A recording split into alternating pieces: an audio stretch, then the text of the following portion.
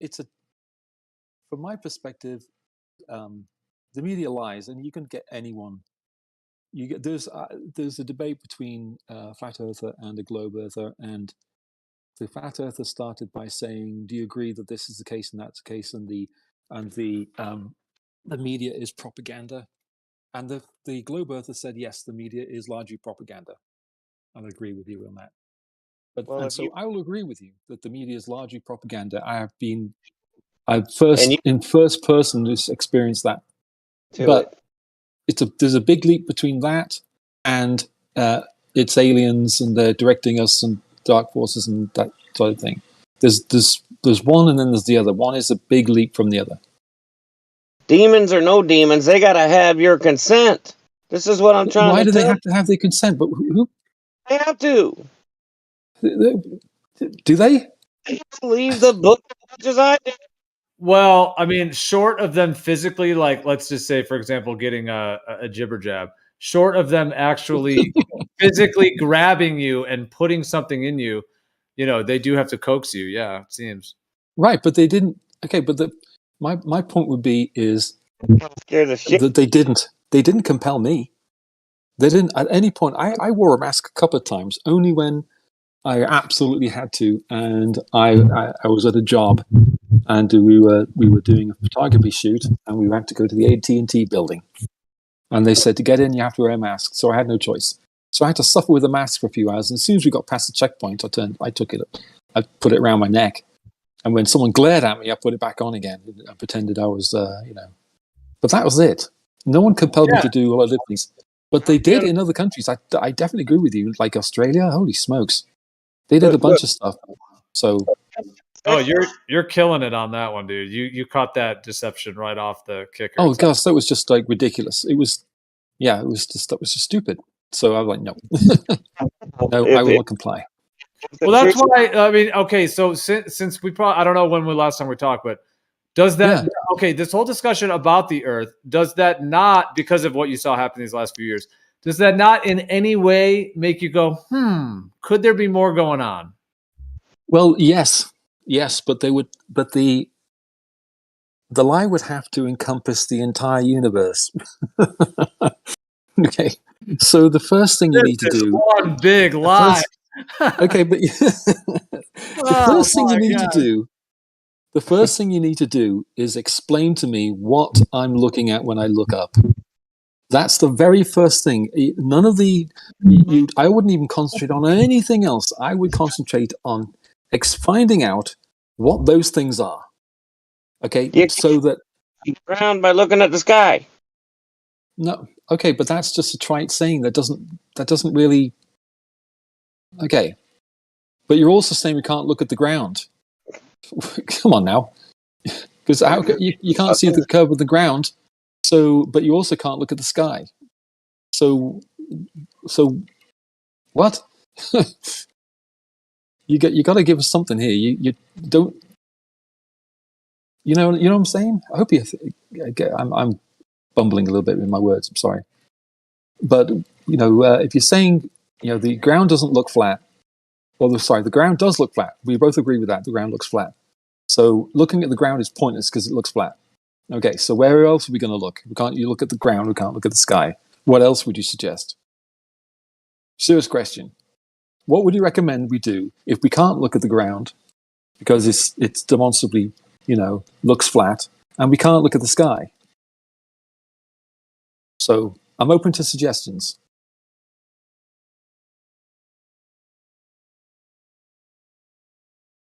Why can you not look at the ground? Where did that come from? Well, because locally the ground looks flat. We can agree with that. I can agree with that totally. Not only local, over the longest distances we can possibly view them. That isn't true though, because there are people who have seen curve, and what you have to do then is you have to say, oh, they didn't really say curve, or they're lying, or something. So, but there are people who say they see curve. So you have to account for that. You can't just say no. You can't just say NASA. You got to account for that. That's the biggest problem with flat Earth. It doesn't account for that. It just says, "Oh no, those people are lying." To be That's fair, NASA conscious. To be fair, if we were in sort of like a debate court type vibe, like you're not really making an argument. You're kind of making like a straw man assumption of what someone might say in response to something you might present, but you haven't yet presented. Well, the argument's a mature argument at this point, isn't it? It's not like we're here for the first time. I mean, nice to meet you. It's our first day.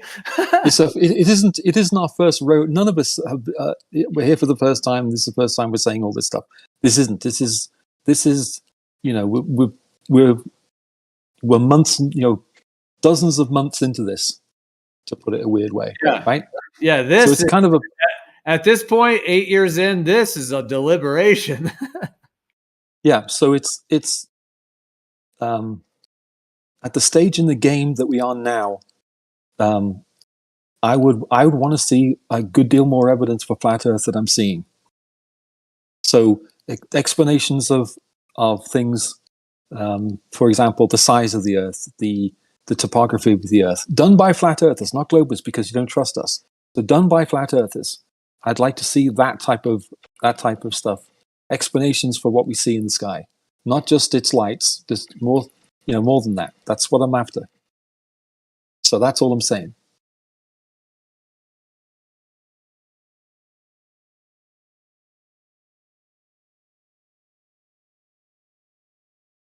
So when you said, what would it take? What would it take for you to, to accept the flat Earth idea? And those are some things it would take. It would take explanations, not just dismissals. And then it would take, proper research, what those things are, and what they, just move along. Because we have explanations. And if you want us to accept your ideas, you have to have competing explanations. What makes the neurons in your brain fire and move and spark around? Oh, I have no idea. Why? Well, just for your consideration, could that be a similar effect to what the sky is on the macro scale? No. Okay. I wouldn't say no. I would say like you that's very. Like you have the dome of your head that has the brain, the neurons, sparks. There's, neurons have light that they give off as well. There's electricity in the brain, all of that. Could the sky be like the dome of the entire, world, to where that's like the dome piece of the world? I'm not trying to say it's exactly the same. I'm kind of just being poetic and also just offering that for consideration. Right. Okay. But that's not literally what the sky is. But what we're talking about is you're dealing with evidence where people will say this is literally what the sky is, and what you have to do with that is you have to say, well, this is what we say the sky is according to this research that we've done. It shouldn't be any more. We think it might be this. It'll have to be. You'd have to do better. You got to do a lot better. You got to come up with real solid explanations that can be tested. What the sky is. That's just an example of what the sky is. There's dozens of other things like that. And so that's what you really kind of need.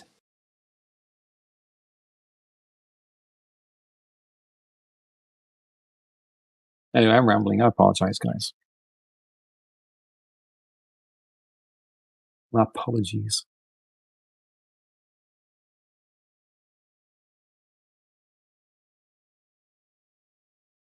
Did I bore everybody? Sorry.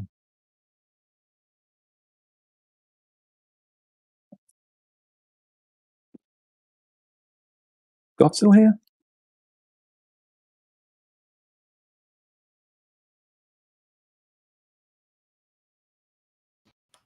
Yeah. No, I'm listening. I heard you. I just sorry. I'm not right at my mic, but I did. That's all right. It's not that compelling. I was rambling. I apologize.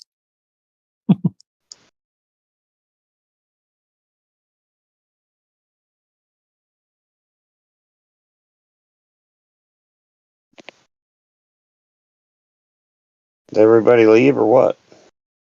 I just bored everyone. You were next. Oh, my battery died. Anyways, yeah, so they need your consent. Okay. Okay. So I mean, I know they believe the book like I do, and I really don't want to hurt nobody. I think they're just trying to propagandize for control. I get it. They might have found out some stuff that might have panicked the whole world if everybody found out all of a sudden that there were higher powers that were in control of this place. I get it. But yeah, we should all stand together and try to find out what is really going on and where we live.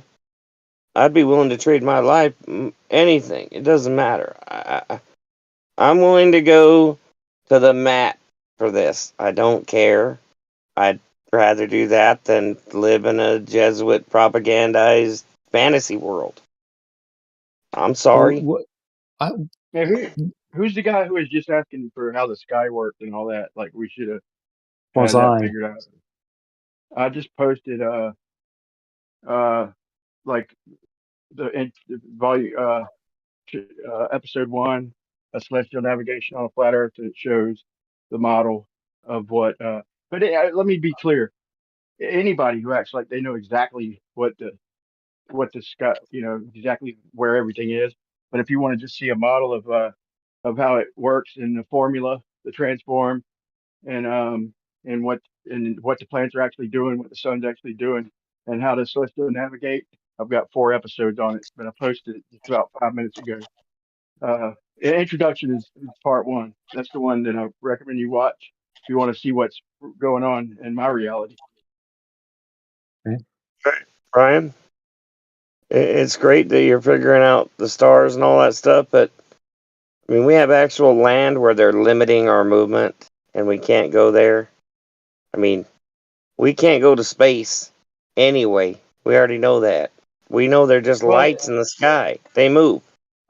I They're a agree. clock. But here's the thing. There's no star. The places we can't go, there's no stars for celestial navigation. Like I think 65 degrees is the lowest cell nav star in the ephemeris. So there's no stars charted down there anyway. So that's I not wonder why really. that is, Brian. It's not in. Yeah, I know, right? Just a big coincidence, right? But anyway, either way, it's not in No, it's contention. probably the nature of the Earth. We're probably in a fishbowl, like their military documents say. We're probably in the fishbowl. But what's up north? I mean, could have a major significance on, you know, what's really going on here. I don't think it's necessarily south. I think it's more of the north. And I mean, I don't have any evidence of that, but I'd sure want to figure it out, and I'd be willing to trade my life for it. I know they need consent, so I know they believe what the book teaches, and the book teaches common law. So a man has a right to move upon the earth because he has 2 legs. He can go. He can move. As long as he ain't hurting nobody. I mean, if we just resort back to the common law, the Jesuit order doesn't have any power because the legalese, that's where all their power lies. In their fictional contracts. They know it. I know it. You hear me? As far as I can see, I don't see the Jesuits. They're just a Jewish order, right? That they don't have control over anyone. They don't have control of me. How do they control me? What does the Jesuits got to do? It's Rome 2.0. Let me tell you who's controlling things. Like it's ultramontane jurisdiction. Like when Seth Curry come out to fucking and he mentioned about the moon landings, and then he had to make a public statement. Like he just made a comment. Like, man, that looks fake as F, and just a personal live stream. And Who's that? Seth Curry, and the next day he had to come out and do a public retraction of like an NBA champion MVP for Golden State. A basketball player. Yeah, for a couple years. And anyway, here's the thing. He had to come out damn near immediately and retract that shit. So his opinion is worthless. If he thinks that shit looks fake as F, and podcast with his buddies and all that, then that's him. So somebody's controlling. Okay, it's not the commissioner telling him to do that shit. The commissioner don't give a flying rat's ass about that. It's somebody who's who the commissioner has to answer to. Okay, Okay, but there's somebody that these people are answering to, man, and I don't know yeah, who but they are, but you're obviously somebody's answering to them, right? okay, but It's you're easy to dealing with see. He wears a big pointy fish hat and he speaks out of the mouth of a serpent. what? That's who controls this place. Who is that? What is that? I'm not going that far. I'm just saying that I'm not saying that anything's possible. I try to keep open mind to everything, but I'm just saying somebody the people with all the money, like who's the president answer to? Who was I that don't know. when he had to relinquish power when they declared emergency? It's in the laws that, and he didn't even know it. He made a comment like, "I wish I'd have known that." He made a comment in the background. I showed the video to show you, but they made a speech for his ass with him standing beside them for once. So whoever that was making the speech, like who did he have to answer to when they declared a public emergency? And who does the president answer to? Who are these people answering to? That's the people with the money, the people really in control. I don't know who it is. I ain't Well, saying it's the serpent or this is So you don't this know Bigfoot. is who it what I is. spent. This is what I spent 15 years of my life doing. Okay, but so we. Okay, so Who would be so bold as to make a lie like that?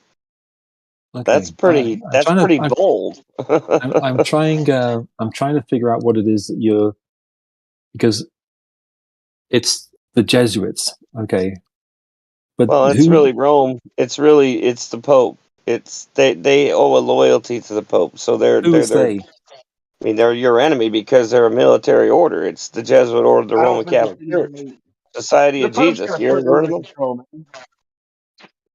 The, There's like almost every university is Jesuit trained in this country. If you're yeah, in but how much Which power do you country? think the Pope has, bro? You think the Pope is calling all the shots around the world, bro? I don't think that. He If we knew kisses who it the was, ring of hold every on. single If world we knew leader who it on earth was, whenever they're in his maybe presence. so.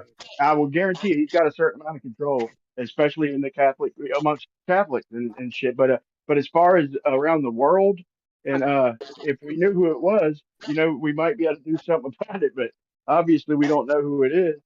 They can't, So come out and be a in public the figure. occult It's like world, this. Hold on.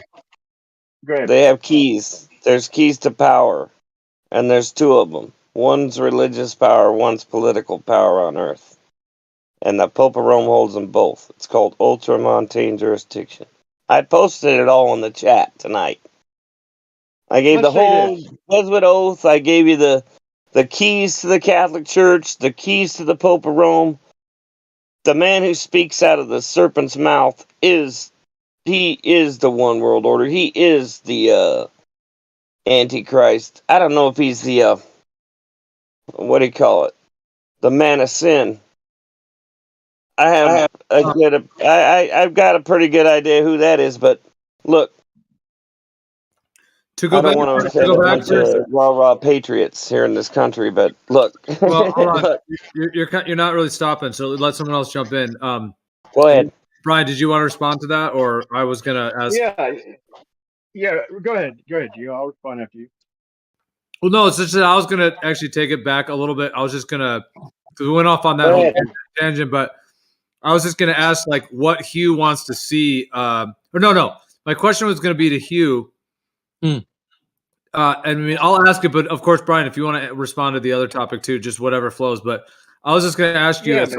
at some point, like, if you knew for sure that the Earth did not have curvature and was not moving, what would you think the sky is?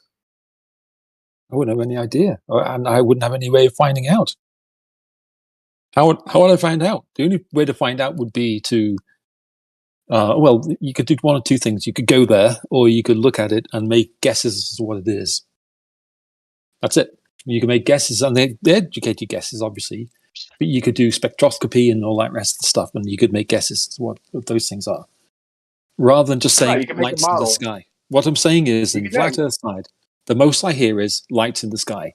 It's No, you can make it's a model. That's all you can do, right? Is make a model, and that's what we've got. 3 models, dude. I've got a refraction model too, and there's a magnetic a magnetic focal point model. right. But what are Probably those maybe one of things? the best ones. Okay, so What are all we those can do is things? make a model. If we claim that that's exactly what's happening, we know that for sure. Then that's where we're being dishonest. Like that's what the globe has done. They've made a model, and and of of the of which celestial navigation and whatnot and all this shit, and claim that that's exactly what the Earth is for sure, and that's dishonest. They made a model, nothing more, nothing less. What if I started looking around with that Lucifer telescope? What if I started taking the binoculars and looking horizontal instead of at the stars in the sky? Well, I mean, so okay, so if they've been out of Earth, beyond Earth, then they have looked back at Earth and seen what it is. Well, I mean, I So- want No, to 'cause look horizontal. I want So then you would Superman eyes. you'd have to do I that want too. Lucifer eyes. What if you can't get What? out? What if all you can do is go up to a certain altitude and you can only see in a circle around you and you can't get any higher at some point? Then you make that observation. You come back with that observation. Say, look, this is all I could find, and I couldn't we get got any that higher. observation, bro. We got What that if there's observation. been? What if it's We been that haven't. way for Just decades? flat earthers haven't done those observations. They haven't No, happened yet. I don't know how long it'll be. the But observations they claimed. One of the first rockets, bro. It started at like I think 200 or 300 miles, dude. Nobody's been past that, and they showed the Earth, and they 74 showed multiple miles. photographs at different angles. You can look at any one of them, and it's flat, bro. But and here's the thing, though. They can't get past low Earth orbit, period, dude. And you can only why not? see, you can't see, you got to get to where you only have you can see the whole globe. As long as you have What's two horizons or one horizon, you gotta, if you look one way and see a horizon, look the other way, see a horizon.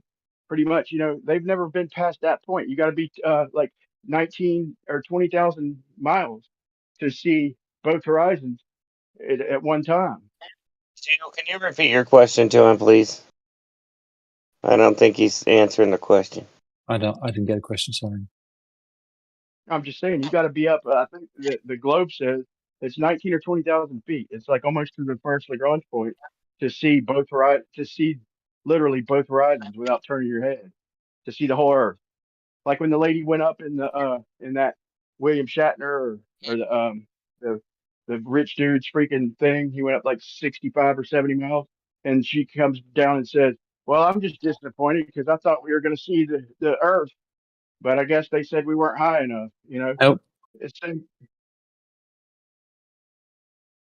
I talk to Brian for a minute?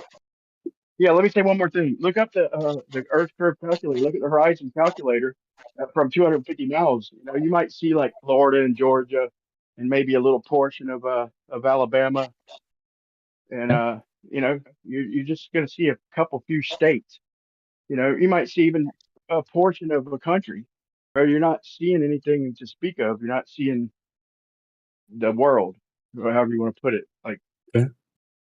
I don't know. So, Can I ask you a question, Brian?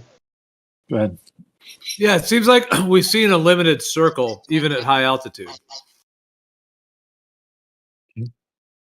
Like anything that's amateur, that's not like NASA government stuff, we just see in a circle at high altitude with the horizon way out there.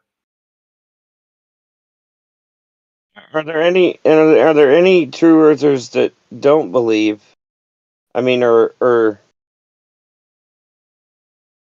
believe that beyond a reasonable doubt that they live on a level plane? I mean, I think that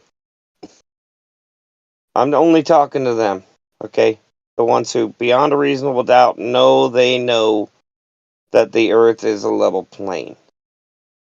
Wouldn't you want to figure out who the hell is telling stories about the globe Earth to the whole world and like bamboozling them with I'm not. fantasy stories? I'm not 100% sure it's perfectly level because there's a lock between the fucking I mean between the That's not damn the question I asked. I asked level plane, what's just the a canal? geometric level field. Well, the Panama Canal, bro. There's like I think a 30-foot something lock they have to go to get from the Atlantic to the Pacific. They literally have to go in this lock that fills up with water. It's pretty impressive actually, and raises them up. So, but yeah, for the most part, that's how we measure everything. Pretty much is level is I'm at compared to the this horizontal. point. I'm at this point. I think most of us are that we're just beyond the level of arguing like these things that don't really even matter. I mean, what really matters is how we're going to solve the problem.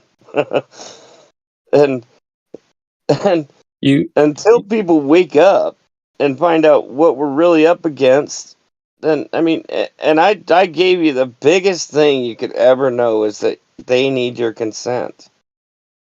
They need consent in order to do anything to you. If you choose to be a man and choose your free will, you have free will. They really can't Yeah. like make you do anything. That's a It's weird the thing, though. fear, Everything they've done, the they fear literally said they tactics, were going to the do it. propaganda. The fear is the main thing. But if you read their if you read their oath, their covenant, they they want us to kill each other. Yeah, That's but their we didn't whole give MO. And we poison, didn't give too. If consent they for nine can't do it eleven. that way, they like to poison us. We didn't give consent for like 9/11 and all that shit, or Pearl Harbor. Sure you I did. mean, Oh, some of the yes, you agendas, did. I, Oh, maybe yes, you we did. did. Yeah, maybe Oh, we yes, you did. did. Yeah, you're right. how did we? Well, we You're rah, rah, fucking rah. jumped on the Everybody put out their bandwagon. American flag the next day. Yeah, we Everybody. jumped on the bandwagon. He's right. We did. We jumped right on the fucking bandwagon. How many flags do you think I had in my front yard? But we literally started fucking uh,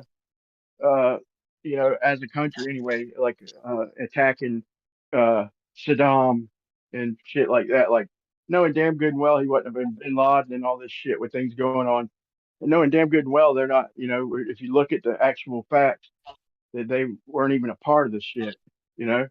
Yeah, So but we I didn't could care sit here about and bring that. up all We the just wanted bad shit justice. that they've done. Listen, I could sit here all night and talk about all the bad shit that they've done. But the truth is, I was bamboozled too. I was one of them. I was involved. I don't want criminal behavior. I don't want them to be treated like criminals. I just want them to help me find out where I live. you know, Well, this that's it. you could find out where you live though.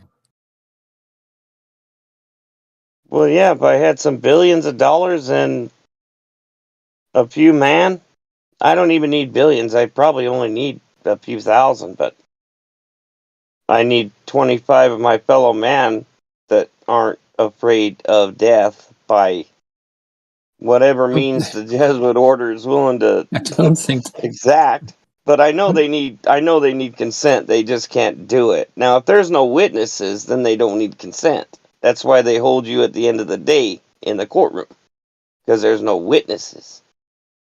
But yeah, it's just a trick of theirs. But they would have already taken care of me if I didn't have so many witnesses. I know a lot of people, and they know they'll come looking for me if they do anything kind of untoward. So I'm like living proof because I figured out their stupid, games that they play. but they haven't. But I They ain't haven't dead. I stopped ain't you in a though. gray bar motel. I ain't. They ain't done nothing to me. In fact, they Well, need my consent. They need every man's consent to this. There's better things to be thinking about than arguing about the globe we already know is not real. It has no bearing on reality whatsoever. We all know this. There's no sense in sharpening the tools. You should be sharpening your efforts and finding out how we get ourselves out of this mess. And it's just the law. And nobody wants to talk about it. Nobody wants to learn the law. But it is so what law? stupid. It's like a third grader law. It's like stupid. It's common law. They believe it too, by the way. They believe that book. They believe What every book? word of it. I promise they do. What book? Whether they want to follow the book or not. Do they Yeah, we want to don't. go exactly the opposite of what the book? But that's what I believe. They want to go exactly the opposite of what the book teaches. What book is That's that? why they want to keep it out of the hands of the common man, so Explore, that they can. bro. Okay, go ahead, Gio. I'm sorry, I'm monologuing. You're right. I won't let him get a chance. All right. Yeah, he I was was trying just to. I asking get it. what book. I was I asking what get book it. you're talking about. The oldest book on the earth. What's book? What? Okay, what book is that? The oldest book on the earth. What book is that? The oldest book on the earth. Oh, gosh. I think he's talking about the Bible. Is the Bible the oldest book on the earth? I don't think so. No. Okay. So what the about the Bible? best-selling book on the earth. What do you want me to say? Something I can understand. Okay, how about the most important book on the whole earth? Okay, okay, so the Bible. Okay. What about the Bible? The one they've been hiding for like centuries from the common man? Who is hiding the Bible? The Catholic Church. But I have a Bible. I have multiple copies. What are they hiding? They can't hide it. I don't know. Got to give me more than that. What are they? So they try to understand. discredit it. They come Who's up with all they? kinds of fantasy stories. Who The is Catholic doing Church? this? You say the Catholic Church is hiding the Bible? How I is did the not know that. Well, they made up the heliocentric model, right? And every student that goes Catholic into one Church of did them not make up Jesuit the trained. heliocentric model? Hey, hold on. Don't interrupt. So look, every student that enters a university, the first thing they're taught is that the globe is real and the Bible is fake because we live on a globe. The Bible's not true because we live on a globe. That's not the case because people who believe the Bible believe the globe. I'm really not getting it. Sorry, I'm trying to be. I'm The not only trying people to that be. get taught about the Bible are people that do religious studies, not. I don't know. I don't expect you guys to know what I know. I promise you that. But I'll tell you this: they need consent. There is an enemy. You are up against one. You are up against an enemy, and it's that they have power like you'll never imagine. And there's probably spiritual beings, demons helping them. Well, hold on. Flatty was trying to get in. We couldn't hear quite Go hear ahead. it. Could you say it again? No, I just can you hear me now. Yeah. I was just saying. He said that first thing they do when they go to university is get told the Bible is fake. But I'm pretty sure that the only people that get taught about the Bible is the ones doing religious studies. Like I did a design course. The Bible wasn't brought up once. They don't really talk about the Bible So- in a Christian college. They will, but they won't tell you in the Bible. I mean, there are a lot of people that probably believe that, and atheist professors and all the rest of it. Of course, they're going to say that. I expect them to say that. What do What they else would they teach? do? What do they teach in kindergarten when you take your child to kindergarten and you're the kindergarten and you go in there? What's the first thing they teach them? The first thing you teach you is, I don't know, ABCs, colors. Well, they tell you that shapes. Santa Claus ain't real and this is where you live on a plastic ball, and they spin it and they say, "Show me where you They live." don't say that. I don't think. Classic. That was classic. He pulled it through there. I don't think. Honestly, you get the idea that that's the first thing. That's not the first thing anyone is taught. Is the shape of the earth. No, even younger. Look at the college, bud. When you're in the crib, they have that globe floating right above your head. Some people have mobiles. I think they call them, and Well, they and babysit some their of them kids have. with a television that's got the globe all over it with all the cartoons. Wait, what were you saying? Don't try not to interrupt, man. What were you saying about the mobile? Okay, we had mobiles for each of our children. None of them were globes. You had globe-free mobiles? Yes, most of them are. They're either one we had was oh gosh, it was adorable actually. It was all different teddy bears, and our son absolutely loved it. And then the other one was I forgot what it was. I can't remember now. But none of them were globes. We didn't have any that were globes or planets or stars or anything like that at all. We know they were made for over the crib. Okay, we know that when you got to kindergarten, they said this is where you live. They did it to me, for fuck's sakes. Yeah, you would agree. They also teach you. They also teach you ABCs. Well, he's Good right. for them. They literally, right? You're right in kindergarten, preschool. You're in preschool, and they're like, "You live on this plastic ball." I would like to see that the evidence that is what is taught You don't think they're at doing that that? age. You The live on college this cardboard, students. you live on this cardboard paper mache ball. You don't think they did that to college students? Well, I mean, The point is they're trying to discredit the Bible because they're trying to teach the exact opposite of it. Okay, well, But they atheists believe don't every believe in word the in it. Bible. The atheists don't believe in the Bible. Okay, so what are No, what are they these are going the to teach? Catholic Church. I'm not talking about atheists. I'm talking about the Catholics. You talk about the They're the Catholics teach ones that the in Bible charge. is not reliable. Well, It's where you live. there is a history of heliocentrism in the globe related to those components, but I mean, in the modern world, unless you're in like The Catholic Church. unless you're in like a Christian school or something, they don't really link the Bible with the globe necessarily. Not in mainstream schools. You I want to don't know. bet? I'll be willing to put some money on that one. Atheists are going to say the Bible is fake. The Bible is I got unreliable. some video evidence of it, in fact. Okay, Because they teach the globe as science, not religion, even though it is actually a religion. no, it's not the religion. It's science. I have a religion. It's nothing to do with the shape of the earth. Freshman class at the college. The minute you walk in there, they got their whole spiel prepped out. It's a script. What script? The Bible is wrong because we live on a spinning ball in space, a globe. I've never heard that. I've been to college. I never heard anything like that at all. I don't understand. You got to give me something a bit less intangible. No, what he's saying is true in a way. There, yeah, they do kind of. They separate them, yeah. Well, of course, because one is religious. For fuck's sakes, man. They don't teach fucking no fucking creation, bud. Well, they're atheists, so of course they're going to do that. They're going to come up with naturalistic explanations. They're going to say the Bible. The Bible is a religious book, and if they're not religious, they're not going to accept it. What would you anticipate? Other thing would you expect them to do? Of course, they're going to do that. I'm a Christian, and I've been to atheist colleges and all the rest of it. And my whole point is behind this, whether you believe it or not, I don't care. Look, the whole point behind it is that they have to have your consent. I keep saying that, but they don't have to have any consent from me. They don't have any control over me. You're just saying words. They can't force you to believe in a globe, dude. They can't force you to believe their legal code. They can't force you to do nothing. Who is they? What are they doing at all? Dude, the Jesuits are at this core of the whole heliocentric deception. The only thing nearby me is the Jesuit order college of the Roman Catholic Church, and this is Rome 2.0. Where you been living? The word "fuck" is considered a vulgar term. Nowhere in the Bible does it say that's vulgar language. Okay, so you believe the Bible, right?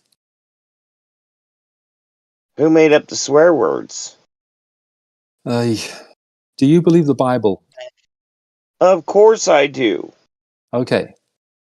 So you believe the Bible is true? The Bible is reliable, yes? Look, I believe the word. I don't like to call it a Bible, but yeah, they're trying to discredit the word.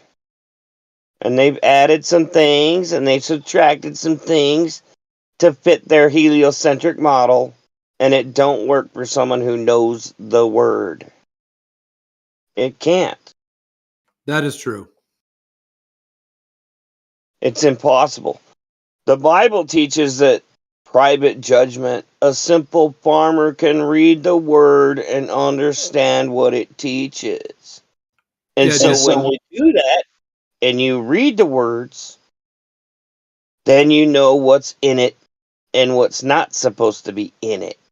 Yeah, I mean, it depends on obviously what your interpretation of those particular words or texts or that narrative is. But I mean, Genesis definitely does not explain something balling up. It explains like separating waters and a firmament and a solid foundation and a greater and lesser light, the sun and the moon. It's a very rudimentary explanation. Rudimentary. No man will ever find out what goes on under the sun. Okay, Hugh. Do they just? Yeah, but we're in 2020. Oh my word! Holy smokes! No, let's not interrupt. Hold on. In the Bible, are they? Yes. Are they just treating in Genesis? Are they just? Man, why are you interrupting? Let me speak. Are they just treating the Earth as a flat, non-rotating plane? No, they're not treating the Earth as a flat, non-rotating plane. It wasn't even a concept. No one talked. or even thought about that as a concept. Just to simplify it, like you got like that argument earlier, just to simplify. No, it wasn't. The shape of the Earth is irrelevant to the truth. people Geo, of the antiquity. opposite. Come on, That's you what get they it. wanted Even though you interrupted me all the way through, you get it. I'm trying to link it back to the argument before. The Bible I know, I'm sorry. says it because it's easier. What you're basically saying is that the Jesuits, they're possibly alien and we can't defeat them. So why are you even here talking about it? That's what I really want to know. No, we can't. You can't defeat them. No, we can. You can defeat them. So you need people like me on your side. No, I'm not. I don't care at all what you. I'm not interested in convincing. Not at all. But the truth is important. Okay, so you want me to oppose you? No, I'm just stating. I'm just stating my thoughts. Ultimately. Okay. A bunch of little babies, and I think they're easily defeated. I think they're really. So everyone is a baby, and everyone's just stupid and going along with it. But you're not. But the point is, I don't want you guys put to death. That's not a Christian attitude. I know, but it's like. I'd like to banish you if you don't decide to leave. If you want to continue to believe in that nonsense, the exact opposite of the truth, you can kick rocks or get rocks thrown at you. Either one, you choose. Okay, I think you're making up stuff about the Jesuits. And the Jesuits don't have anything to do with anything. I think 82 countries kicked them out of their country. I'm only in agreement with 82 countries. I'm not like on the. You're not in agreement with any country because no country says the Earth is flat. There are no official in any country that will say the Earth is flat. From my research, and I've done considerable research. Well, I know the enemy, and they control the schools, and they've controlled the education system. They publish the school text, the curriculum. They publish it. They're the ones in charge, and so they've had control for 100 years. So yeah, I'm guessing that most of the people won't believe the Earth is flat. I guess they're believing the exact opposite of the truth, aren't they? You're proving my point. And you're not saying anything. You're just saying that they have to have consent, which doesn't mean anything. Who are they? They have no control over me. You can't prove they have control over me in any way, or that they have control over you. I told you they need your consent. I didn't say they have control. You keep saying that, but there's no they. The world. There's no they that runs the world. They're all in opposition to each other. The Chinese are in opposition to the Americans. Yeah, but they all sign like treaties, the North Koreans, like the Postal Treaty, the North Koreans the are in Antarctic opposition Treaty. to the Yeah, they're all enemies. You're right. They're all enemies. There's resources. We can't hear hardly. You guys are talking at the same time. Please, can you go one at a time? It's the problem is it's a mess. It's a complete mess. The whole thing is a complete mess. You're saying they could be aliens. They control everything. They're Jesuits. They need your permission. None of that is true. None of that is based on anything to do with reality. I'm after a discussion about something to do with reality. And you're just saying things again and again about the Jesuits, and then they need your consent. You said that 20 times tonight. But nothing you said explains to me what the sun is. Nothing you said explains to me what's under the earth, what causes gravity, or anything at all tangible. It's all this ephemerate thing in the ether that's just out there, and they control you, and they need again and again and again and again and again. If they didn't need nothing tangible. I need something tangible. Brian, are you still there? Brian. Yeah, I'm listening, man. I'm listening. Maybe hold on, explore. Maybe just chill for a second, and maybe ask Brian a question. Hugh. Yeah. So, at what point are flat earthers going to find out what anything is in the sky or on Earth? What is the cause of? Model, man. I just gave you a model and showed you what every planet's doing, what the sun's doing. What are those things? What is the sun? Over Earth. What is the sun? What is it physically? What is it? No, it's a light doing things in the sky. What is it? Well, it's obviously a light doing things in the sky, but okay, to me, it's a focal point of energy. A focal point of energy. What type of energy? How far is it? What makes it light? What makes it shine? Tell me something tangible. 4,000 miles. Let's do one. You gotta do one at a time. About 3 or 4. I need down to the triangulated. It comes out to about 39.59. You try. Okay, has that been confirmed by anybody tangibly? Because if it's that far away, that's not far. That's closer than China. No, that's a data point, bro. Just go and move 69 miles. It's going to change 1 degree. Okay, on a flat plane, that puts it at 3,958.7 miles, your exact radius. So, according to flat trigonometry, the sun's that high, not the Okay. center of the earth that low. China is 7,000 miles from here. I'm in Atlanta. So the sun is half the distance to me than China.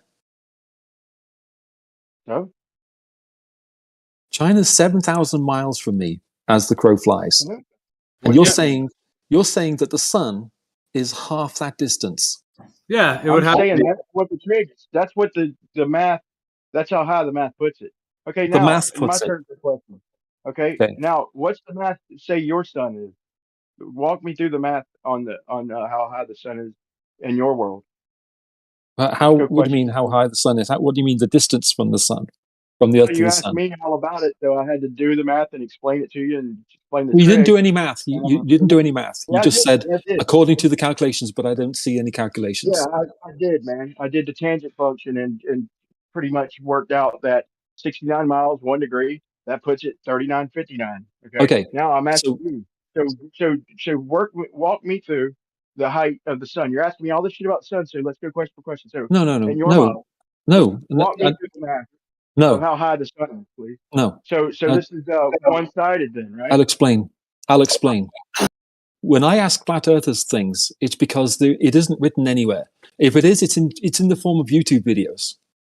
Okay, I feel like it's in the form of YouTube videos. That's not science.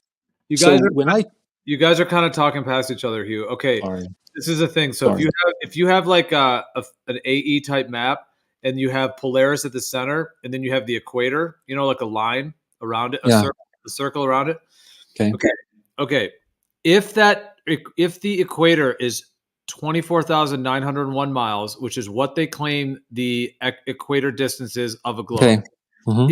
If that circle around the North Pole is 24,901 miles, that puts the radius, meaning the distance from the equator to the center of the Earth, at 3,959 miles, which is also the same amount they give the radius of the globe. And when you get to the equator, Polaris starts to become invisible, showing that does seem to be correlated to the distance that we see. Yeah, because you're going around a globe, so of course you're not going to be able to see it. What is the reason that you can't see it on the flat Earth? Because it's beyond the extent. It's beyond the extent of how far you can see. I'm gonna post a model to explain it and break down the mathematics Okay, but what I'm saying is, for you. I'm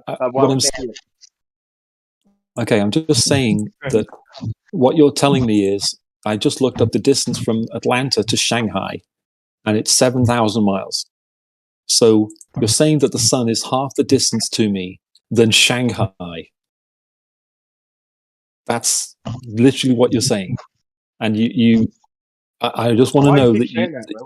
What's your point? No, but you want me to accept that. But it doesn't matter if you accept it. You asked a question. You couldn't reach, but you couldn't reach. But what I'm saying is that I can easily get on a plane and go to Shanghai. But the sun is half that distance. But nothing's been sent to the sun. Well, can you go 4,000 miles up in the sky? Can you go? Have you ever done it?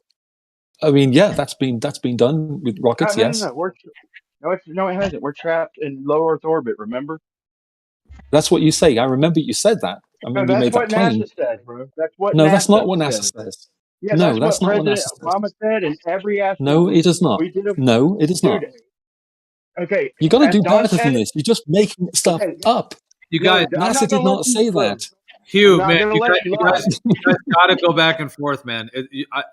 Sorry. Just don't. Sorry, man. I'm sorry. But you're saying stuff that's wrong, and you keep saying it.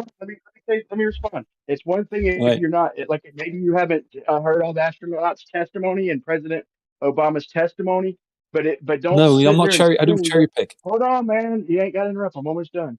Okay, it's one thing if you haven't seen it yet. Okay, I'll get it and I'll post it for you of all the astronauts, including Don Pettit, including President Obama. No, that's BS. That's YouTube BS. I'm not interested. We can't leave. I'm interested in something more tangible. No, that's BS. I'm looking at something more tangible. Not this guy said a thing. The astronauts, bro. The ones your priest. You're gonna They're not my doubt them now priests. too? No, they're not my priests. That's stupid, Brian. You've been at this long enough. Why are you denying? If you Are you keep, denying that they if said you, that, or are you denying you, that? Right. that I don't are you understand how saying you they're can be lying? at this long enough and be like this, like calling NASA astronauts priests. Bro, you're not listening. You're just being. I'm asking you a question. Are I'm you getting saying that? I'm getting frustrated Listen, by your man. Just immaturity. please listen. Let me ask a question, bro. Answer all your fucking questions. Please answer one of mine. Are you saying the No, astronauts didn't say that, or that it's not true? Which is it, please? So I I'm know how saying to that address it. I'm saying that you are either deliberately or not deliberately being deceptive about what they said or misinterpreting what they said. You found a video Okay. and you watch the video and it appears to say a thing because you got flat Earth from No. YouTube. Okay. So And so you watch a video you about think? Don Pettit because that's the only So one you of think? 3 astronauts' names you know because he's in a video Okay. about flat Earth. Hugh, you're not So really you even don't. having a conversation, man. What? I mean, come on.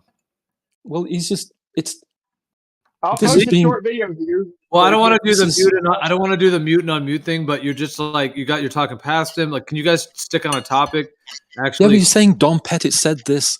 Don Pettit said a thing. What did he say? several You can't astronauts, their testimony. There's no mistake in what they say. They say right now we can't leave low Earth orbit. We're working on right now. Orion, which is our next mission. Right now, we That's can't a leave low Earth 7-year-old orbit. video. Okay? We had Holy it's not fuck. no. We put together several astronauts' Man, testimonies, it's weak not as just Don Pettit, bro. So several astronauts' testimony, and you're denying it. no. Do I'm you want to see denying. it, or do you I tell you want what, to not see it? I'm denying that you've done an ounce of actual flipping research here because you're just referring to a YouTube video you saw like 60 years ago. Bro, that's all I do is research. This not What are you the, talking about? the only thing that you don't do is actually research because you're citing a video that you saw Don Pettit saying that we can't leave low Earth orbit, and that video was talking about the Orion capsule, and that's like 4 or 5 years ago. Are you Bro, even looking? Did you even did look at you the hear what articles? I said, bro? Did you literally Yes, hear what I because said, okay? Not yes, I'm just listening. Don Pettit, bro. It's Yes, a Don handful of Pettit. You're referring astronauts, to Don Pettit including the dude, you president. got. again. All right, hold on, Hugh. I'm just gonna, dude. I don't even want to have Even to mute, man. But this is unlistenable right now. You're just clipping them every time. There's not even a thing on the table. I mean, I can do the mute and unmute thing, so we can actually go back and right. forth. Please, like, all Are right. you? I want to know from Brian his best argument that he says we can't go from low Earth orbit is Don Pettit quoted from a video that he saw that was posted about 6 or 7 years ago, where Okay. Don Pettit Since said a then, thing. I'm gonna say this one more Okay, time. now hold on. Now hold Since on. then, Hugh, hold on, Hugh. Just don't interrupt at Okay. all. Let Brian say his whole thing, please. All right, go on. thank you. Okay.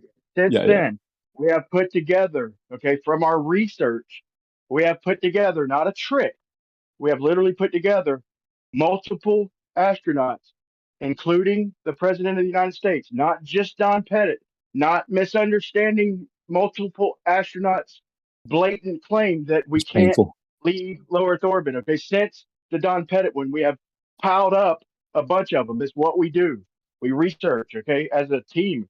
And are you denying it, or would you like to see it, or you think I'm misunderstanding what it means to not leave low Earth orbit by several different astronauts, or what? What you're applying is that we cannot leave low Earth orbit, and I think the implication is that we have never left low Earth orbit and are incapable of doing so. Is that what you're implying? That's what I think, but that's what they say. They ain't saying they never No, did. that's not what They they were. It say. seems to me, bro. You ask a That's question and you listen. No, it seems to me they were trying to be honest. okay. And people like you, no offense, I don't mean nothing by that, but like I people do take defending the globe, offense. wouldn't let. Well, don't, because you're defending the globe, bro. That's your belief. So It's don't not a be don't belief. be. Okay, well here it is. Here it is. So I think they were trying to be honest because Buzz Aldrin came out and in a roundabout way admitted that that he didn't go in a couple different, not directly. And then they came out with Orion saying right now we can't leave low Earth orbit. I think they're trying to be honest to the new generation and weren't expecting, Yeah. flat Earth and all this shit to pop up. But no, they're not directly admitting they didn't go to the moon back in '69. But that shit's pretty embarrassing Yeah. if you want No, to it's debate about it. So Scott Veach I just happened to look at the live stream or the chat. I know, Scott. I know. I'm fully aware that they were talking about the limitations of the Orion program at that time. Okay, they weren't talking. What you're basically saying is we can't leave low Earth orbit. Sorry, No, I'm not saying Geo. that. Just to say to Geo, I'm sorry, I get excited and actually a little bit frustrated right now. But what you're saying is that we can't leave low Earth orbit. That's impossible. It's physically impossible to do. And NASA is astronauts are trying to tell us somehow, but they can't really come out and say it because reasons or something, or they know, but they can't really say it, etc., etc., etc., all that Well, stuff. don't Okay. mix my opinion. Yeah. That's pretty much it. That's my opinion mixed in with not what I Okay. say. That isn't This is what they're claiming, not me, bro. Quit the saying I'm the problem. one saying it. They're the ones claiming they can't leave low Earth orbit, not Okay, me. they're not I don't believe claiming they're that. going that. I don't even believe they're going up there. The problem is that your argument basically is from a false premise. NASA isn't saying that you can't leave low Earth orbit. What they're saying is they don't have the capability to leave low Earth orbit. I can't go to China right now. Not because I can't physically go to China, because I don't have the money to go to China. So I can go to China, but I just can't go to China. Two things can be true at the same time. Okay. That's not what they say, though. They say they can't have a manned mission past low Earth orbit. They can send. Okay. They can't have a manned mission, like someone inside. Sorry. That's what they're saying. They That's say what they they're can't saying. have a manned mission. Well, what Brian is implying, I believe, correct me if I'm wrong, Brian is implying that it is impossible to leave low Earth orbit, physically impossible for anything, any object at all, person or rocket of any If you're kind. asking my personal opinion, and my personal opinion is nobody's going up higher than about 30 or 40, maybe 50 miles. That's my personal opinion. Okay, but what do you have based on physical evidence? That's the other thing, not opinions. I mean, I'm just going. It's what they say. This is what you've devoted. You've devoted your life to this. It's And what he's just saying what doing they the research. State. He's saying what they say. That's what they state, that they can't leave Earth. Look. They claim that they're 250 miles above the Earth, and Brian just told you that he don't believe any man's been above like 30 something miles above the Earth. No, that's it. It's a belief. When someone says they have or they do, you just say, "Oh no, that's a lie." So But Apollo. hold on. You have to have everything proved to you, right? You have to have like empirical evidence for you to believe it, and you to believe it's true. I have to have better than I think this may be true. Well, do you If I know, held Brian? this Do you candle, remember? I would be having you prove the Earth in a vacuum chamber with a ball of water spinning around it. Oh, gosh, come on, really? A slightly different topic. If I held you to the same standard, yes. Brian, hold on real quick. That is a slightly different argument. Brian, do you remember the exact numbers? Like how many? I'll just ask you. I know that I think I know them generally, but whatever. Okay, how many humans, Hugh, have been to space in your? Do you know? Let me see. Yeah, 500 plus. I think it's 600 plus now. I think it's like 530 or something like that. Something like that. Yeah, I mean, it's how many. The question for me that would be how many people would have to go to space for you to actually believe it?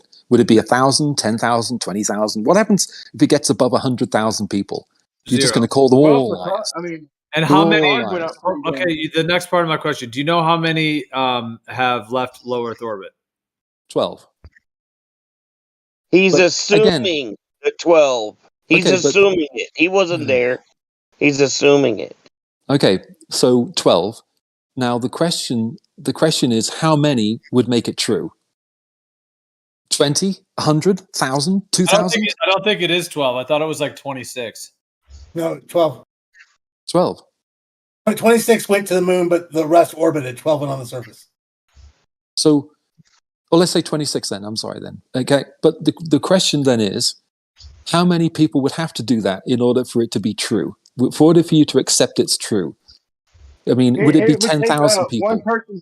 It would take one person or one organization I trust. Now, here's one of the main reasons I don't trust it. Okay, besides the lousy, let me say this real quick. I'll make it quick, but please listen and hear where I'm coming from. Okay, sure, this Brian. is one of the main things for me. Besides the lousy footage that didn't age well, it's kind of embarrassing. But anyway, besides that, it's the fact that when they were interviewed, when they got back, when they were asked about the stars, nobody remembered seeing any. And then Collins, the Uh, guy who never hold on, God damn, the guy who I never know where stepped you. foot I on the already moon. know what you're going All to he say. did, hold on, all he did is Hugh, this is unbearable. Out of Hold on. respect for Brian, I'm just gonna mute you, man. I'll unmute you in a second, bro. Come on, man. You gotta just let people finish. For everyone listening, for the sake of people listening. Go ahead, Brian. Yeah, I'm trying to make this quick. I'm just giving you my most damning thing is the guy Collins. Okay, we know what I'm talking about. He never stepped foot on the surface, and he's the one who responded to Neil saying he don't remember seeing any stars. So if Neil and Buzz and Collins and they said they navigated using the stars, how can they not remember seeing any stars? And besides and between Earth and Sicily, the area between Earth and the Moon, they don't remember seeing any stars in that area, Sicily. So, and Collins, he fucked up by saying that. Neil whispered to him. Anybody with critical thinking is gonna get suspicious over that. How did they not remember? What else you gonna do if you're circling around the moon for a couple days? You're gonna look at the fucking stars, bro. But he don't remember seeing any. That's weird. Scott, did you want to get in? I mean, I know the ostensible answer to that is Yeah, that I do too. Okay, go ahead. I'm sorry, Scott. I jumped in even on you. I apologize. I don't mind. Go ahead. If you know the answer, go ahead. Yeah, it's the brightness of the moon. Is that what it was, Scott? Well, I was going to say something slightly different, but you're right about that. That's true. Yeah, it's basically if you have a bright object near you, you can't see dimmer objects. That's why you can't see the stars during the day. They're too dim to be seen. Stars are very, very, very, very dim. In the sky, they're very dim. So you have to be up in Georgia. It's Brasstown Bald is the highest point in Georgia. It's away from any city, and so it's pretty dark in the sky, and you can see the stars pretty brightly. But when you're near the city, you can't see the stars because of the brightness. When you're orbiting the moon, you can't see the stars because of the brightness of the reflected sun on the moon.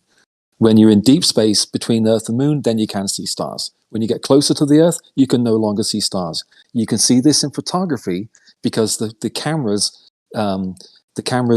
expose for the brightness of the sun, brightness of the reflected object, i.e., the Moon or the Earth. If they expose for the dim stars, the Moon or the Earth in the photo would be completely white.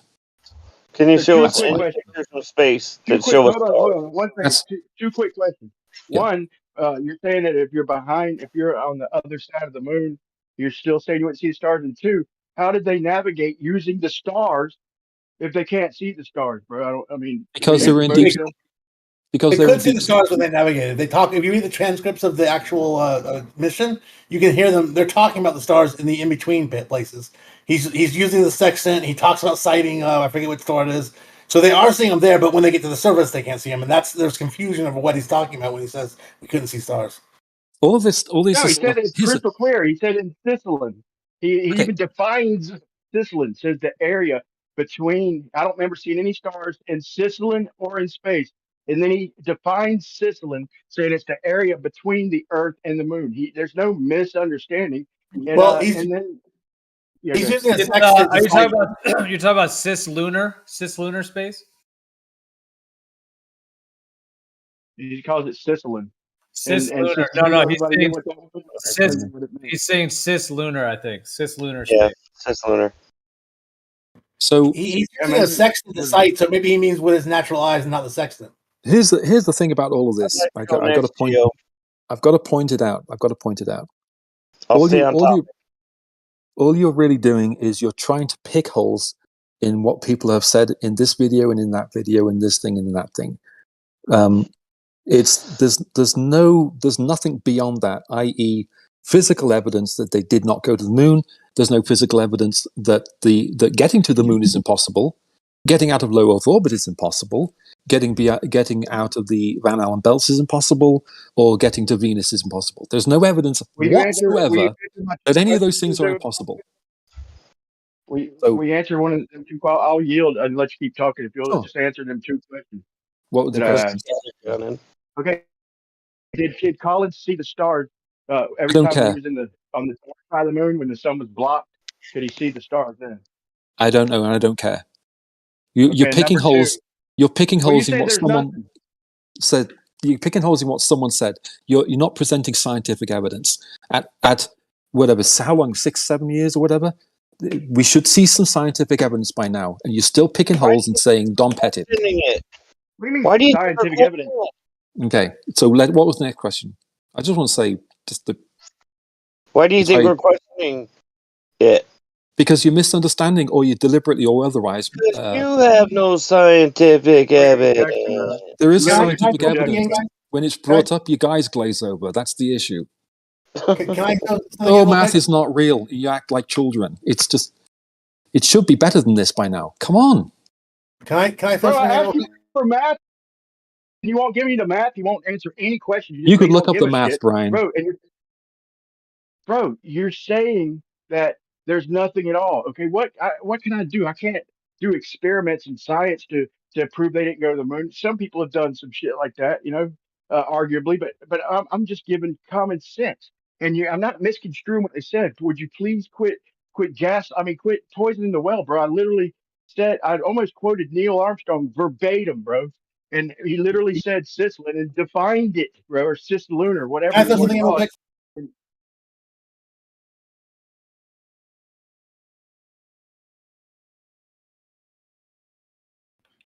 Yeah, go Scott. Oh, sorry.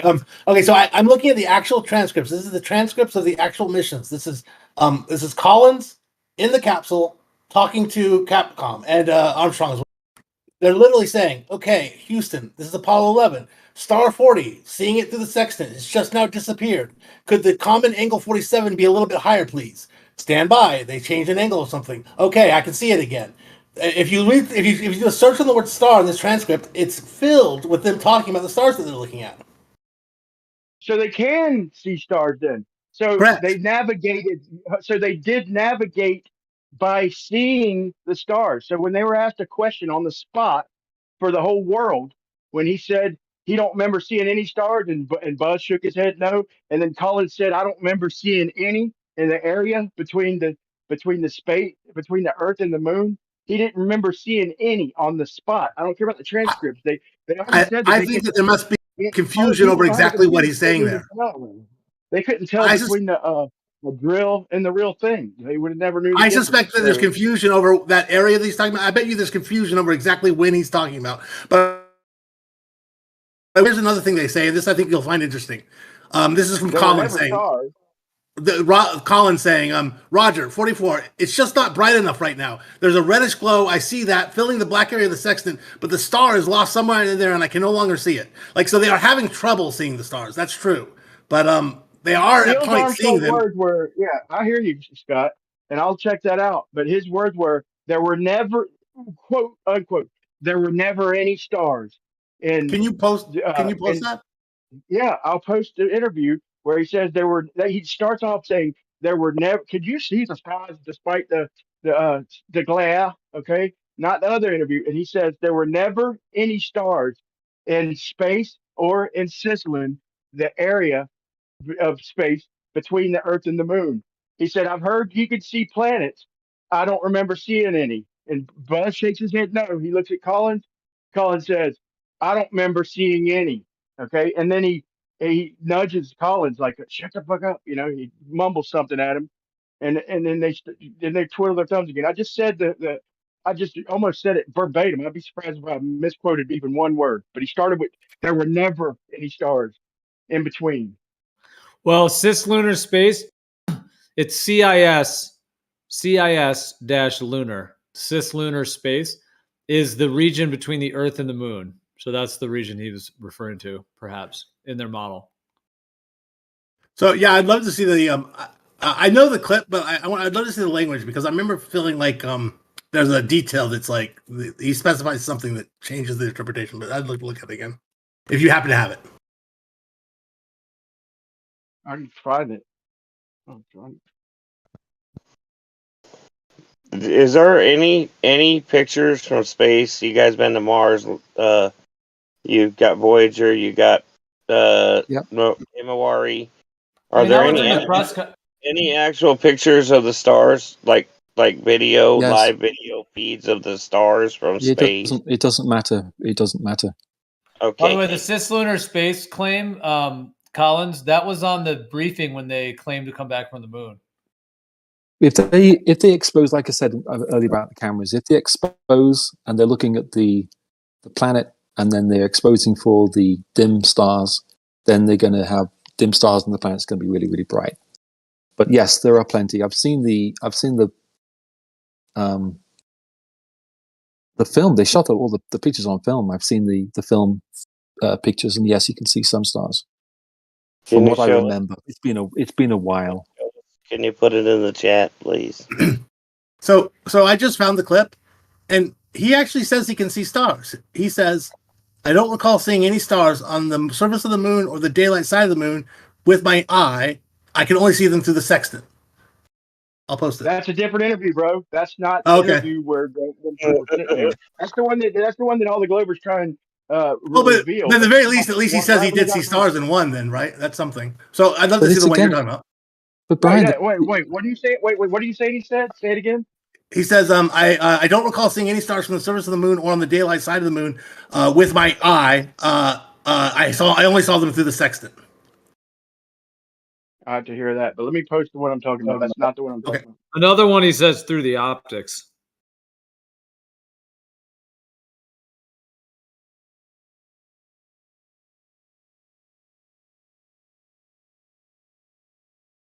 So it comes down to, I mean, that's got nothing to really do with flat Earth, but I think it's being used to sort of indicate that NASA's untrustworthy. The only issue with that is that other countries have been to the moon, and the other third issue with that is at some point in human history, there's going to be either a moon base or there's going to be hotels in space, et cetera, et cetera, et cetera. And I'm wondering at what point will flat Earth I don't know. I don't know if they give up, but at what point will they just stop accusing everyone who's ever been out of Earth orbit or to the moon or to the hotels or whatever? At what point will they stop accusing them of being lying? We literally caught them lying, bro. You didn't literally do anything. We put the photos in Photoshop, and there was a box around the moon where they showed. That's because there's literally a box. If you go to the original, around the Earth, bro. You won't find that box in the original. It's fake. It's not fake. If you really won't, if you go to the original image, you won't find that box. That box is JPEG compression. Well, it's a JPEG compression. They erased it, bro. It's the cat's already out the bag, bro. Listen, they are literally changing history, bro. I know you're dying to interrupt, bro, but just hear me out. They changed it. We've had a whole conversation about this. They have literally updated Google and they've updated their shit, bro. But the cat's already out the bag. Come on. Dude, if they got billions of dollars, you're saying, come on, they can do whatever they wish. Look. If anytime you use JPEG, you're going to see a box like that whenever you have color next to darkness like that. But in the originals, in the actual high resolution images, you won't see that box. That first one I posted, that one is the original. It shows it around the flag too. They added the flag and the little Earth in there. Where's the original? That's the original. That's not the original. Yeah. Trillions of dollars. Trillions. Well, that may be okay, actually. Actually, the top one you're saying, I see. That one might be okay. I'm not sure that's bad. Is that bad? Is that bad? well, what are you showing me? Explain the photo forensics of this. What is the photo forensics saying about this? I don't understand. No, I'm just joking because the way you said it, you're like, isn't that bad? Did I do that? I'm just saying that might be normal. You know what I mean? Like that might be like light bouncing off of the objects or something. I don't really know what that means. Right. Yeah. I didn't do this myself. So yeah, I hear you. But I have seen the analysis of it done on video in real time as well. And he shows it like he takes the original one from NASA, although they have since cleaned it up. They swapped it out. So yeah, you kind of, they got us on this one because they swapped it. Yeah. They shooting themselves in the foot by doing that shit. That's stupid. The one with the flag, I remember seeing in 5-year-old debunk video, and basically the guy who made it took the most shit resolution available and put it in the graphics software. And what he didn't show is that the same artifacts happen in the entire picture. So it happens next to the ground, next to the astronaut, everywhere. But he only zoomed on the Earth and on the flag to manipulate. Can we talk about live feeds and like trillions of dollars and shit? And why isn't there any live feeds? And I mean, they should be showing us spectacular shit, and we get CGI nonstop. No live feeds. What's going on there, Embo? The Artemis 1 mission had live feed, but if you watched it, you notice that it had very poor resolution, because to stream a live feed from such distance, then you must have very weak signal, so the resolution can be really big. So the only pictures that were really good quality were the ones that were streamed to the Earth after some delay. Check that one out, Scott. They just posted that. They just pasted that little globe in there in the black background and right around where the Earth layer is too. I don't think they really did that, but all right. Holy shit. You guys, man. Well, it shows that it's a composite image. Why? Why do you say that? With multiple layers, because it shows the different layers. Well, I guess I don't see how, to be honest with you. Well, because that box, that artifact around it, is showing how it's placed in amongst a black background. But You're about the last one you posted? original. It is in the original, the biggest quality. You would have to download the biggest quality available to do the same thing, but to be sure that it is really Photoshop, because now it can be compression from JPEG or something. You must get like a 6-figure paycheck. Osbo. Hey, and you guys eat ice cream? I love ice cream. I like Check out, pralines. check out this new flavor they got. I'll post in the chat. Hey, Brian, are you there? Okay, so just to jump in here, because I couldn't talk for the last minute. You're in my wheelhouse Yeah, here. I'm a professional I'm trying photographer. to find this clip. I'm having to watch the whole interview because you can't find it. You can't even can't? put Okay, in thank the you. no stars. Like you should be able to type in the no stars and Sicilin Armstrong interview, but you can't. You can't find that, dude. It's that fucking pathetic, dude. That they've literally hid shit, dude. Brian. I have to watch the whole fucking interview to clip it out, bro. It's pathetic. Brian.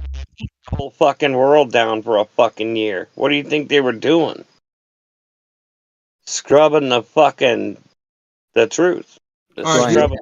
all right, he was trying to get in. Let him get in. Okay. I don't know a lot about a lot of things, but I know about photography. You're talking horse crap. JPEG artifacts are very, very common around objects. That's one. Second thing, if they wanted to brighten up, if they took an image that they scanned from the original negative, it's very easy to take the image and brighten a certain area. To do that, you draw a marquee. A marquee by default in Photoshop is cuboid or square rectangle. Okay, No. you can actually change it to be an oval or round or whatever, but the default marquee on Photoshop on all versions is a square. And when you draw a square over it, you can draw a square over anything.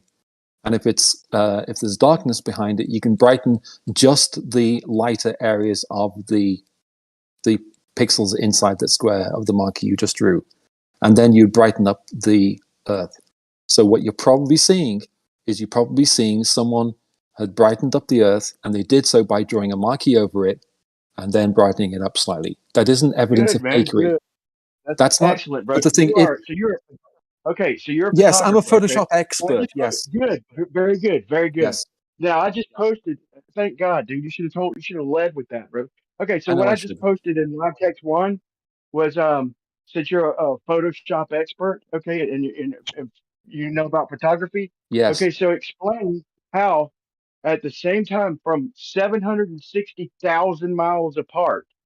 Okay, once again, 760,000 miles apart, and I want to say that the moon is at the very bottom. That little part that's clipped, you can see the moon surface from the LRO. Okay, so how can Epic, for one, have the same identical focal length, the same clouds, they took this shit at the same time, two different orbits, 760,000 miles apart, and the Epic don't even see the moon, and everything's identical, bro. So let's hear you explain your way out of this one, bro. Okay, very easy. I have no way of knowing if those are authentic pictures. One says LRO, one says Epic, one says 76. You know, they all say different things. It's a meme. It's basically a meme So on fingers and Discord. ears. Right. Bro, this No, is You're my shit, bro. no, This is what this is I pathetic, pulled up Brian. together, bro. I put this together myself. What the I fuck don't are you care. talking about? You're just This putting your is fingers in your ears. So no explanation again. memes no. you I'm Your curious about it. evidence is crap. Your evidence Well, is crap. it's if he's saying that it's true though, if he's saying he didn't lie, it's not. It's interesting, right? If this is true, it's interesting. Yeah, but it's not though. Do you think It that? Hold on. isn't. Do you think that I put this together and Yeah, I would. faked it? I would need to see much more sophisticated evidence than a meme in a Discord chat. This Yes. ain't a meme, bro. Brian, that's not where did you Where did you get the get these LRO? pictures from? I'll I get need the I'm to see curious. fucking files, sources. man. I'll get the Where I did you need get to files. see. Okay. Hold on, Hugh. You're just This not is even. goddamn You're ridiculous. not stopping. I know it's making people very irritated. Brian, go ahead, man. Respond now. I'll have to get the files now. This is so irritating, bro, that he's just denying everything. He won't answer any questions. He's obviously trolling, dude. I'm gonna get these files and drop them so you can see for yourself. It's not a meme on YouTube. Okay, this is shit that we've searched, we've discussed it, we've verified it. You know, we've went through it with Kosho, and Brian. you You should just deny it, bro. This is baffling, bro. should relax. Destroying them, dude. Yeah. Relax. You're really destroying them. Just you don't have to be nervous. This is You're this really is definitely crushing. interesting. Sorry, go ahead. No, I want to hear. Go ahead, Scott. I was saying this is very interesting because it's like either okay. So one thing is okay. Here's one global thing I'm gonna say. It does beggar the imagination though. Let's say that these are too similar and they shouldn't be this way. Why would they do that? Like why would they make a mistake like this? Seems weird, but they do look identical. Like the cloud patterns look identical. Now I don't know enough about cloud patterns to know what that means exactly, and I'm just trying to think what else could explain that because they do look exactly alike as far as I can tell. So I don't really know. Is it? I mean, it doesn't seem like it's possible. But the only thing I can think is are these recurring patterns because of like winds or something? But it doesn't seem likely. Let Brian explain it to you. Go ahead, Brian. Yeah, they were taken fucking on the sites. They were taken like right within I don't know, a minute or so of each other. You know, Yeah. we looked at the times and all that. We're mainly verifying the photos Oh. and shit. And Yeah, Oh, so Scott, they're if you've saying- never, saying- if you've never heard this, we thought it was him and Larry, and me and Gio and Kosher literally went through it one night, and then I went through it with Kosher another night, and we this is in their file. I understand now. I don't remember. I have the an time, explanation bro, but for you. it was the same time. But my question is, how can they get the same focal length? And I'll tell you. the same distance from there to there. So at least I'll- Scott, I'll- assuming that it's real for the sake of us Yeah. talking about it, and not saying it's a meme at least. I think I have an a- answer for why they have the same focal length, or apparently the same focal length, because Epic has a full focus. Like everything is an infinite focus for Epic. So what they've done with Epic is they get the image right with their and everything's in focus. There's the focal length is set so that it's just infinity. And then what they've done there though is that they just blown up they've blown up the image of the Earth. So they've zoomed in on it, with like digitally. And now you can put them side by side, and the ratios are exactly the same because the ratios are just relative to the circle. They're not relative to anything else but the actual shape of the planet. So if you zoom it up to the same size as the other one, then they should look identical if they're taken at the same time.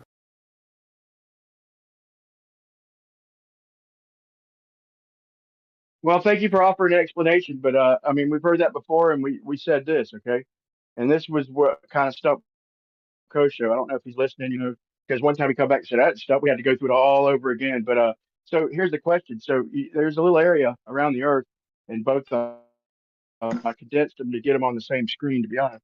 But and I also moved them down a little bit so you could just see the part. And but in the LRO, you could barely see the bottom of the moon. Okay, and I cut that out to show the identical parts. Okay, in the original, you'll see a teeny little bit of the bottom of the Earth cut off, and the LRO. Okay, in the file, in the NASA file.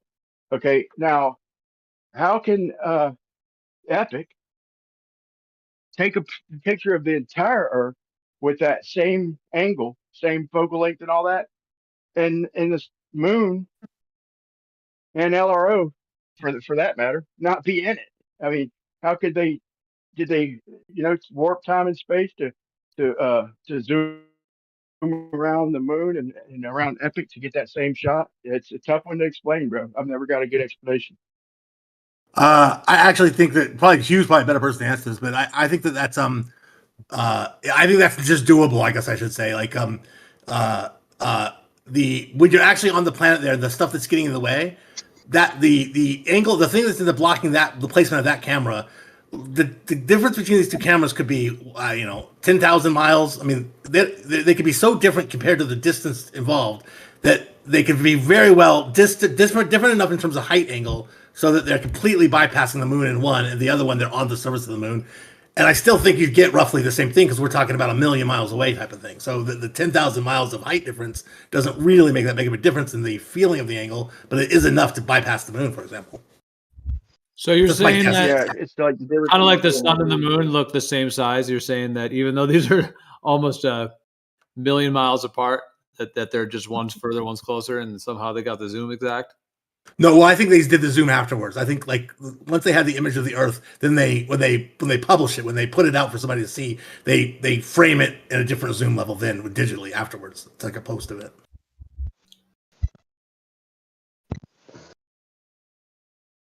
So the Gio, moon. you remember that night, bro? Me do that, Gio. You remember that night we broke it down because we thought it was Himawari, and then we went and I went and dug it up. Dude, it took me a while and everything, but you kept the conversation going, and it turned out to be LRO. Like we were arguing Himawari and Epic, but it was LRO and Epic when we looked over it, and yeah, we had the same argument. It's a stretch, man, for them to at least Scott's offering an explanation.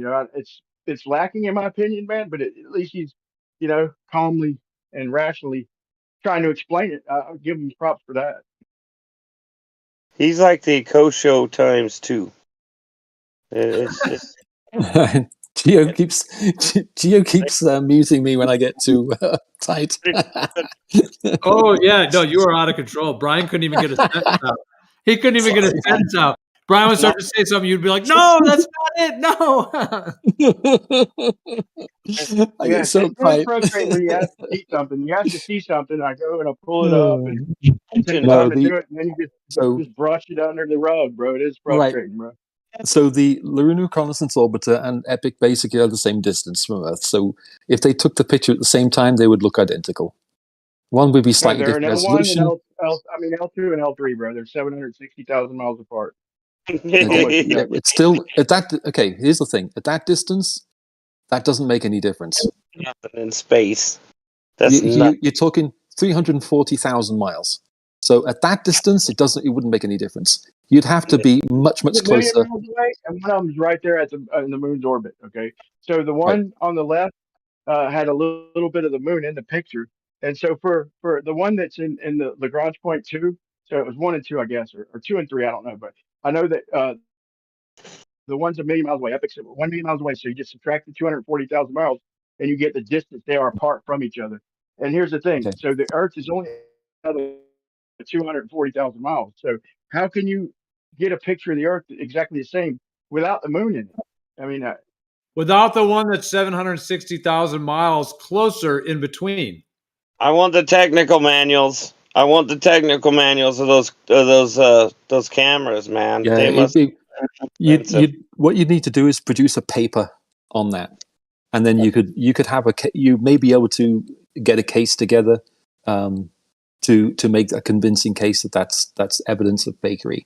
But you'd need to produce a paper, not just okay. Good point. It ain't like we can prove them all wrong, but they made mistakes, and this is one of them. No, I don't think so. 4 or 5, okay, and there's not a million of them. Okay, they got lots and lots of pictures, bro. This is from our research and what we put together. Right. problems, okay, that we found, Okay. okay, and But not just this one and that's it. Okay, there are other things that are on the table, okay. and so Each one, you know they do their best. each one, you need to produce a paper. You need to really, the Just exact like resolution of the camera, the distance when it was taken, the date it was taken, who processed it, which lab it went through, et cetera, et cetera. So you need to jot and tittle. You need to have every T crossed and every I dotted for it to Yeah, be you're right. I something have that to you'd use be able their to pin information. on NASA. If this was dragged in a court, that's what you'd be expected to produce. I'm not And if you interested in produced dragging it anything into less than court, that, bro. But yeah, you're right. yeah. You're right. So a that's bunch It's like this, bro. I'm having to use their data that they're giving to me, bro. So I'm just trying to show that it's bullshit. That's all. so. My recommendation would be instead of picking 10 different things, 20 different things, pick one particular topic like this exact photograph or something similar and spend a year on it. And I've said this to flat earthers more than a dozen times. Spend a year on one thing and really nail it to the wall. And if you can do that, then you have a better chance on a case. I'll nail you to the wall right now. You ready? I mean, the claim that these are evidence of fakery from NASA. Wall right now, because if I showed this to a jury and you can't answer this question, you're gonna lose. So, give me one evidence that the Earth is orbiting the sun. No, that's not how this works. Give me one evidence that the Earth is flat. Go. It's your time. Well, all right, hold on. You guys are. I mean, those are all different topics. Let me just say one thing on this one. Okay, if you have a guy on a beach with a camera and he's looking at a sunset, let's say he's, just on the beach, and then you have someone else behind him that's instead of 760,000, let's just say you have someone who's 760 feet behind that guy, and they're both looking at the same sunset. Wouldn't you see the guy who is 760 feet closer, the guy who's 760 feet further, when he snaps his shot, wouldn't that one that's 760 feet closer be in his shot? Like I said, you'd have to produce a paper. In other words, you'd have to do all the necessary research where the camera was exactly at the time it was taken, the date and time, etc., etc., etc. You need to do all that work and But present that. That's Present coming. that. Facts. Right, but it's the identical angle and the identical, it's like literally the same clouds and everything. I don't. Yeah, I know. But if it was taken at the same time, that's exactly what you would expect. And if it was evidence of fakery, then NASA's really, really bad at doing this. But they're getting a ton of money. What you're doing is you're trying to catch NASA out in a lie instead of getting positive evidence from flat Earth. I encourage you, please continue to do that. But that's all you're going to do. This is not about. I don't think anyone nobody was mentioning flat Earth. We're talking about just right, this, but it's what it is. It's all part of the same thing, right? It's just you're trying to catch people out in a lie. Don Pettit said this, and Mike Collins said that, and it's No, you're calling them liars, bro. You're the one who denied it. I'm just telling you what they said, and you said it was just Don Pettit. I don't know why you made that claim, bro. But because well, we don't want to raise was nowhere hashtag, do near we? Don Pettit. There's a bunch of them. Yeah, there's a I know bunch of them saying that, bro. So it's a bunch of now different you're people. poisoning the well again, bro. Why are you poisoning the well? It's a bunch of different We're trying to people that show you're you taking truth, out of bro. context and lying about. No, You Because say they I'm all say lying. I was because avoiding they saying all you're say that lying, they bro. went to And space. you literally just said I'm lying. What I'm saying is that you're basically saying this person said this thing, and that's my evidence that it's fake. A guy said It's a thing. like a flashback. We've literally had this conversation. You've done the same shit, bro. Now you're calling me a liar. Did my best to not call you a liar, bro, and you're literally saying that I'm lying. I've been called much worse. Okay. I know it's frustrating. I'm refraining from that kind of conversation, bro. I'm trying to keep it real. I appreciate it. And bro, if I'm taking the effort to go pull this shit up, and you just say I'm misunderstanding this and that, or he didn't say that, bro, why am I doing all this work? You know why? Because there are people who out there who will take the time to verify this if somebody takes all the effort to pull up the mistakes, because there ain't that many, but there are enough. Okay, and all NASA's doing is changing history. They're just going in Google and changing shit, just like they did with Jupiter. We called them out with the exact clouds with the Discovery satellite, and then 2 years later, 2016, with a showing the with another satellite showing the nebula or the freaking aurora, and they use the same Jupiter. What they do? If you have to go to the Wayback Machine to call it, and then after they were cold busted, you act like they're not watching or listening to us. They literally changed their website, said that they had made a mistake. Yeah, you made a mistake after we fucking pointed out, called out the lie. They did the same thing with Picard. He was the first guy who went up like fucking 50,000 feet or 52,000 feet, and he said that it looked like a flat disc with upturned edges. They literally changed Google. They changed his quote. He had in the article there was only one quote. They literally changed what he said to say he was the first person. They took out his quote and said he's the first person to witness the curvature of Earth, which was a fucking lie, dude. So we're pointing out the truth, bro. I'd appreciate it if you'd at least, answer it or fucking, like Scott's at least trying to, defend it or whatever. Positive, Don't just call me a liar. positive evidence for flat Earth. They're just Look, duck and run. Geo, and Positive evidence for flat Earth is something you don't have. So what we you have to do is you have to violence. pick holes People in pictures.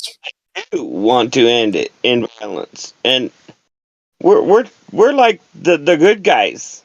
We're like the good cop. Bad cop's outside. He's waiting, and we're just trying to, get you guys to come to grips with just reality. I mean, he explained it pretty well, and I mean, if you can't see the absolute, tomfoolery, I mean, I could call it a lot of names, but tomfoolery going on. I'm going to admit that I'm a little frustrated because you get into something that I know a lot about. You can't trick like guys like Brian, me. Yeah, I'm afraid he's talking to. I mentioned this before. I'm a freaking professional photographer with 33 years of experience. Oh, this other guy. Yeah, Then you he don't know what tries noise to is. say that stuff to what me. Photoshop I'm is. going You to don't call know him what out on noise it. is. You don't know what noise is around a cutout, bro. It literally, the noise shows up exactly as a square. When you cut and paste something and you up the levels in Photoshop, you literally get a box like that, bro. If you act like you're a professional, bro, then you're a willfully ignorant professional, bro. If you say you understand Photoshop. Photographs don't do that. How long have you used Photoshop, Brian? Evidence. Well, the funny thing is now, if you go to NASA's website, that box haven't is used no Photoshop, longer have you? there. Oh, because you listen to caught me them in this the time, lie, right? or are you just Okay. gonna run away and say the Earth ain't flat? No, Okay, I think you're talking literally, if you go to hogwash. NASA now, listen, man, that box ain't there now when you go there. So why you say that this shows up? You're a professional. Why ain't the box there now, Hugh? I have no proof for flat Earth. Why? That's the answer, What you think is right? That's the answer, you're Hugh. catching them out. You actually believe that you're catching them out in lies, and then they're changing things to cover it up. That's what you actually believe. That they actually pay enough Literally attention one to with an you apology. in a Literally, Discord yes, channel right literally. here with 9 people Literally watching. one of them with an apology. Yeah, no, maybe not this Discord channel, but us as a That's conglomerate. that's Literally one of them. You're not listening, bro. You ask me a question, you're not listening. One of them came with an apology, Hugh. So instead of changing the subject, answer my question, bro, directly for once, bro. So why, when I go not to calling me NASA's bro. website now, why is there no box? Why is there no Okay. box around it now? Okay, in Professional. Latin, I will explain it in Latin. Yeah, I know you can speak that language. Go ahead. Okay. Give us what you got. Let's hear the Latin. Post hoc ergo propter hoc. Yeah. It's a logical fallacy. One thing happens because No, of you another said it thing. show up. You're the You ones said who. it would show up, bro. Okay, it's Hold on, post dude. hoc ergo propter hoc. Hold on. What you're You doing said it is would you're show up. saying You said you're anybody saying knows anything that shows you're up. Why talking. doesn't it show up now? Okay, basically, the majority of this stuff is in your imagination. You're essentially saying we caught them out in this lie, therefore they changed something, and you have absolutely no evidence that anything like that is remotely the case. I explained to you. I explained to you how they would draw a marquee around any object, round or whatever shape, with a square marquee and brighten that area up. That is likely what you saw Why when you're ain't it seeing that there square over now, the Hugh? over the Earth in that photo. Why is it gone, Hugh? Why are you asking me what NASA's changed on their Because you're website, explaining that there Brian? should be a box around it. And I now didn't. when you go there, there's no box. Why Is is that it gone? the same image? Well, somebody It's the photoshopped. same fucking, it's the fucking Earthrise, bro. The famous Earthrise. The box now, when you go look at it, is gone. But you say it shows up. Why doesn't it show up, Hugh? Because it's probably a different It's image. supposed to, right? According to you, it's supposed No, to. of course it's No, not. it's the famous This is Earthrise, bro. so damn weak. It's unbelievable. You're still poking holes. You're trying to poke holes in freaking NASA images instead of getting flat Earth evidence or something remotely even slightly scientific. It's so unbelievably weak after all this time that you're still doing that. Answer a fucking question, bro. I just Answer did. one question. No, you're not answering my question saying it's weak. Why is the box gone? And you say that they're not paying attention to us as a whole. Well, why did they apologize to the public? Do you think NASA found out that they got caught using the same Jupiter 2 years later with a different satellite? Who do you think caught them, Hugh?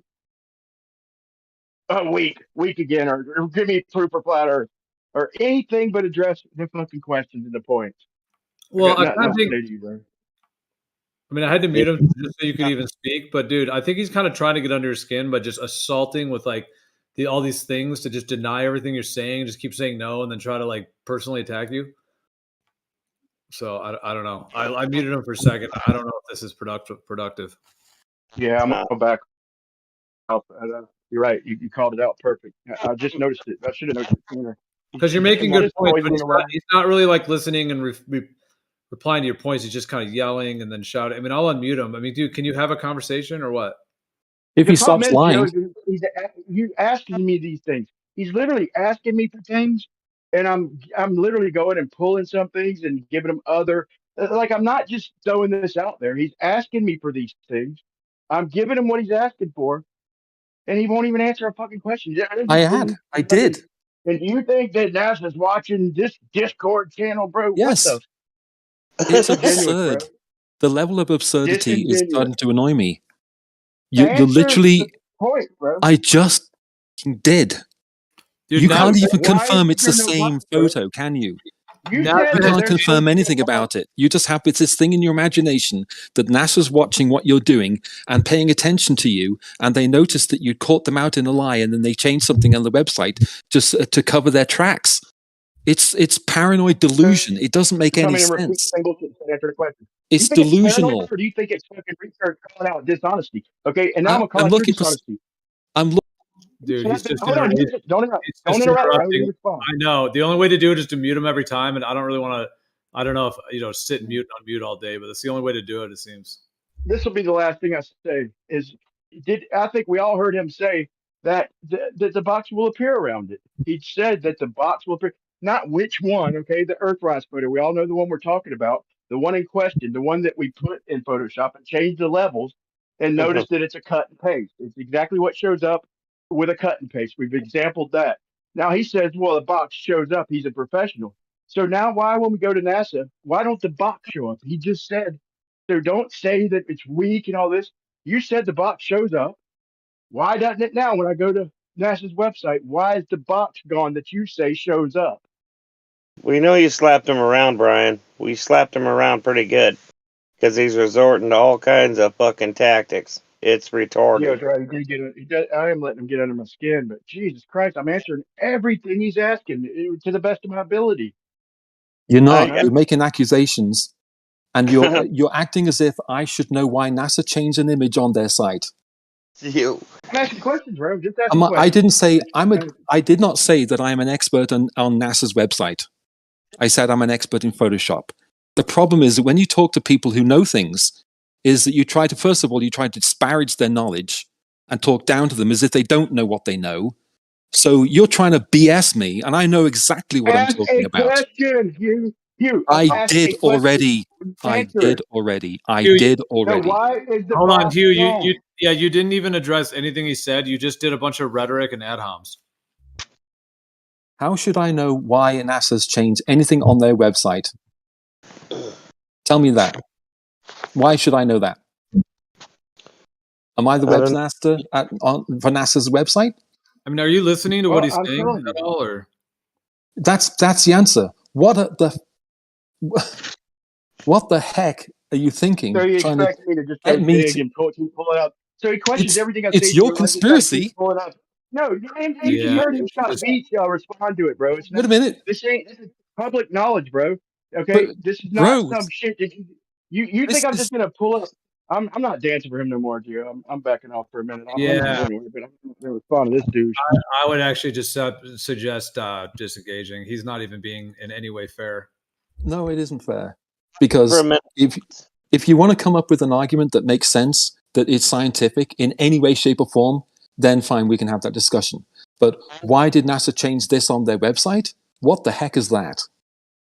What is that even a question? Why is that a question for me? I'm not in charge of NASA's website. Hold You're on. pretending that you're doing something here that's causing NASA to change things, but you have no evidence of that at all.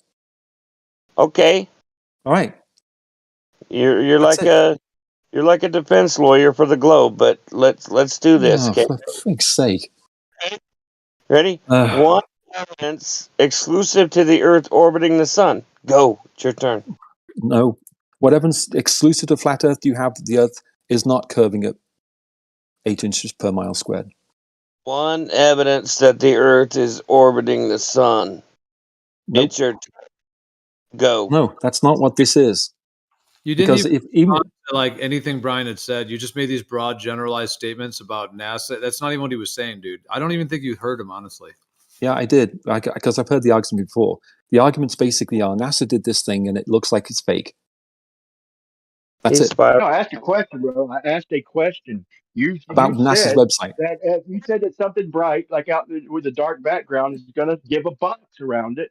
Okay, Mhm. you made that claim. That was what you claimed, bro. You said you was very good at Photoshop and a professional photographer. So I asked you, why is the box going? It's just an honest conversation. I'm How the not trying to will I know get that? all worked up, bro. But for fuck's sake, let's keep this conversation honest. You don't got to say. How would You I just know said that? that shows a You box, keep, bro. but So okay, because you stop. claimed it, bro. You Do claimed me, do it. me a favor. Stop calling me bro. You claimed that something bright in a dark background is going to give a box around it. I Why didn't is there no claim that. box That now? is a There used to fact. be a box. Well, then where's the That's box now? When I that's go to not a NASA, claim. You're it's asking the gone. same question again and again and again. Well, you're not answering it. I did answer it. You want me to answer it again? Is it the same image? You don't know.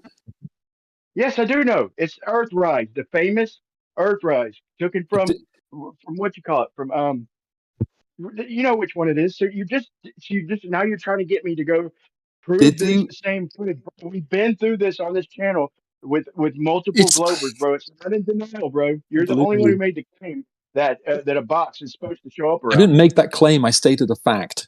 If one area of an image, if one area of the image needs to be brightened, that's how you do it.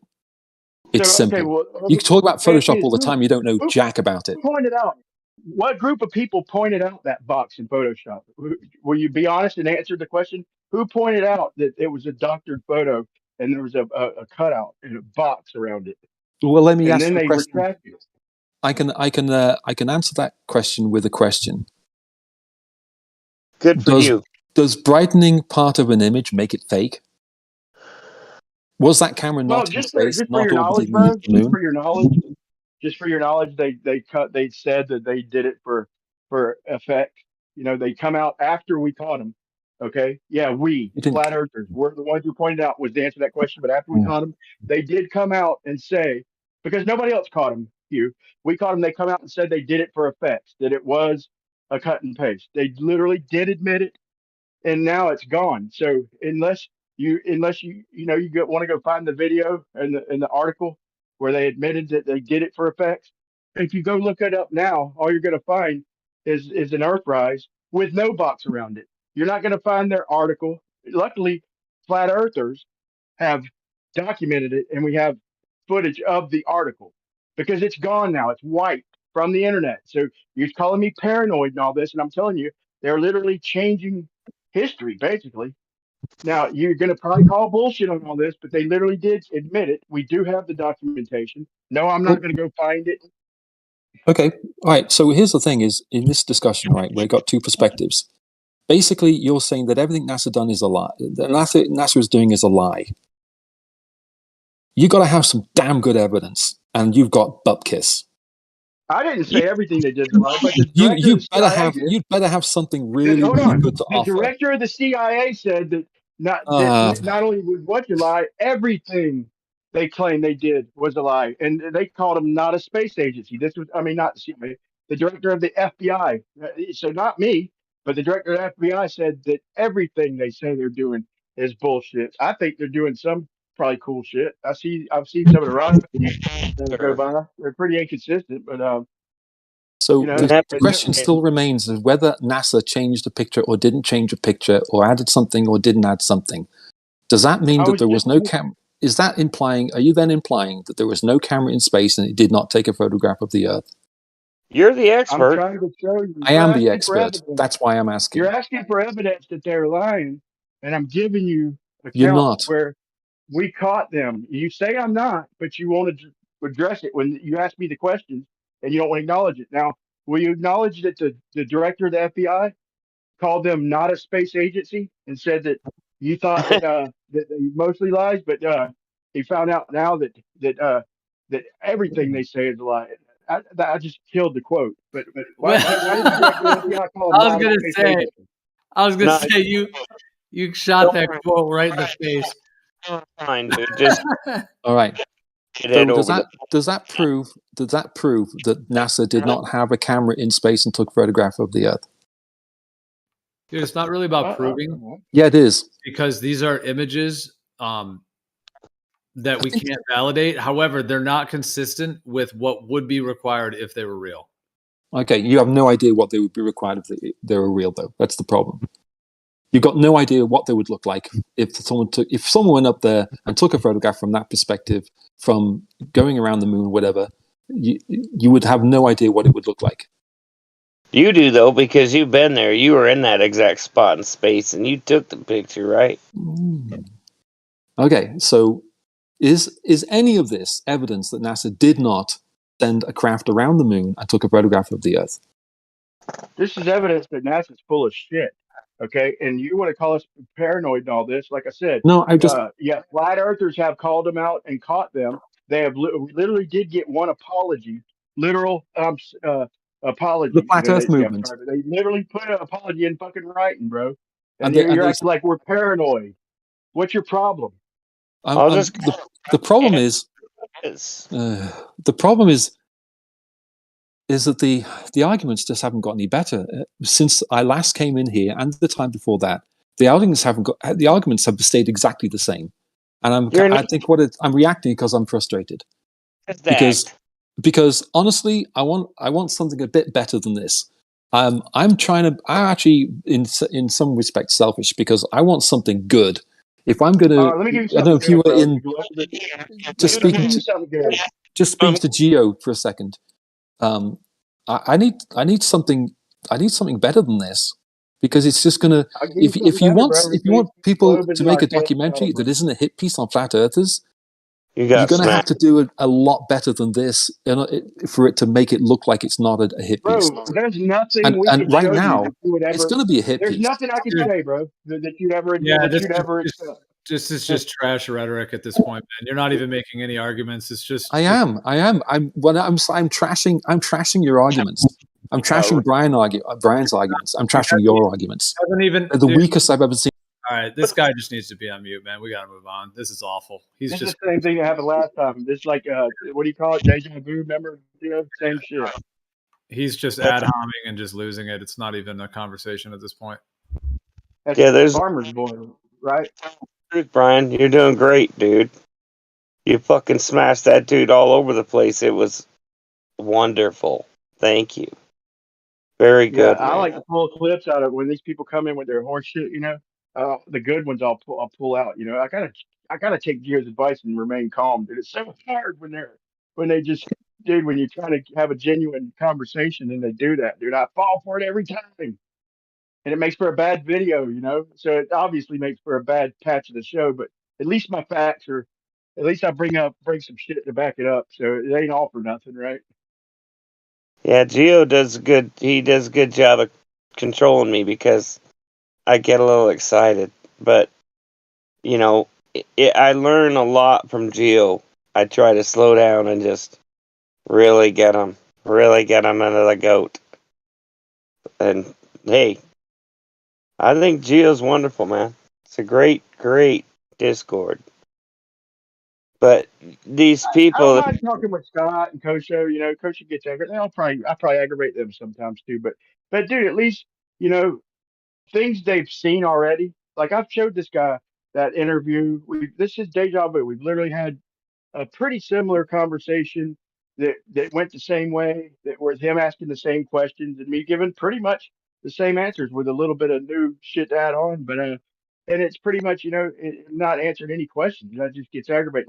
At least most of the people in here, most of the ballers, they'll ask the questions and then in turn they'll ans- try to answer some of our questions to the best of their ability, not just deny. And then when we go and pull shit up, they'll look at it, review it, And I will admit that sometimes we have to go pull it back up again, but usually they're on cue and we'll try to respond. Most of them in here, I know aside of Payne as a shill and Hugh, and maybe I don't know, they'll give it a response, not just brush it under the rug, bro. It's ridiculous. Geo's looking for a peaceful solution. And I am too, to be honest with you. And I know you are too. And there's a lot of us that know people personally that are the ones that are screaming out the window, we're mad as hell and we're not going to take it anymore. And they want violence. And I really don't want that. I just think they're just caught in something that they can't get out of, and Yeah, they're that's the good really thing about this topic, though, bro. Is it's hard to get violent. What are you gonna say you got in a fight over because you were questioning the Earth? Like I got in a fight, questioning Earth. It literally takes whoever did the fighting is probably an asshole. it It is. gets a little heated and passionate, but as far as violent, it just never is enough to reach that point, bro. It's just beliefs. So it should never reach the point of actual violence here. The people fighting are probably assholes or somebody defending themselves. You know what I'm saying? When you're winning, when they resort to just anger and interrupting and fucking ad homs, and you're right over the target, so you should remain calm. Shouldn't you know? You shouldn't rise to their level. You should just be. You got to take it. Fuck, I was there. I was a Glober, dude. I might have argued with you at the fucking same kind of shit these fuckers are doing. I was yeah. I was in the middle of pulling the clip with where Neil Armstrong said there were never any stars, and what Glover's do. At least Scott was cool about it, and he's like, yeah, well, I think there's another interview. He didn't elaborate on it, but he does deep in his mind acknowledge that what I said was true, and then he asked for evidence, about NASA and the shit. Bro, we can't. I mean, all I can do is point out the facts of what they're telling us. All I can do is look what they show us and go through it with a fine tooth comb and point out the inconsistencies. And there's some blatant inconsistencies. And then I take the time to go and I pull the evidence and then he doesn't even acknowledge it, Durham. And then I ask him a question. He doesn't acknowledge that. I'm trying to answer his question. But that's Well, the last word. The last I mean, words I have for you. he is muted, so we don't want to like talk about him while he's muted, unless you want to unmute him and have that happen again. But I mean, that was so out of control. It wasn't even like, for example, I mean, just to say this one thing, you were presenting information about inconsistencies in what NASA puts out, their particular claims and so on. And you're not even really claiming that it's like, I mean, I never heard you claim it's any 100% proof of anything. It's evidence showing the lack of consistency. And instead of him addressing that or rebutting it, he just started saying, this is not proof that the earth is flat, just all these other just literal obfuscation, just all over the place. And then just assaulting with all these ad homs and condescending and your arguments are terrible. And yeah, that was just untenable. It's important that I get to speak to you too, because look, this thing can be solved peacefully, but we're gonna have to have a group of people that all agree on it. And I just have to say that I'm never gonna stop calling out who we're up against. And listen, there's nothing more than they hate than us being patient and kind. They don't like that at all. They expect us to get up and crazy and get yelling and screaming at each other. When you're calm and you have an argument and you're not upset and you laugh at them, they hate that more than anything. Okay. Here's what we do is so important, bro. Okay. What's that? I'm very thankful that I've got a place. I'm. This is why it's so important what we're doing. Okay. And people like well, no, I won't say him, but other Glovers. I think some of them do realize this. It is very important that we have a voice. Okay. Because I'm very grateful that I have a public place I can go to, though we are censored, and that is a shame. But at least the conversation carries on, and we're allowed to question everything. Okay, the minute we can't question everything, and I think there's a lot of Globers they don't agree with us, and maybe they never will, but they understand the importance of questioning things. You know, and because once we lose that voice, they know that they're going to be on the wrong side of that one day. They don't want, so deep down, most of them are good to have this discussion. They think it's an interesting topic. We've all learned a lot since this discussion, and it's very important, man, because this is a voice. Everybody should have a voice and a public place to talk about it and question shit. Very important. But I mean, I know where our intentions lie, but I'm just trying to explain to you what I know who they are. I mean, I ain't dumb. I've been at this for 7 years, almost 8. It's been 8 actually. Anyways, they have families and they have children and they have a job and they have to bring home like money in order to take care of their family. So, yeah, I mean, if they have a job that's tied to the heliocentric model, they're going to defend it like tooth and nail, man. They're going to go to great lengths to protect their livelihood, their families. I don't blame them, but I mean, that's why I don't want this ending like they're not the ones who have to be, dealt with. They're just not. They just need to be, we got to kind of put on the kid gloves with them like we've been doing. I tend not to if I know where their intentions lie. I mean, there's a lot of bad ones, and there's a lot of bad flat earthers too. I mean, That's just it, though. So flat Earth is, dude, on any form that we've ever filled out, or any application, any loan application, any job, anything. There's no question with what's your cosmology. What you know what I'm saying? So the only people threatened by this conversation are the people over the target, the people doing the bullshittery, because for the rest of the world, protect their and that livelihood. includes bosses. Yeah, that includes bosses and but there's a certain type of the people perpetuating the horse shit, and I'm not saying that everybody's lying, bro. It's there's got to be a couple people who know that even them people probably still think it's a globe. So deep down, they probably don't even think they're lying. But in my opinion, it's not a big giant conspiracy. It's a belief, and but it's the people who have the information, like Well, the that's very important shit, who have to worry and are threatened by this subject. Ryan. There's some things that I posted tonight about the Jesuit order. If you just read their oath, you know that they have no power. They have to ask for consent. They have to get your consent. So this is the main thing that I want to try and teach is that this can be handled peacefully. It can. It's the people who are at the top that really those are the ones that need to be exiled or I'm not even saying they have to be hung by a rope or nothing. I'm just saying they need to be exiled and that like mentality and their want of world domination and control over the whole earth that needs to go away. I mean, No, here's what we need to do, man. We need to find out who made the decision to censor the subject. Okay, and I'll who is perpetuating the censorship. We need to I'll find out exactly who is doing that and who made them do that. Like somebody made you do this.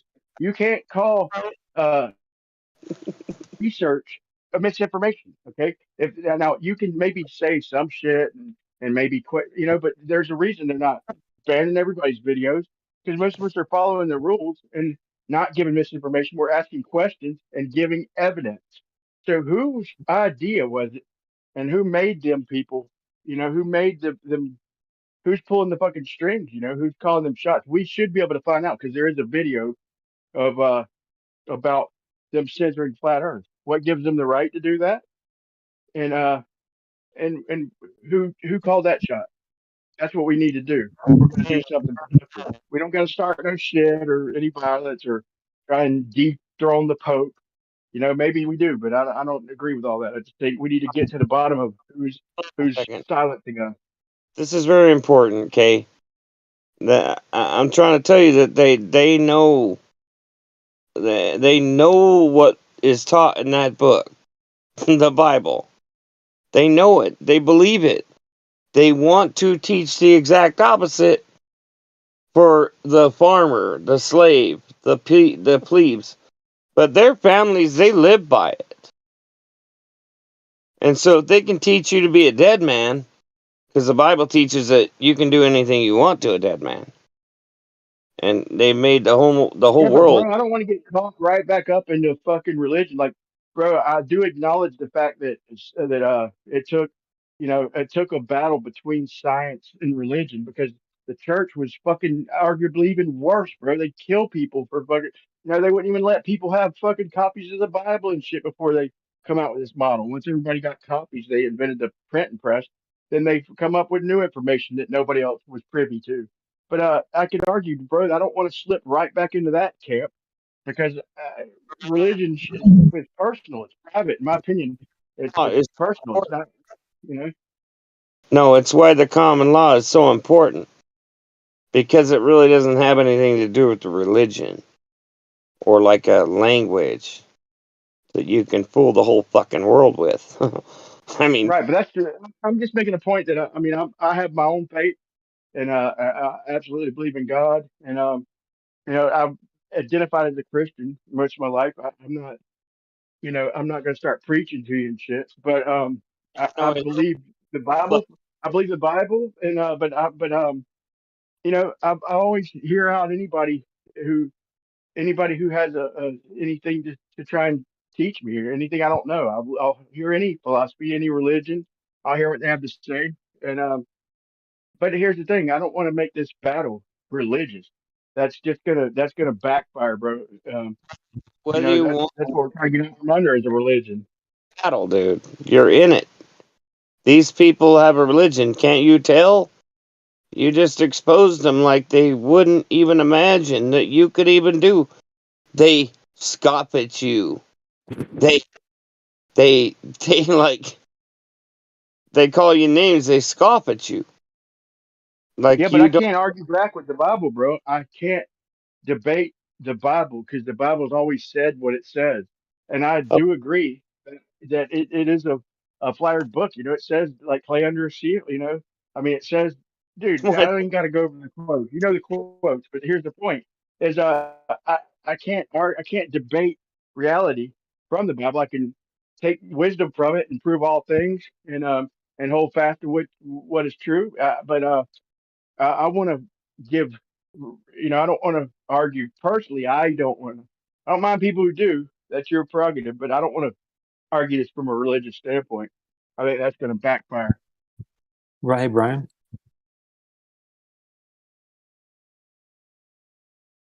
Somebody wanted to talk to you, Brian. Yeah, just it's me again. So I was going to say that YouTube deprioritizes flat Earth. So even if you search for it, you don't get the top results. You get the top results they want you to see, which I disagree with. Just FYI. So they don't specifically censor it. They do something a bit more insidious, which is deprioritize. If they censored, then none of the top channels. I checked this. I checked not recently, but a while ago. I checked all of the major players are still on YouTube. Mark Sargent's still on, Globebusters, Dubay, all the major players are all still on. The only one that's missing are a couple of people, including Patricia Steer, because she deleted her channel. But they that would be censorship. Well, I could name a handful, but I'm going to start with the fact that I appreciate the fact that you at least appreciate that we are questioning shit, whether you agree with it or not. We get that a lot. People agree that we should be able to question shit, whether You we're should right be or able to. wrong. That's all I right, mean, and that's very important that we have that right. I totally agree. And just getting. I get uptight, and I apologize, but getting uptight like this or whatever, that's a sign of a healthy debate area, right? Where we can, people can get upset and people can disagree strongly about things. That's a very good sign. That's a sign of an open dialogue. And again, I'd like to commend Gio, even though he's kept me muted for 10 minutes and I couldn't reply. Commend him, because this is the only place. I don't go to Pandas. I don't go anywhere else, because nowhere else can you come here and get this sort of debate, and then you get muted when you cross the line, which I did, so sorry about that. And when you push too hard, you get muted, and then you get lapped back in, and you can carry on like an adult. So there's very, very few places, but that's an essential part of a conversation. So yeah, I mean, yeah, we disagree, but To find a man, you might have came to the right place. I know a bunch of them. I didn't know there was that many, dude. I didn't even know there was that many man upon the earth. I said, holy crap. There are man upon the earth. I didn't know that. I mean, I've been hunting for years for a man. And look, we're not after you, dude. We're just trying to. Yeah, I get it. It's all right. It's I get uptight. That's all it is. Dude, we don't have to get mad at you. We don't want to call you names. We don't want to call you stupid. Brian wasn't doing that. He was just saying. No, he wasn't. That's all on me. All on me. I'll take it. It was all. It was well. That was all me. I was getting a bit riled. We're not anyway, after. but Scott is much. Scott Beach. He's much better at this. He keeps calm. I just get upset. I get all mad. And then I'll give you this, man. I'll give you this. I think Scott has heard, and he's seen what we've said before. So maybe it is natural to question it if you haven't seen it or heard it. Maybe it is natural to question it at first. But that's why it's good that to have multiple people in here, man. And careful what you ask for, bro, because like you said, not much has changed, but we haven't stopped fine-tooth combing everything. And I still can't prove 100% that I can give a hell of an argument anyway, but I can't prove it 100%. I don't think. Hey, walk a mile in our shoes, dude. Please, just walk a mile in our shoes. I do. Most of our lives, we walked in your shoes. You got to remember. You got to remember. I'm not a vaxxer, so I know what it's. I know what it's like to have people go. Look at you sideways. All right, you got a shot. I refuse to wear masks. I think I wore a mask like 3 years. I wore it like 3 times. I think I can't remember. It was only when it was absolutely the necessity was there. I went to Chinese restaurant place chain, Panda Express, and I went into Panda Express, and they just pointed at me like I had the plague. Mask, I'm like, oh, yeah, like an invasion of the body snatchers. Yes, pointing at you.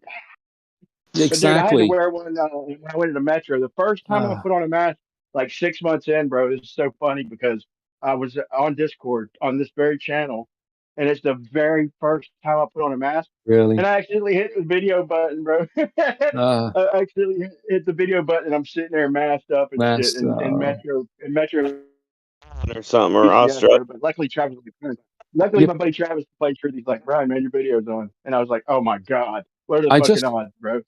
Did you feel like this? I just felt so like controlled, weak, pussified, or whatever you want to call it. It was just awful. And at that I point, feel like the world lost its mind, bro. running they I felt did, like it wasn't even real. but they and didn't. come and tell me to do nothing. They didn't tell me to put signs up. They didn't tell me to put stickers on the floor. They didn't tell me. They didn't. I They was didn't. And you know what? the I most highly populated fucking state in the whole fucking world. They tell you got what. a We already knew they were going to do this, though, man. We didn't I know tell, they're going to do it exactly to the T. It's event 30 or event never. what you call it. You know, they already said they were going to do it, and they did it. I did this. I think someone had a mask, and I said, "Hey, if I were to fart right now, could you smell it?" They go, "Yeah." Oh, well, that's got to stop a virus. You better put a mask on your butt. It's the most absurd thing is little paper mask. And that's what it was like February and they started saying wearing masks. So my wifey ordered some masks and we got them and I'm like, what do you think these are going to do? What do you think these are going to do? You can, Bro, but I have to wear a mask when I cut concrete and shit, especially indoors. I have to wear an actual respirator. oh Like yeah, I'll hold it's my great. breath and if the wind's blowing a little bit, because I don't want to breathe that dust and shit. No, it's bad And for you. mask just doesn't cut it, dude. I have to actually put on like a full respirator and shit. Yeah. I And I told, have some. I can't stand wearing fucking masks or respirators. I only do it when I have to because who wants to wear a fucking mask? It's uncomfortable. It's who wants to breathe their own fucking exhaust, bro? It's just not natural. I It's only when the dust is worse or whatever it is you're trying to avoid is worse, and you can stop it. And they admitted they can't stop it. I don't even want to go down that road. But they nobody were, wants to do that. they were No. wrong. They were wrong about the virus. They're wrong about masks. They're wrong about the vax. They were wrong about the boosters. They were wrong that they said it wouldn't be able. If you got the vax, it wouldn't transmit. It did. It was wrong. Every step of the way, they were wrong. I know They were you wrong. got you got plenty of family and friends. You ain't got to go to that great length, and I know what side you're on, and you've got to be careful. Yeah, we Yeah. do got to be careful. But what pissed me off is they censored doctors. Like, I want to Yeah. hear from the professionals Hold about on. this subject. I want to hear from Yeah. politicians. I want to hear from professionals, and they Yeah. literally were censored. And here's what's so funny is like Parhar, he God rest his Mac. soul and all that now, but he had the balls to fucking. I mean, I didn't never thought he was the sharpest tool in the shed, but I Mm. did admire his balls. Like he literally walked in there and there's what they were reporting and showing that people collapsed. He showed that this is not what's happening in reality. Literally went in and showed it and he paid the price. But here's the thing is he fucking like they couldn't say nothing. The doctors were trying to give advice to help people and getting their deleted. Their own president got deleted. But so what they did is they got together and they started doing dance routines. They couldn't say, hey, what they're claiming all these emergency, all this shit overran. But what they could do, with all that time on their hands and empty fucking hut, they could they could learn a dance routine, and they Yeah. Yeah. all did it. And it spread like it spread It like was bizarre. crazy. And we watched all these people in scrubs doing Yep. dance routines that they obviously had to take time to learn, and Yep. they did it all across the country until they I started deleting them, dude. And I was like, dude. So when he says they, there's Look, definitely a fucking they, because who's look, got the right for Well, that? but tell you what. just come to the knowing that there's man out here, and we want to settle this like peacefully, dude. So I met Mac. I Don't met Mac Praha. give it away either, dude. Just let me say something for a second. All right. Sorry. Look, man. If you do decide to come and join, just be be very careful.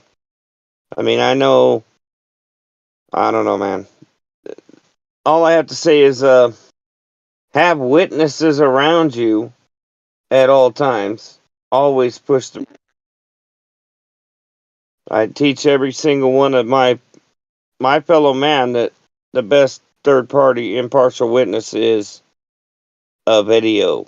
Yeah, You there's know, certainly a community for the fucking tepid and the paranoid and scared. This certainly ain't a community for somebody who's scared. And this with I'm telling you. Let him respond real quick, bro. That he was going to respond to that about Matt. I want to hear it. Yeah, I was just going to say I met Mac Paha in North Carolina at the conference, Flat Earth conference. So that was a shock. And then the other one was Rob Skiba. I interviewed Rob Skiba, and then Bob Nadell. So it was like 3 or 4 people. And I said to my wife when I heard about, I said, "Hey, you remember that Flat Earth thing?" And yeah, I said, "Well, 2 of the people at the conference, and she was like, "Oh, that's not good." So yeah, I met Mac. Yeah, one of them, and they make fun of us like these people denying this or that. Yeah, one of them's got a lawsuit right now because the exact thing that we all knew from research, the people who do the fucking research, and maybe you in this example, but were knew what not to take and what does, Yeah, and they give it to him anyway. And so there's a lawsuit going on. And with Matt, well, fuck, he did a video that morning. That's the last thing I yeah, in remember his about car. him. The live stream. He cut Yeah, it short, but he wasn't dying. You know what I'm saying? And I don't think there's anything that was out there that killed a motherfucker in 4 hours in a bathtub, bro. So they just mocked us, and they were just pouring on fucking lies, bro. And it's us trying to keep them honest, man. But like I said, Matt, he found that video where when they originally showed people like just collapsing in the street, but they said they were going to do this shit, bro. They literally, and it's going to happen one more time too. It's going to be a little worse. They've literally told us they're going to do it. It's going to happen again, round 2. Bill Gates said round 2 is coming. Not in them words, but it's coming. They said that they were going to do it. I mean, they called it a event, what you call it, and they freaking literally they either do drills or predict it. Like dude said that yeah, they literally do. It seems like have to let us in on it. They have to let it be open knowledge, and then when people accept it anyway, they're asked to cover it. It does seem to be that way, but it is weird, bro. all I want you to do is just say, "I'm not sure And I'll about it." quit calling you bro. I will quit calling you bro, man. If that's the that's one thing right. that gets under your I skin, was stop. annoyed. And when I'm annoyed, I just say things. So sorry about that. I I just was want too. you to Um, Apologize, man. that you I'm just my about normal. it. Yeah, my normal temperament is much cheerier. Uh, But um, Coach took that stance. Kosho, he took that stance. He said, "I'm not sure about it," and I got a lot of respect for that man. I Like mean, us type, we're like the type who's I like used people say paranoid, this and that, to, conspiracy theorists and all that. But you got to give us props. Like we call bullshit. So when it is actual bullshit, man, then we're first on the line because we don't believe nothing, dude. I remember old Benjamin before he was a player talking about jumping on the willing. trampoline. He goes, he said, "My daughter's jumping on the trampoline, bro. But the flat earthers ain't gonna. They're gonna time out the fucking squeaks on the springs and shit. But in a way, he was serious because we deny everything. I call bullshit on every fucking thing I'm here. We're super skeptics, bro. Super duper, well, you it's could call it. you can be skeptical, but what you can also do is you can overdo it. And I actually really wish that you a bit more tempered or whatever the word is in the reaction to things, because Talking to like it, Gio and Robert, and I'm not tempered when it comes to the text chat. I I'll know be it's just what I mean is it's just upfront, not right. tempered's not the right word. I don't Living know the the right word. text he goes, and he does hard work, man. And But Gio no, does on too. I the agree. We definitely can't overdo it, though. We can't overdo it. I've learned to back up, like, especially in reality, in real life. I don't ever push my beliefs on anybody, not even my kids, not my grandkids, not my family. They know what I believe. But I tell them, just keep an open mind. Question everything. It's important. So just question everything and make up your own mind. So what we do is Right. we do kind of push it too far sometimes, A lot of but respect for. we're pouring on a lot of facts, bro. We are pouring on a lot of facts, and we have exposed more and more of the tomfoolery of the things that were proofs. We broke them down one at a time. You say we stick to one thing. That's literally what we've done as a collective, and figured out that they're not proofs at all. None of them, not any fucking one of them, are solid proofs. I'm going to be honest with you that a man in order for him to move toward the truth, he's gonna need to know that like there's some people there when he gets there that are gonna back him up.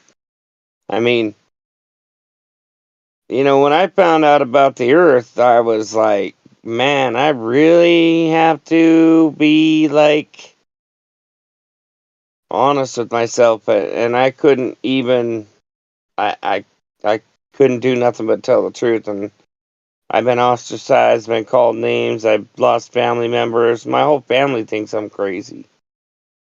I lost my best. bro. I've been destroyed by being a flat earther. Well, bro, you need to change your approach, bro. Just think about your personal, bro. I've got family, big family, and big, bro. I ain't lost anybody, bro. If You somebody don't don't want to hear it, I don't keep pushing it, bro. When I first heard, hold on. When I first heard about flat Earth, bro, like, and I realized that there was lies going on before I even knew it was a flat Earth, bro. It was exciting, like literally exciting, like damn. Some of my questions that were in the back of my mind are resurfacing, and other people are fucking asking these questions. It's weird. And it was literally exciting. And then I was mad at myself, bro, for not realizing that there's no proof for any of this shit. It's just a model. And there's a lot of evidence, and that's a good model and blah blah blah. But I was so mad at myself for not noticing the shit sooner. And then I got over that, and then it was just down to the business as usual to try and look into 44, truth. And I just want to discover truth for whatever it is. 44 years old, and Brian's got you beat. I don't know. I have a I'm lot of 39. I'm 39 to the Wait. fucking to the power. It took them Oh, a few years okay. to Let's. quit saying my age and get it right that I'm 39. It took them a few years because that's when I stopped counting. but just as Oh, long as okay. I'm You not stopped 50. I'm in my counting at 40s, 39. bro. Give me that. I'm in my 40s. Okay.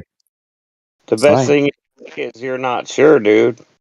That's all we're Just lie not about your age. That's what you do. no, No, we don't I know don't. if the Earth is a ball. We're not sure. fuck, dude. I don't even have gray hair, bro. To be honest, like my shit's starting to go gray. My chin hairs and shit are starting to go gray. Yeah, But I did about that, it. and it was. Beards don't work on me. I look like I'm sick. But I tried. It started going grey, and then it went darker again, and then it went grey again. It was weird. Now it depends on. I don't know what depends on, but it sometimes just goes really grey, and I'll go, oh no, and then it just goes back. It's weird. So That's I funny, haven't gone bro. all grey yet. I'm gonna tell you right Yeah, now, it bro. is. Like I wish if I could relive, I wish we could like live like kind of similar to what we are now, but I wish we could when we had our health and our invincibility and all that energy. I wish that was accompanied by the damn wisdom. Why can't we just degrade equally? Like It's, entropy just takes a you toll. gotta. Why do we gotta keep getting smarter as we get weaker and fucking and less energetic? You know what I'm saying? We're Crazy. walking It's. I mean, it's the natural order of things. You can't have the wisdom without the time. You can't. There's no shortcut around it. Like if I when I shoot a wedding or something like that, I did an event and just a couple of days ago, and so I do just put my camera up and take a picture without looking and stuff like that, and people they say, hey, how do you do that? And so, well, I've been doing it 30 years, so if I can't do it by now, I'm missing something. But it's just pure experience, and having kids is it's wild because all the sort of stuff that I know, I realized when I was their age, I didn't have a clue, and I'm just worried. I'm thinking, oh no, how will they learn this? Well, I learned it. I learned it on my own. I'm not a handyman. My dad's a handyman, but I'm not a handyman. So I flood my way through it. My wife's like, oh, you fixed it, thank you, and everything. I'm just not. It's very, very painful for me. But the experience, you can't get that without time. Time just gives you experience. There's no shortcut, unfortunately. And you're right, you get weaker as you get older, but what are you going to do? I'm not going to tell you my age, but you would never guess it, but I'm not going to tell you how old I am. look, it's not. 54. There's nothing wrong with saying that you don't know. You don't know, and I mean, that's one thing that I respect about a guy like Hosho. And I gotta say, I backed way up him because he said it. I don't know, and I'm not gonna sit here and I mean, yeah, he's a magician, Yeah, and I'm more arrogant. I tend to say, "Oh yeah, I know." Steve got That's not a good trait. I need to things. work. I need to work to sort of rid myself of that little thing. He Oh yeah, I has know. he has this thing where he can just say, "I don't know," and there's nothing wrong with that No, I mean because that's we're the ones that are trying to figure this out, and we're just asking stupid questions, and nobody's got answers. And the guys there that are. hold Well, they disagree with the model. This is be what's irritating. Is be You say you're fair. at a wedding, bro. You say you're at a wedding. Yeah. It, 3 days ago now. I was about to say two. Um, I was at the beach, man. I mean, All right. I went to run an errand down, and it was close to the beach. So I loaded up my P1000 and shit, and I Mm. went to this spot where I forgot my fucking tripod. Right, so I set Ah.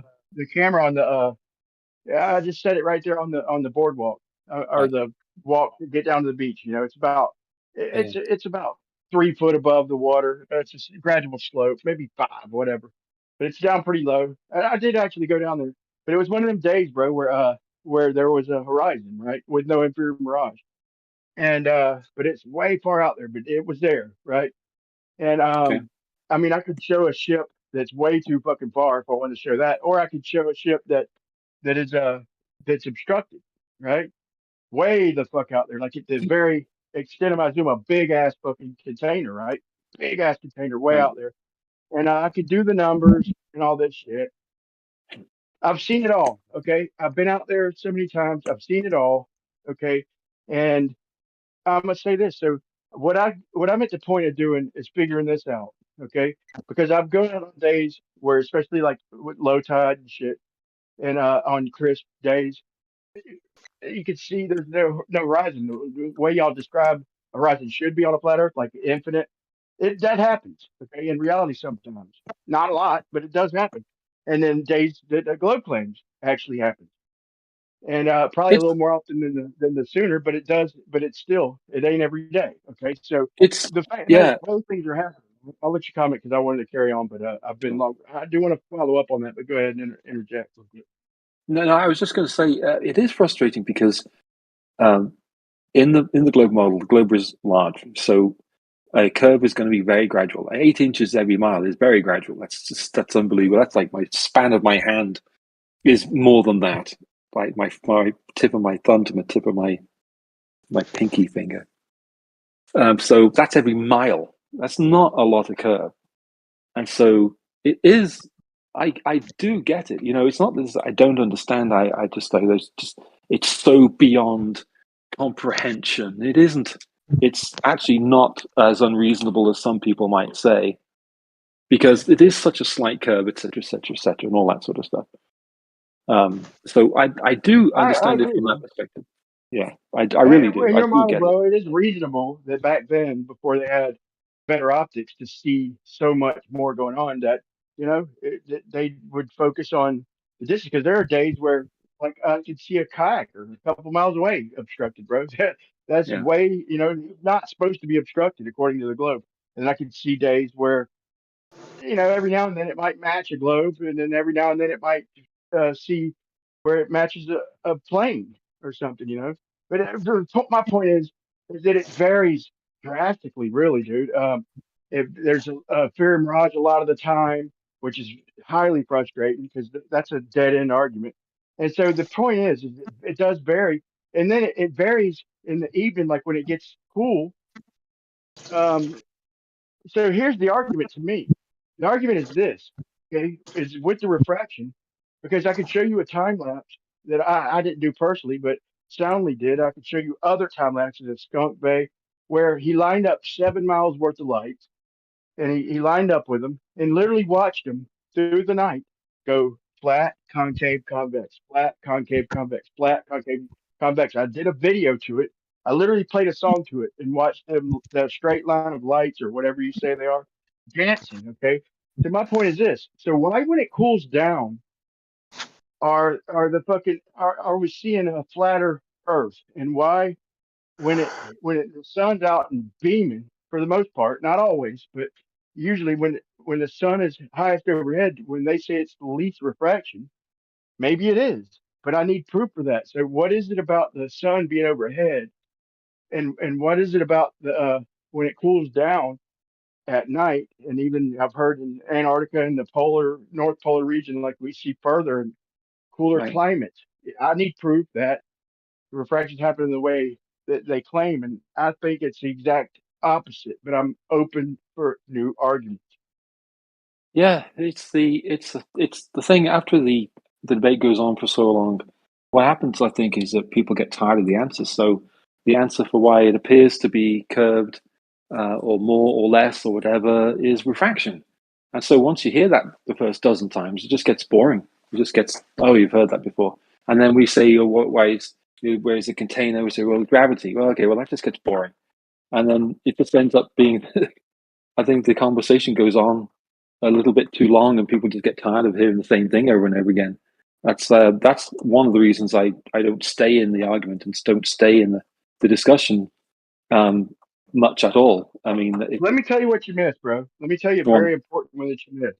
So this go. refraction is important to me, man, because I'm always going to reserve at least 1% in my mind that it's a globe. I'm never going to ever let myself be 100% anything. Okay.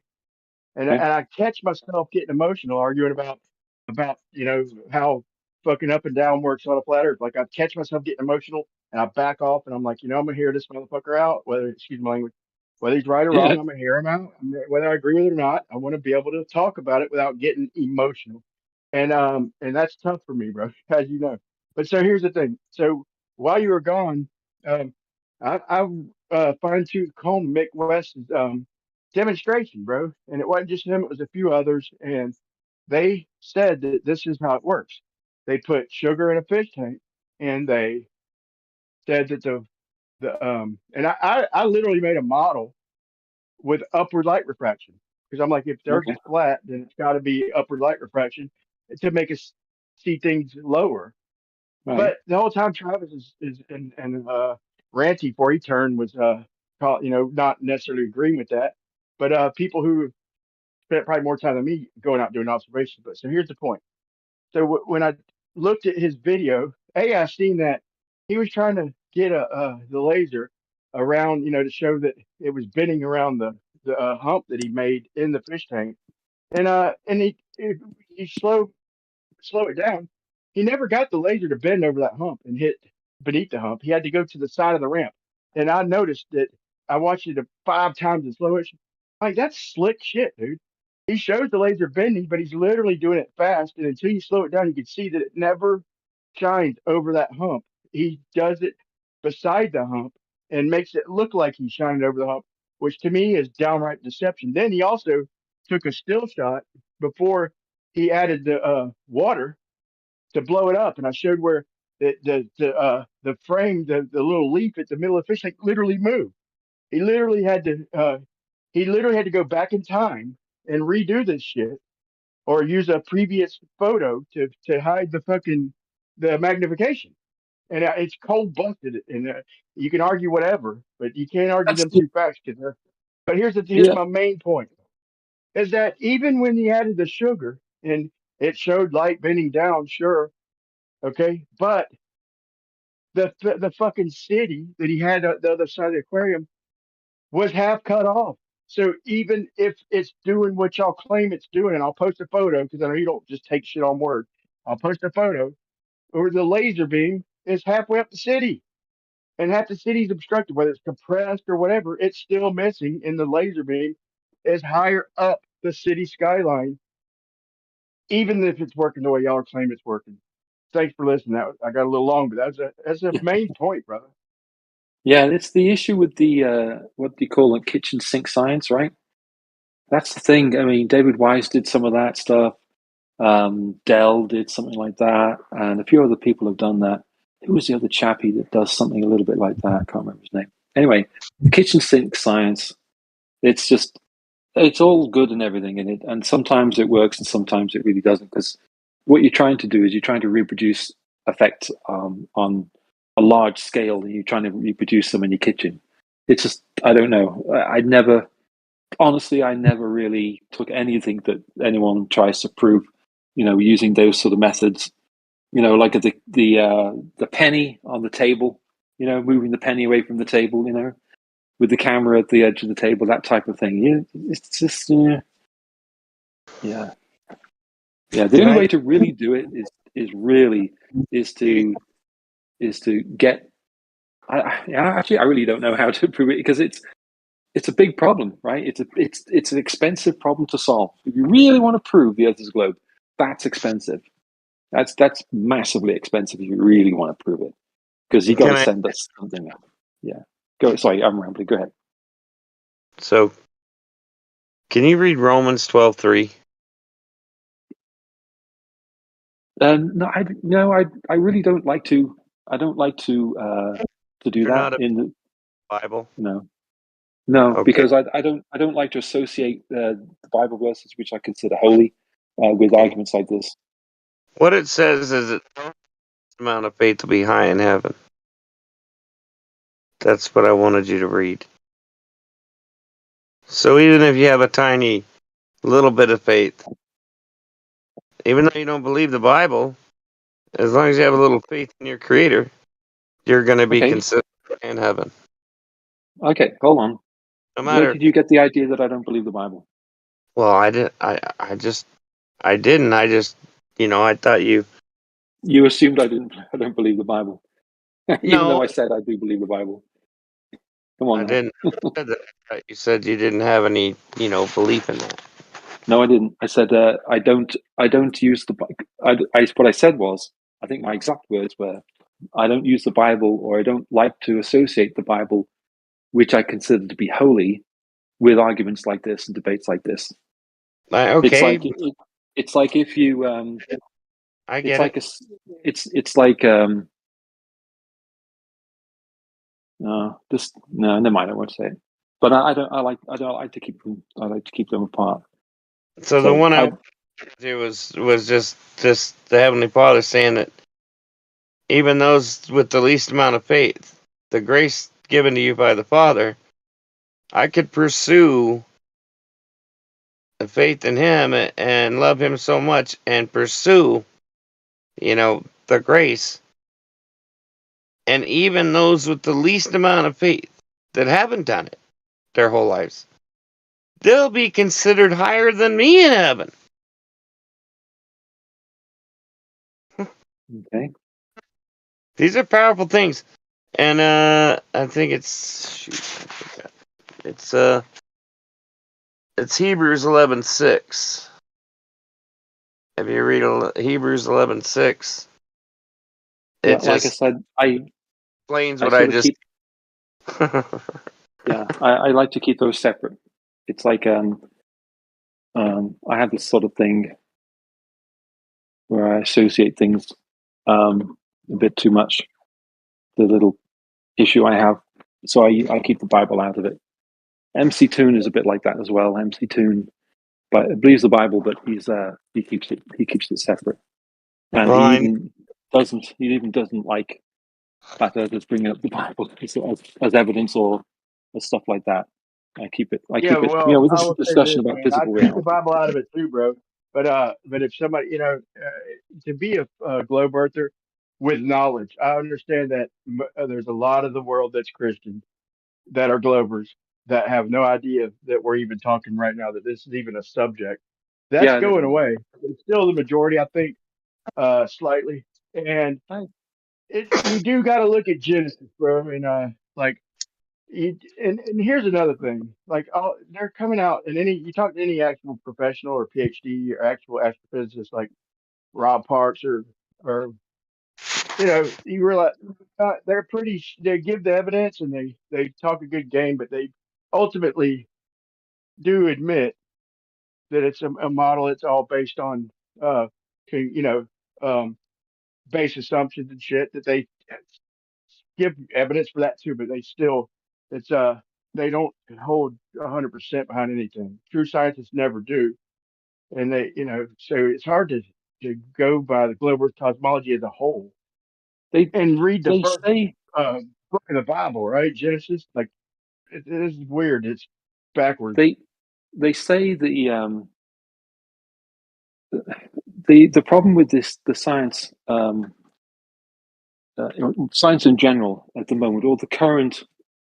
I don't know how long it's been like this. Probably a long time. But what they tend to do is they tend to say, "Oh, we don't. There's no facts or whatever. There's no truth or whatever in science. It's all theory." And then and so they give you that, there's no absolutes in science. It's always. But then you say, is evolution true? Oh yeah, 100%, absolutely, unequivocally. Well, you just said that all science is theoretical and it can be improved by better science and all the rest of all that, and that's all well and good. However, in practice, they actually don't do that, because if you ask them about evolution, evolution's a fact. Well, you said there's no facts in science. It's all Hey, when you think of evolution, bro, you might get a kick out of this. I just thought of it, dude. And I actually got a kick out of my own fucking brain. But like, you take evolution, like, so it's got to work with everything. And I'm good with the trend, like the things adapting. I don't think anybody denies that. But like, say, like plants, like thorns.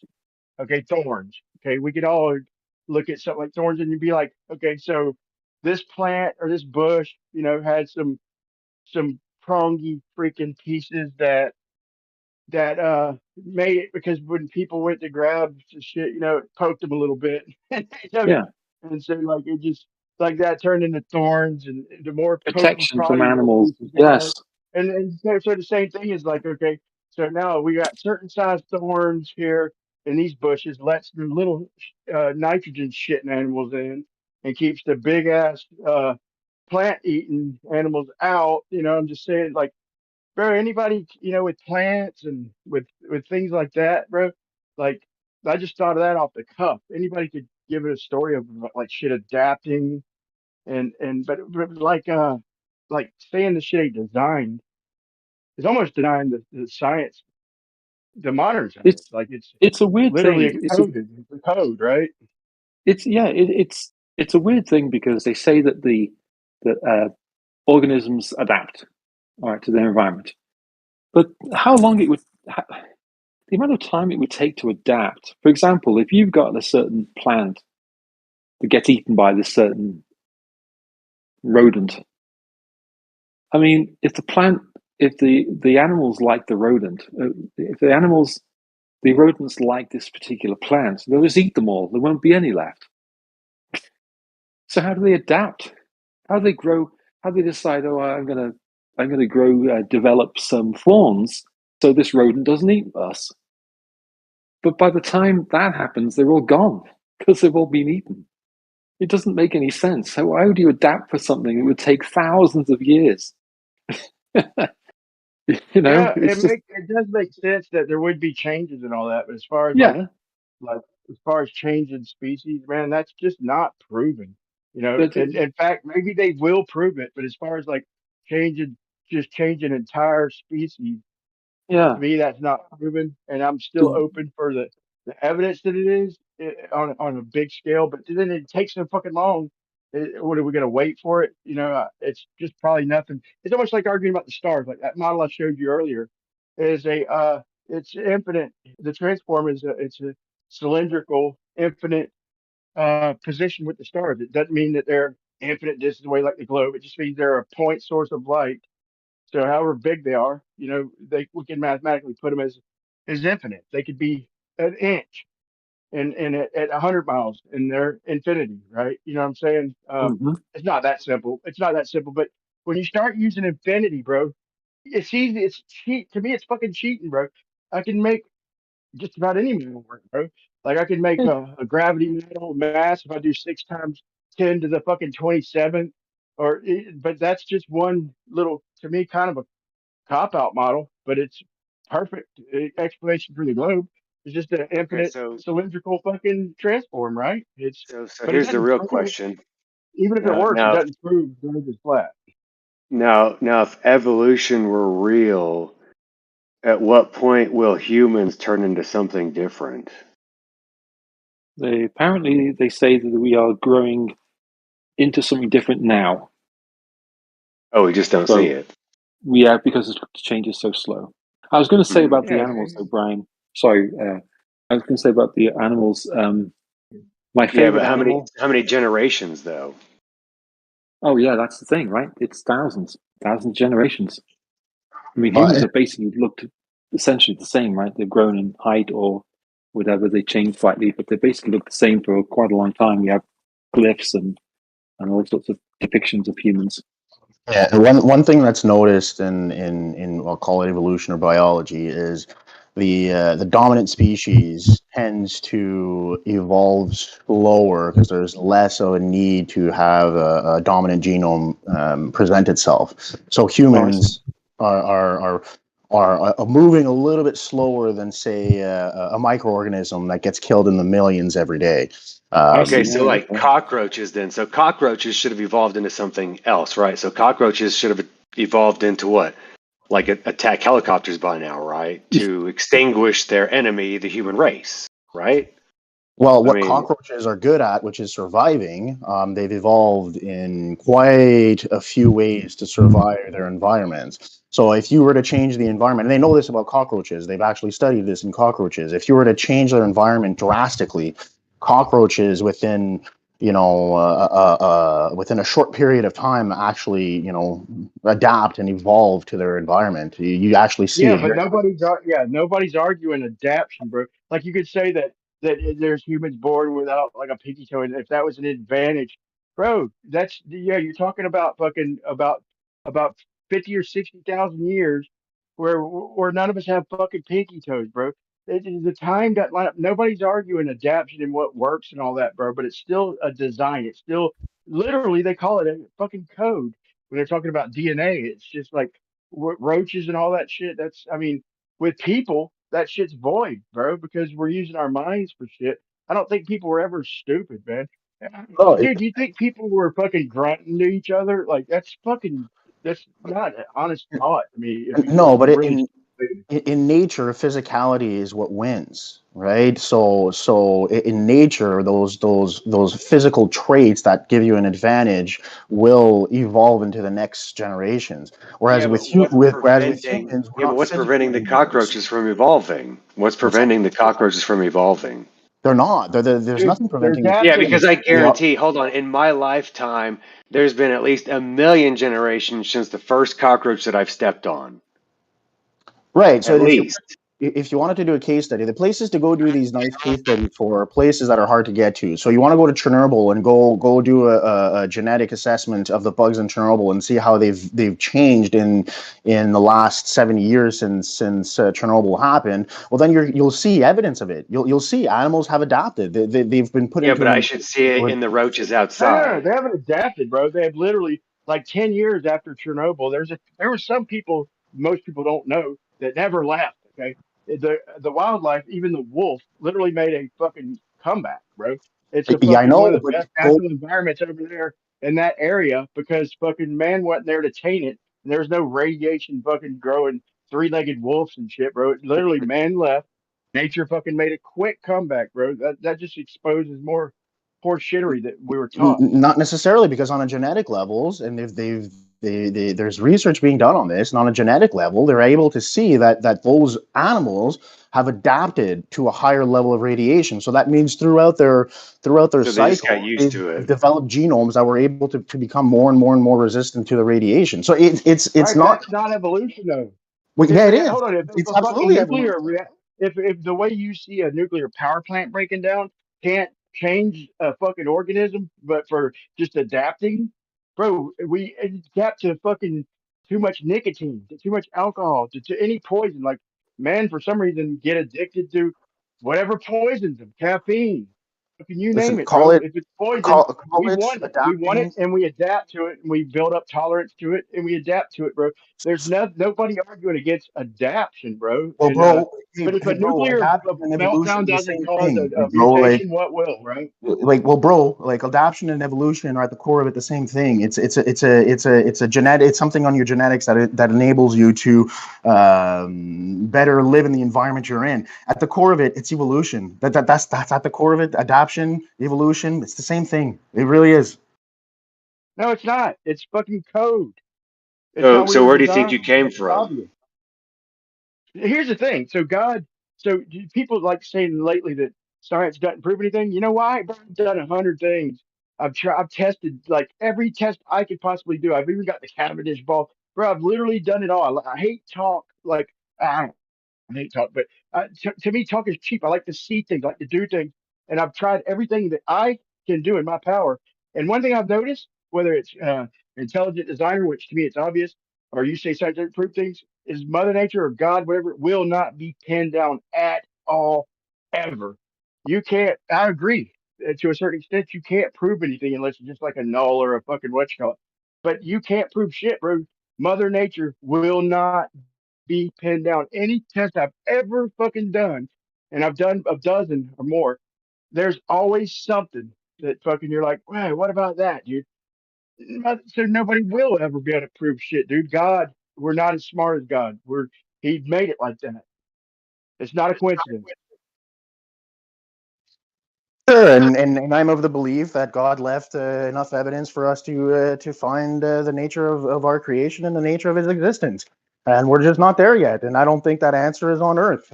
That's just my opinion. Yes, fair enough. Fair enough.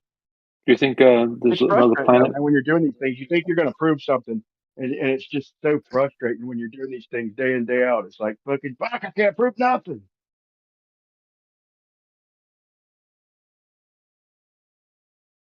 Do you think there's another planet with life oranges on it? Yeah, I think Whoever- there's another planet with life. Do I think there's another planet with life like humans? No, absolutely not. But do I think there's possibly another planet that might have some form of biological life on it? Yeah, I'm in that school of thought. I mean, if we are to accept the notion that there are billions and billions and trillions of stars and galaxies and all these possibilities, then yeah, I'm absolutely open to the idea that there's some sort of life form in space. I'm also of the idea that you know, yeah, I'll just leave it at that. This stuff is more. Next question is there any evidence of life on another planet? Not that Evidence of another planet. Is there Not. any evidence there is life on the planet or any extraterrestrial life at all? Is there any evidence whatsoever of that? On one of those lights in the sky? What? I don't know, and I wouldn't put too much weight into it. I know they may or may not have found some carbon deposits on Mars. That may be an indication that there may have been some microscopic biological Maybe, yeah, beings it's there. all, yeah. I'm not of. What about I'm not that going to sit lawsuit? there and say it's. I'm not going to sit there and say it's absolute. I don't. I'm no. I'm nowhere near that. It's like, Bro, oh, okay, I'm starting to feel maybe, sorry for you, bro. maybe Like the not. guy I who don't sued believe it. NASA, like the guy who made up the term astrogeologist, and he found the mushrooms, like the rover sat overnight. I forgot which one it was, but the next day the formations were there. It was mushrooms, obviously. You know, anybody with fucking eyeballs. And I felt so sorry for this guy, dude, because I'm thinking, dude, he really thinks he's got a fucking. Even when we showed him that these rovers are literally in fucking Greenland, we literally They're showed a not in picture Greenland, of Brian. fucking Greenland next to Mars. And here's the thing. They're not. So this guy literally taken NASA to court, and it lasted for a long time, bro. And they threatened him, and I think they wound up settling because it just kind of went away. But it's still, you can find these articles.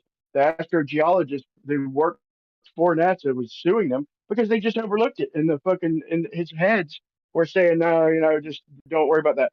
This is this guy's job, is to look for things like this.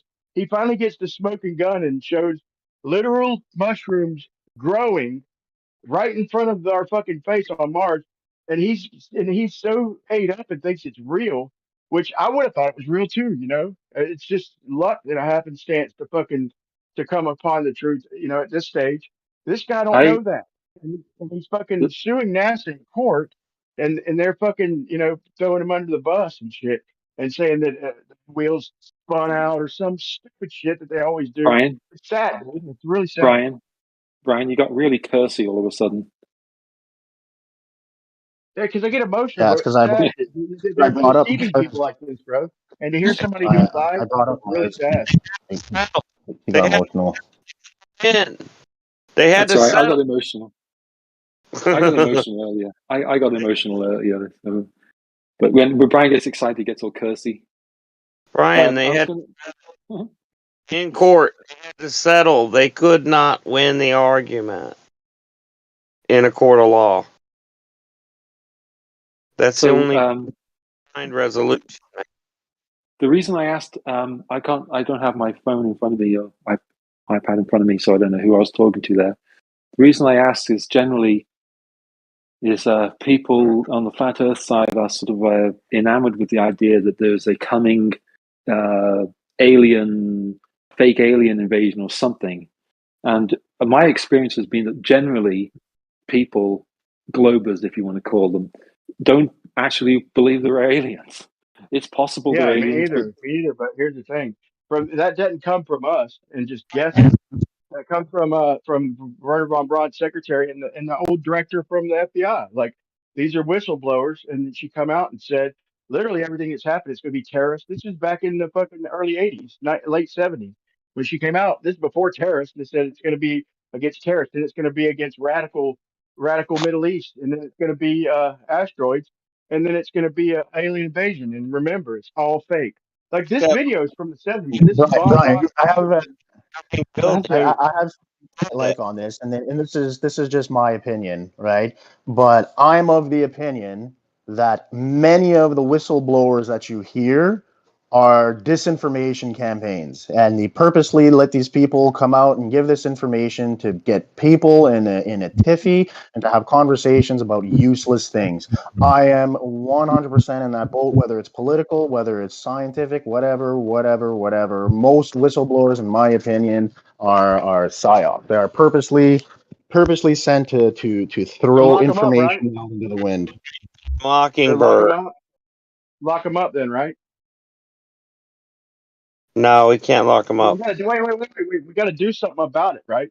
We got to do something about it. So lock them up, right? The people who come out and tell the truth before shit happens, we got to lock them up, right? well, what you do, what you do is you gather your evidence, and then it's the same thing as what I would have done if I was particularly inclined, which I wasn't, was to basically say to people, I don't think masks do a blasted thing, and that's why I'm not going to wear a blasted mask. Okay, no, thank you, it doesn't work. And then just gather the evidence it doesn't work, and then when it comes out, which it inevitably will, then you can say, aha, look at this, I've got this, I got this evidence. I already had this since 5 years ago that masks don't work. It's that type of thing. That's what you do. So whistleblowers, same type of thing. Catalog it. I, People won't believe you, I and then say you'll be this, able to right. have a More we laugh. can fucking look. What if it's true? I always consider this. What he said, I'll reserve. I think something should be done about it instead of just talking about. But and I was being a little sarcastic there. But there's a point to that. Like I think anything that when whistleblowers come out and maybe half of them are, maybe most of them are, but we still got to take them to heart because any predictions we make that are feasible, that are backed with any amount of evidence that we prevent, if we could prevent something, but I mean, if it wasn't for flat earthers, bro, this shit would have never went away, in my opinion. It would have never went away, bro. People were just cucking like fucking. Hey, I'm cursing again. I'm getting emotional, but dude, people were cucking. Y'all are saying this now, but bro, y'all were cucking. We were the ones out resisting. We were the resistance, just fighting for freedom, nothing more. We didn't want to harm anybody. Y'all know better than that. We didn't want to kill our grannies. Okay, we seen through the bullshit right before it even started. Okay, and we fucking fought for freedom, bro. Nothing more, nothing less, man. Our forefathers were storming beaches, bro. And now my generation's peeking around corners with a fucking mask on, bro. It's fucking embarrassing to be a man this day We're and fighting age. freedom for every man. Glober, flat earther, tranny, all of them. Freedom for every man. And Brian, you're right. A lot of people got sucked up in the hysteria, and to an extreme level. I totally agree. People when they think their lives are in danger are often do some things that they probably wouldn't otherwise. And if COVID is a good experiment for people, is to how could I say it, not don't I don't want to say it's hard to explain, but life is precious, but it doesn't necessarily mean that you have to give up all your crap just because you want to survive. Like there's a limit to how much freedom, we'll call it freedom. There's a limit to how much freedom you should be willing to give in order to stay alive. And I think COVID showed us that a lot of people were willing to give a hell of a lot of freedom for the illusion of staying alive. And you're right, it showed I think a big hole in the human mind where people can take advantage of and do some serious damage to humanity. You're absolutely right. Yeah, and what's fucked up is people like us and like mainly like even like Austin is going around and preaching shit, getting banned, while doctors are getting banned. Like I don't want to hear from politicians, bro. If this shit's real, I want to hear from fucking doctors. I want advice, medical advice, from doctors. And then doctors are getting banned. That's just slap in the face, dude. And then you got people like we had a nickname, we called them Karen. Like there's a whole world of people, and literally Glovers are mocking us, making fun of flat earthers.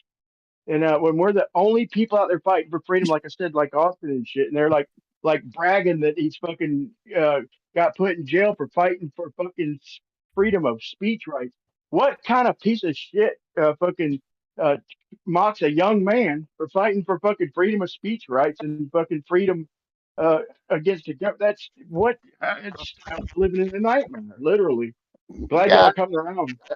I mean, listen, like there are rules, there are rules and etiquettes in society that I think, generally speaking, most people are okay with following. I don't think that freedom of speech is absolute. I don't think that anybody can walk around and purposely disturb a public space just by virtue of free speech. I think there are limitations to it, and rightfully so. And who decides?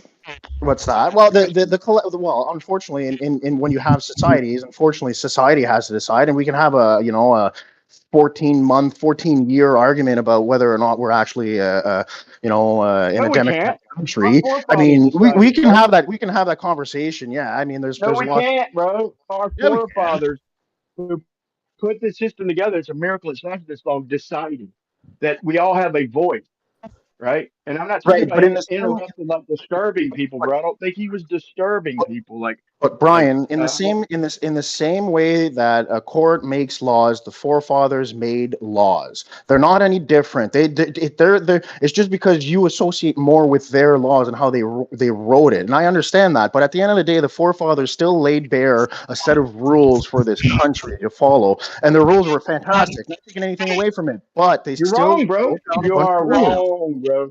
I'm not gonna let So, you misrepresent, bro. There's no rules. If you say a rule is I can preach, mainly the sections they carved out were for religious people and shit, but they carved out a section over here. It's not like Austin was following people around with a bullhorn. Okay, you walked past. Okay, if you weren't interested, you kept walking. Okay, it's not like he's harassing people and following them around with a bullhorn and going on rides and spectate. He set up a place.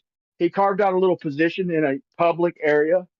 Okay, and but that's the problem, paper Brian. He and wasn't in a took him to public jail, and area. people were He wasn't bothering in him a about public. it. He wasn't He in a wasn't. public He was in area. a public park.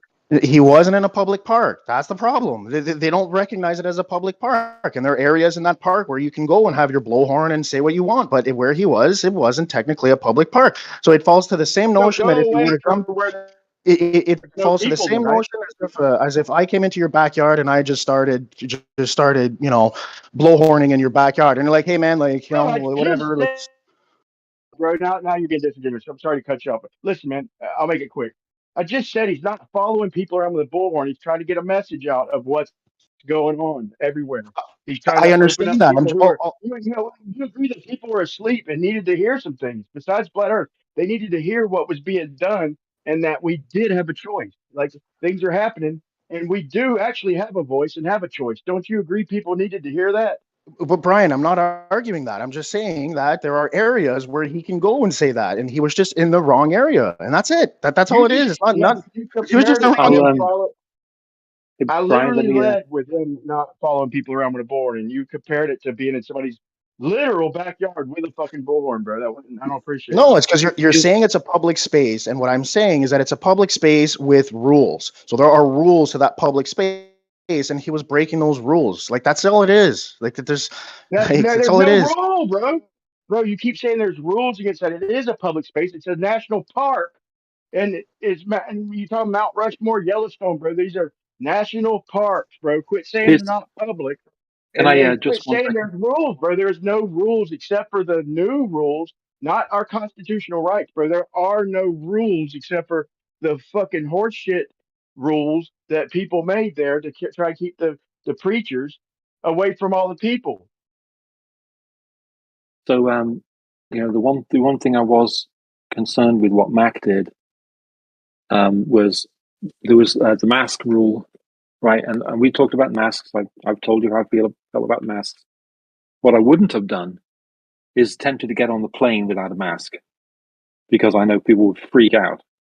Walking to a Panda Express or whatever, that's one thing. But what he tried to do is he tried to get on a plane, I think it was, back to Canada without a mask, and of course Fighting for they his rights, flipped out. bro. And He's that's fighting that's for the his sort of rights. well, yeah, I know that. I get that, and I was too. But that's the kind of the difference, right? So that's the kind of thing.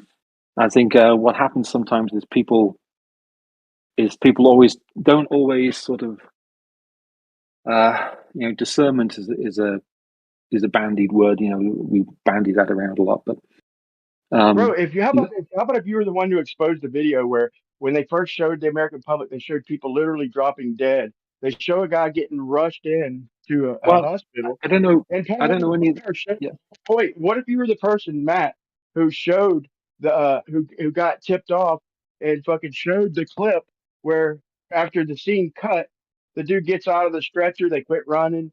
Like you're sitting on this information, bro, where you literally know that the people are thinking that people are literally dropping dead. There are body bags everywhere, and you've got the information where fucking part of that scene, you knew that they already predicted it. They've already filmed it. They're just yeah. showing the film, and you've Well, got the whole film where the motherfucker stops running, and the guy on the stretcher gets up and shit, bro. You are gonna fight for that, bro. If you don't, you're a piece of shit, bro. well, here's the issue. Here's the issue with that is that he was also saying that viruses don't exist, and he's also saying that you could get rid of viruses by yoga. And he was also saying the Earth is flat, and he was also saying he was saying a bunch of stuff. And what happened? I How watched about some get of rid it, of and I was physical just, yoga? He never said that, uh, bro. and I just thought, if he says one of these things, okay, but he's saying like 10 things, and then he's saying flat Earth, and it was just the cringe. I really felt bad. It was just I felt pain because it was like, if you just stick to this one thing, then all right, but then you lump all this other stuff in, and people are just going to label you a crank, and that's what happened with him. Well, in his behalf, That's the bro, in truth. his behalf, Yeah, but there's who still a $1 million cares? reward out for You, somebody who if you isolates a virus. I if don't know you nothing about it, and I'm not a doctor, so I'm well, he not didn't giving care. advice. But I'm not giving advice, but I do know that factually, there's still $1 million reward up for grabs for anybody who can isolate a virus. Well, I see, know that reward is still up for yeah, grabs. So maybe there there's is, maybe there isn't. I'm not a doctor, but no. he was sitting on information that normal people didn't have. And do you think he died of the thing they haven't isolated? Just he I've did a stream that morning. Do you think later that day, really like 3.5 hours? Do you think he died of that thing they haven't isolated? Just a personal. Please give me one answer, opinion answer. Do you think that's what killed him in 3.5 hours? he made a video in his car driving home after something, and he wasn't well. He was obviously sick, and so I don't know. I wasn't there, and I don't want to talk about something like that. That's quite. I think it's distasteful for us to discuss that. Bro, even So super rats who cancer ate him up, bro. He did videos and shit, bro. You don't do a video and all of a sudden, like something's gotta kill you, right? Like there's gotta be an actual cause of death. Like it's either lack of oxygen, okay, that can kill you, or one of your organs break down. But you can't just say they died. Something has to be the cause of death unless you're just incinerated. So something had to kill him. He was a healthy man, if nothing else, a very health conscious man.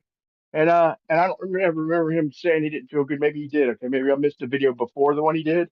But he cut it it was short at night. and shit. Yeah, it was at night, and he was in his car. I remember that one, and then I remember hearing the next day. It might have been night where you're at. Well, I haven't even thought of that, so I don't even want to go there. But let me say this: so something had to kill him. Do you think he just like ran out of fucking oxygen that quick, or what? How did it? How did that thing they didn't isolate kill people? I mean, I think it. I think it got the better of their oxygen. I mean, did it shut down their? It didn't stop their heart. I don't think. Well, if he's Um, if he's having respiratory distress, and then thinks that it's a fake, and then he doesn't, he says it's fake. I'm not going to pay attention to it. That yeah, that'll. How long would it take you? How long would it take to kill you? 5 minutes? 2 I'll tell minutes? you how long, bro. I sat there. I got whatever it is that they're talking about. I had a version of it back when I was at the prime, bro, surfing every day, bro. At the prime of my life, bro. Years and years ago, bro. Probably about 20 years ago or something. I don't. Maybe a little longer than that. I almost had to go to the hospital, bro. Like I laid there for almost a month, bro. And with pneumonia and I couldn't eat. I lost like 60, 70 pounds. Ouch. And I probably could have stood. I kind of stood to lose like 25, 35 of that. But still, I lost. I couldn't eat for days and days and days. I was laid there weak, couldn't hardly breathe. And I'm the not go to the doctor type. I used to be anyway. I still am, so I know what it's like. And I got up and tried to go to work, and I worked for 1 minute, 2 minutes, and I fucking thought I was better, and went because I ate one meal, and I went and laid back in the truck. And I That's was what. down for like about almost another week. But this shit knocked me on my ass, bro. So, what But do you think happened to you Mac? don't just stop breathing, bro. Nothing's just gonna clog you up in 3 hours. You know that. Okay, so what do you think happened? I don't know. That's it. So I don't know what happened. that's the thing, right? So Well, wait. You it's say they're not watching us, though. Wait, you said they're not watching us, bro. no. And What I I'm said here to was, tell you. Just listen. You. yeah, They fucking are watching us, and the sooner you get that through your head, the sooner you can relate better to us. They are for fucking sure watching us, Hugh. You understand? They are for no. sure. They went to his house because of a video he made. They literally went to his house. So they Who's fucking they? doxed his ass. The police and When? arrested him when he got off the fucking plane. What are you talking about, bro? You acting like Yes. you're privy to all this. They literally went to his house and arrested him. Okay. You know that, right? Right. You're saying they're not watching us, and I'm telling you, you're fucking wrong, bro. I'm not trying to Okay. sound So he paranoid, didn't.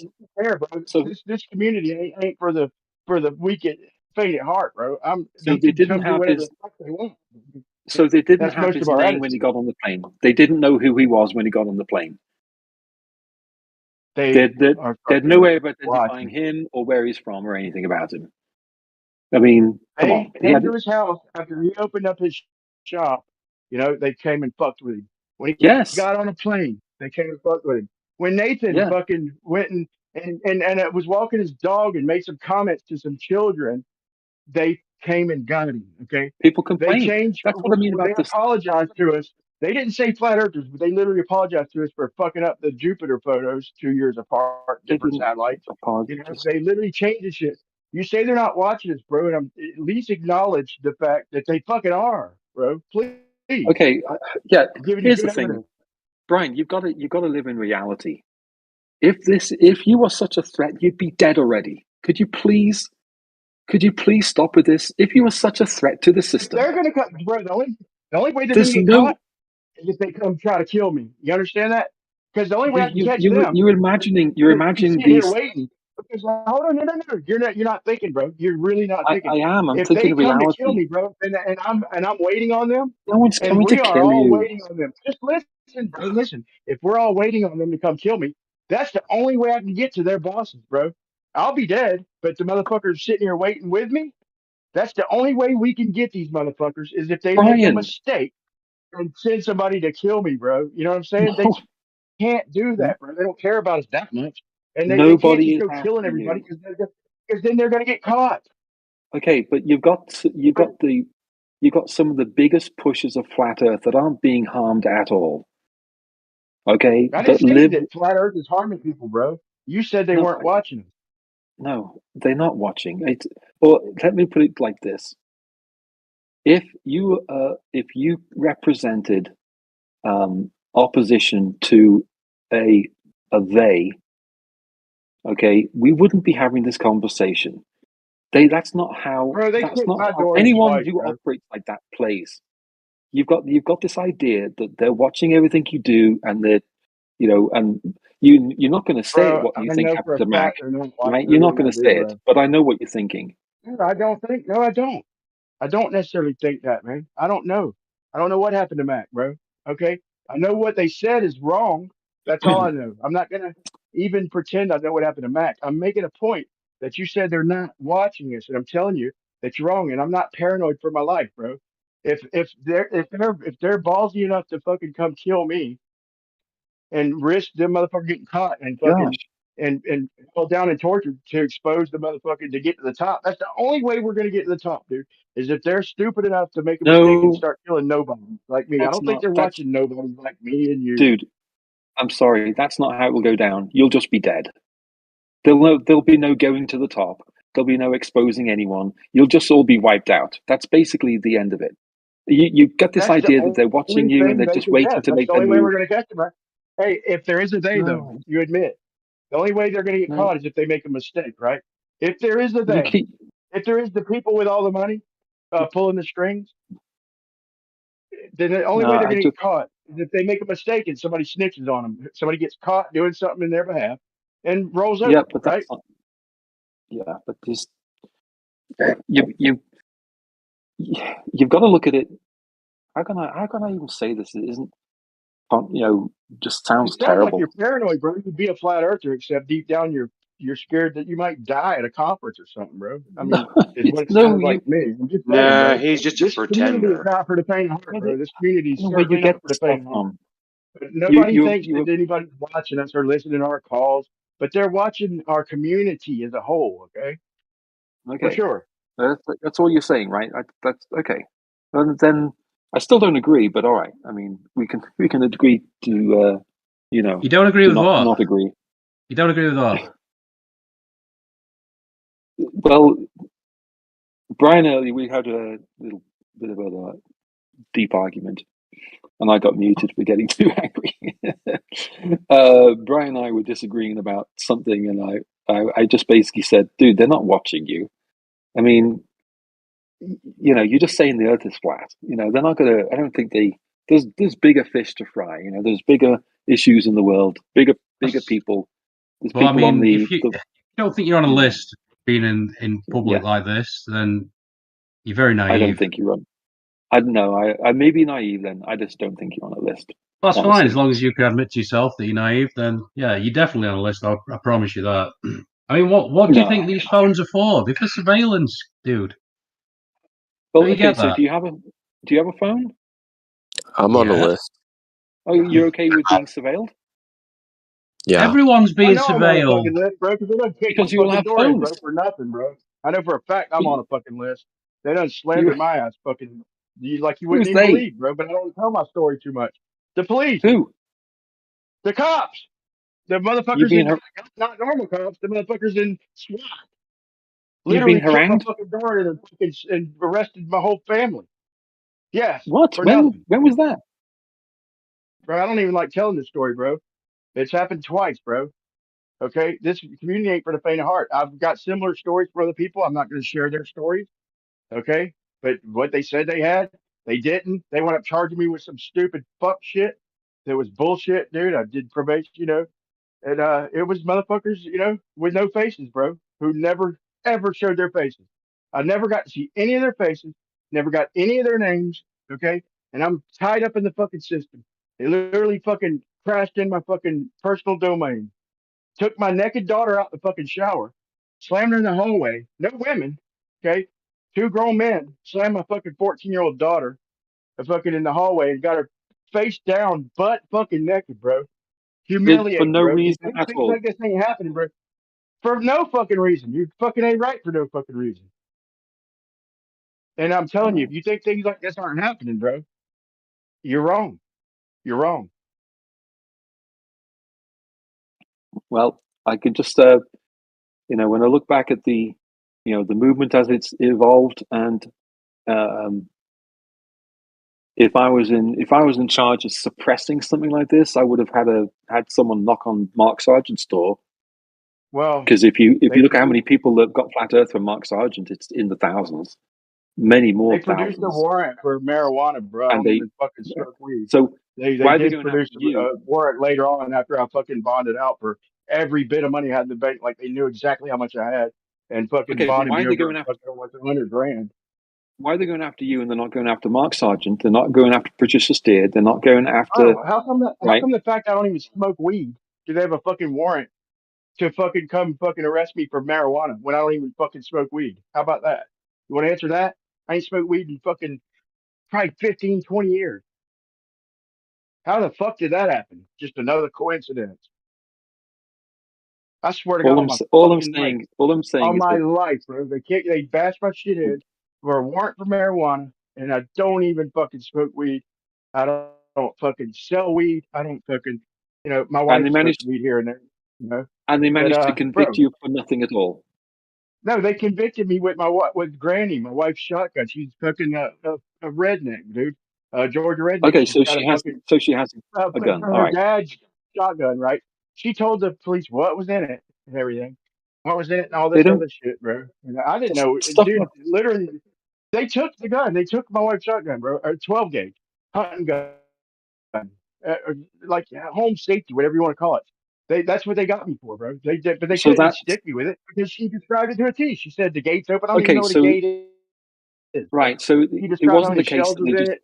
And, it wasn't okay, so it wasn't for absolutely no reason. you're okay with them kicking my fucking door in No, of course not. Of course and not. slamming my I'm 14-year-old just daughter on the ground, and you're going to focus on the fact that what they were able to get me with because they didn't find nothing?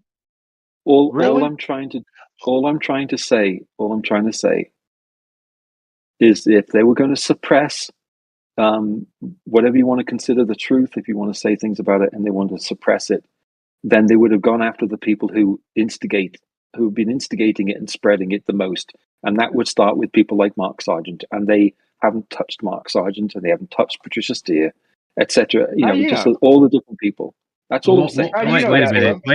wait a minute. What if they're in the fellowship though? Hold What on. do you mean? Nobody ever knew this story about me, bro. I just told you something very personal, bro, to prove a point. This is something I Right. don't go around telling everybody. I've been in this community a Oh, long time, bro, and only a couple people know about this period, bro, because I don't. I wouldn't This is tell anyone, to information be you honest. just found out. How do you know what's happened to Mark Sargent? You didn't know that happened to me and my daughter and my family He's until I he's just still told you. happily But he's still I said this personal information to prove a point, bro, and you're just fucking spitting in my face, bro, literally, I instead of didn't defending me as an Brian, American. I didn't mean to do that. I'm sorry. I didn't mean to, Brian. I really apologize. I don't want to. Bro, I don't want I to. was asleep, right? I was literally asleep and I fucking busted my ass the day before I do concrete, own a small concrete business. I got an envelope with like fucking $1,100. I did a job for my brother's buddy and he paid me in cash and the envelope was like 1,100. They literally took that, dude, like it was drug. I mean, they gave it back, granted, in a check. They literally woke me up, bro. I was so tired I couldn't even shower, bro. I had no shoes. I mean, it was fucking humiliating, bro. My neighbors and all this shit, bro. Wait, you It's said they so gave it back to humiliating, you bro. in a check? Yeah, they gave it back to me in a check, bro. They But fucking I spent that never money. even That's got one hilarious. name, bro. It's a team of motherfuckers, dude. Literally a team of motherfuckers, and I never could even get a fucking name or why they were there. I got the word like later, like after I bonded out, I wound up getting it, and they wouldn't tell me why they were there. they wouldn't fucking show their face. They wouldn't give me badge numbers. It's just motherfuckers dressed in black. Fucking got my fucking family face down in fucking cuffs, bro. It's one of the most humiliating things ever, So, bro. But it's fucking. Brian, I have a question. I mean, it's just me asking a question. You don't have to answer it. I'm not trying to pry here, but it sounds to me like they had a no knock warrant. So when they would have arrested you, they would have obviously brought you in front of a judge, and they would have explained to you what the no knock warrant was for. Like, what was it for? What were they? Why were they there? Oh, let me tell you. Since I'm talking about it, so now they take me downtown, dude, to a building that's fucking not even open. They literally open the doors with a key. There's construction. It's covered up in plastic. It's downtown in Jacksonville, not far from the fucking jailhouse, bro. And I'm thinking they're gonna let me go. They got this little gun that and I thought, dude, it was maybe my daughter's boyfriend, like, because he's a fucking idiot, you know, and maybe he was shooting the gun or something. At this point, I don't know what it is. I'm thinking it's something with guns, right? And so I'm thinking it's over guns, and maybe this dumbass was fucking shooting a gun while we were asleep or something, and they fucking came there before we woke up and kicked the door in. So they take me to this place, and after me sitting in the cop car for whatever long, and then they take me to this room. This is a non-sanctioned building, and they asked me, you know, I've got this little gun. It was like one of the old German guns with a pistol with a real like a Ruger or whatever you call them. But I took it for my son because I thought it was real, and it come to find out it wasn't real, right? And and I knew that they didn't. They thought it was a real gun, and it's like the barrel had a hole in it. But if you go to load it, the barrel was poured solid. It was a fake gun, right? Maybe for a movie set or something, like a German Ruger looking gun. And they brought it in, and I was like, dude, or they came in and told me about it. And I'm thinking, thank God that's what this is about, dude. I don't know what this the fuck is about, bro. And so I told him that I took that from my son. It's not real. It damn sure did look real. And then they left me in this room for ever, dude. Ever, fucking ever. I fell asleep with a red spot on my forehead. Wake up hours later, and they come in and start questioning the shotgun, the 12 gauge. I said, Granny? You know, my Okay, wife's ready, bro. Everybody knows Granny. That's her gun.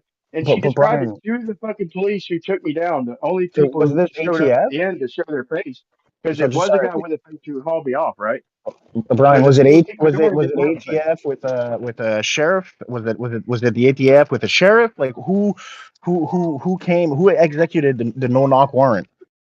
I know this much. It was a fucking veteran sheriff dude who escorted me down there to this building. Okay, it was one of the teams here. Um, Whatever. I didn't know it was an no warrant. I'm sure there's rules they have to abide by that they probably fucking didn't. But I don't know about all that. All I know is this. Okay, let me finish. I'm almost done.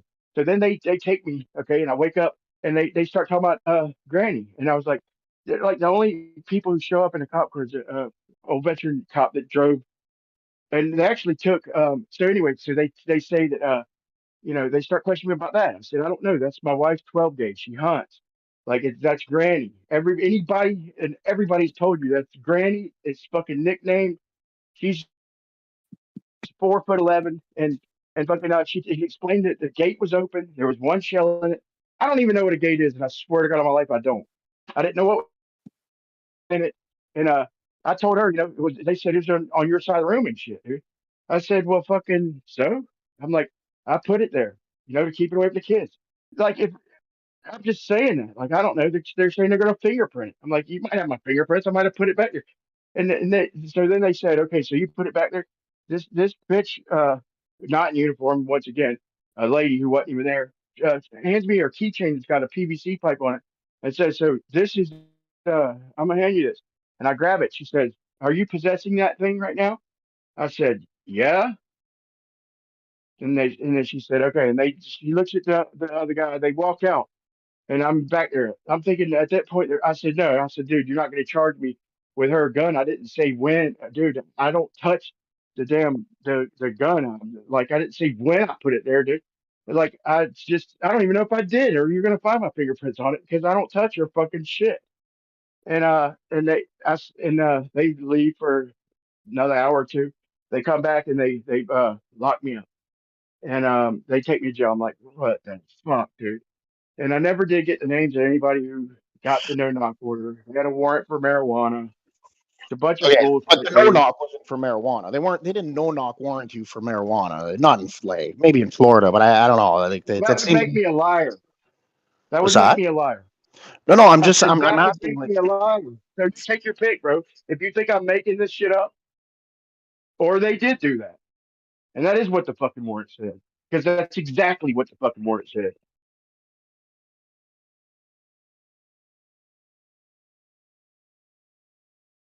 I had to take a year probation, bro. Like I was like fucking, this is right in the thick of it all, with all this other shit going on, and the shit got stalled out. Dude, I offered them this. I probably should offer them less.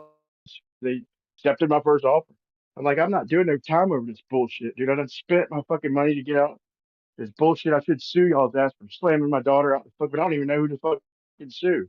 And they just took my offer. I'll do the probation, or I had to go in and get tested and all this stupid shit once a week for a year. It's just a little slight pain in the ass, but did it, it's done.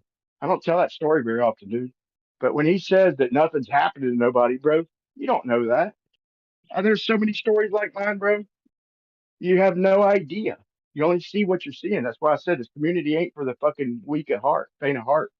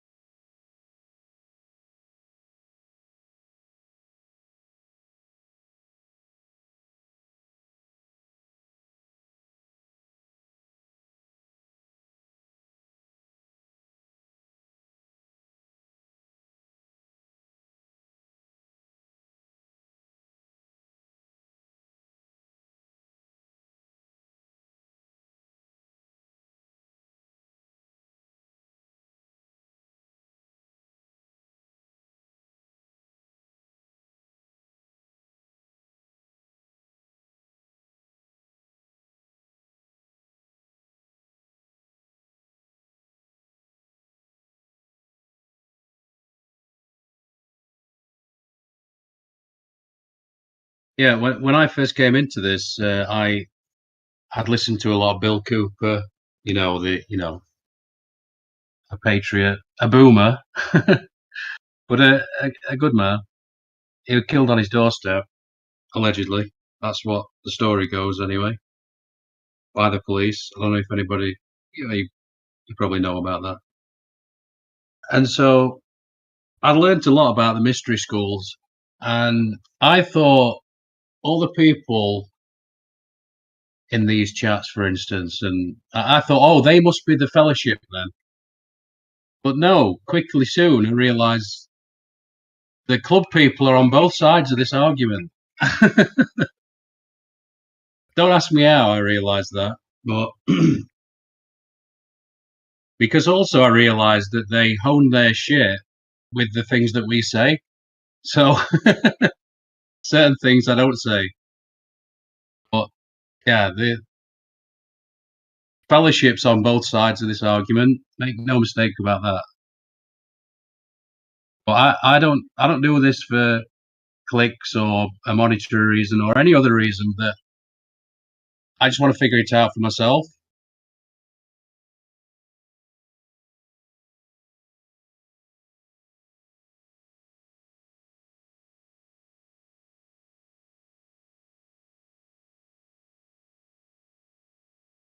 Yeah, Behold the Pale Horse is the good book. I have it in audio.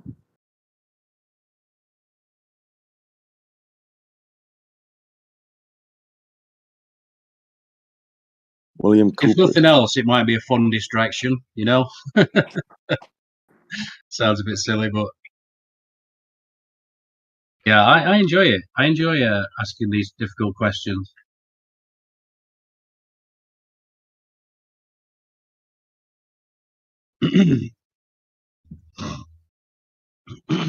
I mean, I spent 20 years with 10 plus, with my head in the clouds, thinking about philosophy, Stoicism and Taoism, and that was great. And I'm done with that now. I don't even really want to talk about it. Even I'm just I was going to say fulfilled. It's a weird statement. Satiated. I'm like done with that now. So I wanted to, because I'm not a very practical person. So I was like, okay, let's have a look at. That's why I appreciated 24/7, because they seem to be only focused on that. But then I realized, no, there's a little bit more to it than that. Also, there always is. But yeah, it's very odd. It's like I emptied myself out completely, and then I thought, all right, well, I'll put back in there is stuff we can validate, right? And so that's kind of where I am now. Well, it's difficult because, as I say, I'm not a very practical person. So I appreciate when I listen to a surveyor or someone who's had some practical experience, and they can talk about that. Then I can really learn something like battle mod, somebody like that. Yeah, you can learn more from Michael in 10 minutes than you can from. And that's the other funny thing: the people that come on here when they say, "Oh yeah, I was a satellite engineer. I was this or I was that." That's always funny. It's not usually. It doesn't take too long to expose those people. They should really know something about it if they're going to claim that that's what they do. That's always funny. Brian, I just want to say I got a phone call here, so I missed part of your reply. But anyways, I wasn't trying to get personal here. I was more being inquisitive there. So what happened to you sounds like it was absolutely awful, and to be honest, it kind of sounds par for the course for a lot of cops. So it's too bad that shit happened to you, bud. Yeah, thanks, man. Thanks for listening to most of it. And it wasn't, like I said, it was the police who escorted me in, but the people who did all that were no name, no face. They had all a mask on and fucking no badges, no uniform, just black, dressed in black. So I'm not saying that it's some secret federal shit, but it was exactly what I said it was going on. And they aimed at me for a day for horse shittery. Sure, they had some reason. Maybe it wasn't linked, bro, but it's hard to say that it's not. And if you think, you know how I think, right? Already. So for me to not consider the fact that it's linked is just, or for you to not think that I think that it's just irresponsible, man. Right, but another thing that could take place in that situation, Brian, is you utilize your real name, your face is out there when it comes to this community, and there's weird people on the internet, right, that can do things like SWAT people when they're just streaming video games. So I wouldn't put it past some weird, creepy people on the internet to utilize your name and a They told me when generalization I gave of my name and address. They yeah, said you're when I gave my name and address on Jose's, they said, "Don't do that, don't do that." And I still don't give a shit. I still give my name and address, man, because this is my realm, But I'm not scared, but I probably shouldn't. But I'm here for the fucker who think a team. I'm not far from the action, I'm right here in Florida, not far from where it all goes on, So I got to at least consider that it's affiliated. It might not have been, man, but it's. I ain't the only one with a story, That's my whole point. Is you hear them all, and it's hard to think that it's not possibly linked. Maybe it isn't, but I'll let sure. them I be mean, the it could judge. be linked, but Exactly what happened. it could be linked, but it could be just linked to a butthurt individual within the conversation that just wants to Who see knows some people? sort of Yeah, you're probably malice. right. Yeah, to see some sort of malice taken out on individuals they disagree with, right? So that's just Yeah. some cowardly shit, and there's some cowardly people on the internet. So it Yeah, might have exactly. a Well said. they are coming after me because they know that I'm saying the truth, right? It could just be, you know, we deal with weird people sometimes. Let's just Oh, put they it got that my way. name in my face, and they know that I'm filming their rockets disappearing right in front of my fucking face, right here, fucking just not far from where they're launching them. And I'm filming it, and all of a sudden it's gone. And what they're showing on TV, it ain't gone. You know, who knows? Maybe I should have gave a fake name, but I don't care. If they want to take me out, then so be it, dude. I don't think that I'm gonna in their radar like that. This ain't a argument to the death. There are a few psychos out there, but you're not gonna waste your time on me. I don't think I'm being watched like that.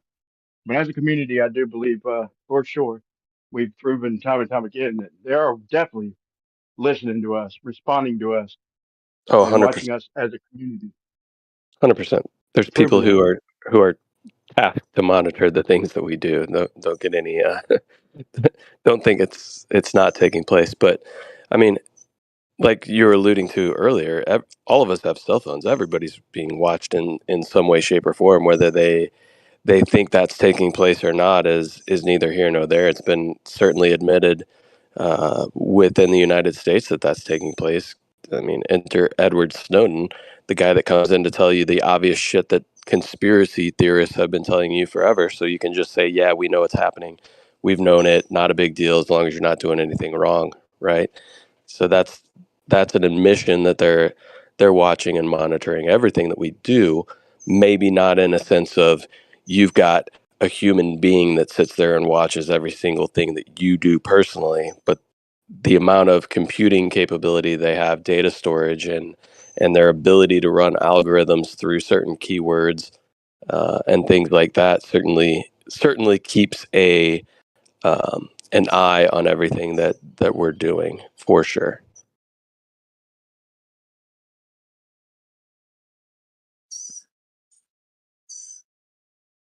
That would make sense. Like if they fucking got my name and just ran it and was like, look, oh wait, they backdated conversations and shit. But they're like 15 years late, dude, on what they're accusing me of. You know what I'm saying? I ain't even smoked weed for fucking years and years and years, bro. Like I said, that just could be some rogue internet person that's like, hey, this person at this address, I know he's doing X, Y, and Z, and they could make up any type of shit. Law enforcement's going to I go can't get it. law enforcement's going to go investigate it first and Consider the foremost, fact it might have been one of my kids too, man. One of my and older then kids, like it might have been one of them or something, but they didn't give a name, you know. yeah, because they're going to come in heavy-handed, and then maybe if you're lucky, apologize later that they were incorrect. If you're lucky. Bro, they just weren't gonna fucking give up, dude. It's like, dude, I can't believe they had me cuffed and I'm sitting there, hands on my back out there, my whole family, dude. And they're sitting here tearing the fucking house apart, dude. It's like, and they even tore my fucking roommate's shit apart, dude. Like he's a detached part of the house. Like, what the fuck, dude? And it's crazy, dude. Well, a lot of people in that And field are certainly hot-headed. at this point, I'm wondering what's happening here. I literally don't know what the fuck happened. Like, what's happening? I literally just woke up. Next thing you know, I'm going to jail. I'm like, I don't even believe this shit. And they're gonna find something, bro. It's just like Yeah, every yeah. minute That I'm like, you know, you're gonna let me most go. You're of gonna let me go. It's a fake gun, you know. And they weren't gonna let me go with nothing. They charged me with some fucking false bullshit. They damn well knew that that wasn't mine. They knew that I didn't know hardly anything about it, and she did on record. And fucking, they still charge me with it. It's yeah. I fucking mean, forced. It's unlawful. But before they they didn't, admit that they're most of the time before they admit that they're wrong or what they've done is overstep the bounds, they're going to try to find some sort of way to justify what they did, right? Whether that be completely divert from the initial reason why they kicked in your door, right? If they kick in your door and realize, oh crap, this is the wrong person, the wrong house, or they might have got the there's hint, dude, what with we're the looking for, fucking kids school. what we're looking You for know, is not they might have got here. they might have got the hint with all the toys and the kids pool and and the fucking the Well, tricycles and what I'm wagons, saying, Brian, is out they're trying gonna to like, if they're sent in there on false pretenses, right? And they do everything, kick in the door, come arrest you, pull your daughter out of the shower, all that kind of stuff, and then they realize you ain't got shit. They're gonna try to find something to justify what they had already done. Is what I'm saying. They're going to find and look and try to pin something on you because the last thing they want to do is admit that they were wrong. right, bunch of fucking Nazis, bro. Yeah, Nameless, faceless, badgeless crew, whatever, whoever they were, they're nameless, faceless, badgeless, and I know it ain't just me around here. yeah. Well, lots of times you got if that's taking place and it's drug related, some of those people going in there are even involved in like the undercover aspect of the narcotics unit. So they want to make sure that they conceal their identity as to not be associated with law enforcement because they run undercover and stuff like that. I mean, I grew up with a buddy who eventually went into law enforcement, did undercover shit, now works for the Secret Service. And FYI, we all got files, bro. We all got files on us.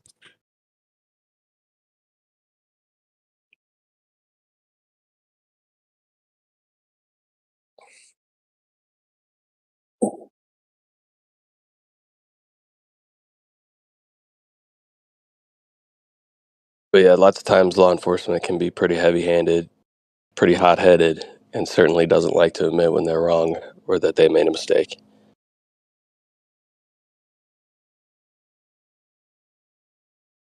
The only cop that I play hockey with has the most penalty minutes, let's put it that way.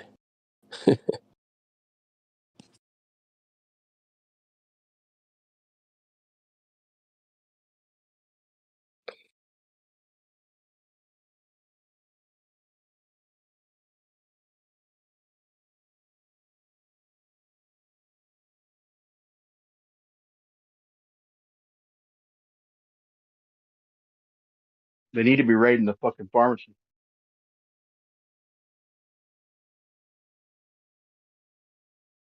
Legal drug dealers, bro, it's okay. They've got the state's approval to dish out narcotics to people to keep them addicted. It's got the state's stamp of approval. By the way, are you Look, I guys? thought weed was legal. I thought marijuana was legal. Like It the is. best y'all motherfuckers can come up with. Was this recent? I know now in It was a few years ago, man. Hey, okay. Brian, keep your flat earth Yep. proof out of the house. That way they won't be able to come for anything. Where's your flat earth proof? Where is it? I know you've got it hidden here somewhere. They stole it. They stole it. Nah, but I don't know about where your neck of the woods over on your side of the state, but over here, man, in the Bay Area, bro, it's law enforcement could give two shits about it anymore. They don't care at all whatsoever, unless they've got a line on somebody that's dealing like large quantities. They don't care. Bro, I wasn't dealing, dude. I wasn't even smoking, bro. That's the joke of it all, bro. I know. I'm I not saying literally don't even you. fucking smoke weed or sell weed. I mean, bro, I literally do concrete, bro. Decent I'm at it, just. as much as I want to hustle, like I make, bro. It's literally bogus, totally bogus, bro. I still haven't figured it out 100%, bro. I'm just saying, like, it's gotten to the point now, like over here on this side of state, like I could literally go to like downtown Tampa and just walk around smoking a joint in front of law enforcement, and they're not even going to question me, ask me for a medical Oh card, yeah, any of that yeah. stuff. See, Like they don't care you're at all. in I thought you was in California. My bad. You're over in the Bay Area. Gotcha. I got you. Yeah, you're fucking hop, skip, and a jump away, man. I forgot that. And dude, I should automatically knew that, bro. I should have known that. Shame on me for not knowing that. We ain't that far apart, bro. And No. where's Skyler ain't that far from? There's a lot of us here in this state, dude. Small Yeah. state. Yep. There's some guys in Flat, Orlando. flat state. Yeah, it's flat as fuck, bro. Yeah, there's some guys in Orlando, some guys, south of me, and Europe and Jacksonville. Yeah. I think. Yeah. I got some buddies in Orlando that come up to see me, man. Y'all I ain't seen them in a are the minute. It's been a flattest. minute, but dude, hey, at least we have an excuse there. Like if this shit come out and they come up with some proof, like if they took Jaron and Austin up, and I mean I'm being facetious, and this is a total joke, but at least like me and Napalm and Got Curve and Skyler, at least we're in the flattest motherfucking state in the world and shit. So what's y'all's Right. excuse, you know? Yeah.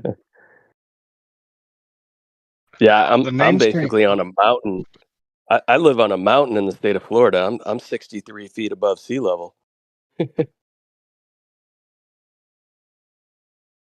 You're 60 fucking 3 feet, dude. There's nowhere in my whole entire fucking city that's that mountainous. I think I'm actually Literally. 53 feet. I think I'm 53 feet above sea level. Yeah. That's right about the record for my entire fucking city, bro. It's like an artificial dune. Yeah.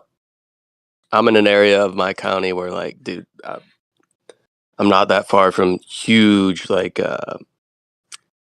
radio tower things, the big steel radio towers, because I'm at a spot that has a decent amount of elevation. Now everybody's like online trying to look up where is 50 to 60 Bro, feet we of get Tampa elevation across the close to whole the Tampa state, Bay bro. area. Bro, Try we to, get the fucking Tampa, the planet fucking, or I forgot the name of it, man. But we get that in the whole damn state, bro. Damn near. what's that? Yeah, you know how they get. The Tampa radio stations, bro. We get Oh that yeah, yeah, everywhere, pretty much. yeah, You know how to get out. You know how to get elevation, right? With yeah. From a rise overrun. Rise overrun. sea level datum. Yeah, when you start going inland, they do rise over.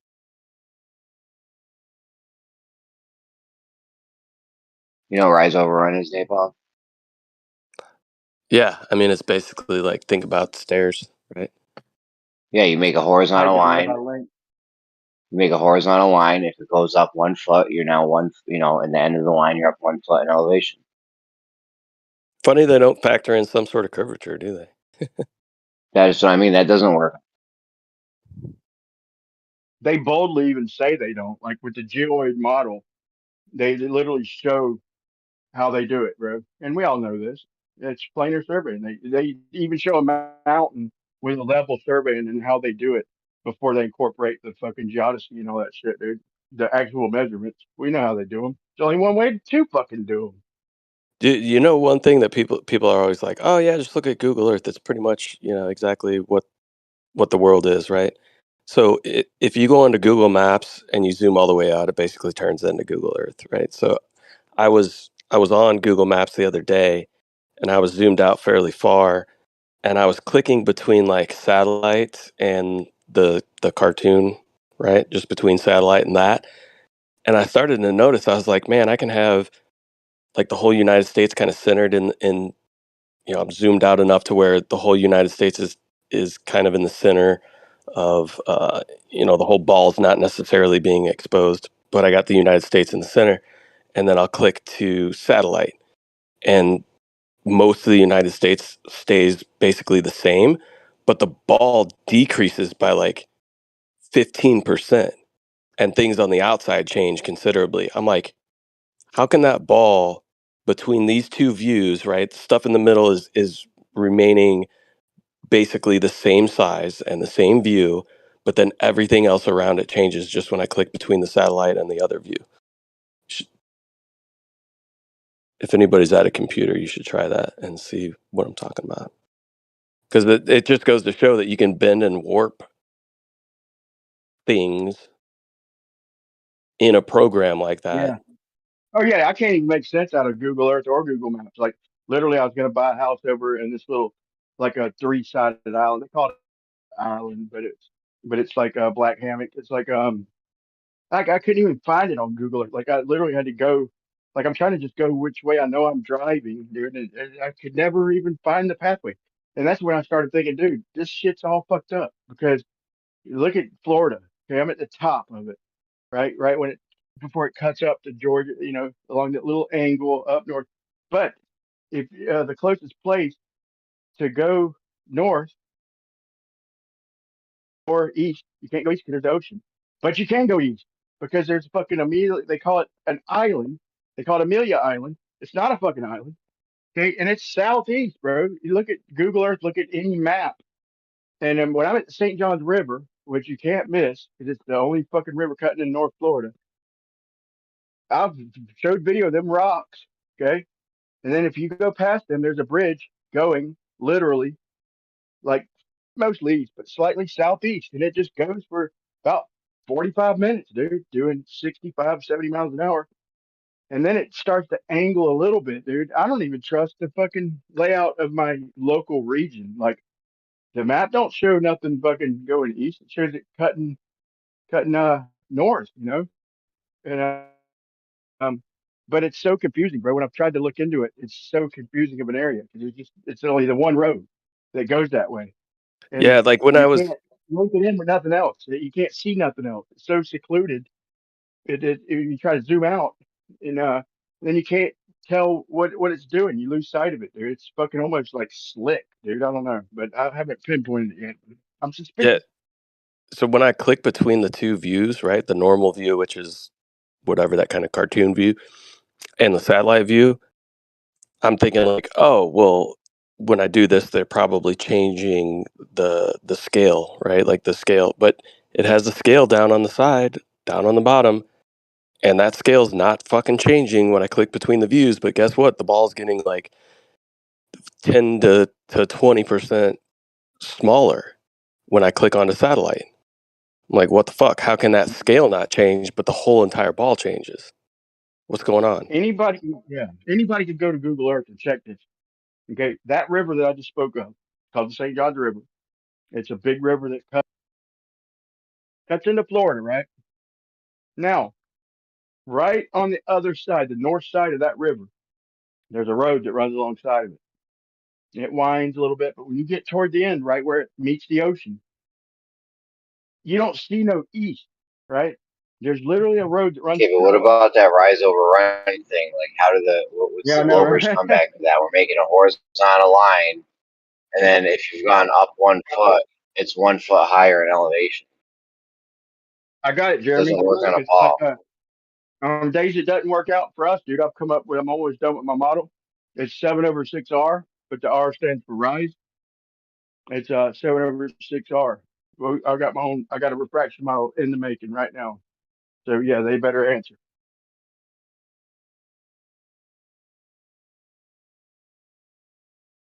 I mean, I'm not trying to just debate them. I'm just trying to hear what their rebuttal is for the rise over run thing, because that can't, obviously that doesn't work on a ball. If you have a basketball, surface of the basketball is all zero. You're at the top, you put a ruler out, you wouldn't say wherever the ruler lands is zero elevation. That's rise over run.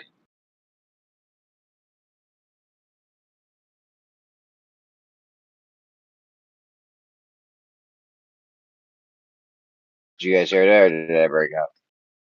Yeah, and they do like percentage of slope on local jobs, but like they do what's called, we use rise over run, except for we do like for drainage and shit, like we do for state jobs at DOT, we do like feet per second and shit, and it does equivocate to, but it's all rise over run, bro.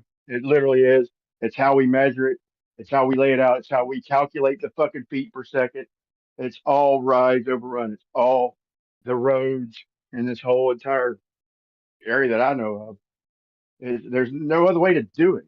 I mean, I'm still waiting on what Jeremy's asking. Like, what other way is there even to do it besides that? I mean, bro, that wouldn't, if Earth is a globe, rise over run wouldn't work.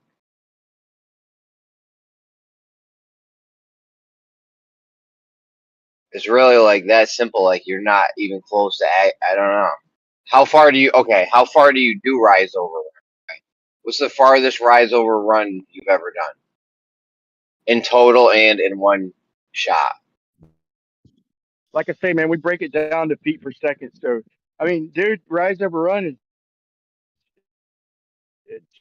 From what I understand, as far as you go, basically. using I triangulation mean, on a sphere. you just break it Yeah, can you hear me? down per second, but you go, and then you get the feet. That's how far you measure rise over run. To do rise over run on a sphere, you can't do it on the surface. So what they've done, from what I understand, they've been able to reverse engineer the circumference of the Earth, right? And then you can do rise over run, or you can do triangulation, geometry from the center out. And then using the stars as your reference point, you can use the star as a reference point. You can triangulate the distance of the star by using the center of the Earth.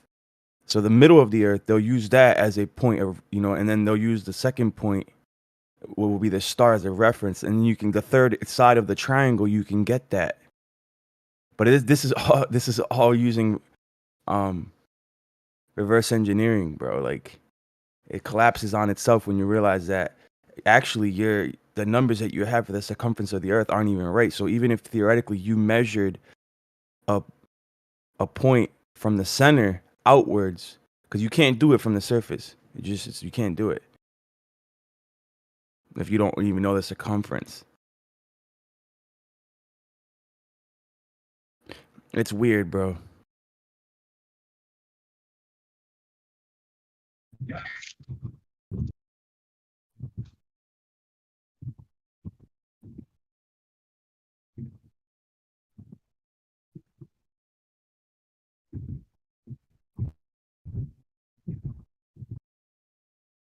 Yeah, abbreviation for Florida is FLA. And we know that that's only one letter away from being totally flat. Thank you.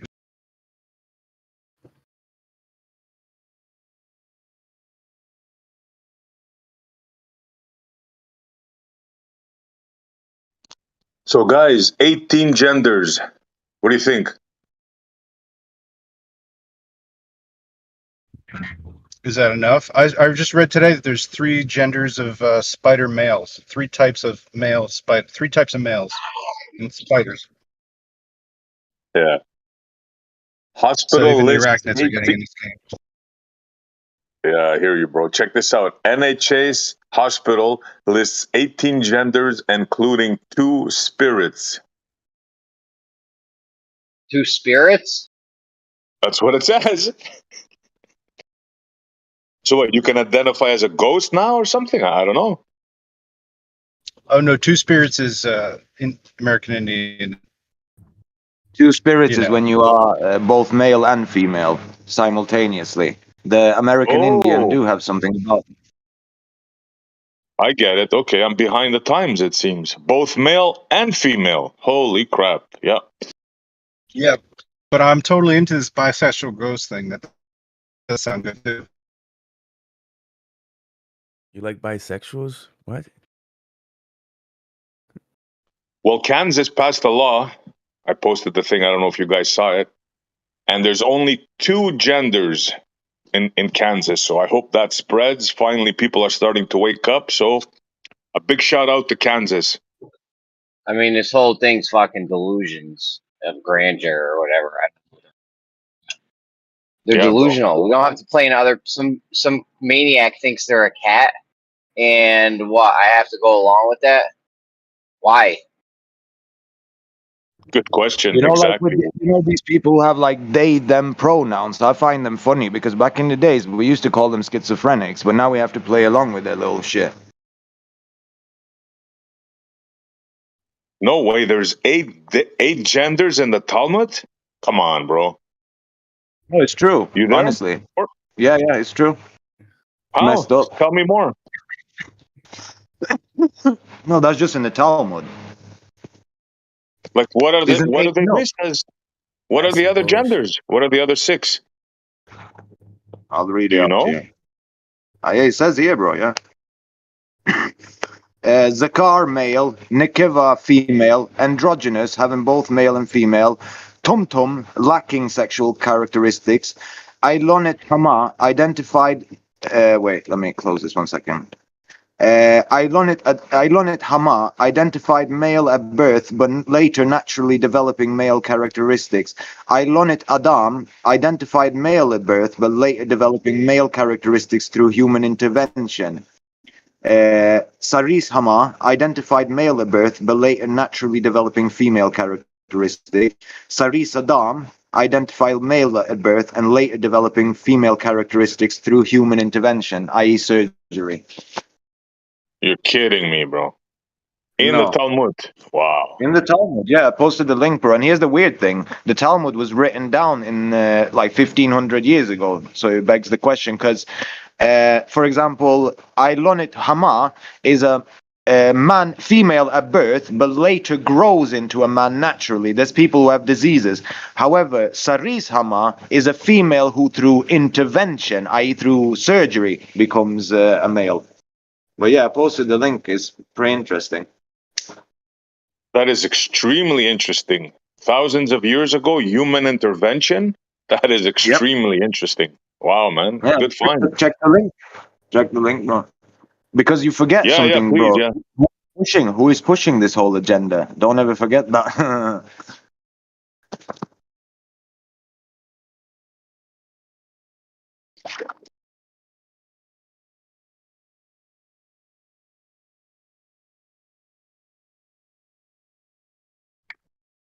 Yeah, when I read that thing on Kansas today, I go, oh man, finally people are starting to listen. Finally somebody's doing something about it. So just because the mainstream hype this whole thing up doesn't mean everyone's buying it. They're trying to push it, and now they keep talking about. People think it's a big thing. It's not a big thing. Okay, there's a lot of people are like me. We're not playing in your delusion that you're a cat. yeah. Like, I don't care what you think you are. That's fucking irrelevant. In the meantime, you're either, a man or a woman. It doesn't matter what you think you are. There's facts. There's facts about reality. And the fact is, you're not a cat. We know what cats are. You're not that. How dare you, Jeremy? How dare you say I'm not a cat? Bars. You're dropping bars. I'm not a cat, because tomorrow I might be a dog. I'm fluid. I'm gender fluid. So I might be a man the next day, a female, a cat, a dog. Yeah, we'll put you in a Don't you bucket. dare call me a cat, because I'm might a be a purple dog or a man or a purple woman. Yeah, you're a Persian cat. I've got a challenge. If there's any Globers, I'll make this real quick. Okay, I live at 30 degrees north. Okay. And I've got high noon coming up here very soon, and that's gonna not be right the fuck over my head. But today's July 1st. Where do you predict this? What's the degree of my declination to the sun? Not from the equator, from me. I'm 30 north in Florida, and today's July 1st. Yeah, you can take a minute or whatever.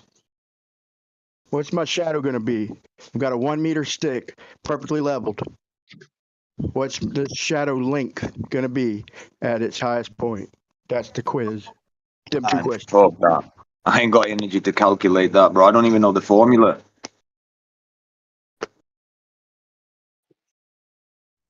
this is crazy, the two-spirit thing, bro. Yeah.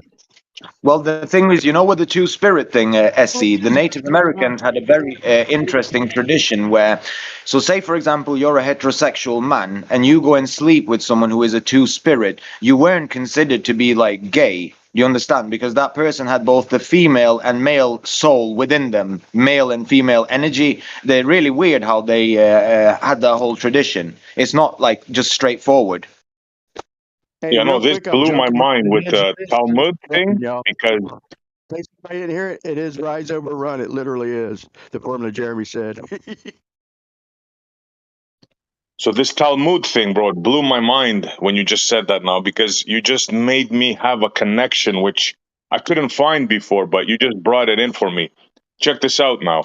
All this gay stuff, well, not gay, well, they started off with gay, but that's not the problem. It's the freakaloids. A lot of this stuff started off in Star Trek. believe it or not. They brought it out on TV. The first kiss man to man was on Star Trek. The first binary character for real was on Star Trek. So I'm thinking now, what's the connection? Because we know what community runs Hollywood, right? And I was trying to find a connection. Why would they push this this gender stuff? And you just gave me the answer, bro. You just gave me the freaking answer, the connection, the Talmud. This blew my mind today, bro. So wow, this is big shit. I can't even This drink is my why coffee. these The freaking forums are cup's leaking important, all you know? crazy. Yeah. I tried fixing the lid. It's fucked up. What? Here's yours, though. You're hot, This is Mike and Jeremy. crazy, bro. You blew my mind today, and that's rare to happen. This is like a connection and a half, bro. It's exactly what you said there. You know what you just said there? How you connected it with a certain ethnicity. It's exactly that, bro. That's exactly where it comes from. That's what I just showed you. That's where they got this philosophy from to begin with. That's crazy, bro. I wouldn't have never guessed this in a million years, man. I would have never made that connection in a million years. Unbelievable. Good find, bro. Good freaking find. There's loads of stuff as well that I can. I don't know if you've studied the Kabbalah and stuff, but in the Kabbalah, there's a lot of interesting stuff about gender and stuff. Like, for example, there's two schools of thought that they believe that Adam was androgynous. Adam had two genders. 'Cause, before God separated Eve from Adam, Adam was both genders. And there's two schools of thought in Kabbalah. One believes that Adam had two heads, and one believed that he had two faces. So he had one face in the back of his head and one face in the front, a bit like Lord Voldemort and Harry Potter.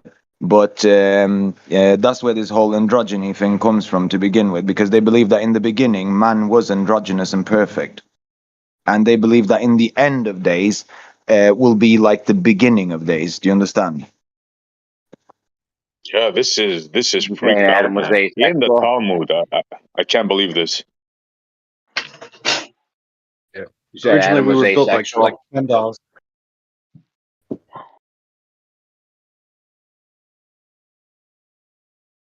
You're saying they say Adam was asexual.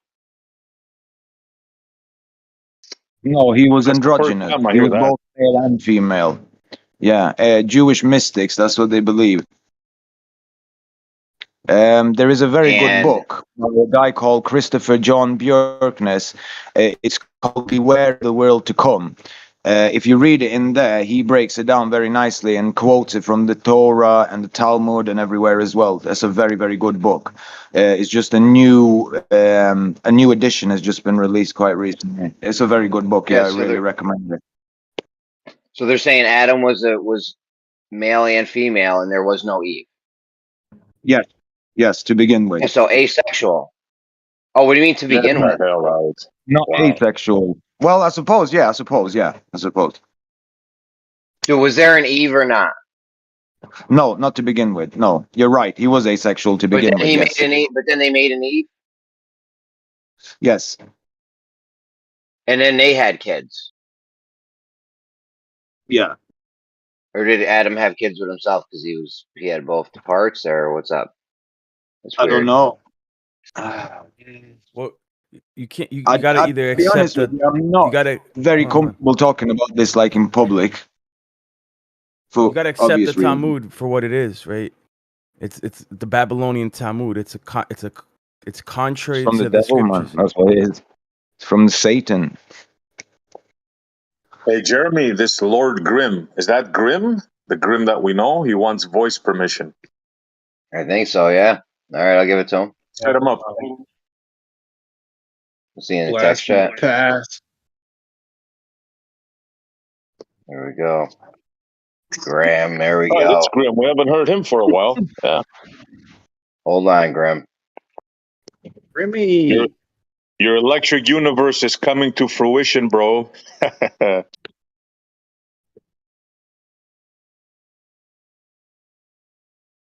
We got ball electric universe. Yeah. All right, let's hear it, Graham. Shit's about to get crazy. Electric Sun. Grimm's been on this for years, man, and people have been laughing at him. Not me, though. Oh, all right, I'm back. This is my third Discord account. What's up, bro? It's been a bit. How's it going, guys? All Yeah, good. it's not normal, Grim. Different. It's the young kid, Grim. Different. Hold on. That's not Grim. No, it's a No, different I was Grim. gonna say that doesn't Yeah. sound like Grim. He don't. No, man. It's like Grim. You sound younger. Bro, wait, you still welcome, bro. You can talk and Well, all that, but I just probably two just say different different Grims. I used to be known as Deathbringer. No, that's Oh, definitely not Deathbringer. Grim. All right. That's Yeah. definitely not Grim. Deathbringer. Yeah. All right. You fooled us, bro, but only when you spoke, gotcha. Yeah, Yeah, but first I'm name. glad it's not Grim. Yeah, but my first name is Grim. So. But you How's it lied going, in guys? text. You said you were the Grim. You lied in text. In with the new Grim. What you I say, know, new right? Grim? What's up, man? What's up? It's been a bit since I've been here. So, yeah. So I started hearing all this stuff. Like, how do you guys liking the UFOs now? Let's see. Judging by the accent, I say he's either southeast or mid east. Like we're in America? Probably east. Tennessee. He's Canadian. He's Canadian. Come on. Canadian. Oh, don't compare me to the Leafs. Are you Tennessee, All right. Virginia? What you got? Nah, Brooklyn, brother. Brooklyn. Brooklyn. Don't. Okay, Brooklyn house. Brooklyn in the house. Water. But anyhow, yeah, man, it's been a minute Anyhow. since I've been over here. So how's it going, man? You guys still talking about like you still debating with the Globies? Oh, hold on a second. When you left, why did you leave here? Did you leave on good terms or Oh, what? good terms, bro. Good terms. I just wanted to take a break from all this stuff. Went on heavy research on the occult. Okay. Yeah, I didn't get kicked or whatever. All right. Yeah, it's like when I got here, I was last time I remember complaining. You can probably look up my second account.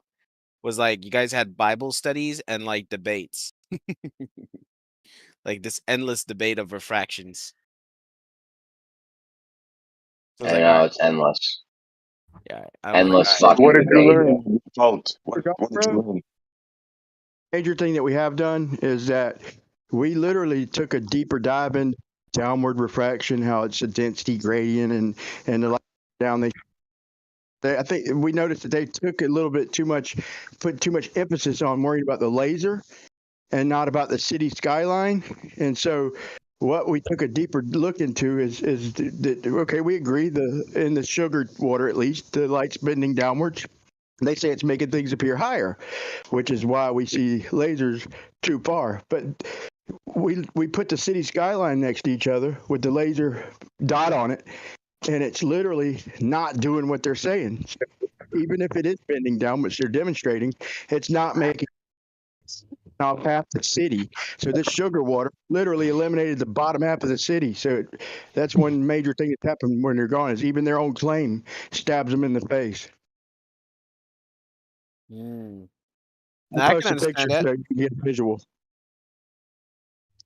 Now I can understand that. I'm more like I was more into looking into like the arguments of like the things that are about to come. Like you're never going to be able to disprove the Globers into like a flat Earth belief or understanding, regardless how much of the metaphysical science or whatever you break down to.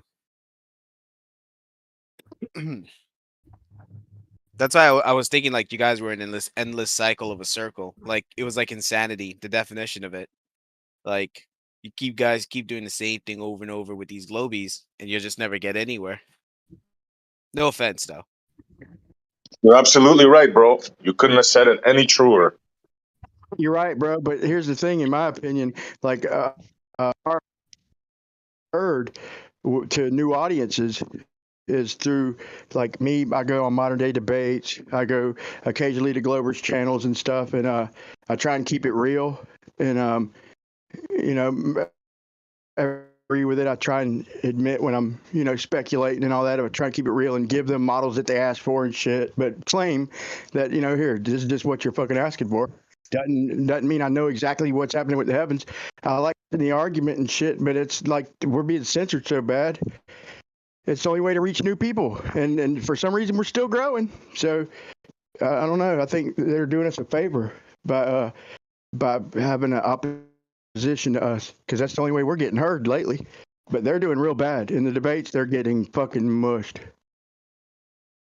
Yeah, that's for sure. I think like the one of the bigger guys next to Witsit that's kind of like spreading it even faster is probably John Zerka.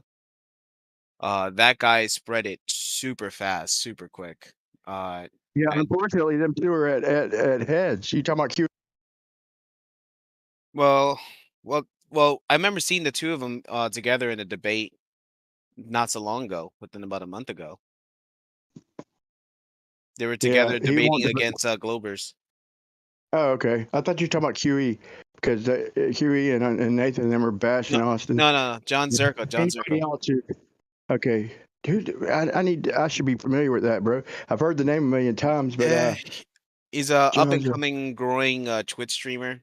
Big dude, big streaming.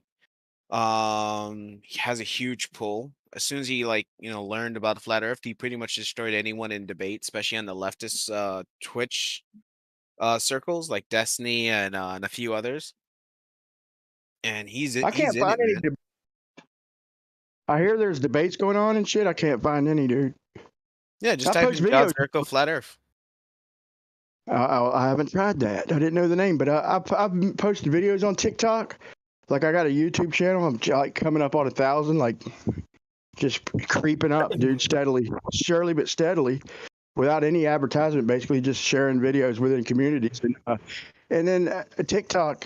Like I post a video, and I get like 800 or 1,000 views even at one time over the last Yeah, couple months. how the fuck are you getting more views than us? What the fuck, bro? Bro, I'm over the target. What are you talking about? I don't know. We have the biggest Discord platform out, and you're getting more views than us. Bro, I'm just because I saying, fucking been advertising congratulations. the fuck out. Thank you, man. But I'm helping this You've been channel too, pushing bro. that Every for time I go on years, Modern man. Day Debate, paid 4 appearances on Modern Day Debate, and I've mentioned Earth Awakenings every fucking time, because this is where it's at, bro. This is tip of the spear. This room right motherfucking here. So I advertise it. So I try to help. Yep, best of luck on that one. The more people, the merrier. But I think it's gotten to that point, like I've said in my few predictions, is that where it's kind of too late now. Either you're awake or you're not. People are gonna get a nice jolt of reality as to things are coming, and everything is gonna escalate real fast. What's coming? What do you think is gonna come? Well, let's see. We're not gonna make it to 2024. The powers that be is definitely gonna try to either get rid of Biden for the Democrat primaries, or so that way they can win the election with versus Trump, or they actually going to attempt to actually impeach him. That will cause civil unrest. That will cause multiple of the administration cities to not run properly, because again, all governments are ruled by cities. And then you also got whatever the hell those UFOs are. They're disclosing it faster and faster. That only tells you something that they're planning on coming. I think we spoiled that one, bro. In fact, we're still working. That's why we're doing that, because we're trying to spoil their obvious horse shittery and predicting this fucking fake UFO bullshit. You know. I didn't envision it happening in my lifetime, but what are your philosophical what are your beliefs? What's your background? You said you studied the occult. You left Yep. Discord and started studying the occult. What were you studying? I studied mostly like a Thule society, Germanic, Celtic, anything that would more resemble, because it seems that the world is run by occults, man. It's clear as day as it is. He said the Thule Society. Yeah, Thule society. Yeah, Thule. Yeah. That's funny. Well, the Vril too. You probably talking about the Vril. Yep. You talking about the fuel people? They make the racks you put on top of your car. No. No. But baggage. if you ever want to know like who's gonna take over when the collapse happens, just type on YouTube 1930s Madison Square Garden National Socialist, and you'll see a video of like Ford, like every CEO, aristocrat, rich billionaire at the time period. Guess who's home? Filled up, man. Yeah, Bill. If you wonder what's going to happen, Bill said, had a nice smirk for us and said, "You think that's something? You ain't seen nothing yet." And his wife and him had a shit-eating grin on their face, and they called it, a couple years before it happened. The first go around said that it was going to happen, and it happened. And he's got a lot of money, so I'm, maybe Bill Gates? bluffing this time. Yeah, maybe he's bluffing this time, but I feel pretty fucking sure that he said it blatantly. It wasn't mystic what he said. He said point blank. You think that's something? Wait till you see what comes next. With his little fucking shit-eating grin. Who do you hate more, Biden or Bill Gates? I don't hate neither one of them, dude. I think they're both fucking. I think Biden. I mean, what the fuck? How can you have an opinion about somebody like that? Bill Gates is probably just a man with a shitload of money and a shit-eating grin with his predictions that come true. Well, yeah, asking how you feel about Biden is like saying, "Hey, how do you feel about my demented grandpa?" It's like you don't really. Demented pedophile child trafficking grandpa. Yo, don't say stop, bro. Are you sure you left on good terms last time? Yeah, absolutely. All right, don't bring it to the pedos every time. Well, I did not know that's not allowed. I mean, just every time you always bring it. Just relax, bro. What? I can turn my camera on right now, bro. I'm walking out front. I can show you to the left. Okay, what are the new no-no words? Joe Biden's flag in this dude's yard. To the right, it says "Let's go, Brandon." Big ass flag in his yard, bro. That's literally what I walked out through in my front yard. His neighbors with fucking literal big giant flags talking about "Let's go, Brandon" and FJB, like literally.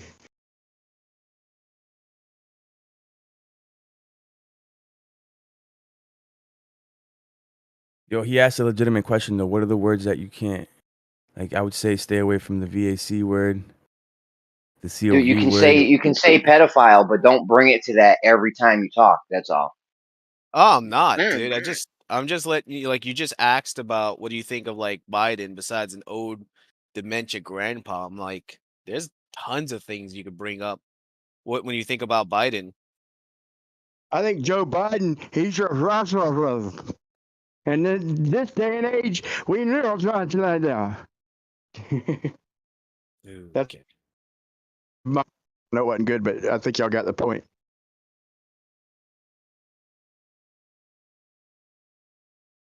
We need somebody with their friends to the sun. Like, I can't make sense of anything he says, dude. I get a few words of it, and he just loses me. Let's go, Brandon. That's so funny that caught on. Flags in people's yards. In my point of view, where that caught on, they censored where you couldn't say what you wanted to say, and there's literally T-shirts and flags around here that people are hanging in their yard, bro. It's fucking a trip. I don't have much of an opinion on it, bro, but it is funny as shit to see. I didn't take part of that. So much, right? A civil stay out of it. unrest. If this guy attempts to win, dude, if he runs How again, can you have? How can you like if there was a movie, right, and there was a leader of a country that had dementia, and he had to be escorted around by people that he couldn't even remember the country's name? Would you believe that there was such a leader in the world? no. But dude, you turn on TV. Well, there is one right now. Biden.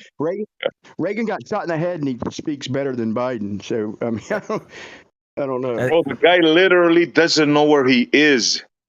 He walked out of an interview. He was in mid-interview. He got up and he walked away. He went to a stage. He went on a stage. He walked it and he walked right past the stage. They took him and they told him, "Sir, here's the stage." And he turned around and he walked by it again. He has no scruples. He's like a walking doll, like a zombie. Nothing against the man. We're all going to get old. We're all going to get dementia, but it just goes to show you this is all a game being played on us. Well, here's the thing. There's a bigger conspiracy to the whole Biden thing. People are able to compare his ear, face, and skull structure. And they're even playing off there's the tale of two Bidens. It's not... Seen that.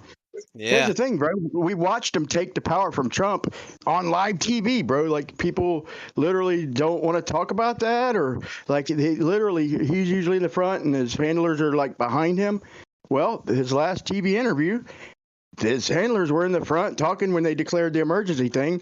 We looked up the fucking Constitution and all that, and when they declare a national or a worldwide emergency, then the president doesn't call the shots no more. And he was even bitching in the background. Like we couldn't make out exactly what he said, but it sounded like he said, "If you'd have told us that, then it was a comment like a fucking, he couldn't keep his mouth shut." But we literally watched it happen on live TV. Them take the power and then looked it up, and they literally had the right to. Who these people are, I don't know. I never seen them, but people forget that Before shit. you go on and on, check this out, bro. Look what I just posted. I used to laugh at doubles, right? Look at 18 past the hour. Pick who is the real Tom Cruise there. So, how many layers to the onion do we have, right? To keep peeling back the layers of deception. And the thing is, like, politics will drive you mad. Like, flat Earth will too. But politics, there's so many variables also that you have to consider and what's going on. And like body doubles. Like, I'm Just pretty look at that convinced that picture, bro. Biden has a body double. But this has been going on for like decades. Like, this is actually government practice. The CIA has body doubles, even for funerals. Even for funerals, on the national stage in DC, they have a body double. They have two hearses. Even when he's dead, they have two hearses. So this idea of a body double is legit. But like the thing is, like, where's the real Biden? Did something happen to him? Was he replaced? Like, it gets crazy, bro. And then the QAnon movement, like I stay away from all that. I think it's part of the deception. There's like some antithesis things going on, like part of the Hegelian dialect. It's weird, bro. Like, you got this right side, Republican side, national pride. Go ahead. I'll say this: I wouldn't shit too much on the QAnon thing for sure. Like, QAnon is kind of like a weird, like, kind of thing because based on my recent investigation, there's stuff that does make sense and sticks because there's actual proof. There's why like if you look at Eric Dubé's 200 proof, someone actually did a 200 proof on QAnon. So QAnon definitely has some weirdness to it. It's definitely tied by the president. Yeah, but it's too easily exposed. Like, in other words, the real QAnon, I could post something Q app or something, just a fucking Q September, and post and kill it. So there might have been a real thing like that, and I'm not denying that possibility and all that. It's no, but if you got to hide shit, bro, it's fucking a waste of time. It's too easily besmirched. Well, trying to compare, but you seriously trying to compare Eric Dubé's 200 proofs to QAnon movement? That sounds sus to me. Thanks. Hold on, let me just kill this demon.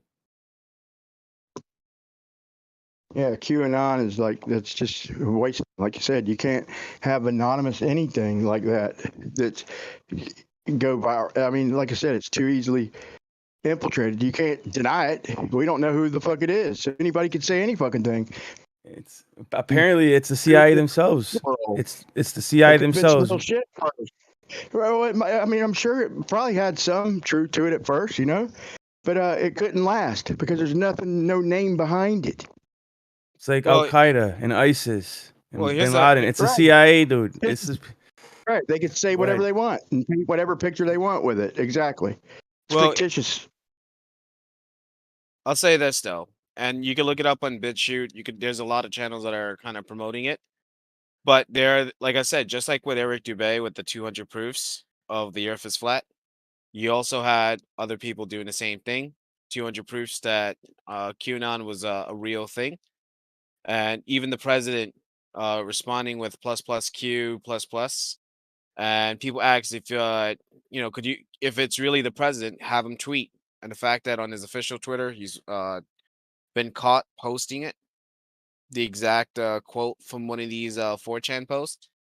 So again, what I honestly think is wait. They got a name. Like they who caught him? Oh, what are you talking about? That would be a name. You say somebody caught him. Who caught him? I didn't say no one caught him.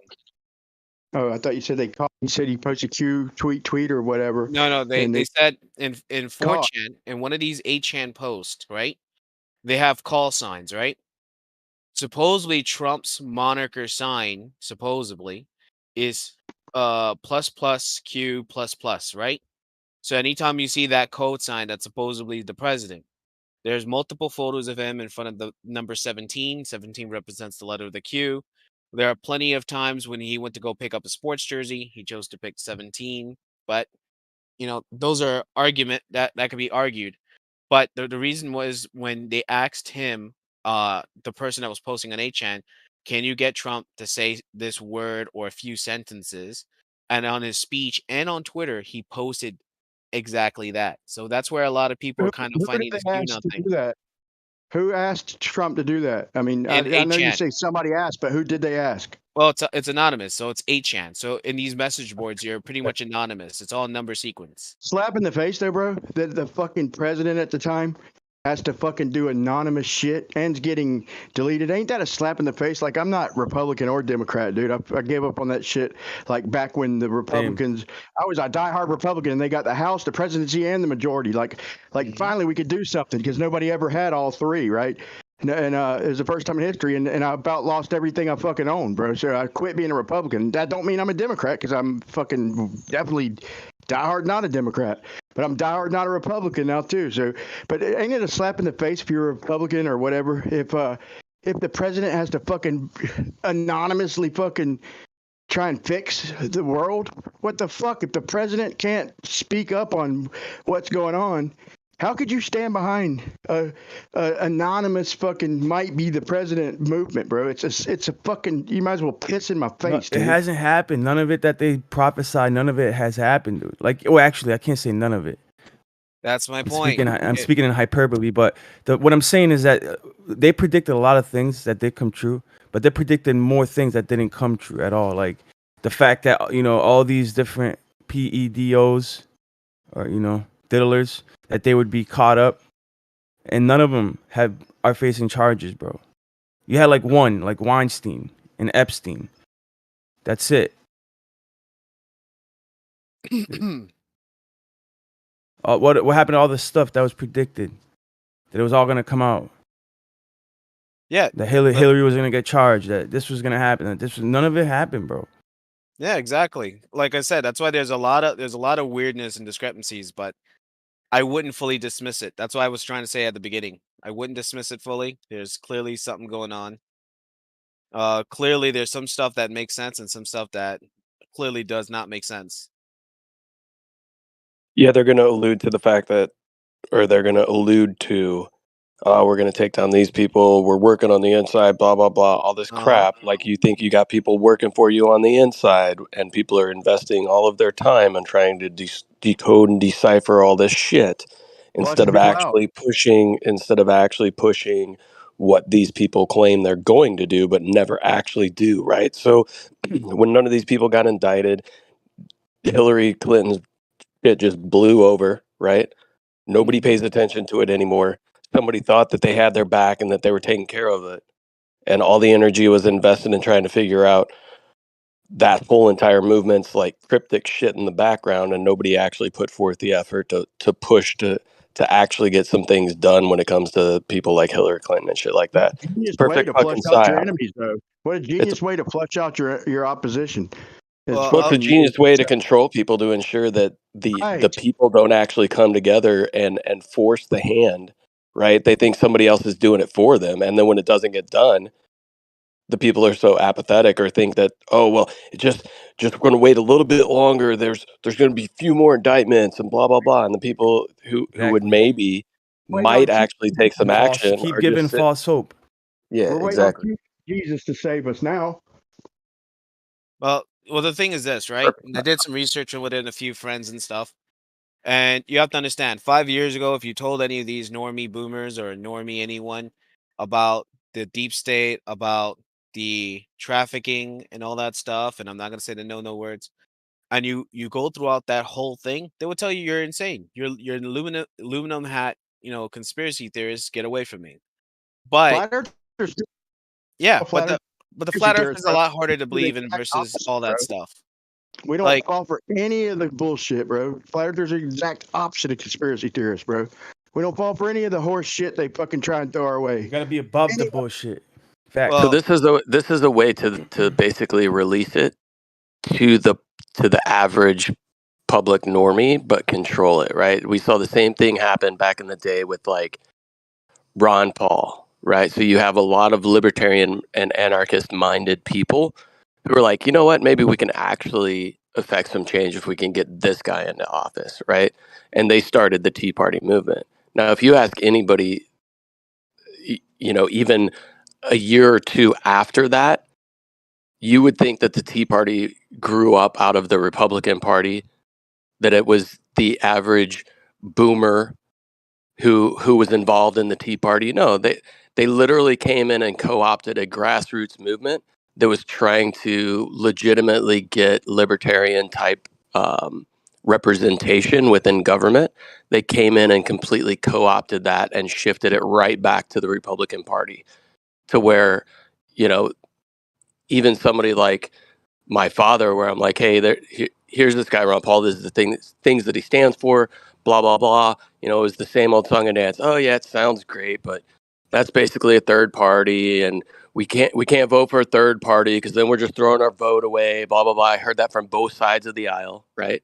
From my liberal and my conservative friends and family members, right? It's throwing away the vote. Blah blah blah, and then one party comes in, swoops up this whole entire grassroots movement, which was sweeping not only our country but people in other countries were starting to get behind the ideas and concepts behind Austrian economics, libertarianism, like all these things, right?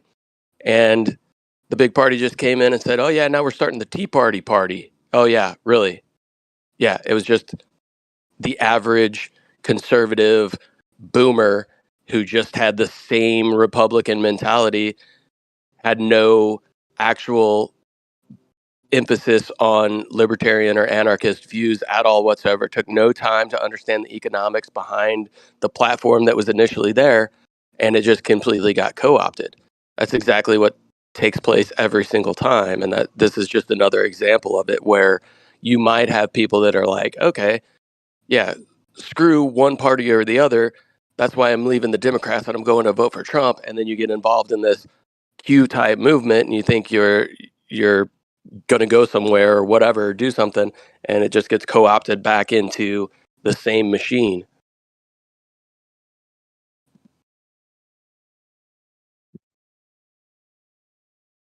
It's literally No, I repeating. can see exactly what you're saying, but I'll tell you this. Like I said, the QAnon woke up a lot of fucking people, so I got to give it did something. A lot of people did research some stuff. Shit, you had the movement for the children's life in Hollywood. All Yeah, you're wearing wasting your breath around here, bro. No offense, but you're wasting your breath about the QAnon shit around here, bro. Yeah, no worries, man. No worries. I'm just trying to say not to fully dismiss it. That's all I'm saying. No, I mean there is a Anonymous, bro. small portion. There's a Sorry, small I portion can of hear truth. both. Stand behind something anonymous. Well, there's a small portion of truth in everything, right? That's my point. You can find a small portion of truth in everything, but the problem with things like that is most people that get into it think that they're looking at 99% truth when really it's closer to 1% truth. And do they even know which 1% of truth is actual truth? It's just a way to Bro, muddy the waters. It's the Hegelian dialectic over and over and over again, right? anonymous Unless somebody means can nobody. actually learn to build up their discernment and not be co-opted in the way that most people were, I don't know. I You're mean, basically nobody's got your back. So QAnon's got my back. Who's QAnon? Well, he's nobody. So nobody's got my back. I'm fucking not ever gonna stand behind fucking nobody. That's anybody to do that. What the fuck, dude? You're gonna stand behind an anonymous, meaning no name. Me, I have a fucking name. My name is out there. Everybody's name's out there known. You're gonna group behind nobody? What the fuck? Dude, this is the wrong server for that, bro. We're not that gullible. Oh no, I think there's a misunderstanding. Okay, so again, I'm not promoting QAnon. All right, I'm not over there telling you to like stop what you're doing, put down your Bud Light, and go ahead and do the research for it. I'm not saying that. I'm saying that every phenomenon that's happened ever since then, it's either moved or driven by something, but you can't fully dismiss it. Like a lot of claims that come out here and over here and on the server way back before I left, there was always been someone bringing up some crazy new idea or whatever. I don't fully dismiss it because I don't have enough evidence to kind of fully dismiss it, but I don't have enough evidence to make it concrete. So I usually put in an investigational file, a case, and then go from there. Now, the QAnon is still a phenomenon. It still did something, right? I'm going to keep it as a positive. I'm not going to go out there and say, dude, follow QAnon. No, it did its effect, which woke up a lot of people to start asking questions. And that's about it. I got to give it that. That's a pointer. Because shit, I tried doing that 6 years ago, and I couldn't get these fucking people to fucking look out the window. Mark my words. There'll be another one. It was like he said. It was Tea Party, then QAnon. Watch, there'll be another one. Whether it succeeds or fails, there will be another one. It'll have a name and it'll have some good shit to fucking start it off and kickstart it. There'll be a great story and the shit, dude. It's just all false binaries, just all over the place. False binaries split into other false binaries. It's just such horseshit, dude. Just the political shit. Like I said, I learned back when Clinton fucking didn't give the go ahead, or we weren't getting attacked. They had no constitutional right to, and they bombed a hospital in Africa. Then they went and wiped out Milosevic and shit. Like we're bombing Christians, like sticking up for fucking. Supposedly the opposition back then, people we fought against in World War II and won, and we're bombing our Christian brothers. Like, what the fuck? I realized that presidents have no control back then, and then it is just reinforced with Trump getting his power took. He had to make a speech and then step back. Like I said, they fucking announced a national emergency. He lost his power per law. There's a loophole in the Constitution, and even though in the vote, I didn't vote for him, but he broke a fucking record, bro. He got like millions more votes than he did with Hillary, which is like the biggest vote ever by far. He broke that by millions of votes and lost, dude. It's like to somebody I never even fucking heard of, except I know who he was looking into it. But anyway, I'm just saying, I ain't gonna stand by nobody. But watch, there'll be another name for another good idea to try and divide the Republicans and divide the Democrats. All that shit. It's just horseshit. Whenever somebody makes a move and something real fucked up happens, hope enough people are woke up, like you're saying, and we could rally behind it with our actual names and actual somebody willing to speak up, And that's when we got to be ready, somebody who fucking with a name. And hopefully people are waking up. I'll give you that. Yeah, I think the first one to get the bullet around the world to be shot would be the parents versus the feds against those situations, because that one is more volatile than anything else. Yeah. So the thing about the thing about the quick, Q movement, right, is that it's based on or tied to somebody like Donald Trump.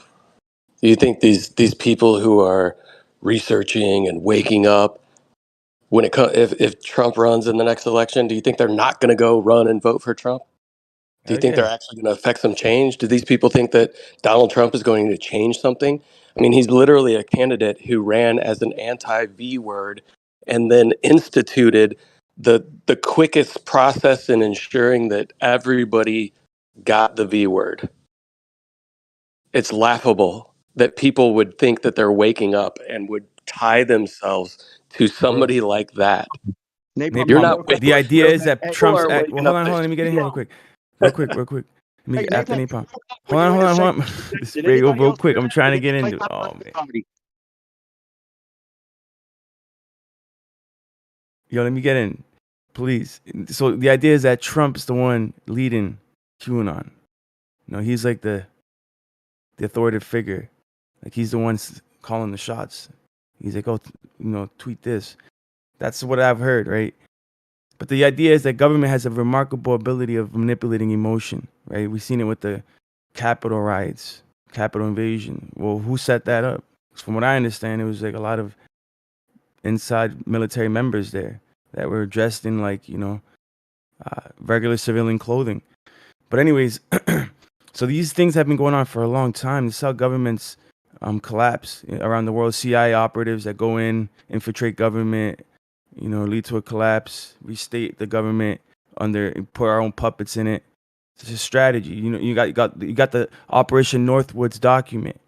This whole idea that America would go to war against Cuba, and our reason for it would because a plane, a Boeing, going to South America on a vacation or a research trip would get blown up, and it would be carrying college students, and we would blame it on Cuba, and it would give us reason to go to Cuba and fight them and take it over and make it ours, Right. We right? blame.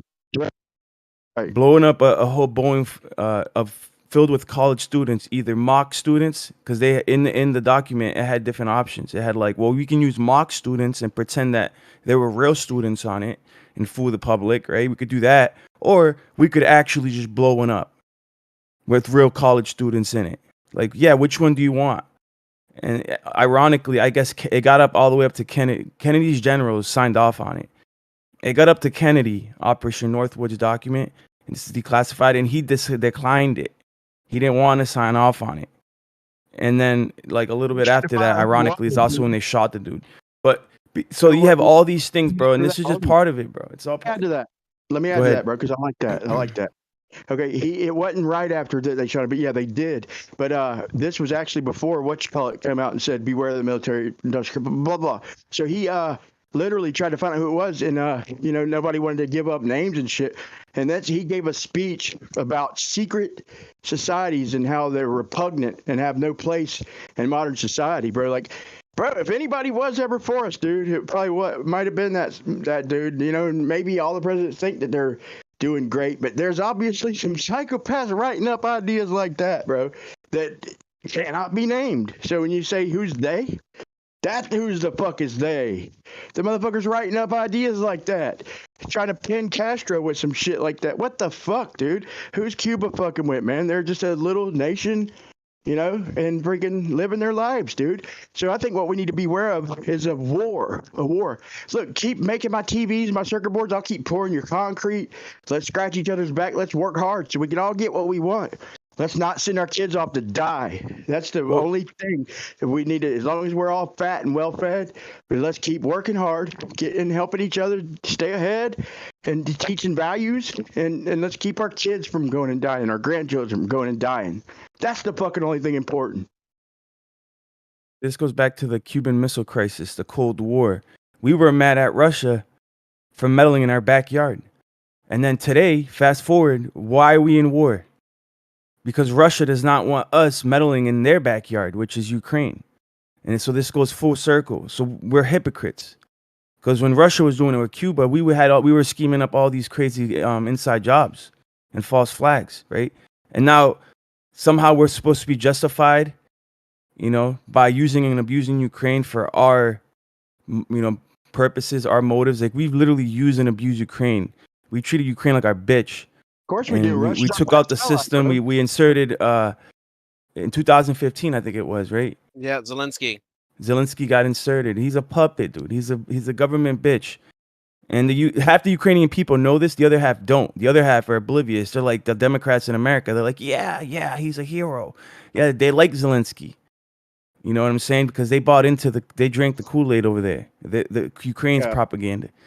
But the other half is awake, and they know Ukraine's a U.S. puppet. And they pissed at him. They hate the dude. They actually want to be part of Russia. Ukraine's divided. No, dude, they are part of Russia. But here's the thing, dude. Russia is our best ally, bro. I don't care about the talk and the news. Look at the fucking wars, bro. World War I, World War II. We've always been each other's best ally when the shit hits the fan. I don't care about all this bullshit, cold talk. Bro, look at the facts. We fight with Russia. We kick ass. Always have, even before World War I. Always have. Probably always fucking will. They're not a fucking enemy. That's the facade. When shit's a fan, we fight right alongside them every fucking time. Have. Yeah, look, when it comes to Russia and all that stuff, again, they're clearly picking a side. Like I remember posting here prior here. If you look at the new Russian uniform, very close to Germanesque.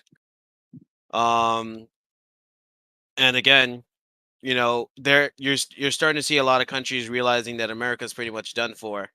So they're kind of getting away from the global economic forum or world economic Done forum. for. What are you talking about? America's done for. You out of your fucking mind, bro?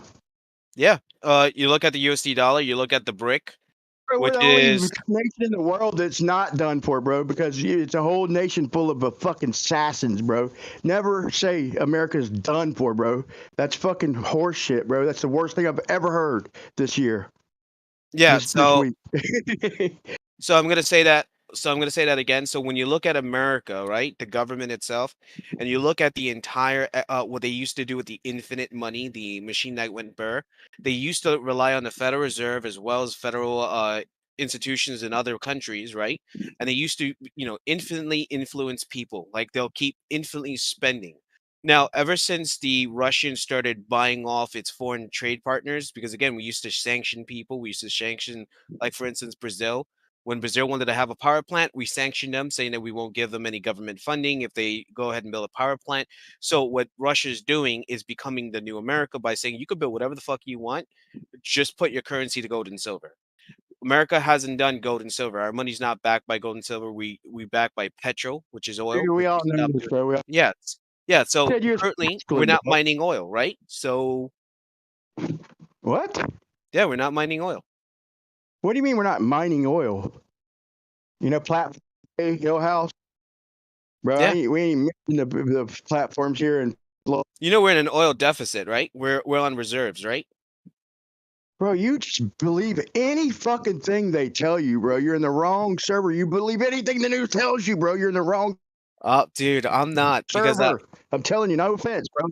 Yes, you are, bro. You're talking QAnon and oil deficits and fucking presidents. Okay. I'm like I respect you, bro. I'm just being harsh. no. I think you're just kind of like misunderstanding. That's why like I've explained the QAnon thing as a phenomenon, not as something as believed, right? That's exactly what I said. I'm not like I stand by Q. I stand for president. Like I Bro, you made should sure. have Grim. You came in as Grim and tried perpetrating that you were Grim. What? So now you're talking shit. I'm just fucking with you, bro. But that is true, bro. So you're Grimming on. Whatever, Drew. How much you weigh? About 240? What are you, 28, 29? Democrat? I'm a Democrat now. Staten Island? He's trolling you. Yo, Brian, so you don't believe in peak oil, right? I'm assuming you don't believe in the idea that oil is running out? Or, like what I'm trying to... It's a renewable resource. News? Like the oil wells, they tried their best to keep it. But like they thought the oil wells were tapped and they fucking were spilling out the ground again. Fucking like less than a decade later. Well, no, more than a decade later. But still, spilling back out the ground. Like they want to think it's dinosaurs. Dinosaur bones put in our gas tank, bro. Nothing, bro. We've just been discussing news. And I'm just fucking with Grim, but it has been the national news hour for last hour. He did come in perpetrating somebody else. He obviously was kicked out once before. I'm starting to see why. I'll shut up though. I just say avoid any war. If we're gonna talk about politics and all that, just let's work hard, keep our fucking family safe. That's all that really matters, man. Okay, hold on. Let me reply to that. First of all, never been kicked out of this server. Second of all, to this whole thing, my legitimate first name is Grim. I literally just cheat. This is my third account, which is actually my gaming account, since the second account was deleted and banned, which is Deathbringer. So I went like, all right, fuck it, I'll use Lord Grim. Now there are multiple Grims. Electric Universe, bro. We said your EU's in the house. EU, and you're not so wrong, man. EU is coming to task, Grim. What do you say, man? Electric Universe. Are you Electric Universe, bro? Or did you just kind of just skirt tail? Okay, let's talk about the Electric Universe. Tell me 3 things about the Electric Universe. Okay, so we're talking about electrical cathedrals. Are we correct? Electric Universe, bro. Electric What you Universe. curtailed your ass in here on when you first joined. No, I literally says when I first got in, I literally said I believe in Electric Universe. Yes. No, Electric Cathedral. Montreal said fucking you were fucking not so wrong about this Electric Universe, bro. You curtailed in like you was agreeing with him and shit, bro. So what is the Electric Universe that you weren't so wrong about, but you tried to play the role? First of all, I wasn't pretending to be anyone. I literally told you guys my first name is actually Grim. I don't know Just about admit the other you're not like Grims. the universe and I'll get off your back. Ryan, yeah, this dude is not Grim. I literally said it like Grim 6 times. I'm not Grim that that we other Grim. normally know. Like, I'm Yeah. sticking up for you, bud. Chill out for a second. Like, it's not the normal Grim. I think he just has that name. I don't think he was He trying said he's to EU, bro. Come portray. on, man. Come No, on. I don't He think just he said was he's trying EU. to. No.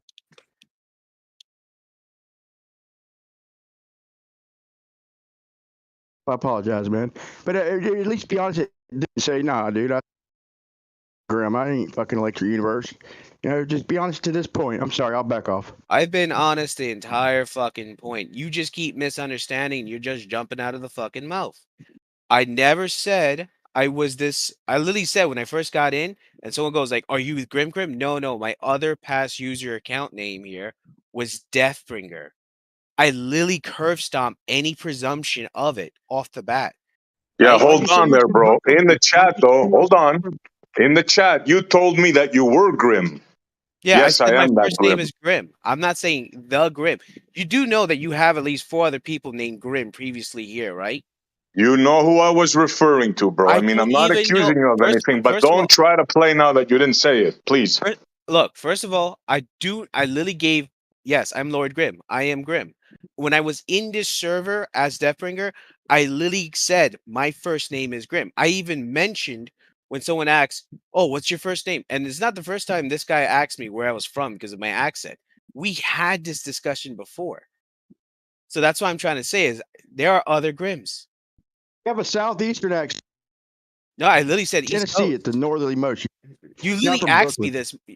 You literally asked me that question prior. This is not the Little first time we've hostile. talked about it. You know I that, feel right? bad for him. I honestly do. I think he's innocent. You guys are being very hostile to him right now. Yeah, I was trying to stand up for him. Like, I legit think that he's not necessarily being coy about this whole Grim thing. Like, he's saying, I'm Deathbringer. I remember Deathbringer in here. And trust me, guys, if you want to bust his balls about something, just let him talk for a little bit longer. You'll have plenty to bust his balls about. Yeah. That's fine. I wasn't trying to silence the guy. Calling him out. You literally says that more likely I was kicked Give out. him a chance, but you said EU, and you at least could have been honest and said, "No, Dad, I don't know. I don't fuck with the Electric Universe. That's the other Grim." You literally doubled down like you're a fucking Electric Universe guy, man, and that's what kind of was the final straw for me. But I welcome you here, bro. I just know you're fucking 6 o'clock national news, bro. No offense. Brian- I got my ways. You got yours.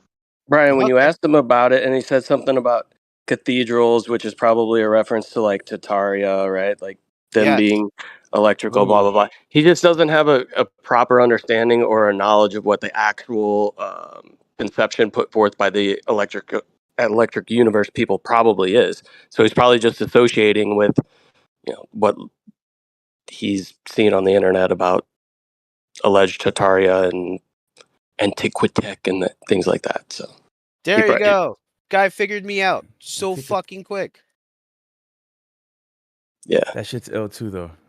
Yeah, but I'm literally going like, I'm only know that much. It's the same way that other guy that went and grilled me about flat Earth.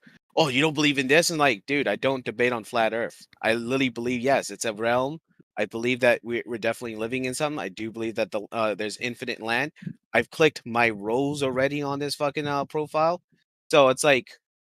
But you go like, no, do you know the curvature formula? I do not want to argue on that because I do not debate for flat Earth. I just know that there's definitely a case worthy of that to study. That's why I don't go here to debate about flat Earth. I just go ahead and like bring up other cases. Yeah, he's a young dude on that MGTOW shit, thinks, women this, women that, blah, blah, blah. How the youth is being corrupted these days. Just give him a while, he'll espousing it. Yeah, I mentioned that prior. Yes. I think he remembers.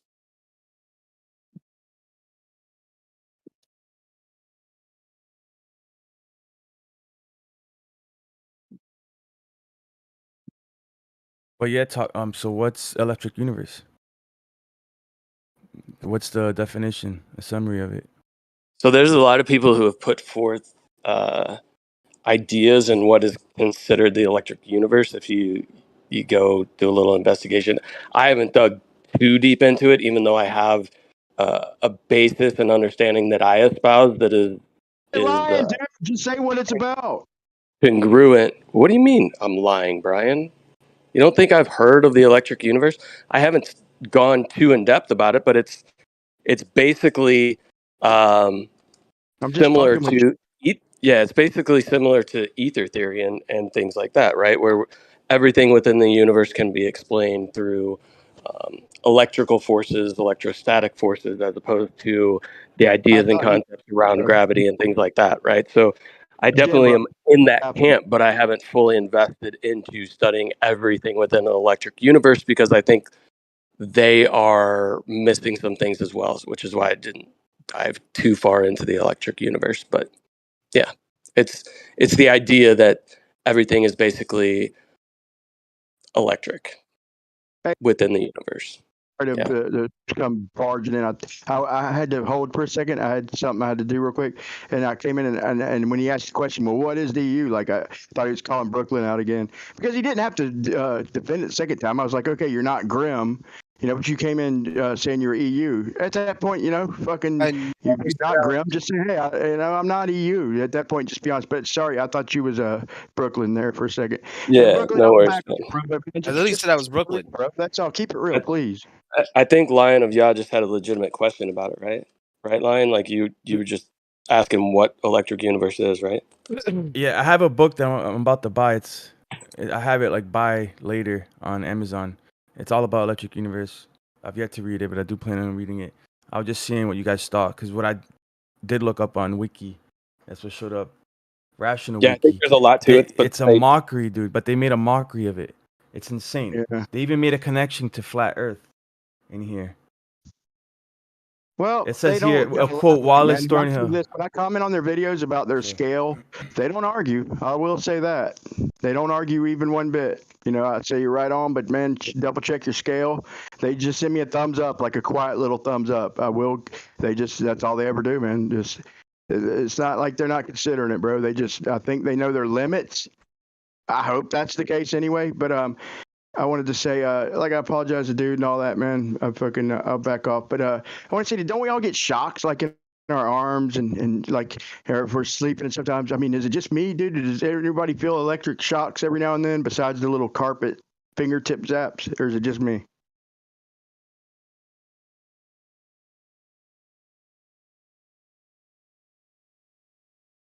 Bro, we're running off some type of Yeah, I mean, what other force do we even really know, bro? Are we nuclear? I don't think. I mean, it's everything around us is something.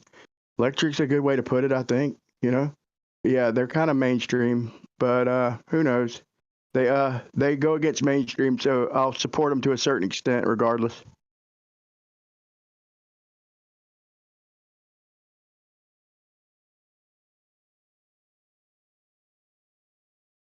You know what I find amazing? Watching people that are Stockholmed fight for a crazy theory that can't possibly be true. Like, even the people that made the theory are now questioning the theory, and these guys are fighting for it. That really boggles my mind. Like, it astonishes me. Like, the liars are saying, well, maybe, but the people that bought the lie are fighting for the lie. Like, how can you be that Stockholmed and call yourself intelligent? It boggles my mind. And then they project on it's really an archaic model, which before we had good optics and understood that shit fucking refracted down and everything in between, and before we knew plasma physics to the fullest and named shit a gas. And I mean, dude, the globe and this whole model, dude, that they're seeing is just so wrong. The more they look, the more wrong they are. It's just the globe is just an archaic model. I know the flat earth is more complicated. They don't understand the math. They can't make sense of the perfect trig. It doesn't work perfectly geometrically because things are not that simple. Mother Nature's not that simple, so they fucking won't let go of it, or they're scared of something. But it's just an archaic model, bro. The flat Earth is way more complicated, but it's real, and it's taken over whether they like it or not. First of all, the Earth's not flat, bro. Let's not say dumb things, right? The Earth's not flat.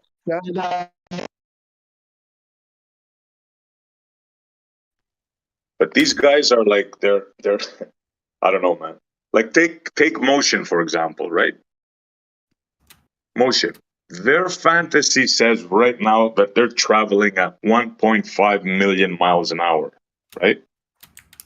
Now, you tell them, well, that sounds like, strange. And they're telling you, oh, you're afraid of high numbers. You don't understand speed. Dude, the fastest I've been is on a plane, about 500 miles an hour. How fast have you been? What's the fastest speed you've ever been at?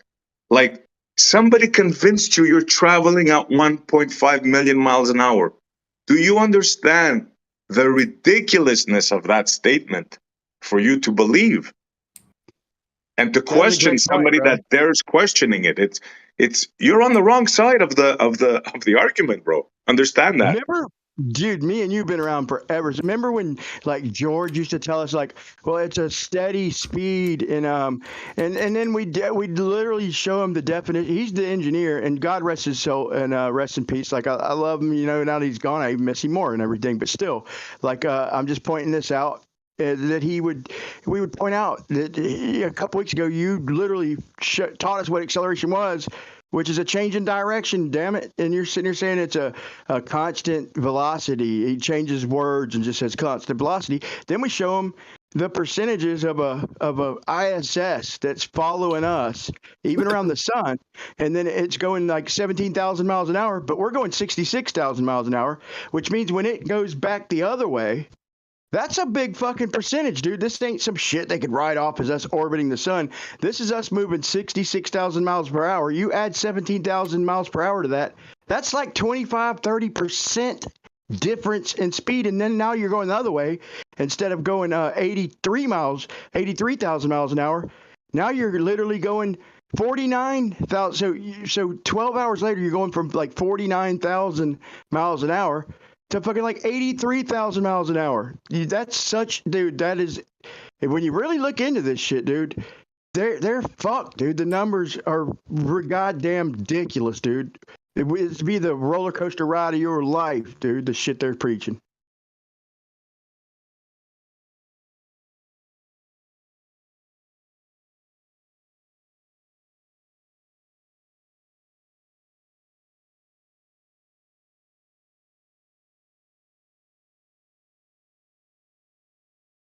Like, look at Bob now. He's just regurgitating the scientific explanation of this nonsense, right? What he thinks is a scientific explanation. But I can challenge any one of these guys right now without anything in front of me. Physics, as we understand it, kills your model. Your model cannot exist in the current understanding of physics. I can prove it to anybody right now.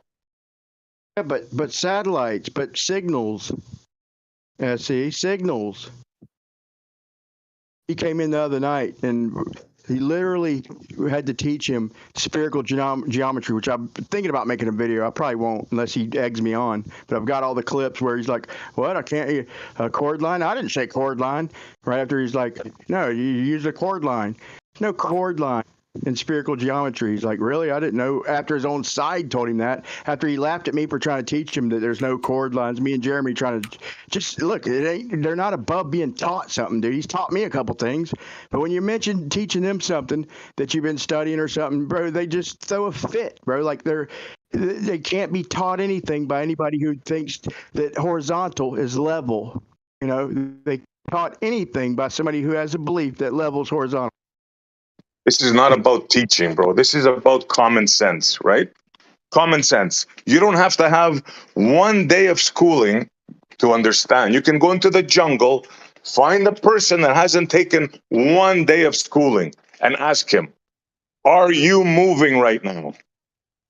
And he'll tell you. If he's moving, he'll tell you, yes, I'm moving. And if he's standing still, he'll tell you, I'm standing still.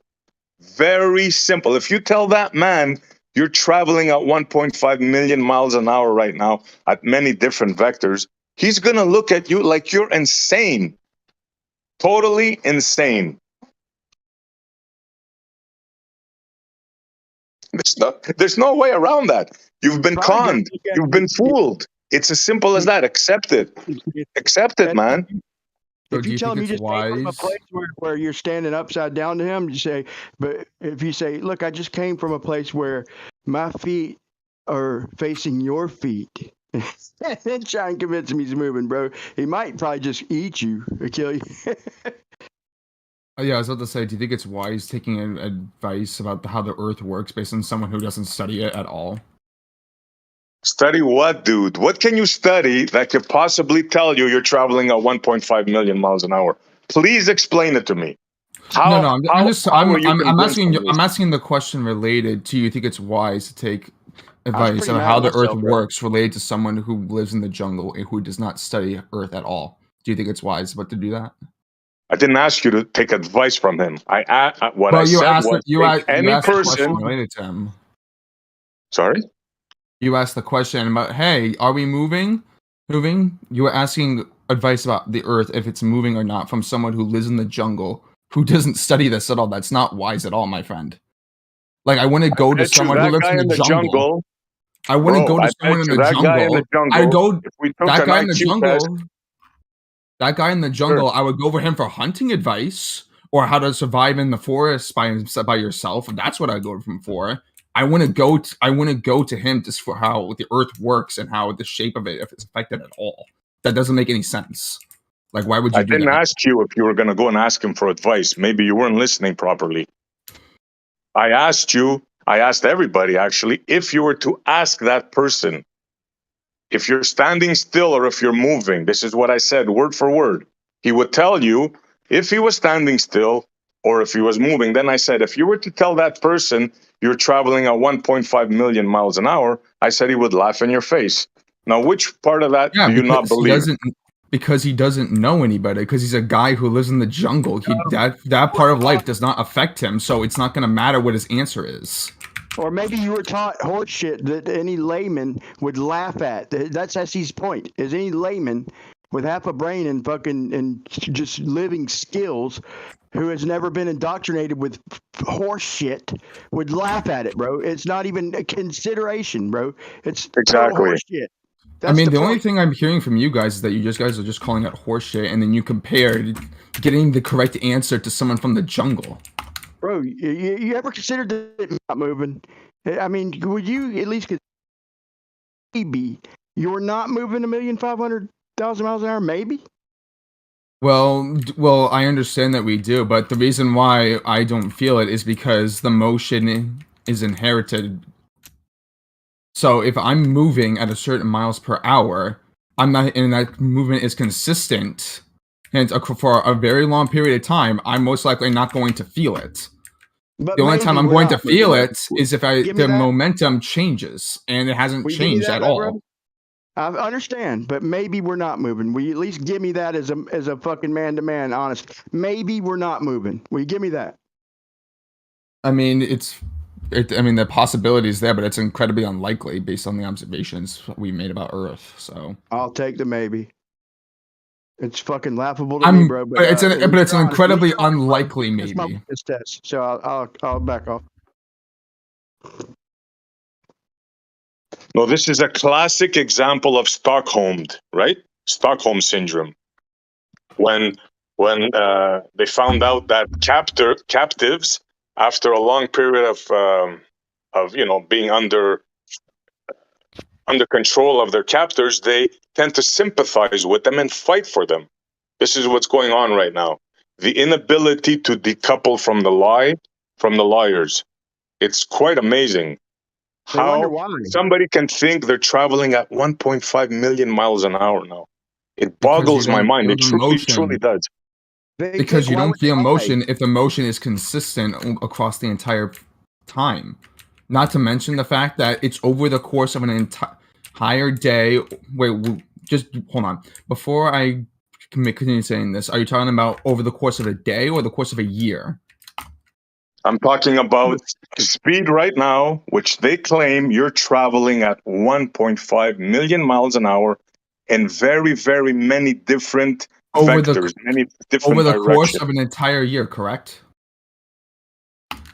Oh, listen again. No, not a course of a year. No, listen again. Right now, you are traveling at 1.5 million miles an hour, not in a course of a year, right now. Comprende? Here's the thing: Again, it doesn't change the fact that it's over the course of a year. If let's say you're moving at a certain, let's say you're moving at this speed, and you do this over the course of the entire year. Do you think you're gonna feel that? And then do that, and do that same exact thing, and now make yourself incredibly huge at that same time, because objects that are bigger appear to be moving slower, even though it's going at a certain speed. Do you seriously think you're going to feel that? They can convince you of that, bro. They can convince you of thing, bro. They've got Exactly my point. Yeah, you're too far gone, bro, to have a discussion. I'm sorry, but you're just gone.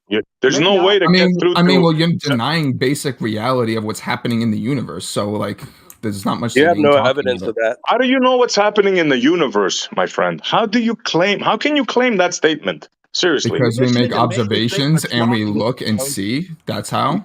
You think men are so much smarter than you that can tell you this horse shit, bro. But they've got to fool you to rule you. If they can't fool you, they can't rule you, bro. I mean, you keep saying fooling and then not addressing anything at all. If I could tell you, if you were here at my property, if I told you, look, man, this yard is it, dude. It looks this way out here. It just looks this way, but because the eyes see, a certain distance per second. But dude, that's just reflections from different shit. It's all an illusion. Bro, if they could just teach you the dumbest shit ever that your body says just totally disagrees with, then I could keep you right there in a shack fucking gardening for me, bro, for the rest of your life. If I could just tell you anything that's so ridiculous and just come up with a reasonable explanation. Well, I think Alex thinks he understands it, though. So let's ask Alex a question. So, all right, let's go to step one. So your claim is that the Earth is moving, all these things we see in the sky are moving at specified rates. You and I are going to do this real quick. What's step one? How are we going to make these measurements? Well, so for first thing, we need to determine if the Earth is moving or not, correct? Yep, let's go. Step one, how are we going to do that? Okay, so first way you can do that is by looking at the night sky and observing the celestial bodies to see if we're moving or not. It's based off that.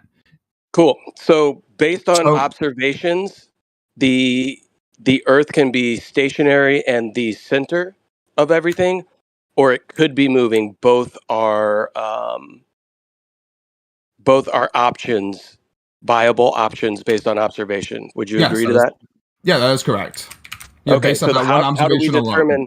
How do we determine that we are stationary and things are moving around us is incorrect, and that we are actually we are a body in motion? What's step one? How are we going to do that? So the next step would be to take a look at other celestial bodies and observe how they move in relationship to us. That would be the next step. Yeah, well, no matter what we see in the sky, it can be proven both kinematically and dynamically that we can be the center of that and us not moving, or we can be moving within the system. Both are relevant solely based on observation. So other than observations of things in the sky, because that's indeterminate because both options are viable. Well, it's talking about moving in space, like Earth moving in space at that speed, correct? I just want to see. How are we going to measure that? How are we going to measure that? So solely based off of objects in the sky, we can't make that. Based off of objects in the sky, we can't make the sole determination that we are something that is moving. Yes, we can. Can you explain that to me? You can observe how another object moves in relationship to other objects in the sky, in relationship to us, and from there we can determine if we're moving at the speeds that we're being claimed at. That is how you do it. We can assume that we are in motion with these bodies. What are we assuming? And we can make the calculation, and we can make the calculations work for a specified model. But as I previously stated, but what assumptions have we made when we do this? Solely based on observations, you can have a geocentric Earth that works both kinematically, meaning all the observations match that, and dynamically, meaning forces involved translate as well. But when do we assume this part that we're moving? Please don't interrupt, bro. Let Napalm finish, then you can go. Please don't interrupt. I know. I'm just trying to figure out where the assumption came We're doing from. good. We're having a good convo. Let's keep it that way. What I know. I'm assumption? just trying to. You're the one with the assumption. So yeah, where did the assumption come from? Good question. I'm talking. So the thing that you were claiming to be the assumption is the result of observing it. So we already know that it's moving based off this information already. No. Did you listen to me before? Solely based on observation, we have no determination as to whether we are moving or everything is moving around us. There is But we no do. specific determination that we can make.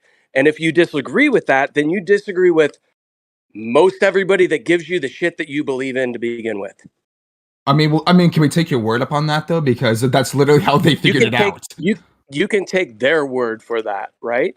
You can go back and look at what Edwin Hubble talks about. You can read what Einstein's written. You can read what all of these people have written, or you can just take somebody else's summary as to what these people say and They take that literally as made gospel. special theories to keep us moving, bro. You know that. They literally made and called them special theories to keep us moving. They know we're not moving. The ephemeris knows we're not moving. Celestial navigation knows we're not moving, no matter what the fucking shape. First I of think all, there's a this model disconnect here. relativity claims that it could be either way. So right there, I mean, it's, you know what I'm saying? Just that alone. Yeah. I think he doesn't understand where the assumption is, or the presupposition, right? The presupposition, the assumption that you're making is actually the idea that because you see the luminaries moving means that the Earth is moving. That right there, the fundamental of your premise is the idea that is the observable movement of the Earth itself, which itself, It's not which is where you necessarily. base. Well, hold on, let me just finish. Which is where the premise of your thesis, the premise of your foundations of your belief, are based on an assumption that the Earth is actually moving when you observe the stars moving. And you if you reverse engineer all these calculations on that assumption, but yeah, it's actually the stars moving and not the Earth, you have to redo your model. And I know that people believe that both. It's how it's specifically moving that causes us to get to the assumption. It's not Well, here, the fact that it's let me really just finish moving. this last point and I'll mute. And there's a lot of people saying, and I keep hearing this, that both models work kinematically, right? You have a dynamic system, but anyways, like what I'm trying to say is that yeah, theoretically they can work to an extent, because they don't actually work. When you include all the variables, they cannot. You can't compare one to the other. There's certain things that they are alike, that they have similarities, but like the precession of the axial tilt, that's definitely not happening on a geocentric system, which it is happening on the heliocentric system. They do have the precession of the the axial tilt. But yeah, that's it. I'm done. They got to call it a precession. I mean, they got to call it, like they've been telling us that Polaris, Vega was the fucking North Star so many years ago, and that like Polaris crossed through the middle. No, it's a fucking precession, bro. And now that I've looked in the ephemeris, I understand when they're telling us that Polaris moves like 80 degrees or 80 years 1 degree. I had to look deep into it, and I realized, oh my God, how did I not see this sooner? Yeah, it's moving a very slow circle. It's the time is changing. And then the stars further out, like the equator, are doing the same circle. So it's literally the sun. It's compared to the sun, and the sun is on vernal equinox, first day. It's a fictitious spot, but it's where it's at. So it takes about roughly 2,200 years for the sun to move through one house or one constellation. And it's like in Aquarius or Pisces or whatever it is, and then 2,200 years, and it does the great year, 26,000. So Polaris has always been the North Star. It's a little off center, but it's always, to the naked eye, it's center. It's always been in the middle, almost. It always will be. All the stars are doing circles. They're just the time is changing so little. It's 1/26,000th of fucking per year or 1 degree, bro. But it's a clock. It's a big giant clock. It's the eclipses are fucking predictable on 18-year cycles, and then they are exactly predictable in 80-year cycles. And I realized this by saying they're saying it moves 80 degrees per year. So multiply 80 times 360. It's fucking 26,000. I was like, how did we not see this sooner, bro? And then you look back at the ephemeris at how it's moving. It's not moving. They're all moving together with a few adjustments that sometimes get corrected back. Nothing's fucking moving. The stars are doing the same circle, different times, but they're all doing the same circles as they always have, and they always fucking will. It's God's clock. Brilliant.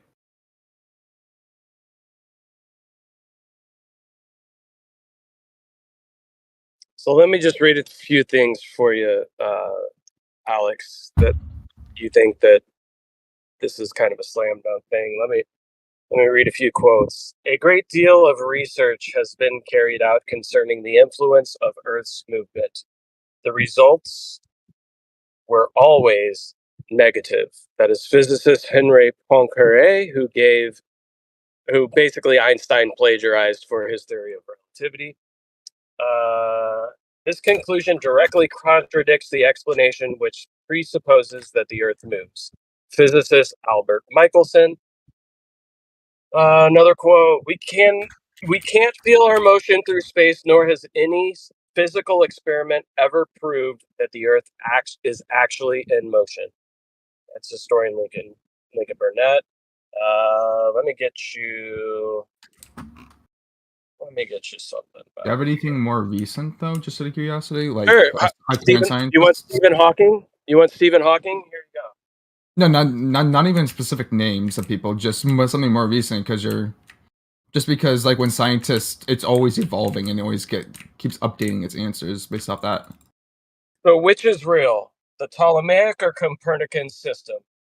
Although it's not uncommon for people to say that Copernicus proved Ptolemy wrong, that is not true. One can use either picture as a model of the universe, for our observations of the heavens can be explained by assuming either the Earth or the Sun to be at rest. Physicist Stephen Hawking. I have one for you. Physicist Henry Lorentz. Poincaré. No, this is Lorentz. Briefly, everything occurs as if the Earth were at rest, quote, unquote. One of the top brains of living history. Let me give you an astronomer here. We can take either the Earth or the Sun, or any other point for that matter, as the center of the solar system, as it is certainly so for the pure kinematical problem of describing the planetary motions. It is also possible to take any point as the center even in dynamics. Although recognition of this freedom of choice had to await the present century. That's astronomer Fred Hoyle, who's basically saying you could put anything at the center and make it work kinematically and dynamically. So there is no exclusivity to the heliocentric model or the current understanding, in quotation marks, of our universe that we currently have. That gets destroyed on a daily basis. We don't even need to get into dark matter and dark energy and how those are the biggest patchwork ever in the history of science, but just kinematically and dynamically, you can basically place anything in the center and have it work out. And if you want to see how, absolutely.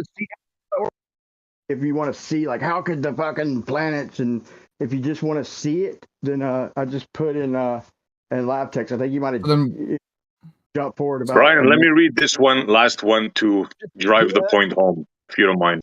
See it in action, dude. Just look in live text 1 and take a quick look after it exists. Will do. Let me just read this by somebody, this physicist, you might have heard of him, Albert Einstein. I have come to believe that the motion of the Earth cannot be detected by any optical experiment.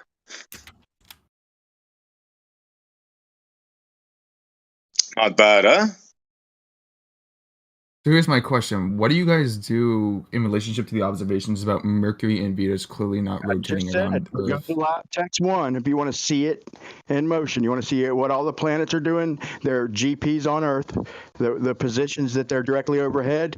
If you want to see their motions, go to live text 1. There's an animation of the sun, the moon, and the planets' exact motions and where they lie overhead on Earth. And the equation for you, and it's all right there, you know. Not saying that that's proof, but it's a fucking model, dude. So you want to see it, you want to ask more questions, just give that a look. It's Yeah, it how doesn't. Yeah, I'm plain, briefly bro. skimming over it right now. It doesn't seem very accurate at the moment. It's very accurate. If you want to see another one with all the fucking kilobytes of data, like the terabytes of data, I've got one, you know, a little more detailed. But it's going to take you a long time to go through every single motion of every single body for a year. But if you want to see it, I'll post that too. But if you can't skim over a fucking 8-minute video to get the general idea, I don't know what to tell you. You're not Their own guys open-minded. say it, bro. Here's another one. Henri Poincaré. A great deal of research has been carried out concerning the influence of the Earth's movement. The results were always negative. And what were The those own tests being people, the done? great brains say it, bro. Well, like what tests were they doing in order to perform that? So yeah, they could come to that conclusion. Do some research on it and find out, bro. These are the Well, greatest minds.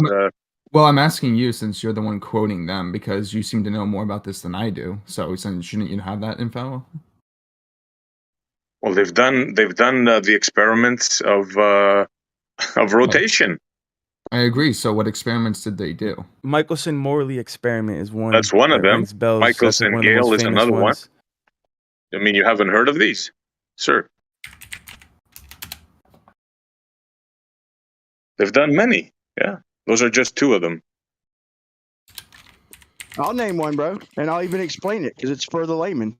And it was fucking George Aries, and it's for the layman because we know that if light with water, it slows it.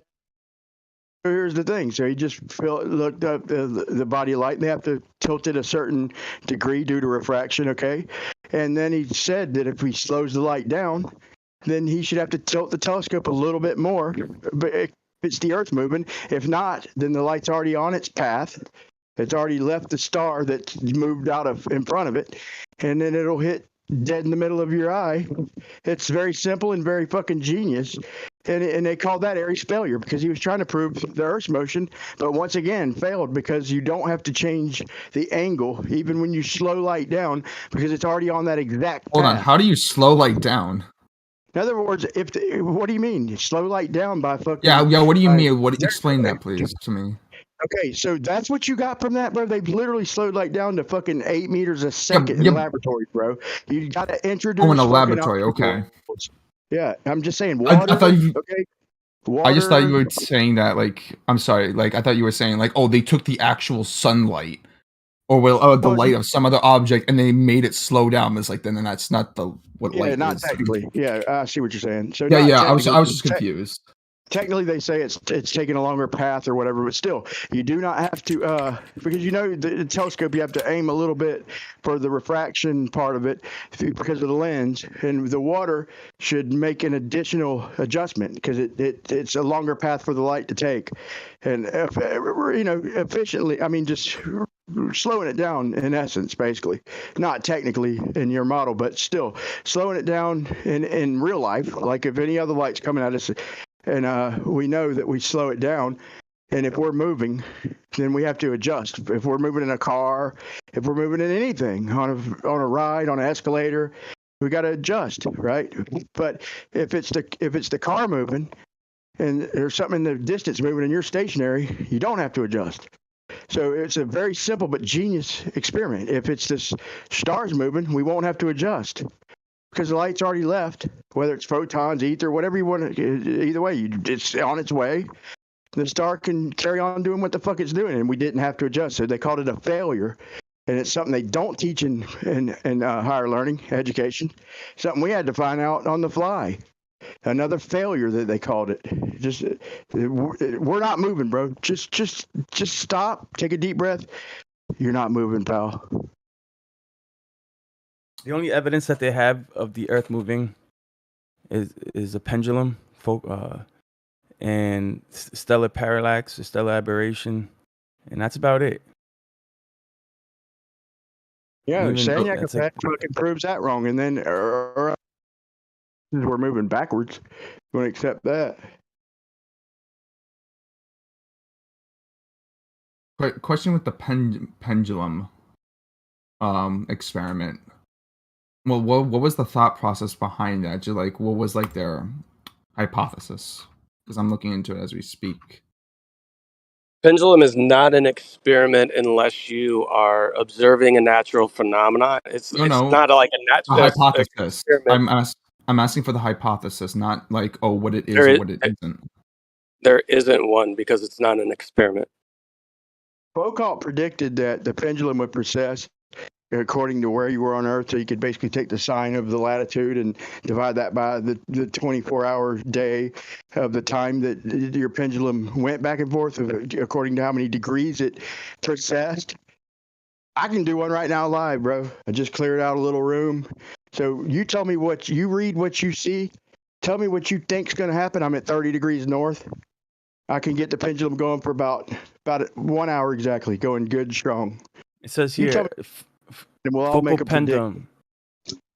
It says here the focal pendulum or Foucault's pendulum is a simple device named after French physicist Léon Foucault, conceived as an experiment to demonstrate the Earth's rotation. A long and heavy pendulum suspended from the high roof above a circular area was monitored over an extended time period, showing that its plane of oscillation rotated. So this is a phenomenon that they observed, and they attributed it to the Earth's rotation. That's where it gets tricky. Fucking scam. It's, yeah. How do we know that the Earth's rotation is causing that pendulum to oscillate? Depends on the length of it, bro. Like even the fucking interferometry and shit, bro. Like it depends on the altitude and all this shit. They act like it's so set in stone to their model, their globe model. It's so not, dude. I'm so tired of making excuses, bro. I've done this shit. I could do it. Anybody doubts it? So it sounds to me like the correct way to go about this is perform this pendulum experiment again in a different location at a different altitude. No, you're missing the point. Hold on. You're missing the point, man. If it was an actual experiment that would prove the cause of an effect that we see, then sure, then we could go back to the Foucault's pendulum to try to prove something. But unfortunately, it's not. Their hypothesis is that if the Earth is moving, right? So if the hypothesis is this effect that we're going to see, which actually isn't a natural effect, but whatever. If this effect that we're going to see is actually caused by the Earth moving, then you would have to have some way to determine or stop Earth's rotation or start Earth's rotation to kind of prove that it's what is causing the effect that we see. Because we see certain things within the Foucault's pendulum that take place during like eclipses and things like that screw with the pendulums all up, right? So if we have something that does affect the pendulum when we observe it taking place, so we have normal times in which the astrological alignments are not such that we're having an eclipse, and we get this 15 degree per hour or this precession based on our latitude and longitude, and then we have something like an eclipse takes place, and that screws with what we're normally getting within our precession. To me, that would lead me to believe that effect is possibly closer to what may be causing the pendulum to precess in the first place.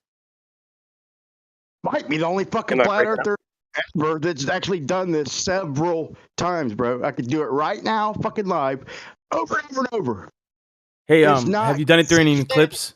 Y'all acting like there's an effect that's consistent, Yeah, bro. And why I'm would telling an you right eclipse now, matter? I've done it over and over and fucking over. I've done it live on this channel. It's not consistent, bro. I get it, Brian. But have you done it during an eclipse? It's never It's never consistent. Please, y'all have never done this. At least try it before you start preaching.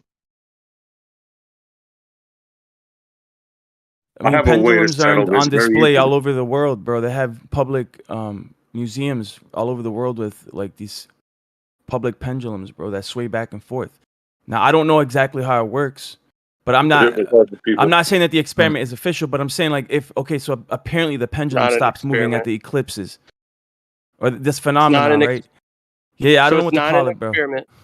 Yeah, it's not an experiment to begin with. And the ones that you see for public display, the reason that they can continuously move is because they have motors within their ball joints or whatever. Can't remember what it's Yeah, called off they the use top of my head. magnets to sway them back and forth. Yeah.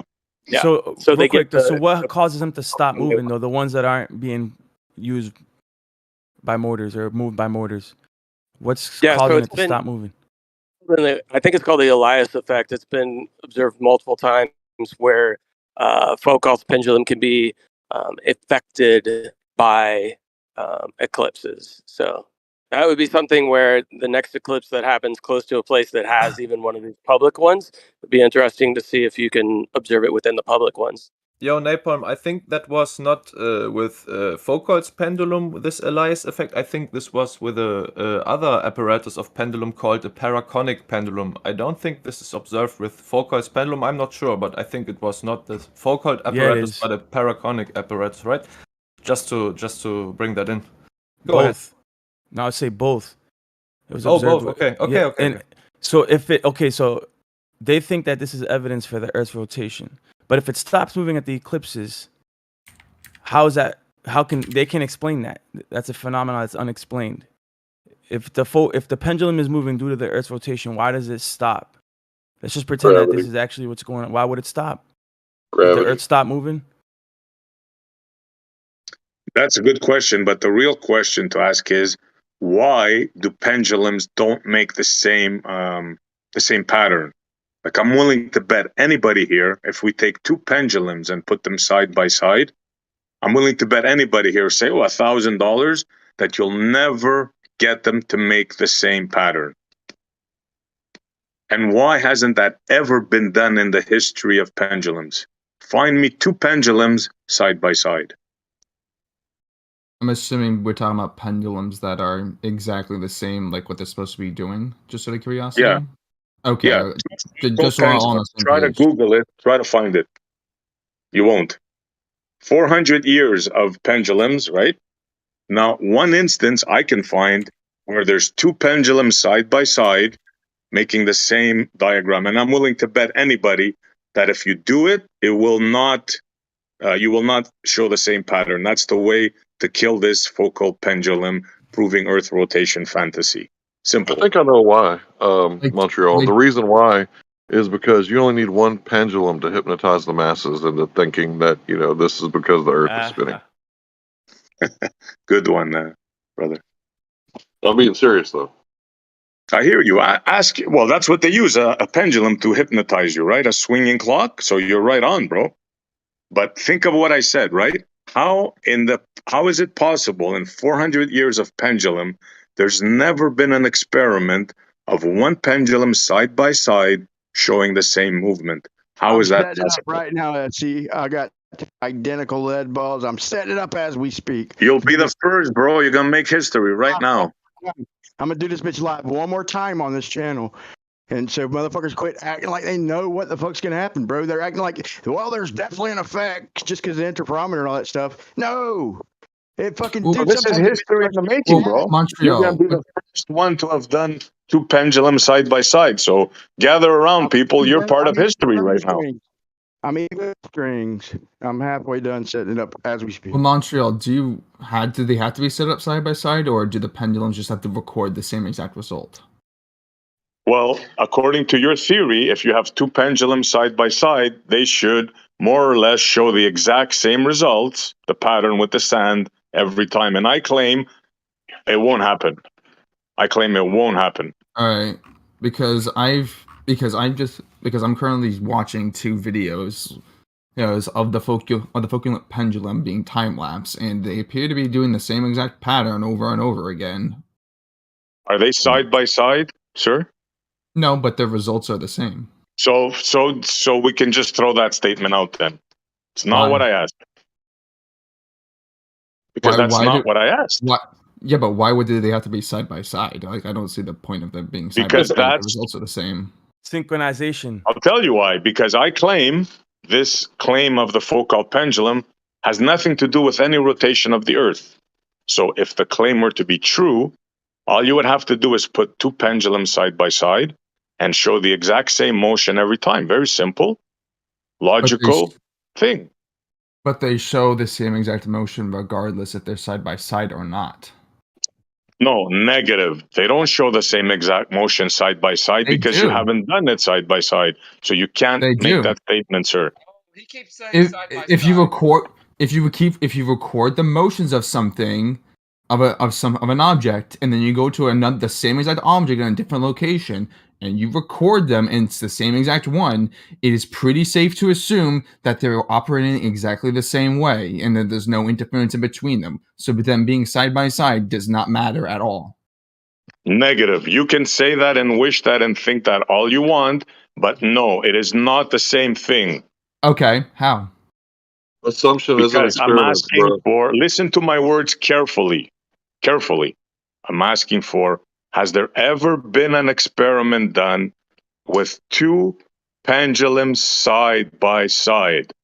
Nothing less, nothing more. Can you provide that? No, because there's no need to. Okay, so then you think what you want, bro. Continue on your merry way. Well, Not can you what I explain asked. to me why they have to be side by side? I explained it to you. Why? Here's why. I'll explain it for you. Because if they're side by side, he thinks they won't. Two pendulums side by side will not precess the same, according to SC Montreal. Okay. Correct. So, but here's the issue with that, though, Montreal. If you take one pendulum on one part of the globe and the same exact pendulum is just in a different location on the globe, and the recorded results are the same, why would they have to be side by side to expect a different result? Sir, do you have comprehension issues? How many times did I explain it to you? And You how haven't many more explained anything times? at all. You just keep saying that has it ever been done side by side, and then you say, "Oh, but that's it. We can't do it. But goodbye." No, that's not what I said. I asked, has it been done? The answer is no. No, it is not. Then And I said, explained to you why does that have to be necessarily done, and you have not given an answer as to why that has to be done. I'll say it one more time, okay?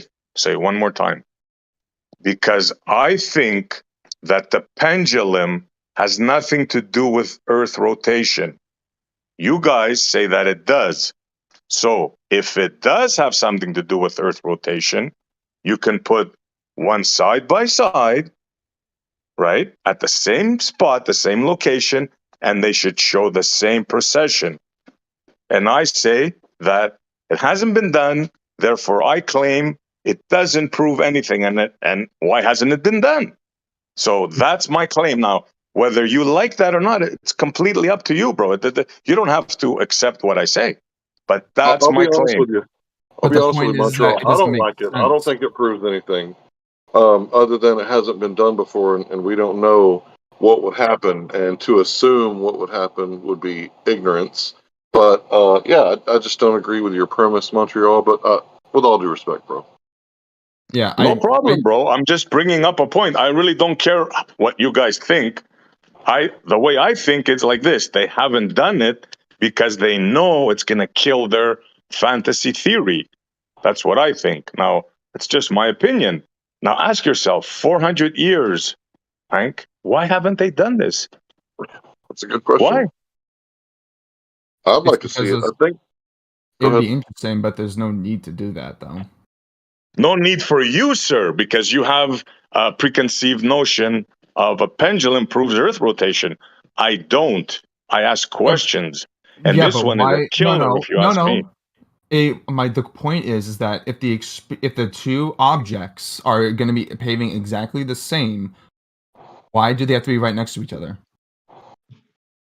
Why not? Why are you so? I don't know. Ask yourself this: why are you so against? Don't interrupt me, bro. It's ask not that I'm yourself against this. it. It's just that there's no Don't point. interrupt me, bro. Okay, I'm. If you do it again, I'm not going to engage with you. You interrupt me again, I'm not going to engage with you. Yeah, let's So all here go one at goes. a time, guys. Go ahead, Essie. So here it goes. My claim is that the Foucault pendulum does not prove Earth rotation. Okay? So I asked the question, in 400 years of these experiments, why hasn't two of them been put together side by side? And I say, because they know it's never going to show the same rotation. That's my point. Okay. My point is that if you build the pendulum the same exact way, the way that it was originally done to prove the Earth's rotation, it doesn't matter if it's been done side by side because the recorded results are going to be the same. It's not a matter if they're being side by side or not. It's a matter of them getting the same exact result by performing the experiment the same exact way. But not in the same exact location that I'm asking you. So not what I'm asking. Yeah, but Also, what you're I'd just asking like for to add- doesn't prove the shape of the doesn't prove anything related to what you're talking about. I didn't Also, say I'd it just proves like to anything. Also, I'd just like to add that Foucault pendulum does not prove the shape of, does not prove that rotation. You have an effect. That's all you have is an effect. You don't have any causes for it. Now, first, I have a question on this. The first thing is, does the Foucault pendulum precess? Does it precess? Do we agree on that? I would give it to you guys. Some of my peoples won't though, so I don't know. Okay. What about SC? Do you say that the Foucault pendulum precesses? I mean, regardless of what the cause is, do we see it precess? We see a thing swinging, and it never shows the same motion. That's what I know. Okay. So I don't know where you get this procession in your head, right? This is a story that I don't believe. So if you want to say you swing the pendulum here and it processes a little bit over there and you swing it over there, it doesn't mean anything. So the next At all. question is, if we see it change like that, what causes that change? If it's, I have no clue. That is the Answer. question. That is the Okay. question. Answer. We're looking for the cause to the effect. I know. All we have is this Yeah. effect right now. Okay. Let me answer him. Let me answer the question. You asked the question, right? Okay. You have no clue, and I have no clue. And nobody on this plane, has a clue. That's the answer. Okay. So my next question is, does the precession correlate to latitude? Does that happen? No, I've never seen anybody show that. Negative, it doesn't. So if And I I'm have a willing to video, bet, and hold on, let me finish. I'm willing to bet anybody here $1,000 will go to different places of the planet, the plane, and we'll take two pendulums and we'll put them side by side. I'm willing to bet anybody here $1,000 that they will, don't interrupt me, bro, that they will not show the same procession. I'm willing to bet anybody here right now. hold on. So that wasn't my question. If I have one pendulum somewhere on Earth and it precesses or moves or whatever you want to call it, can your latitude be calculated from that with one pendulum? Negative, and I'm willing to bet you $1,000 we'll take one pendulum, and if it does what you say on the first swing, I will give you $1,000 on. We'll go to 3 different locations, and if you get it to process by the way you predict, I'll give you $1,000. I could get it to do it. If I was a Glober, I could get it to do it because I can manipulate it to do just about anything, about like tie the swivel or tie the knot, the let go. I could prove a globe if I was a fucking deceiver like Foucault was, bro. No, But you I've got couldn't. these. I'll bet you too, bro. I'll bet you too. No, you couldn't. Globers. Do them east, west, north, south. So I want the prediction. I'm at 30 north latitude. Okay, it's fucking 30, 40, and 50. like I'll bet you too, Brian. $1,000. You can't do it. I know they can't do it, dude. It doesn't never do the same fucking thing, and I've done it several times. I got 2 of them identical, and before I do this, I want to up the stakes. Even we don't bet. Okay, so I'm gonna do it east west. If you want me to do it north south, tell me now. And I want a prediction. What do you say is gonna happen? I'll show the compass. I'll show where I've got my stake in the ground for true north. How high is your string? Brian, how high is your string? 9.5 foot. That's it? That's it. I can get it going for about an hour, about 50 minutes strong, dude. Hour probably. I used a little bit Pendulum thicker stuff line. is I used 8 pound test, but it might not go for quite as long, but it'll go for a long time. Enough to prove something. Enough to at least get a general gist of what they think is going to fucking happen. It ain't gonna happen, bro. Like I said, I'm willing to bet anybody. This is all a story you have been sold about precession of pendulums. It's all a story. Yeah. Been sold up the river. I mean, Like I I would said, give I'm him. willing to bet anybody on the first swing. Pick 3 locations. I'm willing to bet anybody. You will not get the same results you want on the first swing. That's a guarantee, bro. I'm willing to bet on it. Anybody, If it doesn't, whatever side. if it doesn't happen, go ahead. That doesn't Extremity. mean anything, SC, because we would agree that it takes. I mean, you got to watch it for a few minutes. I mean, it's not like it's going to go forward, back. Oh, I know everything now. I know the procession. I mean, that's not what we say is going to happen. It's got to actually process. You've got to watch it change its position over some period of time. Yeah, Brian said he could get it. Brian said he could get it going for. Brian said he. Brian said he I'm not could get it saying one going. swing. You did say one swing. 3 times you said one swing. You're not going to see anything. No, one time. Like if you understood that, it's my fault. Maybe I didn't explain myself. You can make it swing as many times as you want, bro. Brian said he could get his going for 50 minutes. So how much is it? That's about an hour. You got to get higher than 9 feet, Brian. But 50 minutes. I mean, how it should process. He's in Florida. How much is the precession? How many degrees an hour? Yeah, go to That's Florida, globe plane. Carolina, and New York, let's say. How much is the globe plane it should process in an hour in Florida? Roughly. Does anyone know? Yeah, we got to take the sine or the cosine of 30, sine of 30, which is 0.5, and then divide the 24 hours. So if we do it we need to get it going for 1 hour. That's just going to make the math 1,000 times easier, but it don't matter. We got calculators. Divide that by 24. So if we would expect 15 degrees in an hour, at my latitude, we would expect about 7.5 degrees in an hour. Wait. Let me double check that. I get shit backwards sometimes. Let them make the prediction. Let them make the prediction. Don't do all the shit for them. You're already going to do the experiment. Yeah, you're doing. Yeah, don't do the work for them. They gotta tell you exactly. Looks like a prediction. Probably just Google it.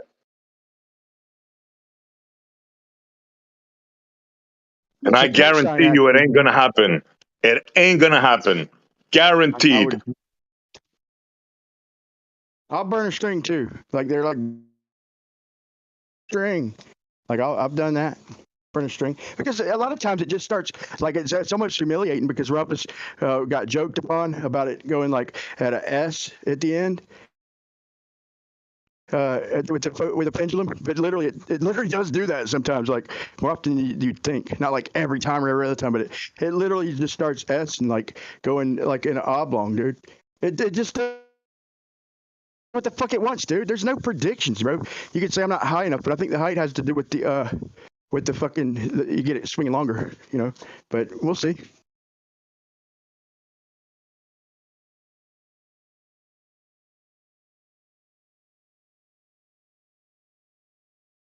You know why no one's put two pendulums side by side in 400 years? Because they know what's gonna happen, bro. That's why.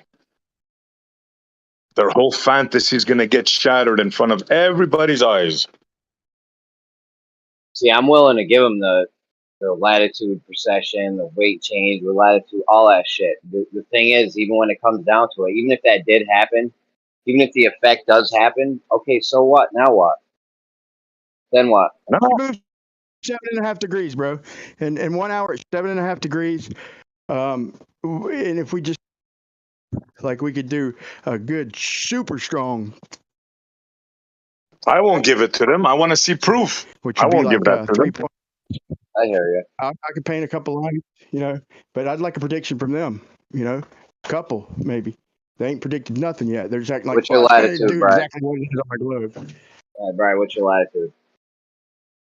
I'm You already 30 know they're north. going to say 30 north. All right. You already know if it doesn't happen the way they predict it, they're going to say you did it wrong.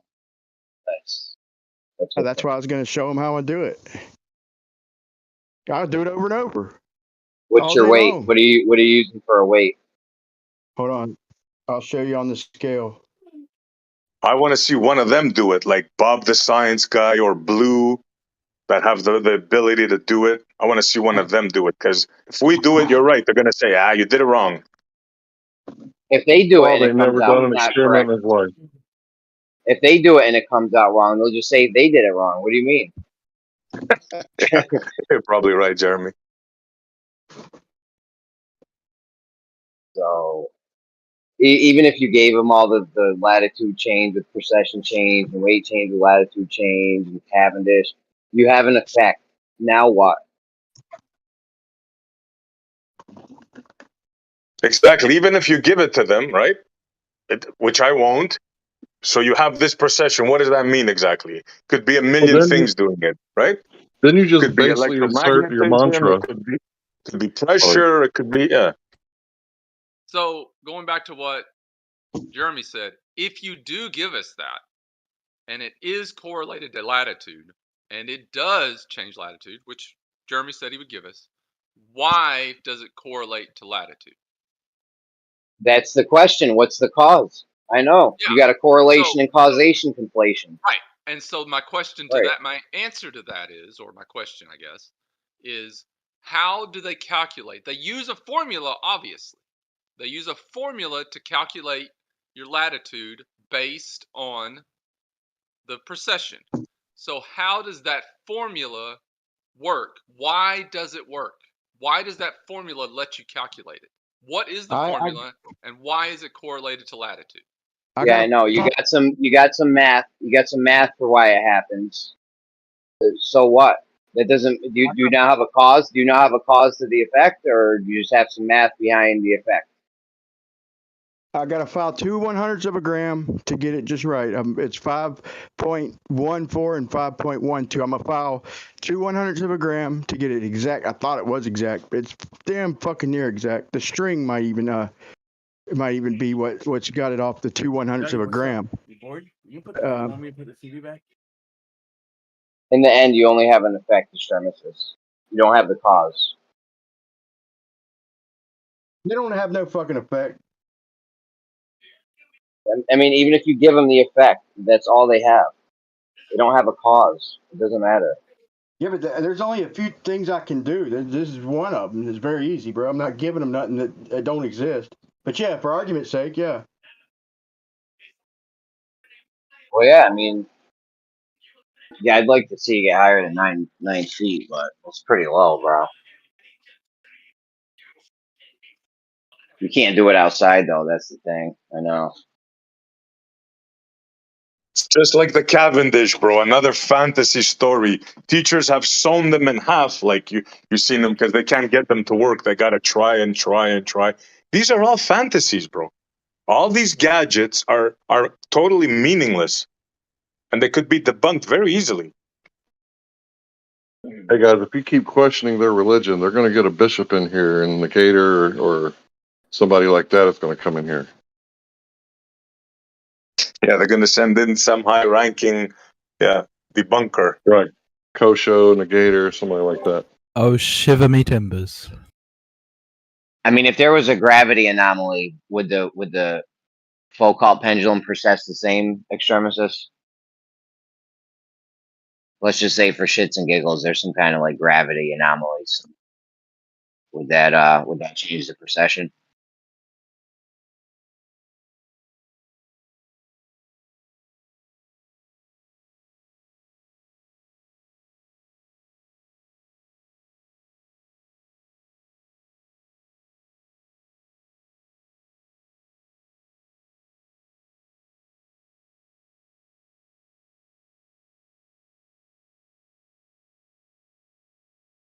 Just posted 21 new flat Earth proofs of documents straight from NASA in various scientific avenues. In their documentation, they're clearly stating that they're doing their tests or they're building these systems using a stationary, flat, non-rotating Earth. I just posted 21 of them if anyone's interested. This is basically similar to that NASA document, that linear aircraft, flat, non-rotating Earth. Well, this is 21 more proofs for flat earthers. You're welcome. Yeah, so with the whole procession thing, I think they just want to talk about it as an effect. They don't want to actually talk about it as being any proof of anything when it comes down to the brass tacks, right? Because how are we proving that it is the cause of the effect, right? If somebody could actually step up and say how that proves the cause of the effect, other than it proves a prediction which could possibly be a postdiction, meaning we figured out, okay, this pendulum seems to do this here and it does that there. Awesome. Now we can make a correlation to our model and how we can try to stitch that into our model very easily. First of all, Essie's got a question as to whether the procession is actually consistent. Brian says it's definitely not consistent. He's done it. So we've got a whole lot of things on the table, but it seems to me as though even if there is a, like Jeremy is giving them, the procession takes place and it changes with latitude, can there actually be a draw specifically to a cause? Can we have a causal nature? If we just see the effect and we measure it, we can't claim exclusivity as to a cause unless we try to prove the cause of the effect. Because one could say, that works perfectly with our electric universe model, and we live in a toroidal magnetic field. The electromagnetism that swirls around the Earth changes based on how close or how far away you are from the North Pole. Therefore, here's our expectation built on our modeling. When we make a few observations at various latitudes, we draw that out. We say, this must be the map as to the translation of the very weak, incoherent electrostatic acceleration that we see within a toroidal pattern over the Earth. Therefore, since we measure the Foucault's pendulum to change at various altitudes, this proves our prediction and our assumption that there is an electromagnetic torus over us, controlling not only the sun, moon, and stars, but also physical things within the plane of the Earth. Therefore, I now have proof. See this 512 gram or 5 grams. I got both of them 512. See that? 512, 513 bouncing. See? Is there anybody want to question the weight? They're exact. I'm gonna set it up. I'm gonna put them up. Napalm, you wanting to isolate a cause is just anti-science. Right, correlation and causation is way more scientific than isolation of a particular cause.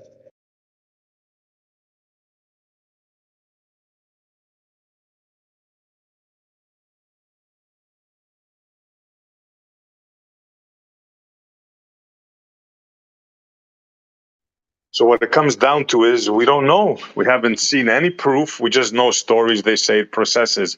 Has anybody actually seen a pendulum process in different latitudes, like bring it to different places? Has anybody ever seen that?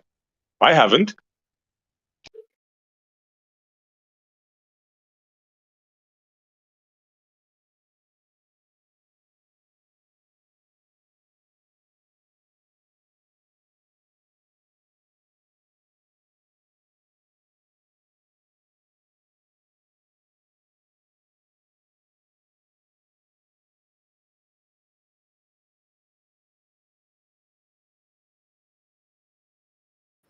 I don't know why they don't just fake it with a boat. Like you just take a boat on a trip and do a little fake journey of, oh look, it's different here, different there. And they're too lazy, man. They just talk and talk and talk. I want to be, a little serious. Obviously, I'm just joking around with Napalm saying that, facetiously that it's anti-science to want to, isolate a cause. Actually, if you had cancer and you went through chemotherapy and you kept getting cancer, right? And then over and over again, like you almost died, you get the treatment. Well, you might want to like try to isolate a cause. Is it in the water? Is it in the soil? Do I live in a house full of asbestos? What's going on, right? Like you would want to isolate the cause and keep that from happening. So even though you can treat it with cancer, chemotherapy and radiation, like the doctor isn't really an actual scientist until he goes to your house, like Dr. House, and isolates the cause. Like, oh, look, I found this. You live on top of a some sort of radiation mine that got closed down, but you bought this land unawares, and you need to move out of this area, right? So that would be isolating the cause. That's what science is called knowledge for. That's why it's called science. And you know what happened when people do that? They get shut down by the FDA and all them. Remember, I've talked about Dr. Group in here before, right? You remember, Larry? Refresh my memory. He's the guy. He's the guy who sometimes you'd see on Jones's show, because he would do he makes the supplements himself because he's been doing that stuff for decades. And Jones would white label, so he'd white label them, and Jones would sell them. But he would talk about different stuff. So when you go and look at his own independent work, he used to have clinics for, what do you call it, like, I think mainly focused on cancers and stuff, but all sorts of I can't remember what the classification is, but stuff that people are in big trouble health wise, right? And part of the service he would do is he would go and investigate the houses, and most of the time, it's the toxic stuff from the anti-fire retardant materials that are put on the carpets, the kind of paints, all these kind of things, right? And he would just go around from that person's like sleeping area outwards and start forcing them to change things. And even just that alone would start helping them. But later on, because of the way that degenerate set of countries worked over there on your side, they shut him down and they raided him and all sorts. So he had to change the way he practiced. He tells it better himself. I'm just kind of summarizing, but yeah. So what you're talking about, he actually did in real life, not just on a TV show. And consequences are the big guys don't like that. You mean he actually was doing science and trying to isolate causes, and they were like, no, no, no, Right. no, no, no. We just practice medicine. We don't actually try to treat causes. That's that shit that the Rockefeller's doctor uses. We don't want to use that, even though we go to Rockefeller colleges, but we can't see past that little conundrum right there. Yeah, I mean, most doctors are just glorified drug pushers. That's what they are. It makes more sense just to go to the guy in the corner and go, well, get me the greenest green you got. That's going to help you way better than go to a doctor. But I mean, I think most of us know that anyway.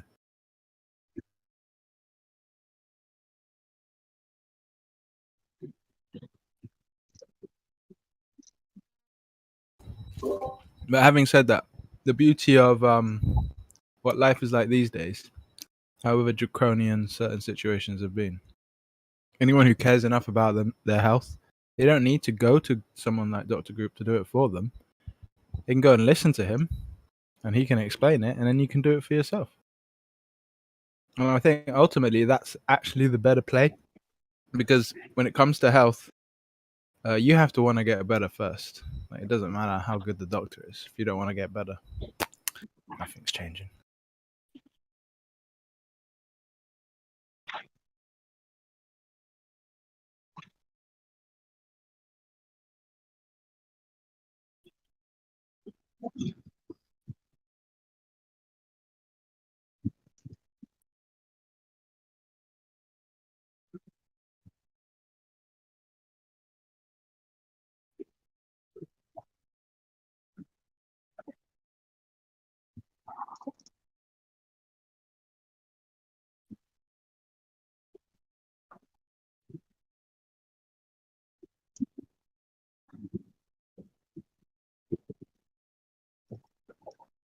Yeah, so I think I heard you say go to the guy on the corner and get the greenest green that you could find. You're recommending, the unlicensed pharmacist or the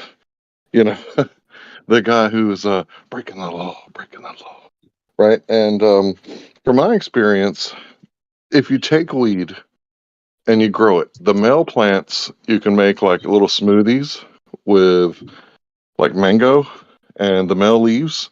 And that's one type of medicine that treats like non-mental issues, right? Let's say. And if you take the buds from the female plant and you just so happen to heat them up and you partake in that, it's going to have a different type of medicine. So it doesn't matter if your body is sick or your mind is sick.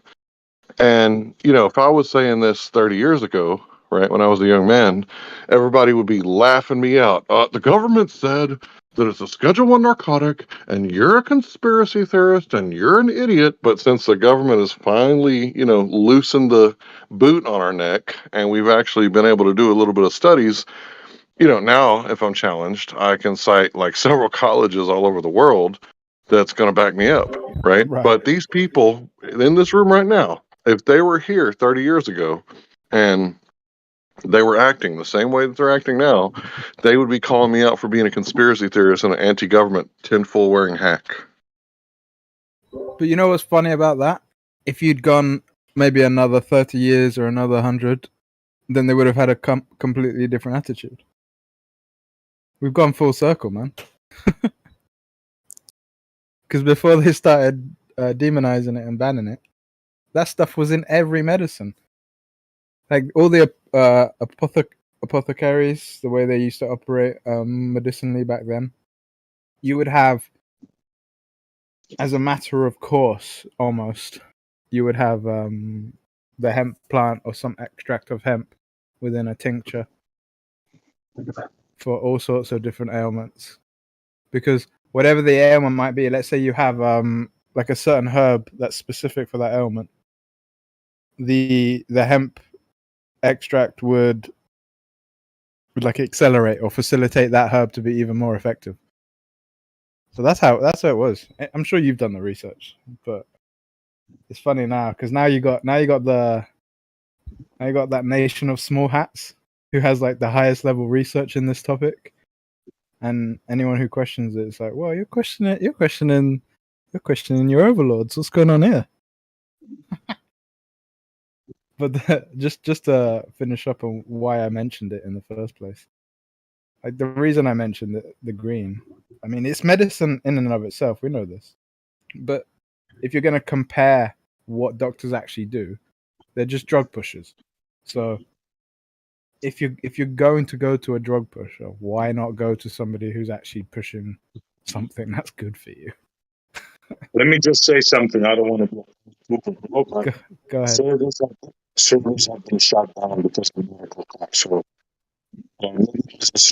wait, 1 second, Essie, you're breaking up.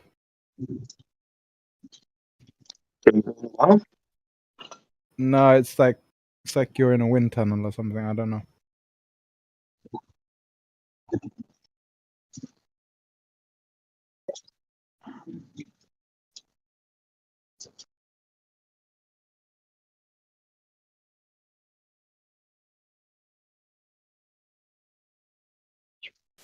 Mic check. 1, 2.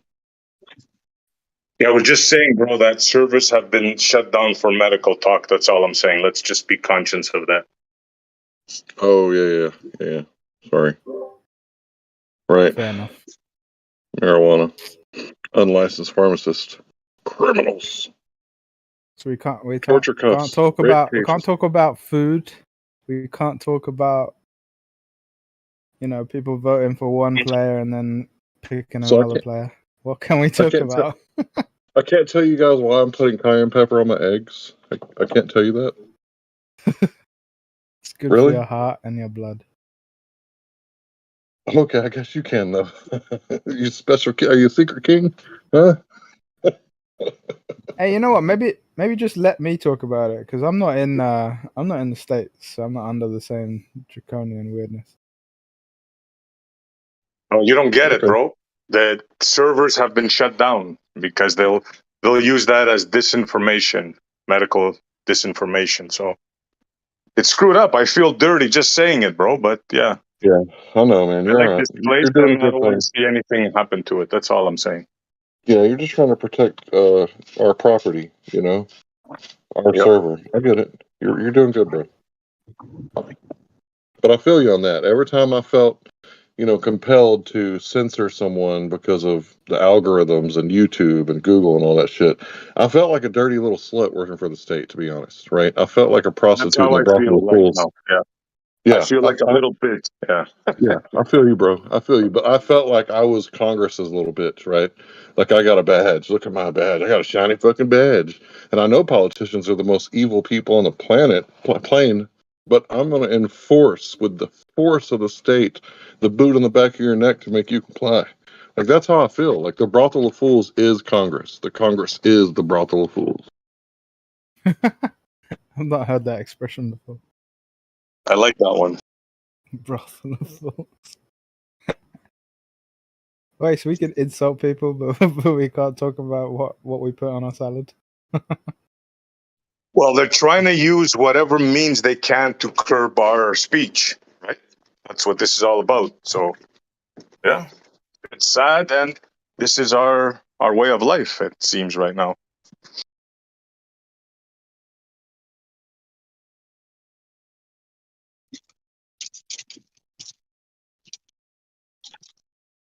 I think they're trying to get us to curb our speech until everybody joins like Elon Musk's, you know, online ID program where you're verified, and then they'll loosen up on our speech. That's what I think. There's no way.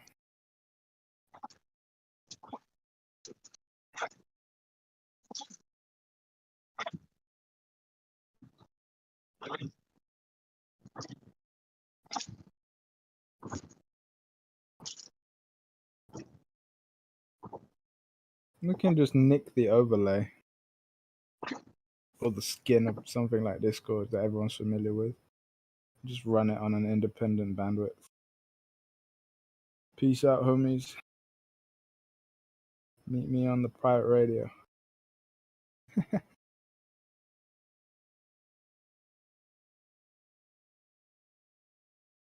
It's really sad, though, eh? Like, see how it killed the whole convo? Yeah, that's what they want. That's what it's all about. And they're using industry and business to do their bidding. That's all I'll say on that subject.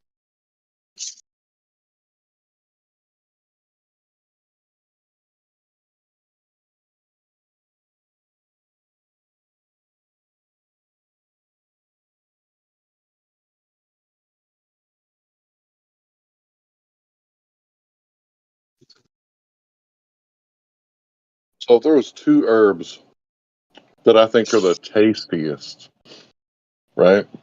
Mm. And you know what I'm trying to say because Tell me turmeric about your is culinary delights. turmeric is so tasty and it makes me smell like a Hindu straight from India. But I think everybody should use turmeric in their soups and eggs and cayenne pepper. I reckon all Because of the you lot turmeric should grow it as well. yeah, turmeric has I know in Florida and places like that you can grow turmeric easily.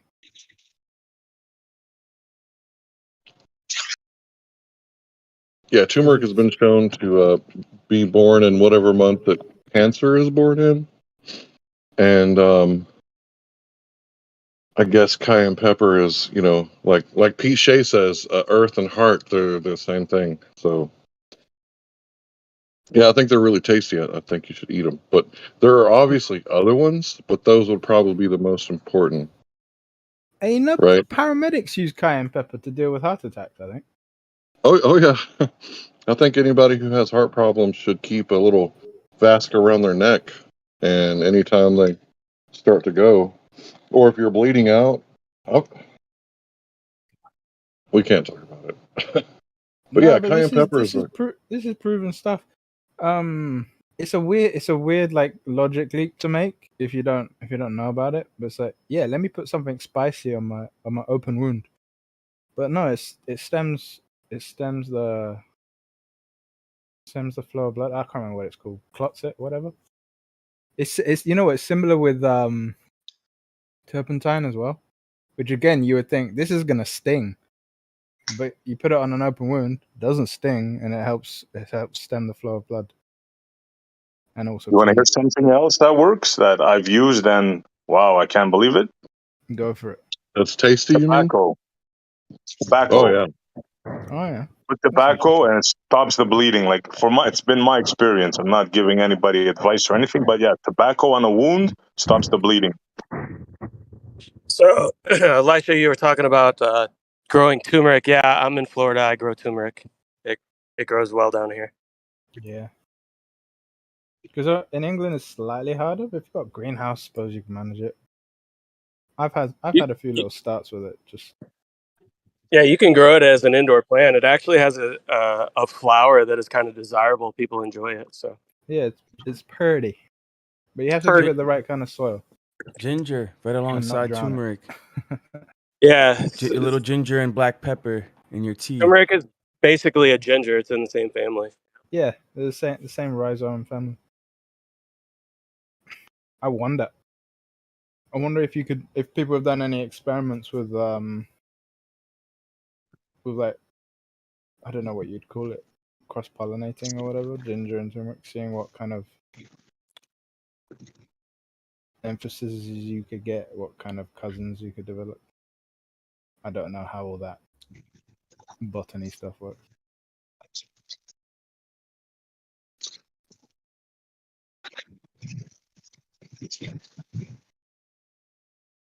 Yesterday Oh, we you were know what talking someone about. told me? Go ahead. Oh, you're a bit quiet, Lion. Sorry. Yeah, yesterday we were talking about husbandry and like horticulture and farming and stuff like that. And free energy came up a little bit later. And I was just to spark up a conversation.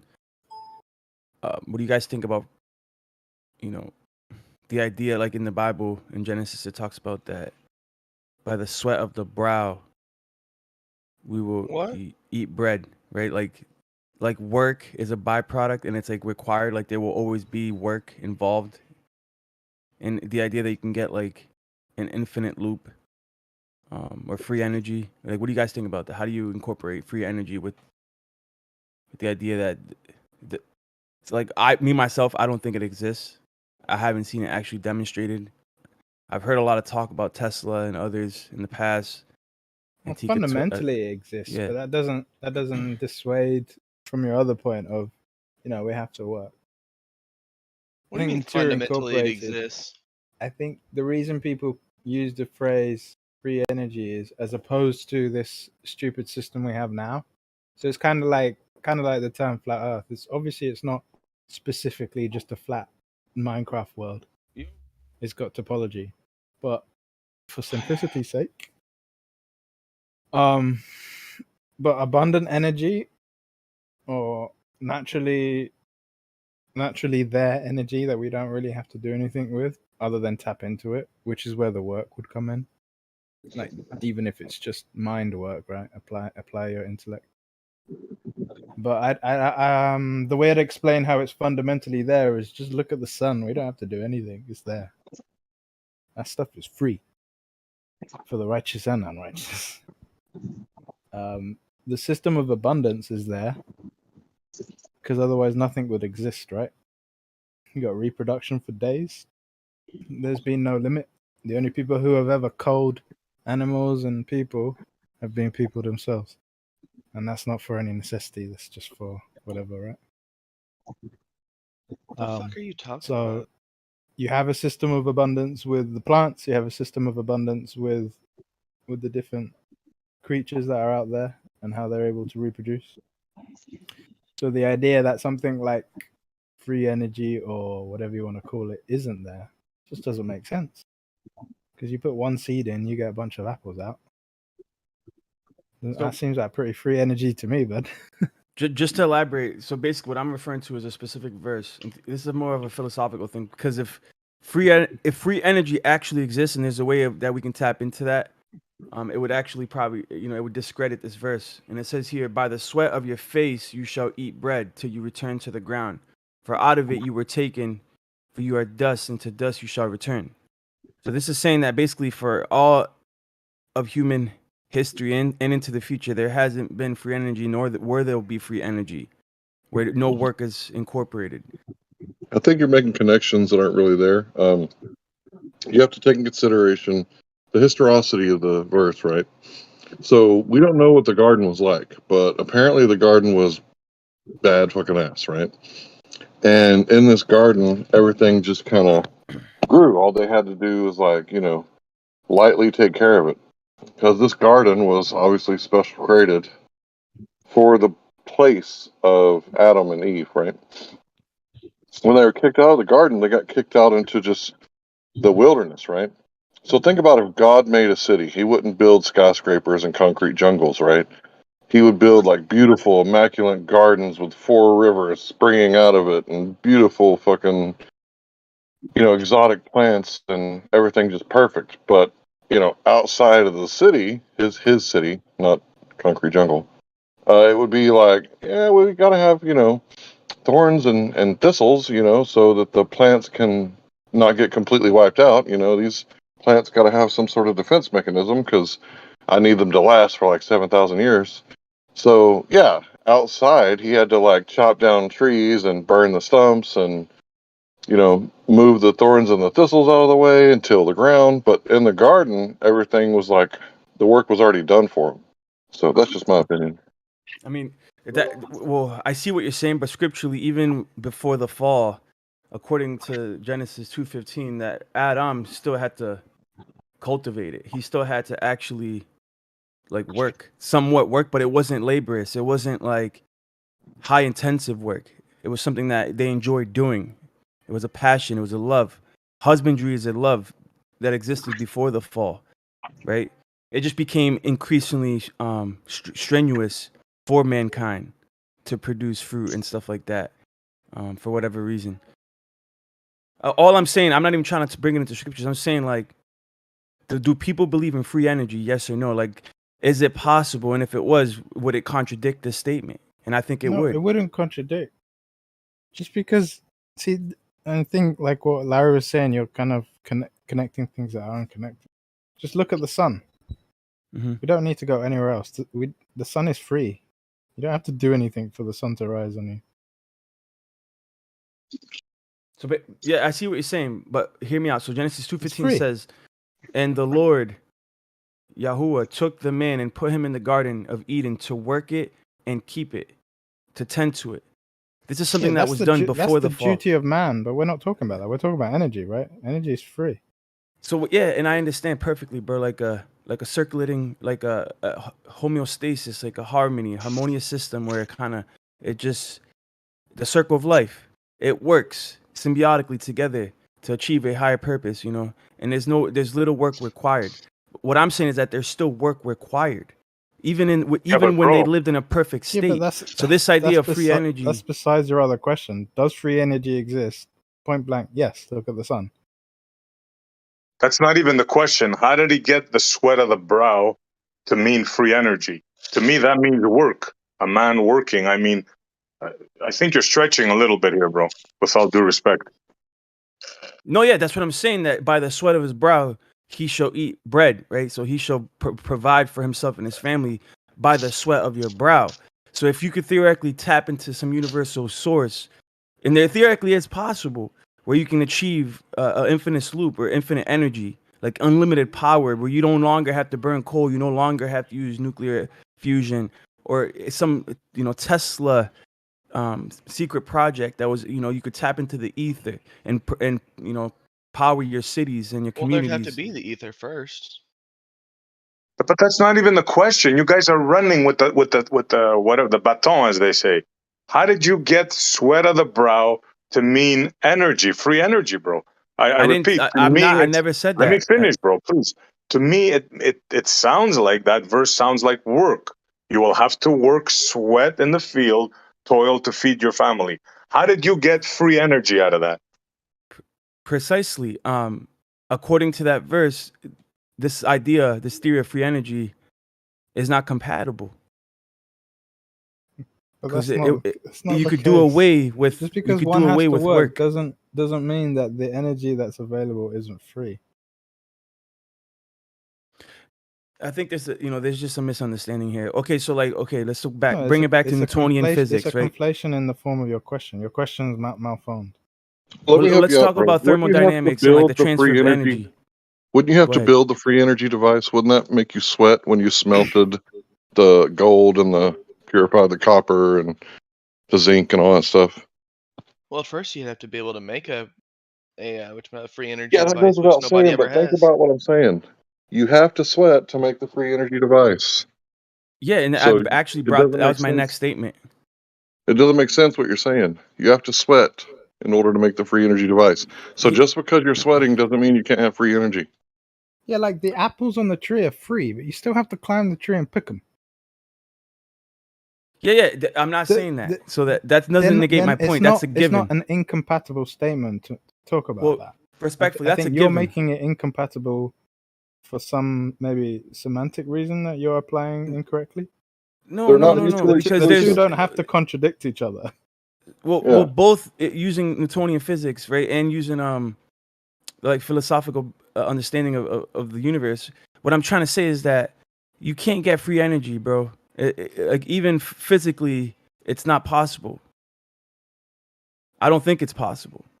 So initially, like, yeah, you can contribute an enormous amount of energy in the beginning, right? You can initially invest an incredible amount of energy, like building the Great Pyramid of Giza, and out of that effort, you theoretically could tap into some, infinite source of potential that you could then propel all kinds of different machinery and things like that, right, out of this system. But initially, you would have to still contribute an enormous amount of energy to even get that system going. And even then, it would still be all theoretical because it's never been done.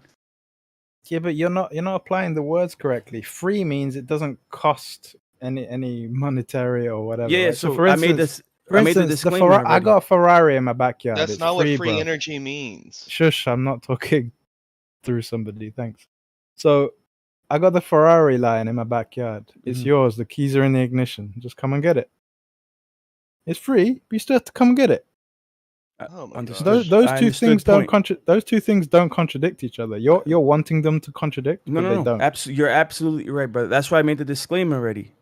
Right? Even after you've introduced initially an enormous amount of energy. That isn't there. No, I even gave you the idea that it's an enormous amount of energy that you initially invest, right? So you walk into the car, yeah, you're contributing energy. I get that. That's why I made the disclaimer. If you introduce an infinite amount of energy, right, theoretically speaking, building this insane pyramid with 1 million blocks, each weighing 100 tons, right? And you end up tapping into underwater aqueduct, right, some source, and then through vibrational resonance somehow end up tapping into the ether, and then you can get infinite energy, right? Still, it's never been actually proven to be the case that you can get that. Oh, what you think those devices don't work? I'm not sure. I'm still skeptical. Then I think you're talking from a point of from a lack of knowledge, because they clearly do work. And that's why I point to the sun, right?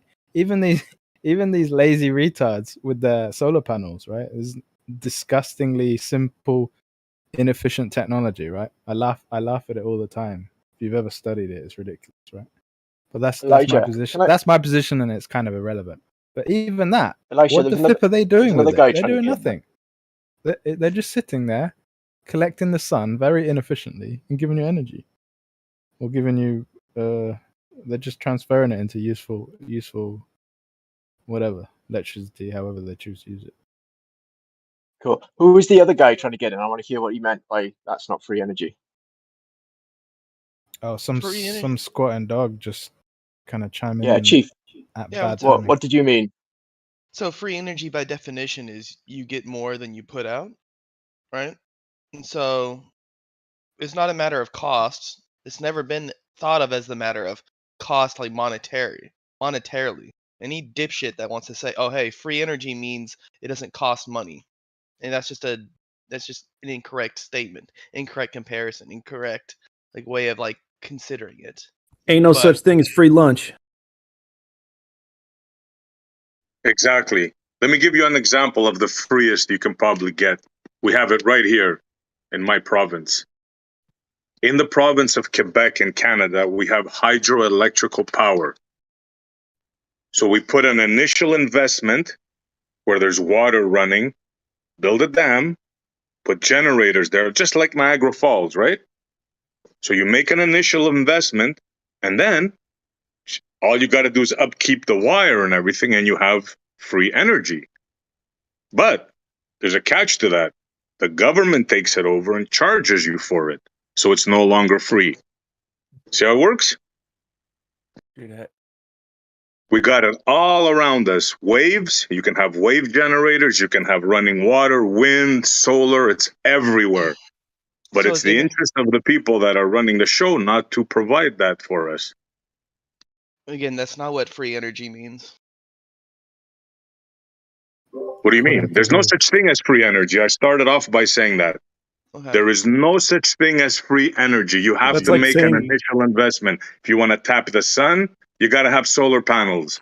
If you want to tap the Wait. heat in the ground, you need whatever, right? So there's no such thing as free. But SE, remove technology. Just go and step outside. The sun is there. You don't have to do anything. Just No, lie but you down still and need soak it in, baby. You're right, solar. Elijah. No, But you have to transfer it. You have to make it into energy that we can use in our devices and shit. Yeah, of Yeah. course you can go I'm not outside and even sun talking gaze about and get. devices. Hold on. Listen to what I You said. can go. I said, Hold on. I'll ignore finish. technology. Hold on. Just I'll go finish. outside It'll be and that I enjoy the finish. sun. Elijah, it'll be that I finish.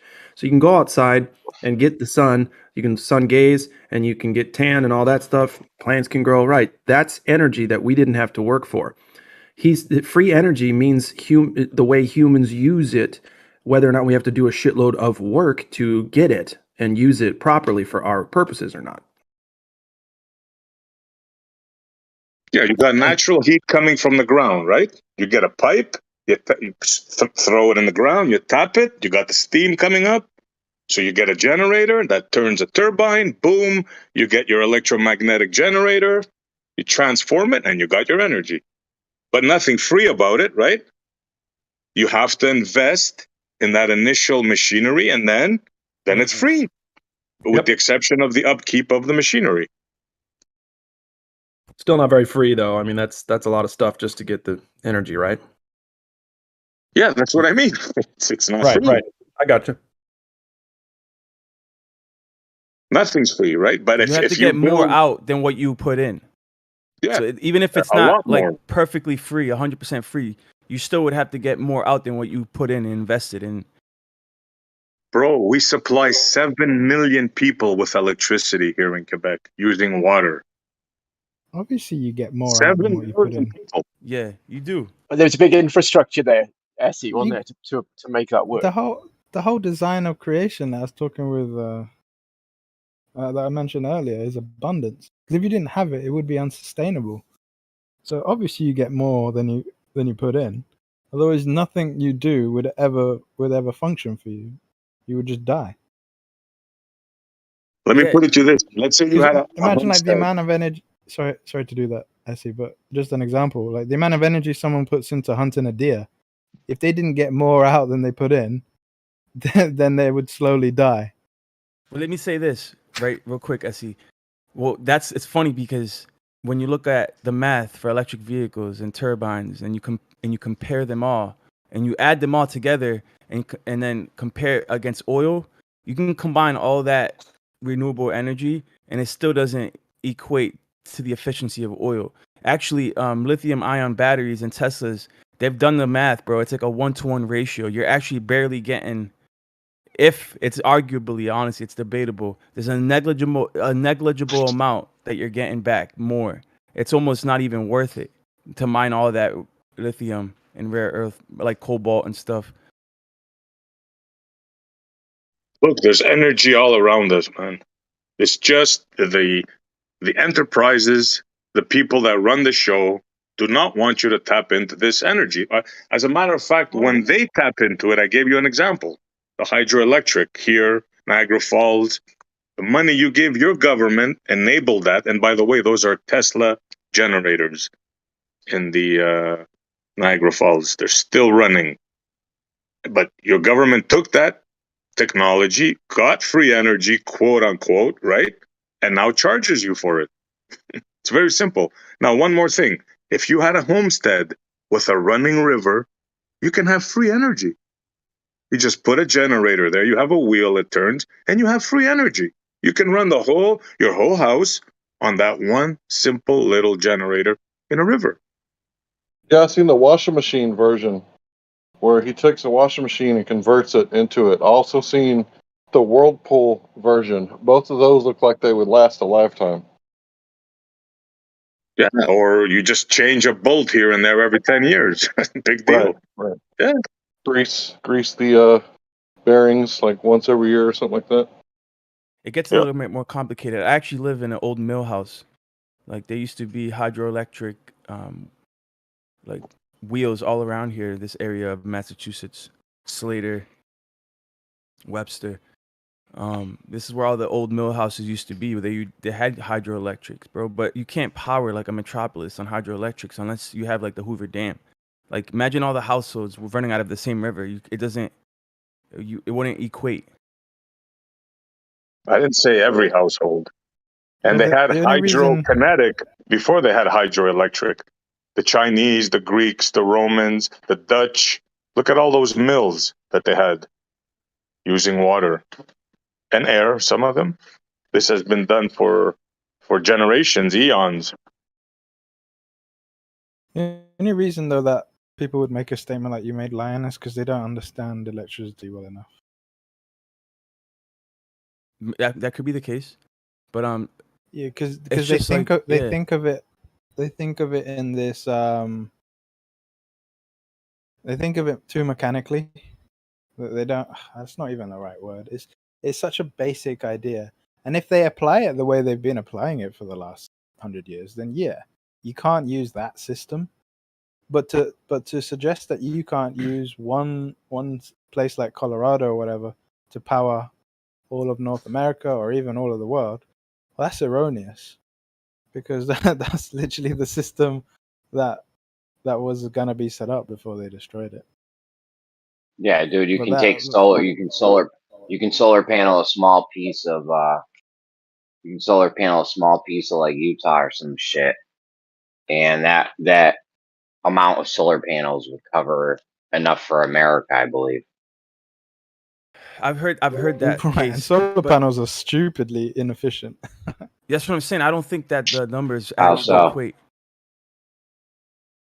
Yeah, like he just said, those solar panels became increasingly efficient. You're still looking at like 66%, 60%, right?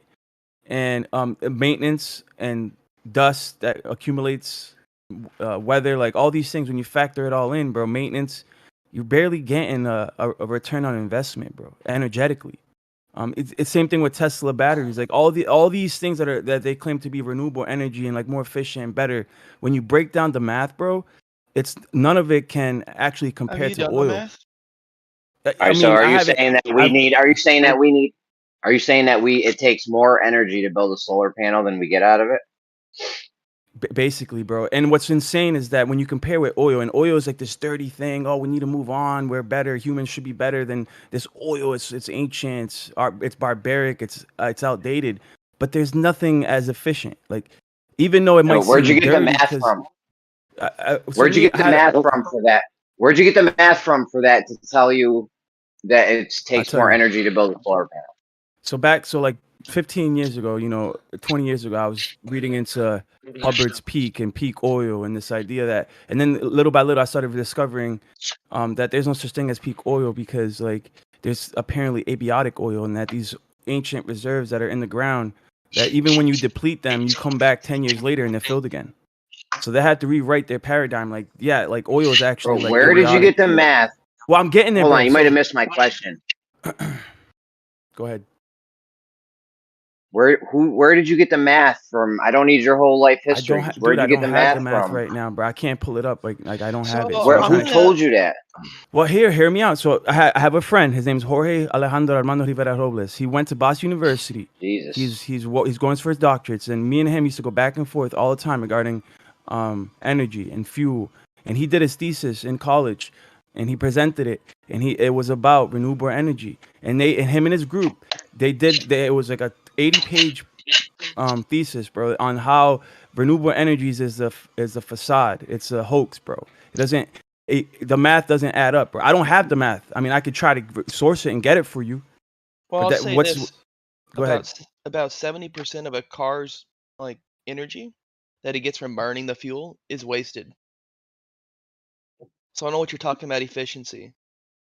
Well, but Jeremy's question oil was is 1 to answered there. 25, bro. The amount of energy that it takes to get the oil out of the ground and process it, and the amount of energy that you get out of it is 1 to 25, bro. There's nothing as efficient as that. You can combine solar panels, wind turbines, hydrogen, hydroelectric. You can combine all of them, and it still wouldn't equate to the efficiency of oil, bro. Are you sure?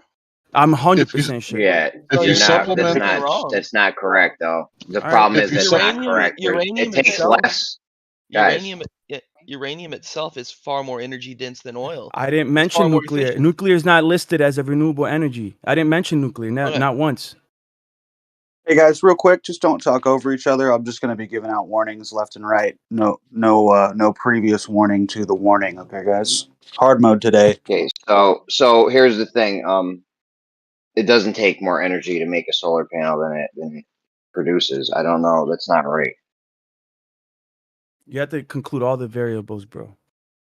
Yeah, so when we take a look at how much time it takes for the average solar panel being produced now, it takes about 7 years for a solar panel to make back all the electricity it took to make it, with an average lifespan of 25 years. So they well outlive their break-even cost. It's not even close. I know it's not even close. It's 4 to 7 years depending on where you live. If you're close, the angle of the sun and shit, where your latitude is. Generally 4 to 8 years. Generally 4 to 8 years you will. Come on, guys, relax. We're talking about solar panels. This is not nothing to get too worked up about. Generally 4 to 8 years you get your money back from the solar panels. Right, it's now produced enough energy that it took to make it. And then its lifespan is 20 to 25 years. So well outlives it. They're even better now. One of the companies got them to. Well, no, they don't they last longer than 25 years. They just degrade over time. So in 25 years, you may only be getting 50 or 40% of the energy output, but it's still going to go on and on for. I mean, I don't know how long after that. Yeah, the electron cell, or the solar cells in it start to wear out. They're not able to split off electrons as efficiently. How long do the batteries last? Real quick, so 4 to 8 years, that's a very conservative and very kind estimate, like your return on investment. And even if that's the case, okay, good. Maybe solar panels have come a long way in 15 years. I haven't looked at the most recent data. But what I will say is that you have to include all the variables, including the manufacturing of those solar panels that use hydrocarbons, right? The shipping of those solar panels, right? All that stuff is you got to include those variables, the plastics, the batteries, and then the degradation, the maintenance. Once you conclude every single variable, you'll come to find out very quickly that the energy output is almost not even worth it. Which one do you think can't be? Yeah, which one do you think requires more maintenance? A solar panel or a car engine? Well, you gotta understand, you have to purchase these solar panels too. So now you have to include the actual monetary investment and how much it took you to produce that, right? Return on investment, bro, is not just 4 or 8 years. You gotta conclude. Yeah, maybe just how much you paid for them. What about everything else that society contributed to the building of that stuff?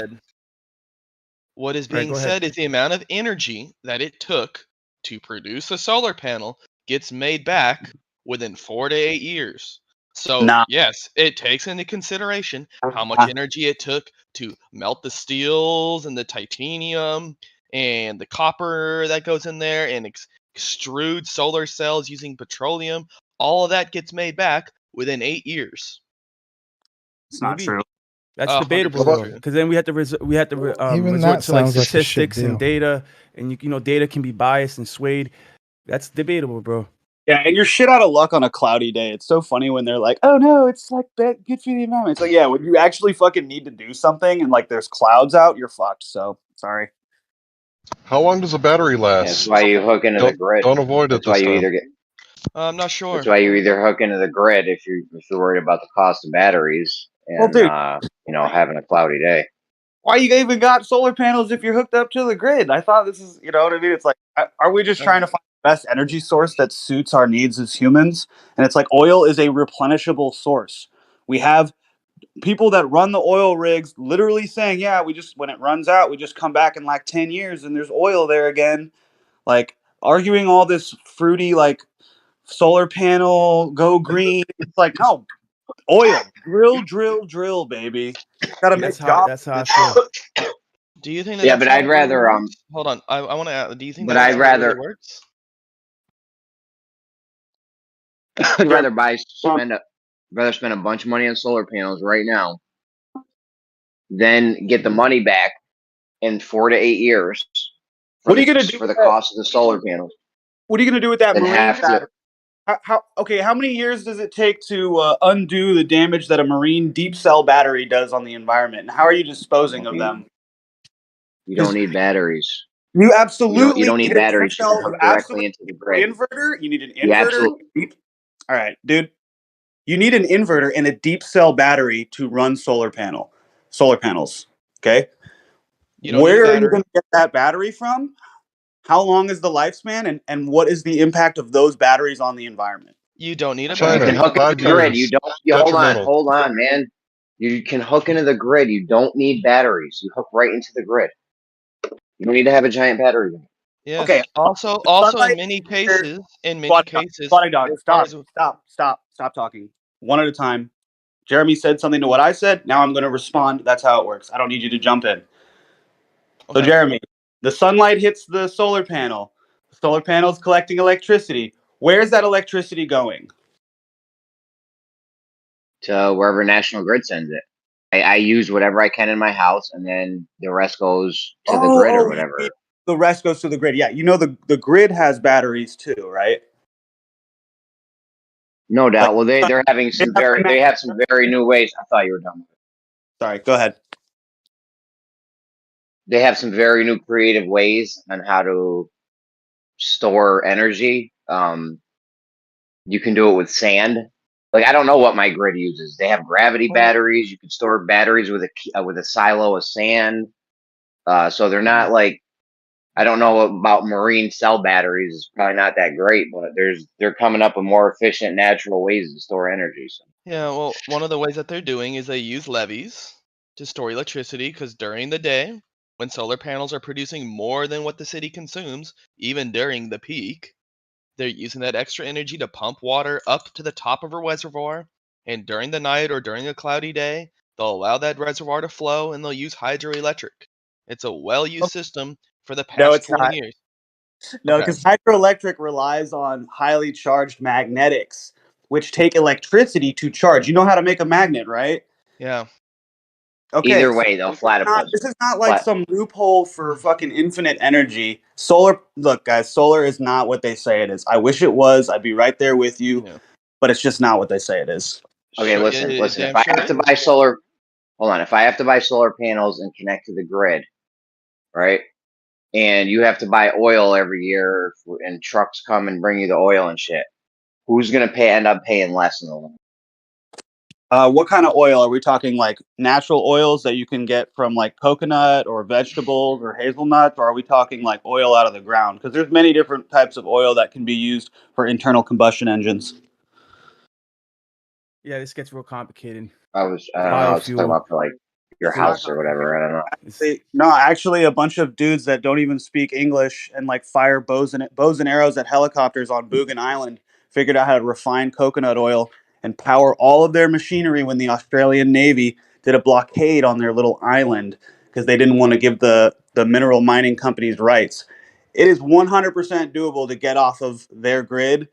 There's so many different types of renewable energy sources that don't involve toxic batteries that are going to end up at the bottom of the ocean and that aren't going to involve you having to like hook yourself back up to the grid because you're producing too much energy. It's like, fuck the grid, guys. Fuck the grid. You can have a diesel engine run off of even used vegetable oil or used vegetable oil if you filter it. So I mean, yeah, there's ways to get that ways to hemp run oil shit. going. Get that hemp shit going, bros. Hemp. There's just Exactly. not Bro, enough it'd be land. crazy. The hemp oil yet. There's just not enough land though for everyone to do that. You know what I'm saying? It takes a lot of gallons of vegetable oil to, you know, you drive your car or whatever. I don't know. They could do it with hemp. Hemp Yeah. has the crazy. We did the math. There's not enough land in the Can do world it to with do it. water. Come on now. Let me see the Get with it, equation. boys. Let me see You don't that. have to do everybody. You don't have to get everybody with electricity on just hemp. There's other ways too, but like if hemp were the majority, shit, but I'm just saying, all you need to Come do over is the make wall. something move. Go ahead. No, I mean, finish that. I personally think we don't even. Oh, go ahead. My bad. No, you go, bro. I said you go. I'll go next. Oh, all right. I personally don't even think we need the solar panels anymore. Because remember, I was telling you about the silo of sand. That's a battery now. That's how they use it to store energy, electricity. I mean, you don't even need the solar panels at this point. If all you got to do is make the fucking sand hot, just get some like Fresnel lenses or parabolic mirrors or some shit, and you should be good. I mean, yes, it relies on the sun, but you know how hot you could get that shit with a couple Fresnel lenses and shit. Absolutely. But look at this, right? Who was it that was saying you can't replace gasoline right now? The way we're going with that fuel, it's impossible to sustain our lifestyles the way we are right now with just electricity. It's not feasible, right? We're not ready for that. But Yeah. think of the places that are naturally like cities that are next to flowing water, right? That's a resource that's untapped. Think of cities that are next to where you can have wave generation things, right? That are constantly. You don't need the sun. Love that. You don't need wind, right? Constant flowing water. You know, there's a lot of stuff that they haven't taken full advantage of, and nuclear, of course. Yeah. Yeah, I'm next to a giant river, and How many there should be dams you wheel got wells. on it? Well, I mean, even if you envision the old school wooden wheel in the water, you know, and it spins and something turns Yeah. inside, and that's how you get it. Like there's the river should be lined with him. I know. Yeah, bro. Like I'm I telling want you, to add. here in Quebec, we have 7 million people, and we have the cheapest energy in the world. There It's is like, impact to nature when you do dam up rivers. Like this is human practice that goes back ages. You know, damming up So rivers, they actually make. getting Oh hydrogen. my bad. But there's ways to help the animals. Like they're making bridges on overpasses now, right, on highways for animals, and they're trying to incorporate like tunnels for fish and dams and stuff. So they're trying to work with the environment, but there's still an impact there. You're damming up river systems, right? A Yeah, negative impact. But I just want to say that they there's actually. Go ahead. You good? You go ahead. All right, I don't know. Go ahead.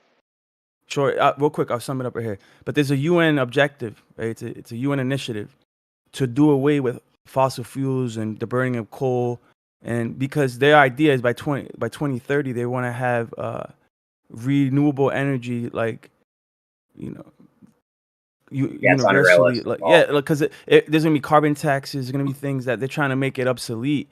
But this is called ecofascism. So the idea is, for the sake of the planet, right? For the sake of the people and our children, and for grandma, right? Let's do away with oil. But at the same time, this is how they plan on to enslave us. It's ecofascism. So by their excuse is, a good cause for the greater good of humanity. But at the same time, that's going to lead to mass starvation because the fossil fuels propel the agriculture industry. The fossil fuels, that all this stuff, that they put a halt to that. If they don't, there's not like a slower transition, bro. We can already see problems with the supply chain since the COV. You know what I mean? But anyways, yeah, that's cool. The thing is, you want to be producing the electricity where it's needed. You know what I'm saying? That's the ideal way. Now with cars, obviously that's a fucking issue. But with homes and buildings, that's really shouldn't be an issue. Now let me tell you something about wind turbines. I had huge issues with wind turbines, right? Birds running into them, fucking chopping their heads off or whatever. They invented a new wind turbine that it's just like basically a giant wiffle ball bat, and it like goes back and forth and shit. And that's how. So there's no like spinning blades anymore or anything. Wind power is going to be the shit pretty soon. You just got to adapt to whatever region you're in. You know what I'm saying? If you're near the equator and shit, those solar panels. For your houses, cars is an issue for one. Cars, buses, trucks, planes, trains, shit like that. You're on the move. Yeah, solar panels, they're just super delicate. They're easy to crack. If you're not cleaning them off every day, like wiping them down with freaking Windex, there's just a lot of maintenance. Your entire setup is like foiled by a cloud. I don't know. I just think it's a really poor. You're right. No, you gotta clean them off and shit, and you get cloudy days and snowy days. That's why it's best to do it in conjunction with, every home should have a couple solar panels and a couple wind turbines. Dude, I'm down with solar for small projects. You got a greenhouse and you want to run a water pump or something. That makes sense. But for like the big heavy shit like diesel machinery, like you're not going to be using fucking solar panels to make an excavator move. It's just never going to Yeah, happen. no, that's an issue with buses and machinery, machines that are on the move, trucks and shit, planes. Yeah, I realize that. You're still gonna have to use some kind of combustion for now. I don't know. Yeah. Elon's talking about coming out with these trucks, these battery powered trucks. Yeah, whatever power Elon's running on, I'm sure it's probably not that bad and cost effective. And I'll get behind it if it's cost effective and it's not going to destroy the environment or create an entire new generation of like child slaves in some country I've never heard of. I'm with it. But if it's going to be detrimental to human life, dude, fuck that. I'd rather just burn coal. Fucking human power. I'll just get some workers at Home Depot. You can do both. You don't have to eliminate one or the other. You can do a multiple array of things. That's the thing. That's what I'm talking about. Yeah, you need to do whatever suits the location that you're in. Yeah. You're in the desert. You got a lot of sun. You utilize the sun. You're next to water. You utilize hydro. Electric plants. You're somewhere where there's thermal energy underneath your feet. You know what to do there. The problem is the batteries, though. Yeah.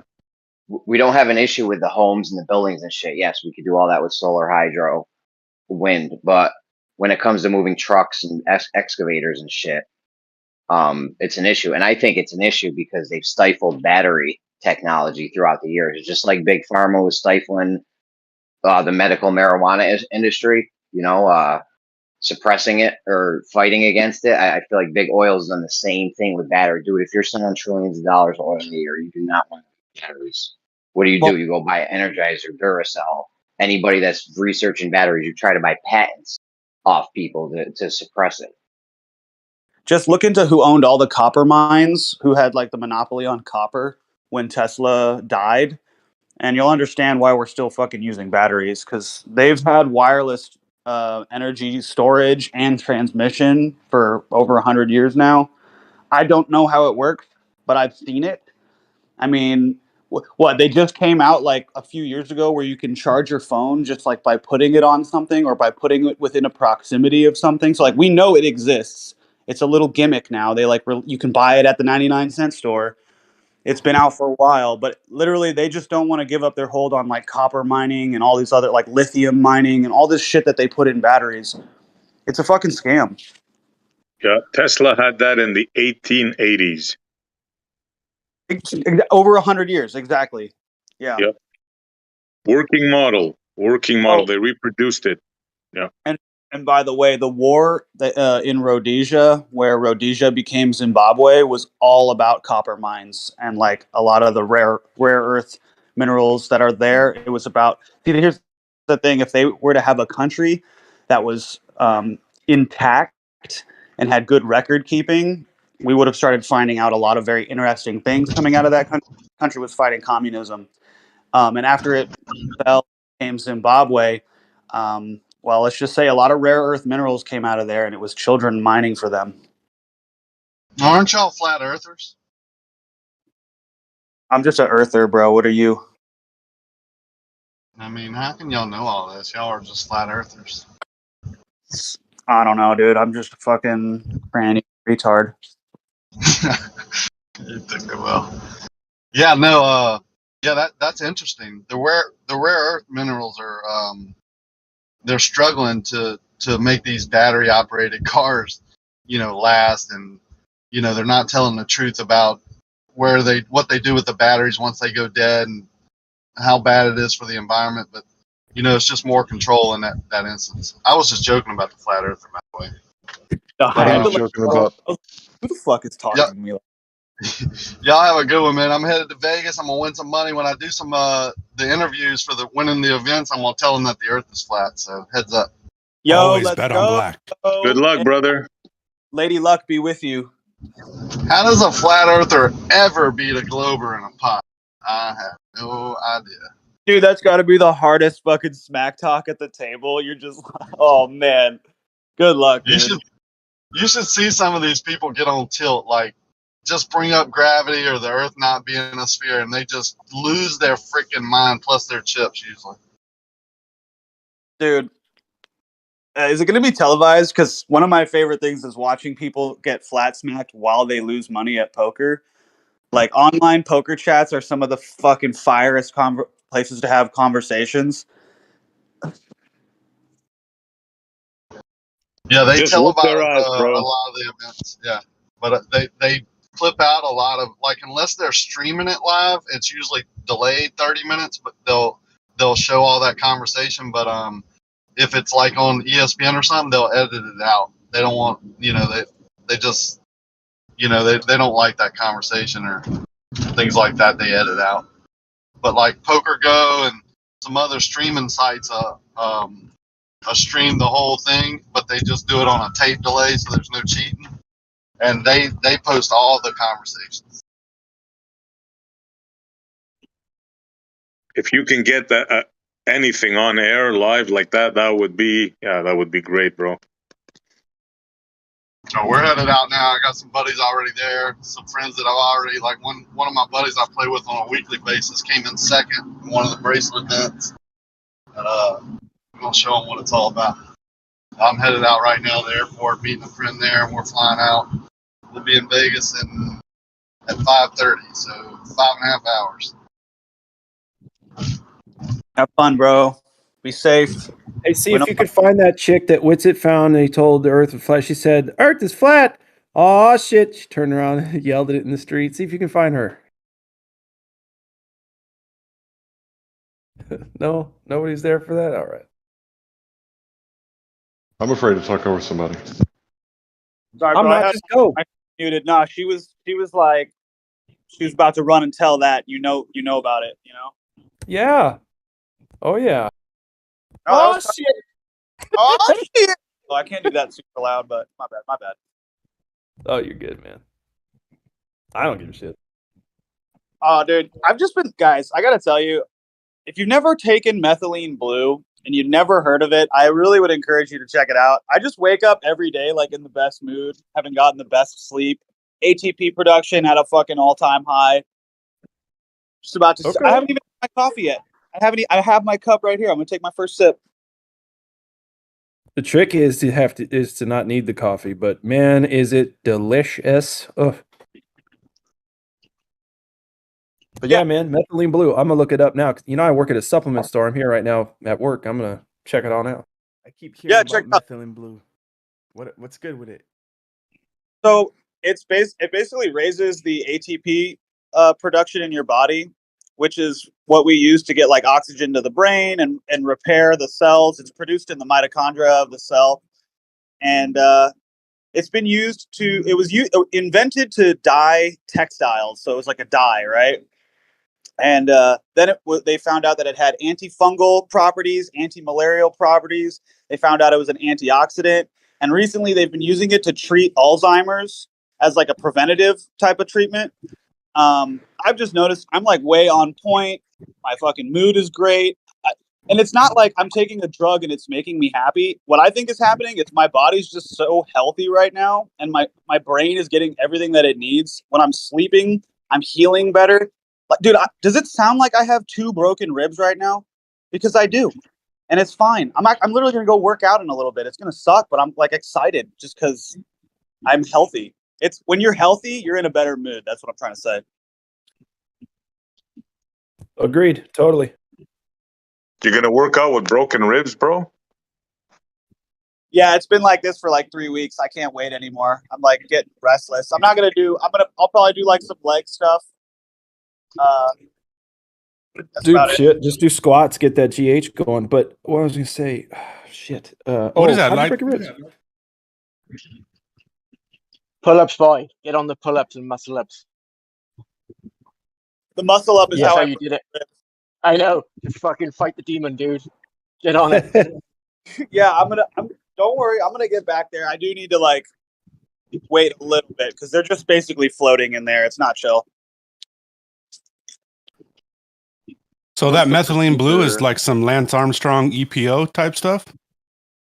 Nah, basically it's derived from this plant called indigo shrub.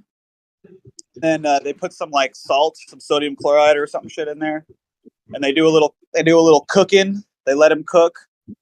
And yeah, they turned it into a dye, but it's got plenty of medical properties. Say. Well, it sounds like its main function is increasing the oxygen through the blood, which is essentially what EPO is doing as well. Exactly. Yep. Yeah, man. The more oxygen you get to your body, the better. Take deep breaths. Breathe heavier, or deeper, smoother, all kinds of stuff. Yeah, I got a little fancy with the last batch that I bought. I decided to go on Amazon. I know I don't like Amazon. I don't like supporting them, but it's the only place I could find it where they have the methylene blue infused with nano gold or something like that, nano liquid gold, which is supposed to be good for you too. I can't really say that the liquid gold stuff is better than the other stuff that I was getting, but it was cheaper. I've had gold ormus. I've had little liquid gold particulates in this stuff that these people made, this family made. I mean, I definitely noticed a lot more like genuine energy and confidence, and my brain was working a little bit better, that kind of thing. I didn't have to eat as much food too. I noticed that. Yeah. We're supposed to have. Go ahead, Larry. We're supposed to have gold and silver in our river Styx. Yeah, when you said confidence, like you felt more confident, I've definitely felt more confident. Like For sure, dude. It increases. So like, and it's simple too. Like I said, with the breathing, find supplements and foods that like beets and shit that increase red cell blood cell production and drives oxygen into the cells. Even magnesium does a wonderful job with that. Tons of stuff out there. And if you go at like a broad stroke approach with all of that stuff, man, you're just gonna feel genuinely confident too. Not ego. It's different. yeah, and you can buy a bottle for like $20 and it's gonna last you over a month. It's not something that's gonna like eat into your money, into your wallet. And No, just Amazon's got a month of it for $30 a month or two, depending on how you use it. Exactly. So you're gonna be looking better and more confident. Sounds like we're gonna have a bunch of lady killers in the flat earth. Dude, you guys, my father suffers from migraine headaches my whole life. 3 to 4 a week, right? I can't tell you how many times I've seen him completely laid out, delirious, in pain. As of today, he gets a migraine maybe twice a month. And I got him on a full methylene blue regimen. He's on like raw milk, working out. He's 62 and he's like hitting the gym now. I've never known him since he started taking methylene blue. He's like now hitting the gym. I saw on his phone the other day. He got fucking Tinder. I was like, all right. There you go. That's the way. I mean, I don't approve of the dating apps, but my dad's been through a lot. If he wants to fucking go on Tinder, I'm not gonna. Oh, bro, yeah, dude, fucking go after it. Any way you can, especially as you get older. I'm 40 and I'm married to the most beautiful woman in the world, and that's what builds my confidence. But if I weren't, I was shit. I might as well try a couple apps. I don't agree with the apps either, but I do like to meet people. And so I guess there's that. Yeah, at the end of the day, I just want everybody listening to my voice right now to be happy and healthy, and I want your family to be happy and healthy. So if you're interested, check it out. Yeah, buddy. Thank you. Right back at you.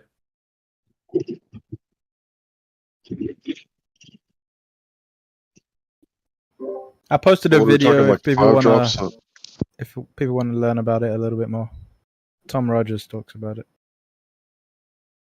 We're talking like 5 drops a day. I'm taking more like 20 to 40 drops a day. just because I wanted to see if if like taking more was better. I can't say that I really noticed it being that much better. Really, the only difference I noticed is like instead of my pee being like green, it's straight blue. Like I like stained toilets. Yeah, you're having too much then. Because Yeah, you know, once you sometimes reach it only takes- saturation, then you don't need to have any more. Yeah, some of those things. So, like with creatine, you know, after a while, you have a bunch of creatine. After a while, you just pee it all out because your body can only use so much of it. Stuff like that with methylene blue and a lot of supplements that you'll get. Same thing happens with food. You know, you eat a bunch of veggies, you eat a bunch of fruits, and your body can't process and use all that at once. So, you know, your pee's gonna have some color to it. It's so funny that you make it blue though, because obviously, right? What else is it gonna turn into? You can start bottling your pee, man. Sell it as a supplement. Yep. Gross. But yep. Well, I got a lot of friends who are like very into permaculture and holistic lifestyles, and they're eating raw, you know, they're vegetarians or they're vegans or whatever. They got, you know, they have their own dietary things. And they give me like this cockeyed look when I say methylene blue. I don't know what they're thinking. They're like, oh, it sounds like a chemical. Yeah, like everything is just chemicals. It's all chemistry. Well, the reason it's methylated is because it makes it stronger and more bioavailable. That's all.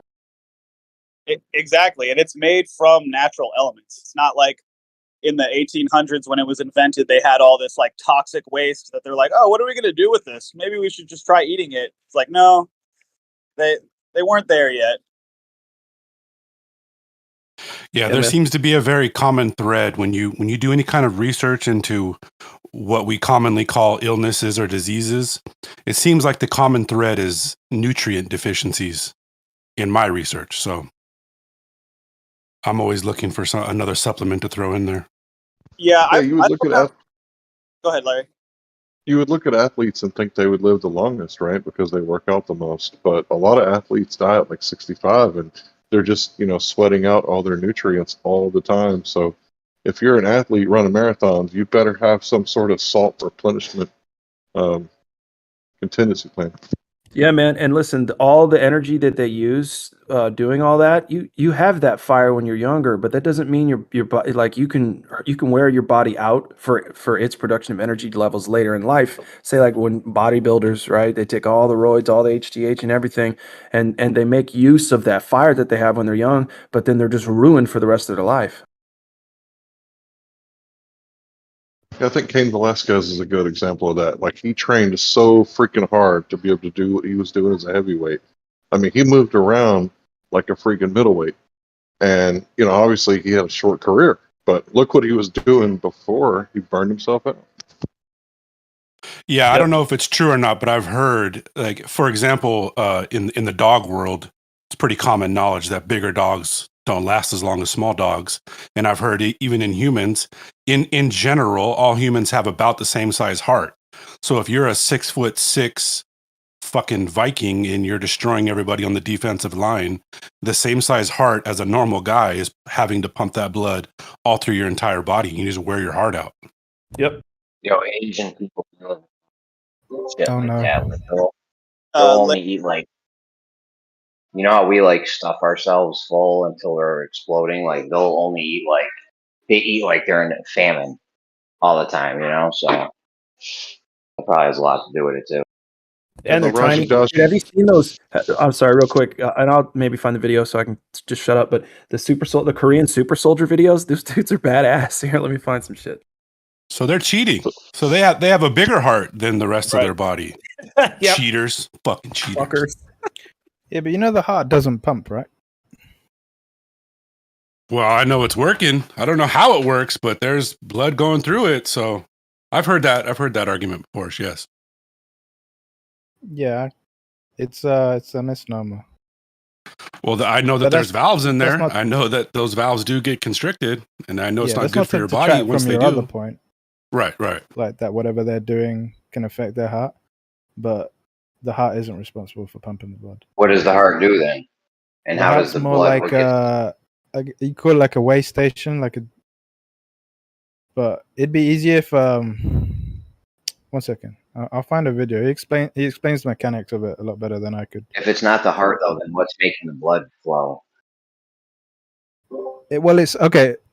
It starts from what's the like the smallest part of the vein system called? Is it capillaries? Is that what they call Yeah, it? I've heard that if you take the amount of muscle tissue in your heart and try to equate how it would be able to pump blood all the way to the very tip of your pinky and get it back, it doesn't make sense. There's not enough bioavailable muscle to be able to do so. Is that similar to the argument? Yeah, but I'll find a video. He explains on a whiteboard, and it's nice visuals. It's a lot better than I could do over the line.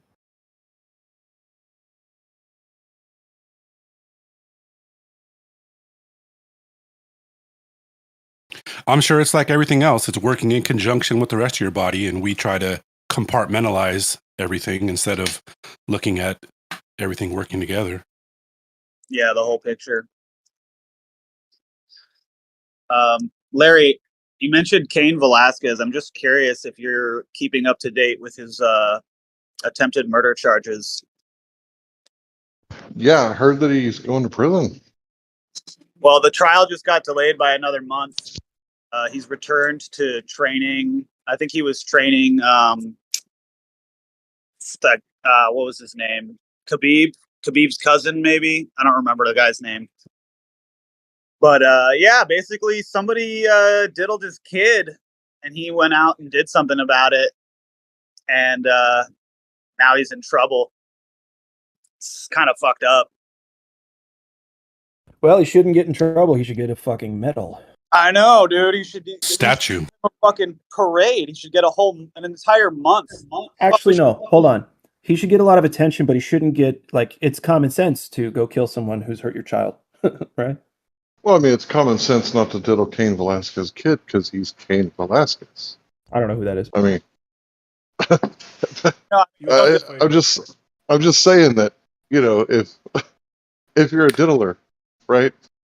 You want to, I've heard them say that they want to make sure that the victim is helpless, right? So they choose a household where the father's out of the picture, the mother's maybe on pills or drunk all the time or addicted to meth or something.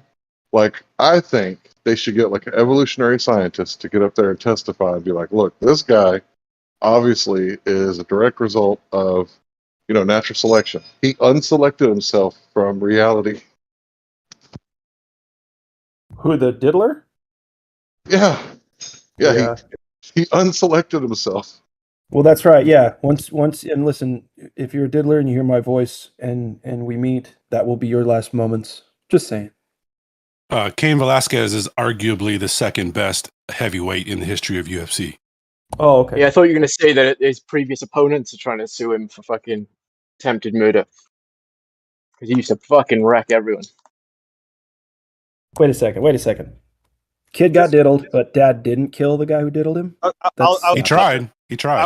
I'm about to tell you the story. So what happened was on February 28th, 2022, there was the man that diddled his kid was a family member of the family that owned the daycare that Velasquez's son went to. And so Velasquez basically waited for the dude. The guy got in a car with his stepfather. Cain Velasquez chased him down in the car, rammed his car into their car, got out and started to open fire. He missed and he hit the stepfather of the guy. Oh no. Non-life-threatening injuries. Still. And then he stopped. It was dumbass. Dude, I can't even be mad at him. I can't even be fucking mad at him. I know, but listen, he's a dumbass because he didn't finish the job. No, dude, look, vengeance is the Lord's, man. That bullshit. Look, I know that people aren't gonna like what I'm about to say, but even the fucking diddlers, man. Well, I'll tell you what, they were human beings at one point. And dude, then they chose to relinquish that ability. We got to be better than the monsters. And I know that sucks, and it's going to sound weak to people, but it's what's easier to do? Just rip somebody's head off or like not rip their fucking head off and like try to figure out how to do this so that we're not just becoming the monsters we want to destroy. You know what I mean? Because No, I don't agree. I wouldn't have missed. I wouldn't have fucking missed. I would have reloaded. You know what I'm saying? Like, I'm not better than him. No way. I'm just saying I know what's right. Yeah, so by not diddling kids, you're all already better than him by default. Would be my argument, but yeah, I don't think that there's any way that you can justify not killing him at that point. I certainly would, and I'd take all the consequences in my way. Because here's the deal. Listen, I used to work in psychology. What you do is you try to help the person quit the behavior. But how many more kids have to get diddled before the dude stops? That's the problem.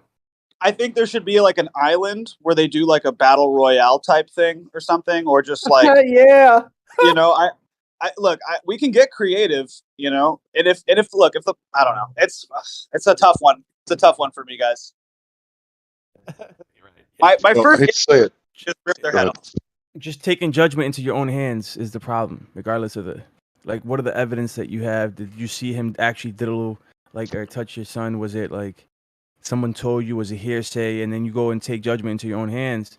That's the problem right there. Yeah, it is. It is. But if Yeah, you walk in and catch it, right, that's different. Yeah, if I walked in, you're dead. I can't. He could have help easily myself. had the guys in prison take care of that for him, but he wanted that blood on his own hands.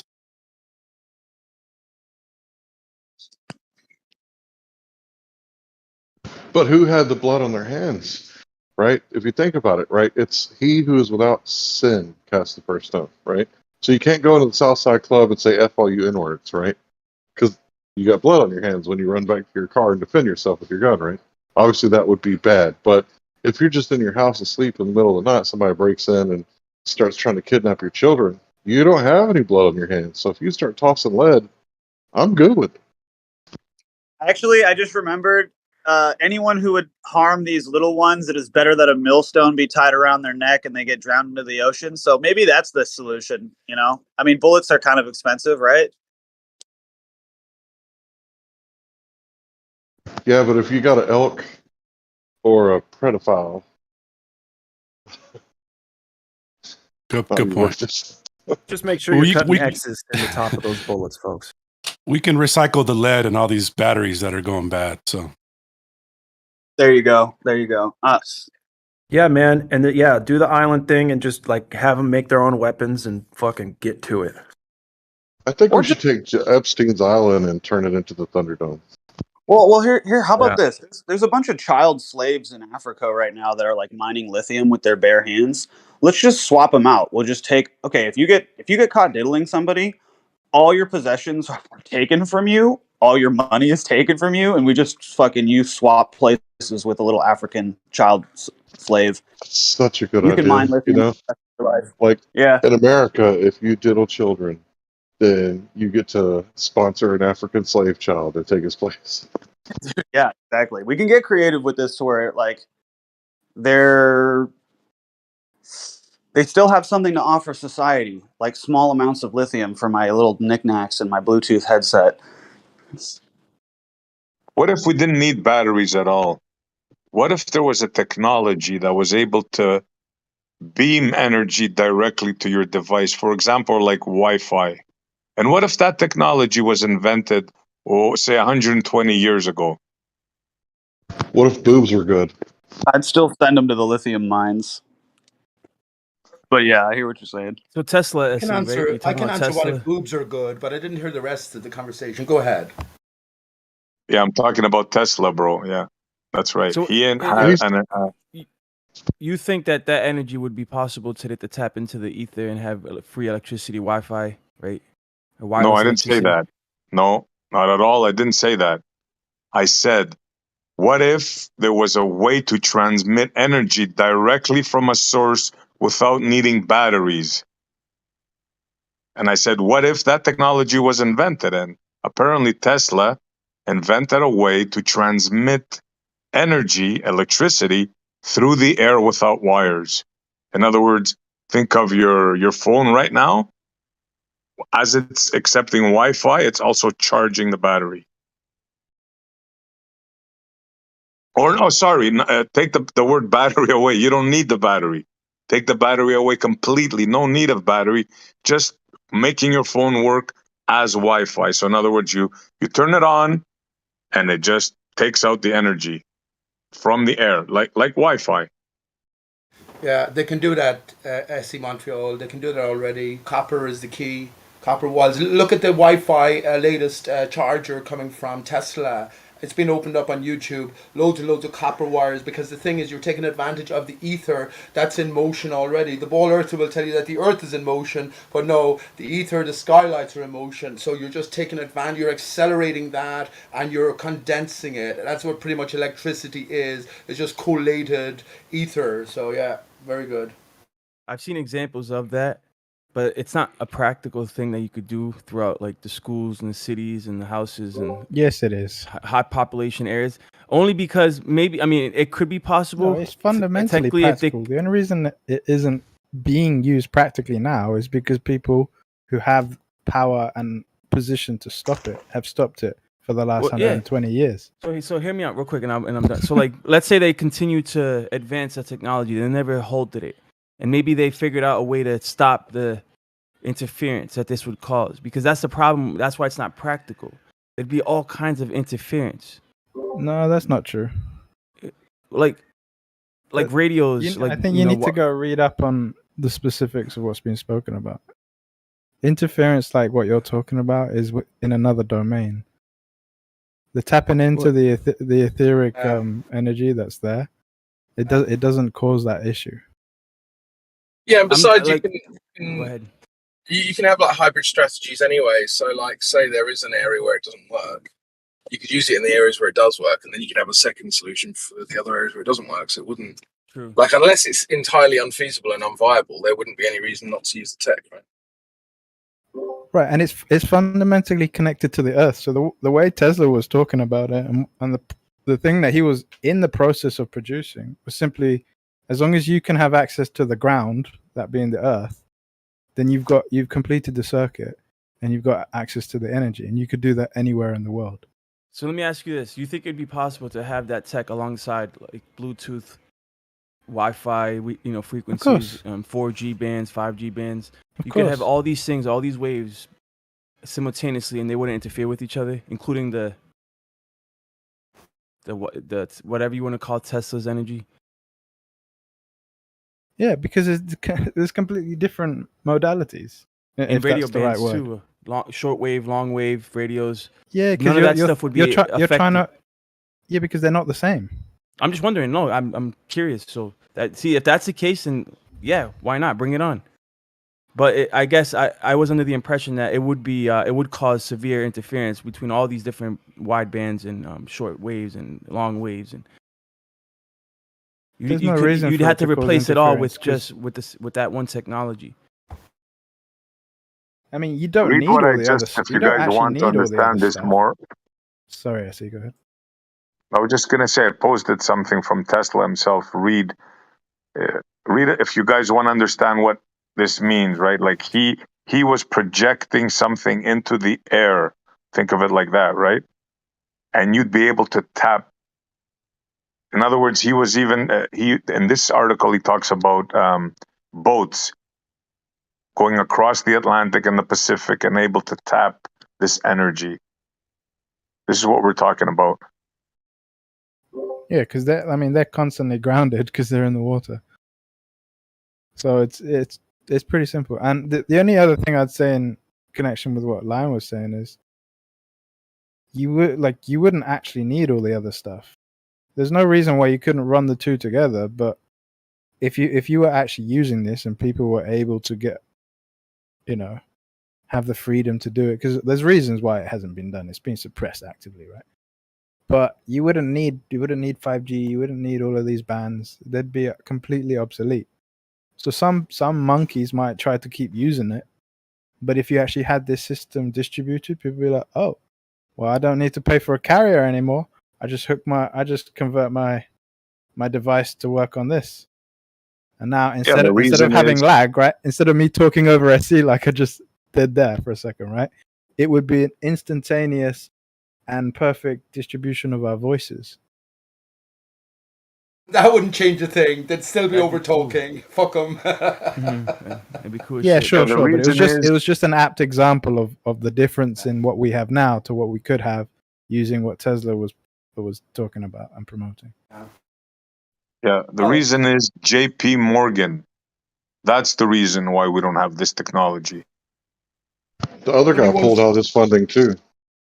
Hey, let me say there can only be one Westinghouse now, SC as well. Montreal. Let me just say this: so we're going to be one now, right? So if that was different back then, well, things would be different now, but they're not different now. So we can't comment on how different they would be. For instance, that technology could have led to a world destruction. Tesla already had his earthquake machine. So who knows? We mightn't be here right now if that technology was delivered back then. You know what I'm saying?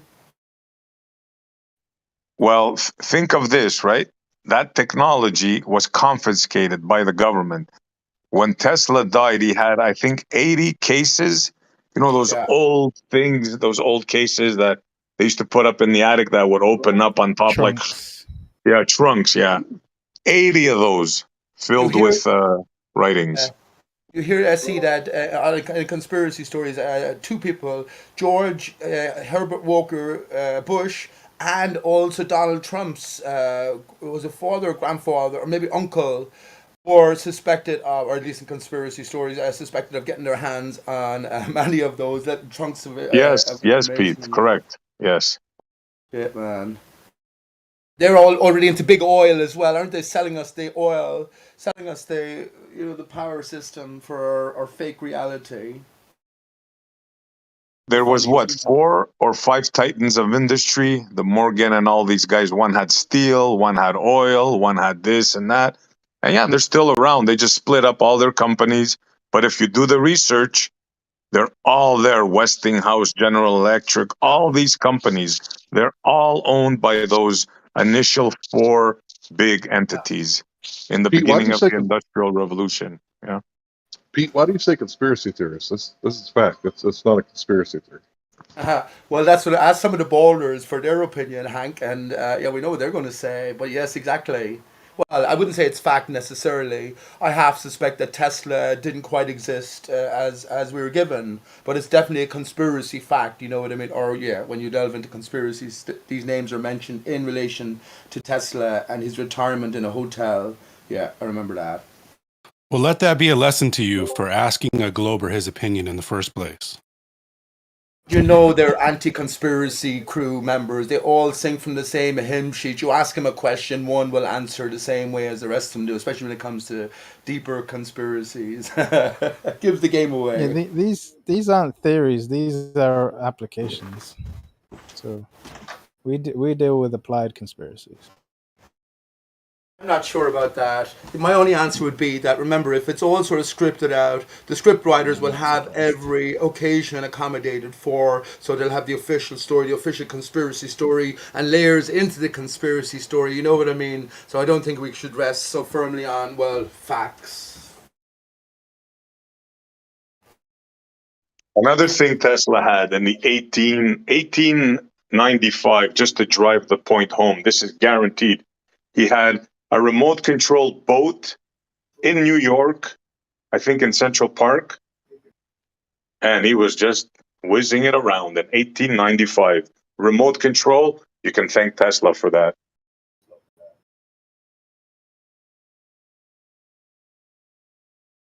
Did you see the old pictures of flying machines?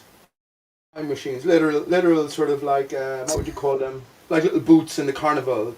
Little bumper cars in the sky. Did you see those? Around the turn of the century, I think they mastered everything. We've just been thrown into some sort of deep underworld, and we started off from scratch. We're the AI sort of coming to awareness. That's what I think in a bigger sense. I really do. Yep. Another thing that there was Tesla had before it was even invented, the X-ray. Tesla had that in 1890s called the rotten gin ray, if I'm not mistaken, way before X-rays were invented. So this guy or a combination of guys, whoever they were, they had a lot of stuff figured out, and a lot of stuff And you have to that they're you have to suppressing. I think when you talk about the X-ray SE, you have to be very specific because the X-rays that they use now are not the same that Tesla was using. Doesn't matter. Because his ones didn't do any of this damage and whatever you'd call it, like cellular destruction that they have now. And it was interesting because at the time, what's his face? Who's his rival? Edison. Edison. So Edison was trying to copy him and stuff, but Edison was doing it in a foolhardy way, the kind of way they do it now, and he actually killed some of his assistants because he wasn't doing And it elephants. properly. Tesla's methodology for providing X-ray imagery did not do the damage that X-rays do now. I think that's worth looking into. I think you're correct about that. Yeah. Yeah. I was going to ask a question to the room just for consideration. That, okay, we now have all the internet. First time in history we're connected. This is amazing, actually, that we can. I think we'll all agree it's a very valuable sort of facility for us. We get to know people across the earth. We share ideas instantaneously. But now that the whole internet, or the whole world is covered in the internet coverage, the biggest name on the planet is Tesla now. So everyone's going to be looking in some way, or at least you have the opportunity to look into the true story of Tesla, and then you get to find out that the whole of our history is warped and twisted. Do you know what I mean? Is that a part or a ploy on the behalf of the controllers in play now, or is it some sort of maverick? And when I say Tesla, of course, Tesla motor cars, Tesla SpaceX, also Tesla with these what do you call it? These digging companies, mining company or whatever. I think in a sense that represents, he might be the Antichrist. He has control over the heavens, the earth, and everything in between. But do you know what I'm saying? What is the purpose of making the name Tesla now so predominant or prevalent? What's your ideas? Anyone's? No, Einstein's the predominant prevalent name. Everybody talks about Einstein with the mainstream media. Like, think about it. How many times have you turned on the TV and saw Tesla's face, Tesla's giving credit to, this sort of stuff? How many times?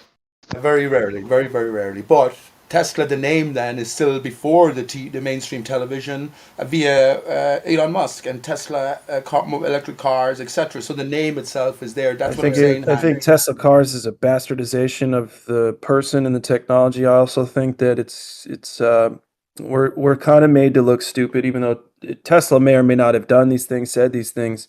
But if it's not Einstein, it's Tesla that we worship, and that's.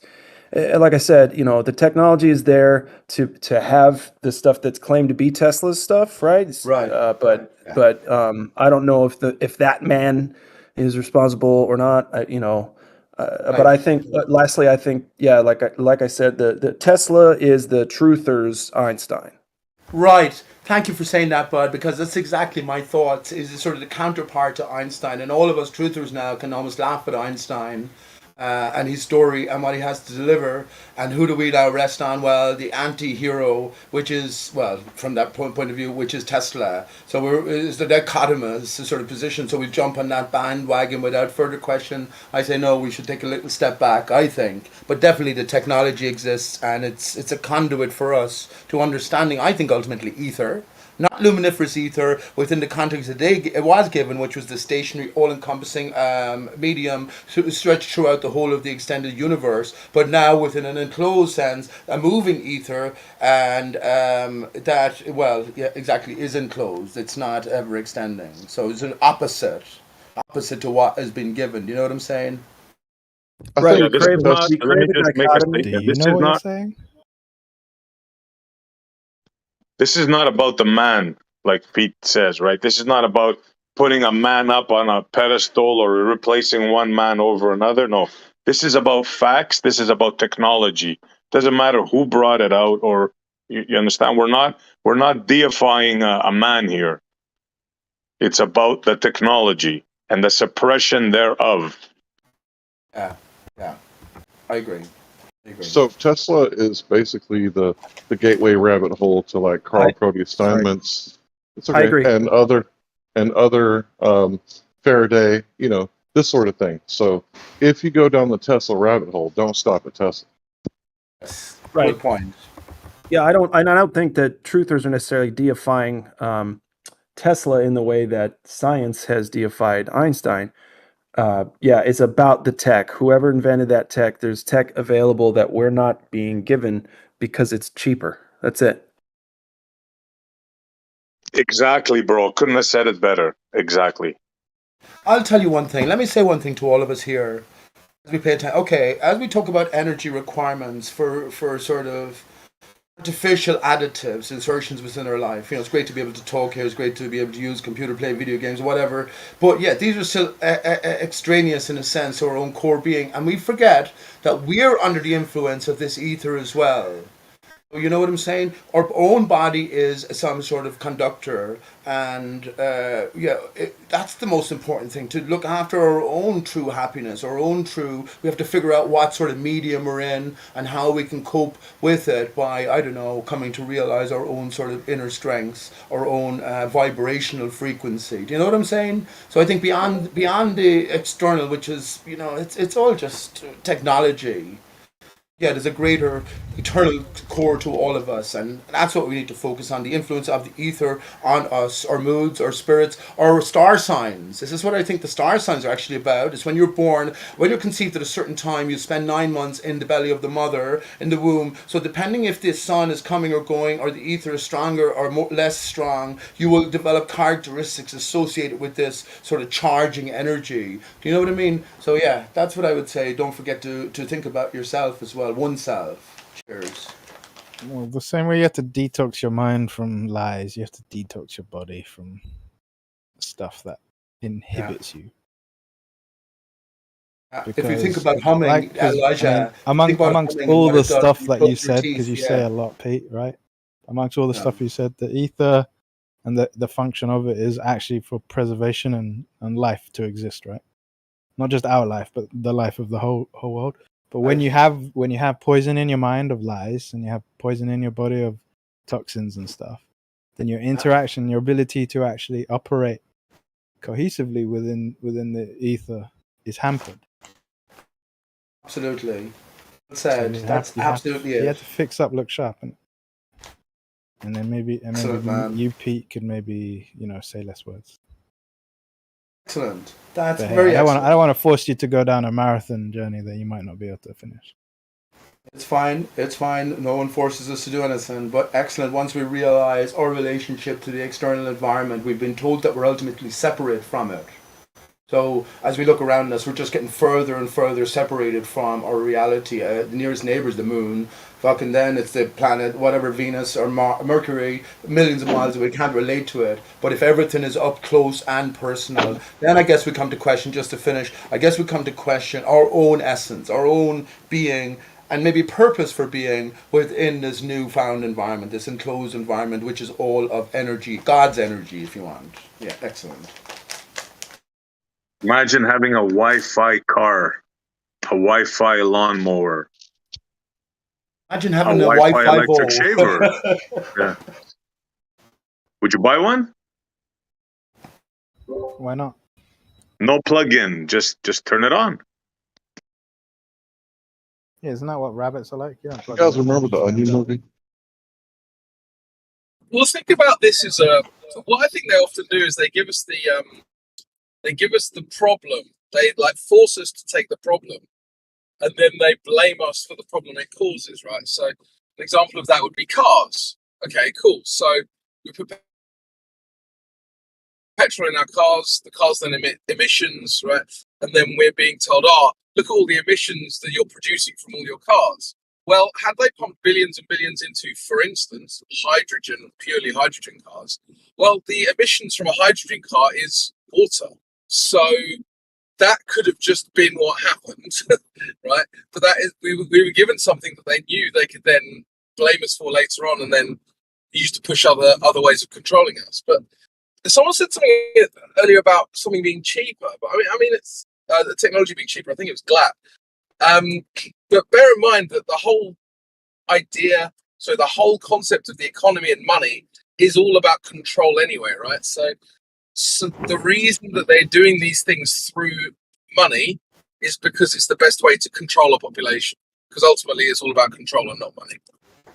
I agree. Well, I guess maybe what I was speaking cheaper is more energy production wise. It takes maybe perhaps less steps and less input for the output, given Tesla's quote unquote technology versus combustion with oil and such. I think.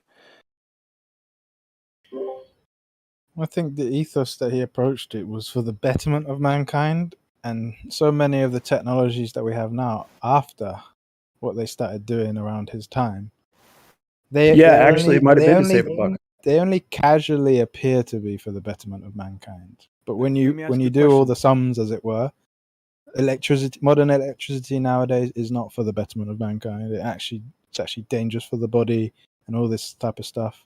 Medicine, all of that stuff is actually, even if it was cheaper compared to what Tesla was proposing, that's kind of Let me ask you a irrelevant because question. it's Super of a quick. lower quality. It actually harms you. I got It a does. question for him. Super quick. Sorry, I just wanted to say this. No response necessary. It's kind of like, they make the car for the efficiency. Oh, we got cars. Oh, it's a little bit dirty, but no, man, we got a ton of cars and you can get places faster. Oh my God, this is so cool. And then it's like, oh wait, global warming because you drive so many cars. That's your fault for driving the cars, idiots. What the fuck? That kind of thing. Okay, go ahead.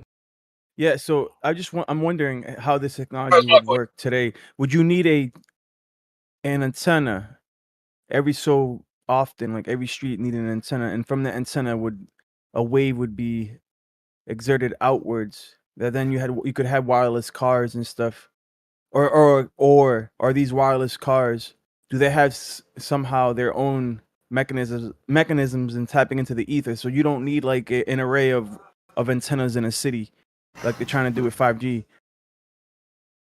Churches and steeples. Well, How would this technology work the theoretically? the ether stuff's already there, right? So that there was one tool he was actually using at the time, and he had so the same kind of, if you read some of the stuff I posted in the book earlier. I know everyone keeps spamming the chat, but I posted the link to, wow, where is it?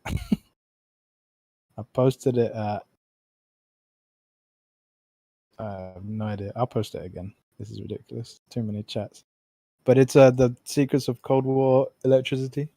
So you can kind of get a good grasp of stuff there. But basically it was a pickup mechanism for the ether energy that was coming out. And he had it in the size of a shoebox or smaller, and he just put it in his car and his car just went. It's that simple. Oh, sweet. So it's mobile. Yeah. It's always been like that. So for a car, that's what you do. For what he was proposing with his Wardenclyffe tower, that was simply just connect to the ground to complete the circuit, because you're already receiving the energy because it's being transmitted through the air. I mean, who knows what kind of. Go ahead. Who knows what kind of long-term effects that would have on the body, though, from the environment. Oh well, see, that's the beauty of it. It's beneficial because of the Jeremy, did you nature. just tell Because of yourself the to go nature ahead? I of think you the. did. Go ahead. Sorry, Pete. They did long-term health effects on humans. Yeah, so that were he exposed to actually this. So this is that's why I suggest reading the book, because you get an idea of what's actually been talked about, because people conflate electricity with what he was talking about. So the radiant electricity, as he coined it, he went through a bunch of tests, and the gist of it is impulses. So it's not waves like we have nowadays. It's impulses, and depending on the frequency of the impulses, you could generate effects that are actually beneficial to the body. So some of the stuff he was doing, he was helping people with health. Having this system in his lab, people would come in with like degenerative diseases or whatever chronic stuff they had back then, and they would go out feeling better. To the point, Hey, and but this is just to give you an idea, right? So just to get the gist, to the point where he was able to generate a breeze within a closed room. Okay, but I'm talking about long-term effects. Well, okay. Did you ever see the photographs of him just sitting next to his copper wheel? Oh, I've never have, no. Okay, well, if you want to, just go check it out. He has like long exposure photography of him next to the generator, and you'd see all the arcs coming off the copper ball. and he would Okay, just but he would just has there any? This is going to be just the last time I ask. I'm talking about any long term effects. The answer is no, Jeremy. I'm No. I'm He answering keeps the dodging question me, though. right? He keeps dodging me. I'm answering the question. He would spend all his time with this, being exposed to this stuff directly, going through his body, and there wasn't any negative effects. If anything, it allowed him to focus more and to be more productive.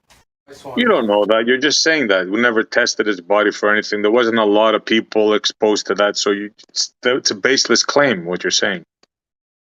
Baseless in what way? Let me ask you a Because question. it Let me hasn't ask been you this. tested in a large group of people to determine either way whether it's safe or not for the long run. I mean, Well, I mean, that's the honest answer. you're asking a bit much, aren't you? No, you're not answering it correctly. No, I am, because this is as far as we're aware, this is the only example of long-term exposure we have, because this whole system was suppressed. That's my whole point, bro. But was he even running it all day and night? You're talking about a system running cars and shit where it's just it's just constantly going 24/7. Was he running his thing 24/7? Just always next to it? He would, in his Wardenclyffe stuff, right? As long as he was there before they destroyed it, he was being exposed to this form of energy all the time. He even No, went he on wasn't. stage. Dude, do you know how much that's not true? Do you know how much energy it took to run that thing?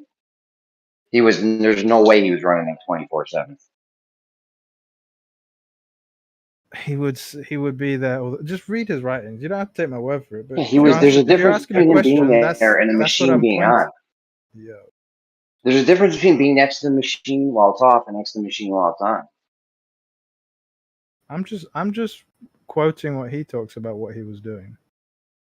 He liked to be around the system that he had set up. I can't remember the name of it, but there's an old picture of him next to this big wheel of copper. It's like it's a spiral of copper, massive. Was it on? Was it on in the Yes. picture? Yes, it was on. Oh, you said you weren't going to ask again, Jeremy. It's Go ahead. like you have long I don't exposure know. photographs because of the way the arcs were. The arcs wouldn't be visible with the old school cameras very well, so they had to do long exposure photography to be able to see it. But in real life, you could see it more clearly, just because of the nature of it.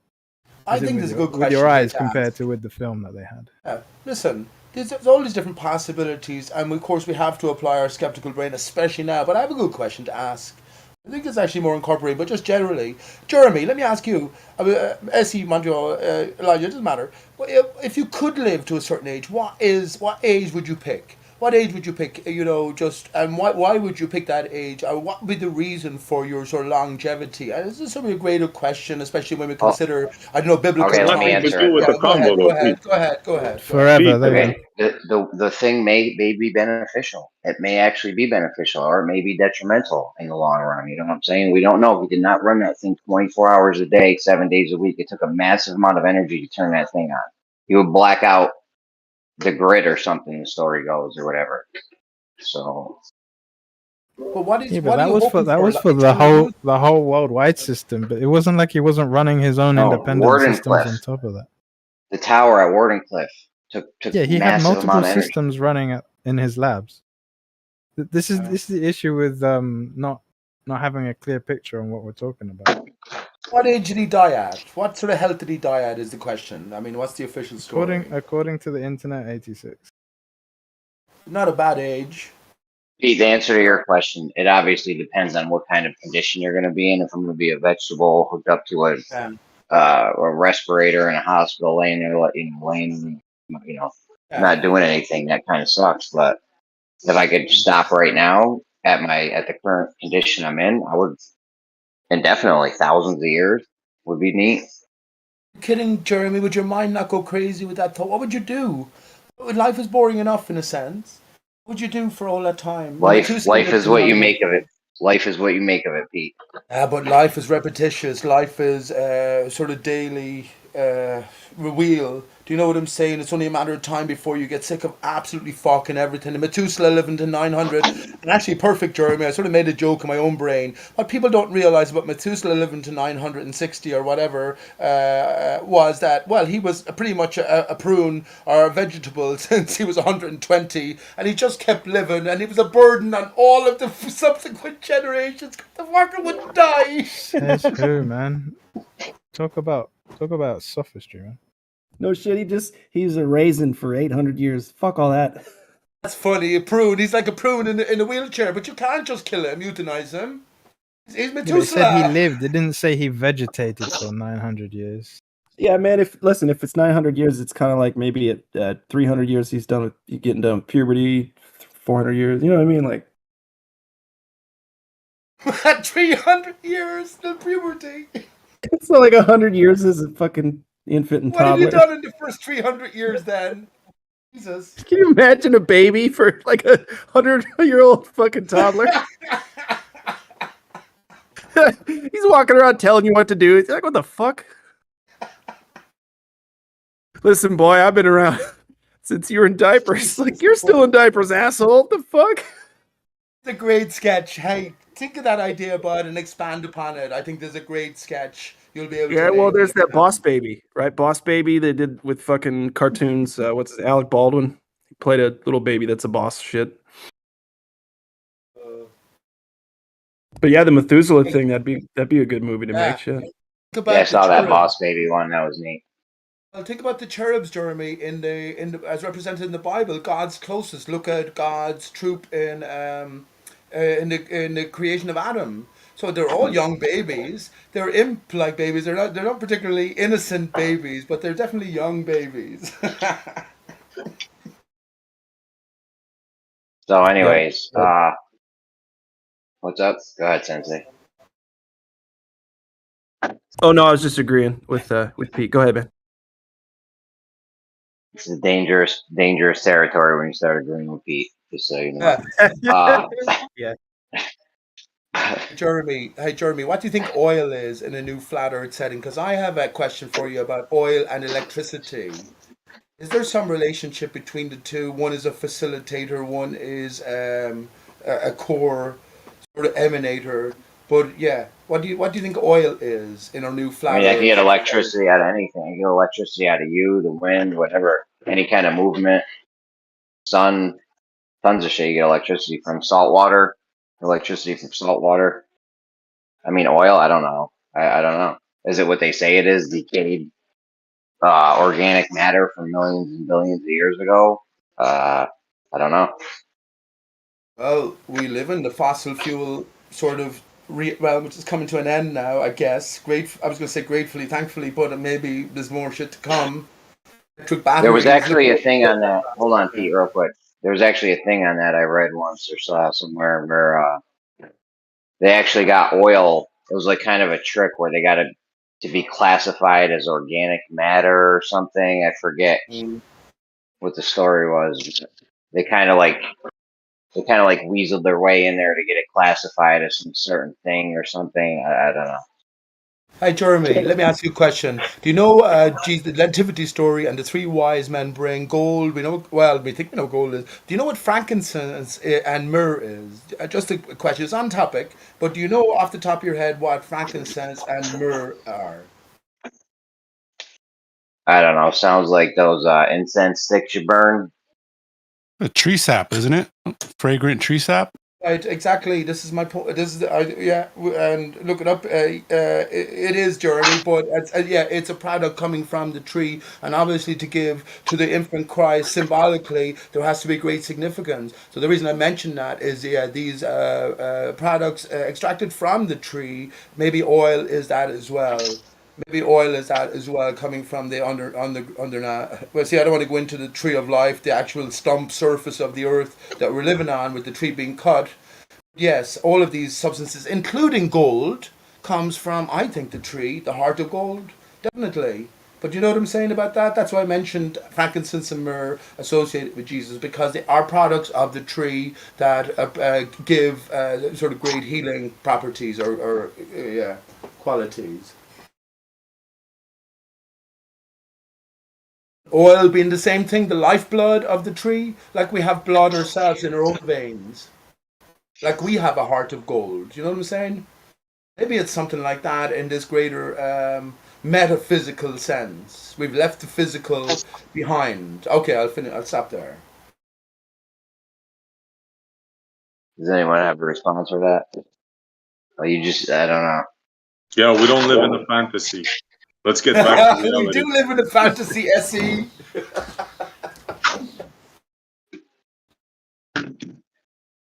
The other thing that I wanted to. Sorry, damn it. Real quick, and maybe. No, go ahead. You know what? Go ahead. No, go ahead, real quick. No, it's not. It's because Pete and I'll start going off again. So go ahead, Levelist.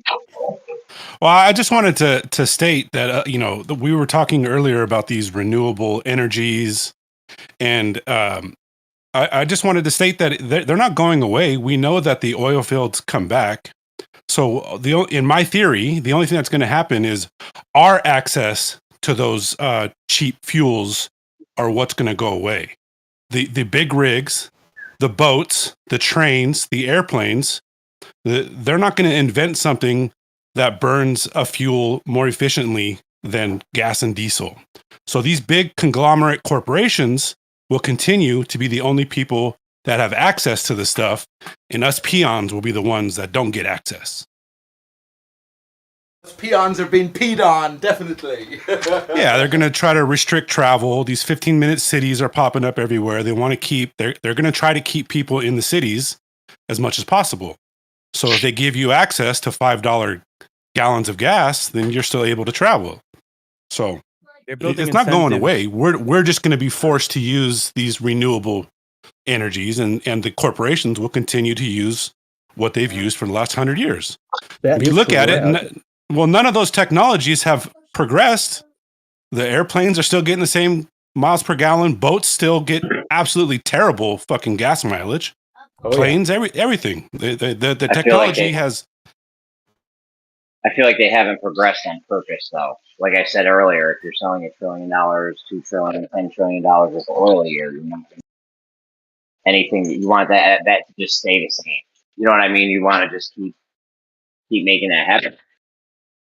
In fact, you would spend a ridiculous amount of money to make sure it happens. If you guys came out with a dope battery patent, you would offer them $5 million, $50 million, $1 billion, whatever it took, to get that patent to make sure that no good batteries ever come out or whatever. Yeah, but my question is, what are those huge oil fields? Let's say they restrict everybody from using gas in their Toyotas. What are they going to do with all that oil in 10 years when those fields fill back up again? Right, just before you move off this point, can I ask a quick question about what you just said? Not the. Go ahead. No, because you just said that you feel like we haven't progressed. Both of you did. And it's like I want to know, because I grew up in a garage and a body shop for quite a long time. And I want to know what your thoughts are from a normal aspirated carburetor engine versus an ECU controlled injection compression system. Because the difference between those two is not nothing. Yeah, they have upped the miles per gallon on cars and made them a little more efficient. Yeah, but as far as the system goes, like we're still using the same system. So it's like I don't know anything about what you just. I'm not a nerd, so. Well, I would if you wanted to go into that discussion, I would go into Koenigsegg, right? I do believe Koenigsegg is actually taking the technology, but how much money is he spending to progress the technology when none of the other manufacturers are willing to do that? Yeah, no, it's just I want to make sure that, in terms of my limited knowledge of internal combustion engines, going from normally aspirated to computer controlled injection and compression computer controlled injection it wasn't revolutionary, but it was incredibly evolutionary. Well, they're actually direct injection now, but what I was speaking about is land speed record hasn't been broken, right? The SR-71 is still the fastest plane ever. Boats still get 2 miles of the gallon. It's been 50, 60, 70 years. None of this stuff is progressing. There are boats that do better than that, but obviously with different designed. I mean, there's been a lot of hull design, so even just putting a bulbous bow, wave breaker on the front of large transport vessels made such a difference. But you are right, the weight of shoving something through water, it's quite a task. So your efficiency or how you're going to make that more efficient it's not an easy task. And same with the SR-71. Well, and my point was that they're not going to invent anything that is more efficient than what has already been in place for 100 years. It depends on what field you're looking at. Because if you're looking at airplanes, we are limited by physical limitations. You literally cannot go faster than a certain speed in the atmosphere or you burn up. So you have to look at that as well, bro. It's not just that we're not inventing. In some cases, we're limited. And there's another thing. In the UK, not in the, well, I don't know about the States, but in the UK, we went from because we had one of the oldest rail systems that there were, and we had huge diesel transport engines for both passengers and cargo. But then they came up with diesel electric. So you had these huge diesel generators powering and distributing to multiple drive units with electric motors now, and having kind of a battery buffer there, and that was a major breakthrough. And obviously now it's all electric, but that's how trains still run right now. Yeah, that's the majority of trains use that. Exactly. Dean, what is electric? What is electricity, Dean? What's your best? You're very capable across the board. What would you say electricity is your best offering, and especially in terms of this controversial sort of arena? Go ahead. Come on.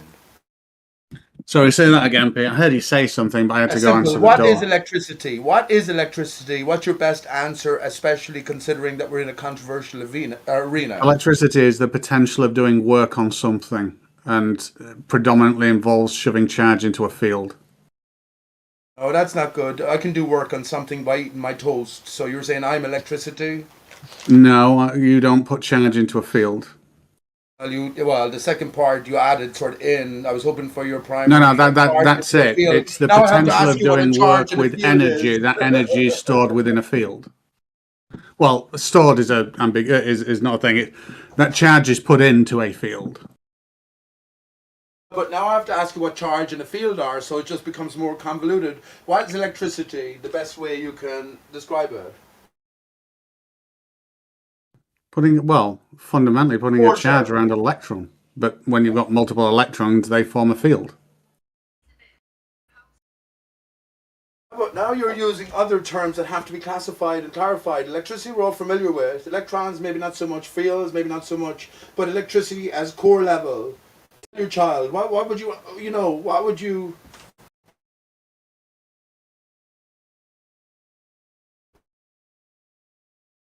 I have an answer for you. My answer is very simple. It's a sort of accelerated correlation of ether. You're going to have to ask me what's ether, but that's a different matter. That's sort of flat Earth and beyond. I already talked about luminiferous ether versus ether, and how one is all expanding or all exerting but static, and the other is confined but in motion. But yeah, that's what I would say.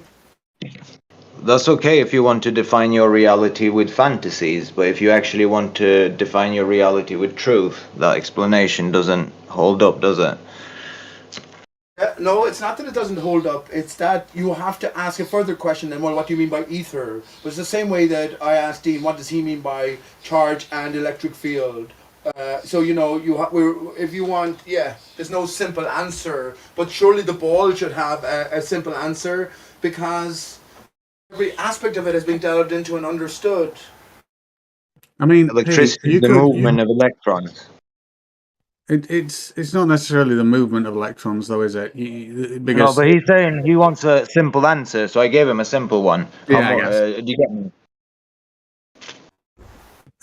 Pete, you can invalidate your ether thing, because you say the ether's everywhere, right? It's just flowing everywhere. And if ether is also what creates resistance on a wire to heat it up to produce photons to create light, and if therefore, with what you just said, ether we can also generate with two magnets, well, then we'd also be able to measure the ether in the air moving, and we just can't. You can, but you can measure it.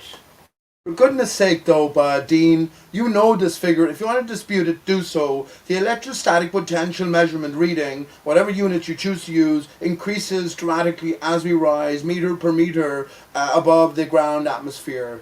Right? Is this true or Electrostatic not? potential is not flowing charge, nor would you read it. You'd need the 2 points to read it that aren't the intermediate of the potential between them.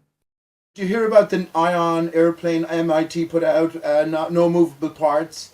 Only recently, I believe. What's going on with that? Are they taking advantage of this greater sort of potential as you rise higher? Away from, funnily enough, as we rise higher, the atmosphere thins out. We have this sort of gradient, and maybe there's some relationship. But yeah, go ahead. Have you heard about that? The ion plane, the first of its kind by MIT.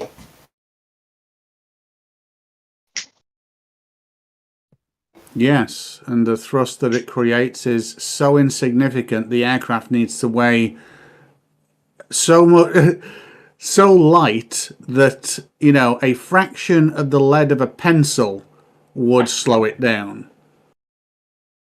Is this ion propulsion? Yeah.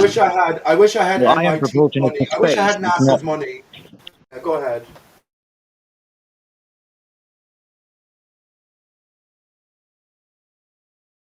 I mean, I'm pretty sure if you believed in space, ion propulsion might be cool if there's... Well, naturally, no, there's no matter to ionize, is there? You don't need it. You don't need it. Ion propulsion is for space. You don't need any matter to push off, man. It does work.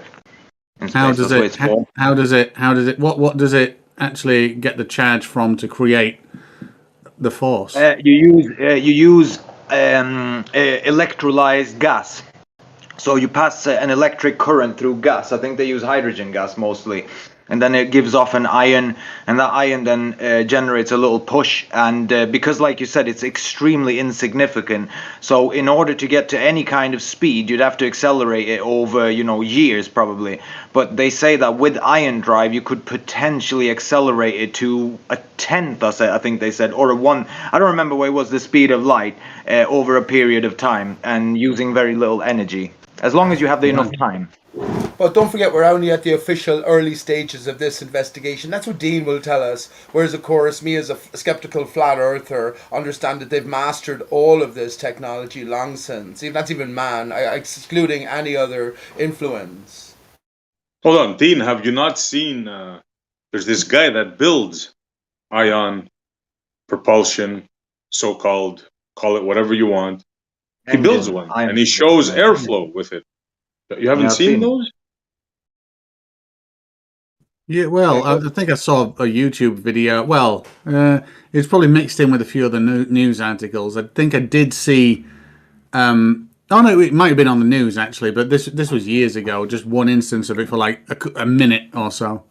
This is proven technology. I'm surprised you guys are even debating this. Oh no. I'm not saying it's not. I'm not saying it's not a thing. I'm saying the thrust that it delivers is so insignificant there is no use there.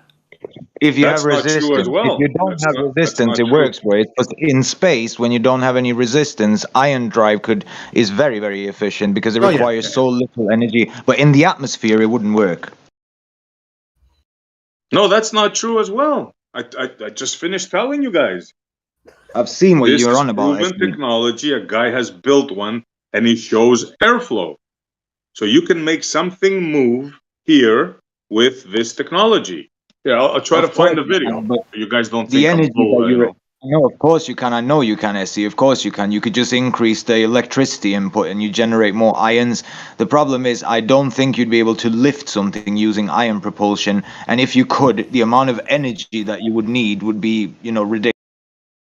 Okay, 1 second. Go ahead. You're probably right about that, but I'm just saying that it has been... Go ahead. Bro, you've been talking for so long, Pete. I mean, can I get a word out? But I thought you were just going to look some... No, I'm just saying that this has been shown, it's been proven, and I don't know about lift, bro. I don't know how much lift it could provide. You're probably right about that. But You can move something here with this technology. I mean, it's not debatable. That's all I'm saying. And no one ever said that it doesn't exist, and no one ever said that it doesn't produce thrust, but the thrust is not usable in any practical sense within our atmosphere, is what we said. Okay. Yeah, you're probably right about that. Yeah. Well, he's not right about that. But I didn't mean to interrupt, SC. You said you were going to look something up for these guys. Can I just clarify what Warped here? I thought you were a flat earther, but I know Dean is a ball earther, but I honestly thought you were a flat earther. And when you tagged me in the chat earlier on, I really didn't know who I was talking about because it seemed like that you are a ball earther. Who are you talking to, Pete? Talking to Warped here. Warped. WARPED. Anyway, yeah. The point I was trying to make, SC, is yes, if they're coming out with this technology now, this ion drive airplane with no movable parts, we think for a second that they haven't built on Tesla's trunks and mastered this technology at this stage. You know what I'm saying? Come on. Well, that's what I've been saying for so long. That Tesla technology has been suppressed, whether he was an actual man or a group of men, whatever. That technology has been suppressed. So yeah, I agree with you. Don't they have fans with no moving parts? Yeah, they have a fan without moving parts. Yes. Well, wouldn't the fan need to move? Only would you pick it up. But you must have seen those fans, right? They don't have any moving parts. If as far as I think it's using this ion stuff. No, I'm not sure about that. But No, you could have a fan mag locked into a ring, and then have a charge and then magnets on, and all it is an electric motor where in the center there happens to be a floating fan. But the fan's moving in order to push the air, so saying it's got no moving parts is a bit weird. I'm not talking about that. I don't know how that fan works. I couldn't care less. All right, There ready? is technology. There is technology right now that has zero moving parts, just wires arranged in a manner that produces airflow. Do you get that, Dean? This is from physics.org. Silent There you go. microchips. Oh, hold on. the Pete, you're hot micing. This is from phys.org. The RSD5 incorporates a series of live wires that generate a microscale plasma, an ion-rich gas that has free electrons that conduct ... But I mean, there's other ones that are like you can just buy. Are bladeless fans worth it? I mean, there's a fan with no blade. I don't know how they're making air move, but whole definition of a fan will have to change then, Jeremy. There it because is. we associate it, yeah. Sorry, Pete. Level List just posted it. Have a look, guys. Yeah. NASA has a cooling pump with no moving parts.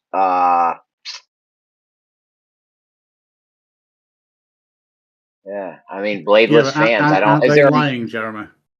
Is there a moving parts in a bladeless fan? Well, the fan itself, but no other moving parts. No. No, there's Being no. the one that I'm talking about. What do you mean the fan itself? Well, it's a bladed fan that pushes air. He's not understanding, the maglock. It says they're hidden inside the stand. Okay. Oh, the dice. I've got a Dyson one, and yeah, it's hidden inside the stand, and it vectors up to the ring, and then distributes around the ring and comes out. And the idea of that is, the fan provides the thrust upwards and then out through the ring, and it's supposed to create more of a volume flow because it creates kind of a vortex pressure differential that pulls volumes of air in that isn't powered by the fan as well, and that's the idea of the Dyson fan that I've got upstairs. MIT Is there any engineers. moving parts in it? MIT yes, moving parts in the bladeless fan. Yes, MIT engineers have. Go ahead, Dean. No, it's all right. Sorry. MIT engineers fly first ever plane. MIT engineers fly first ever plane with no moving parts. It's from MIT. Edu. That's the one I think that's the ion drive thing. Now, let's get So to the nuts and bolts. One second, Jeremy. Let's get to the nuts and bolts with Dean here, who is actually very qualified in a major sense. You deal with lots of design work, Dean. But what you're actually talking about here is the contraption itself, which is ionizing the air or creating some sort of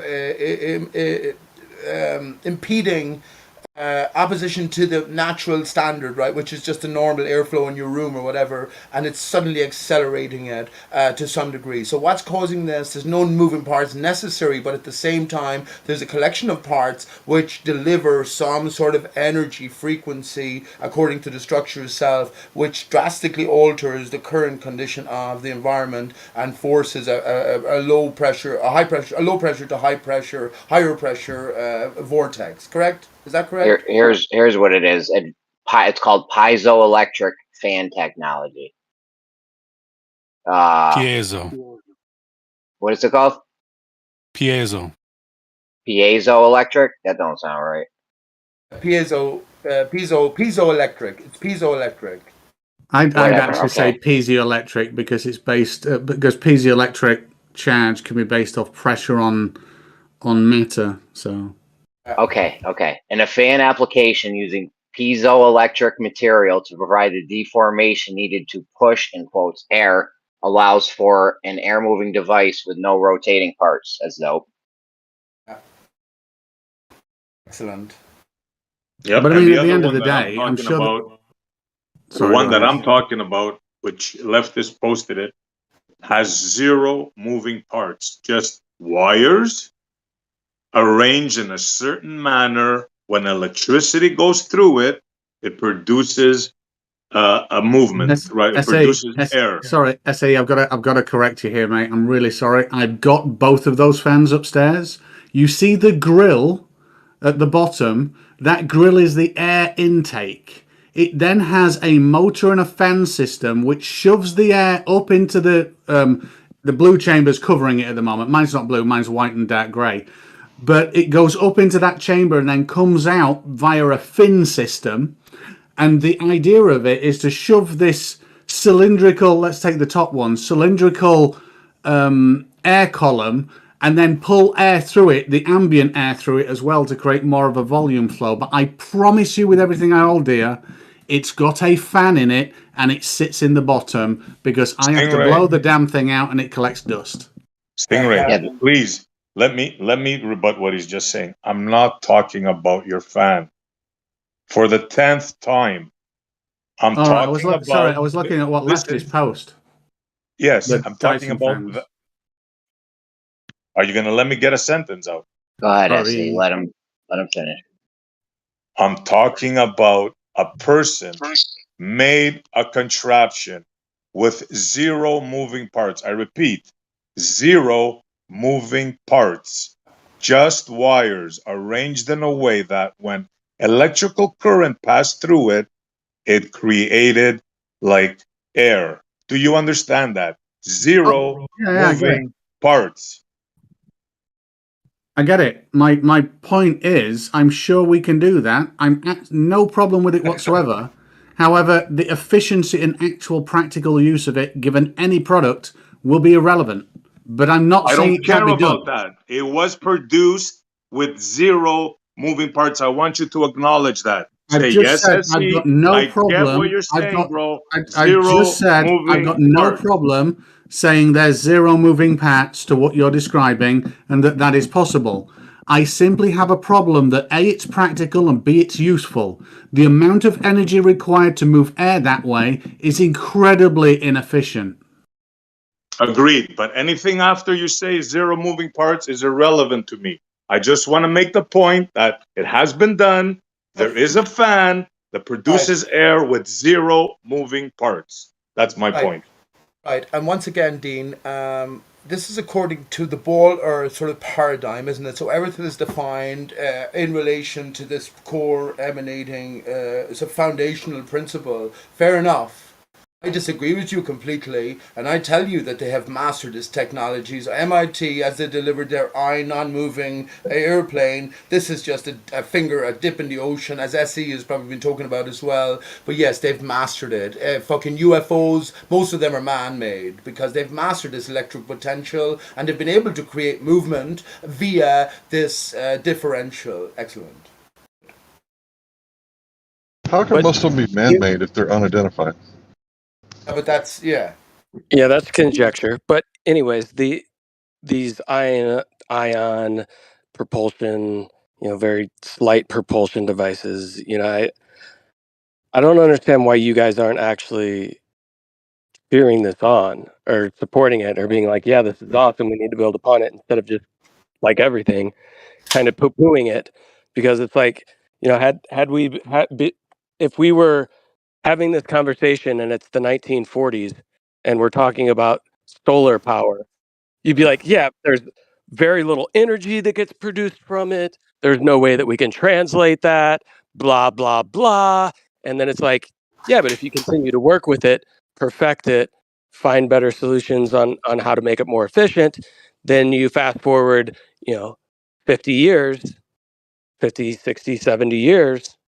And now look what we're doing. We're trying to power the majority of the things that we have with solar power. We see a lot of electrical grids being supplemented by solar power.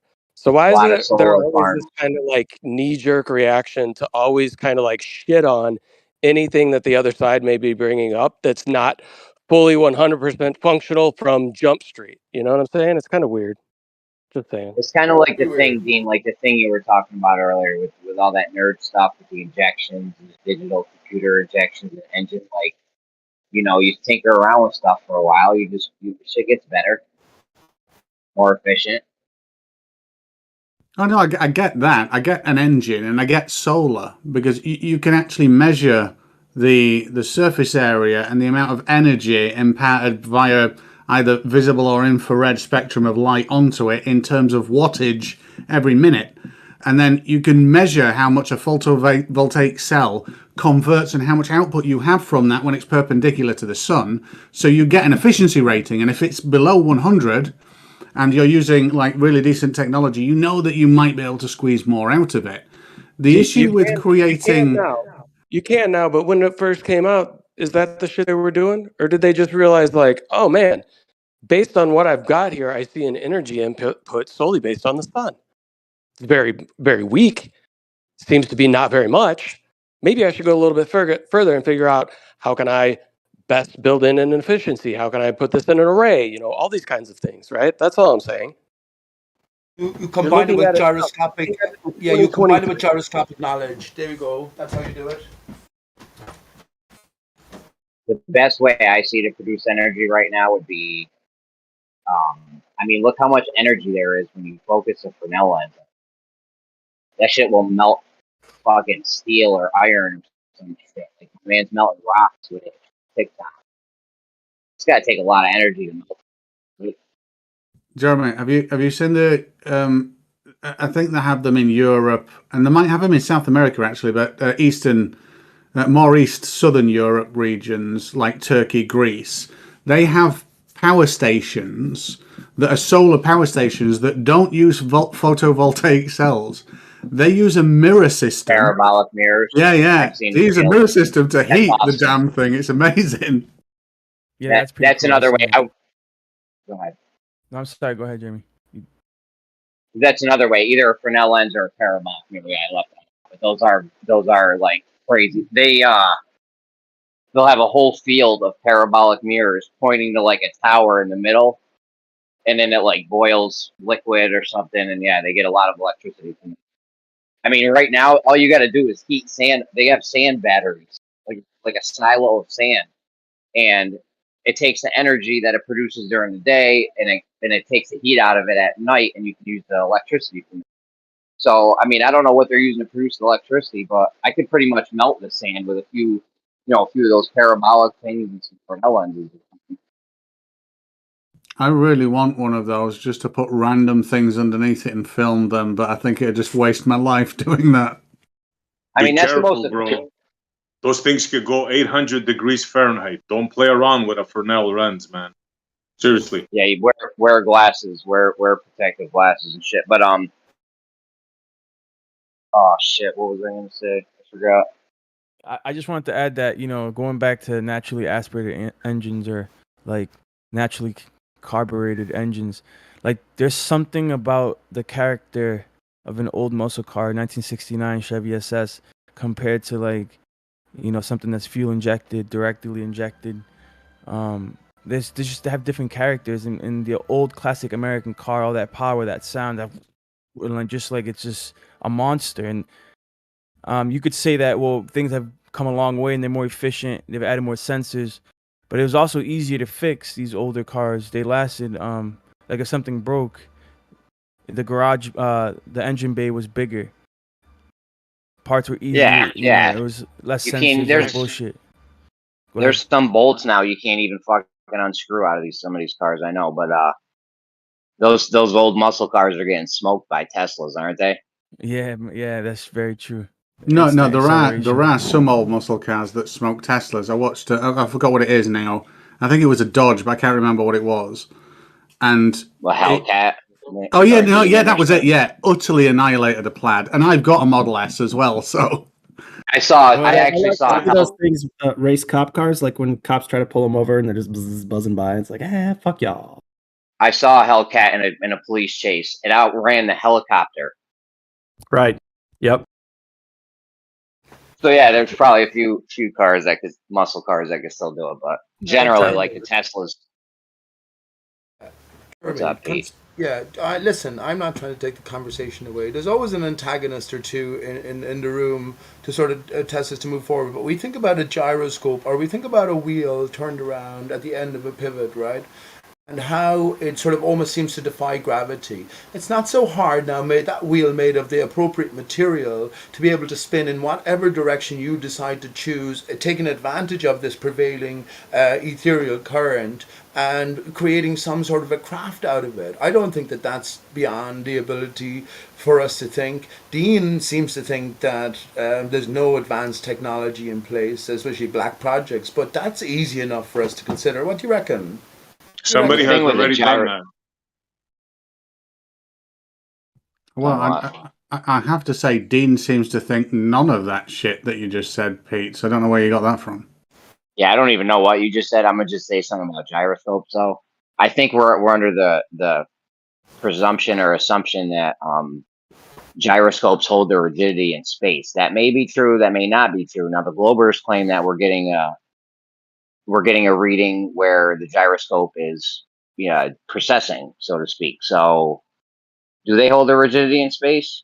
No, there's actually, Jeremy, I don't know whether you've seen it, but have a look on the ISS where they spin an because I think a true gyroscope maybe, but actually spinning something, the gyroscopic effect.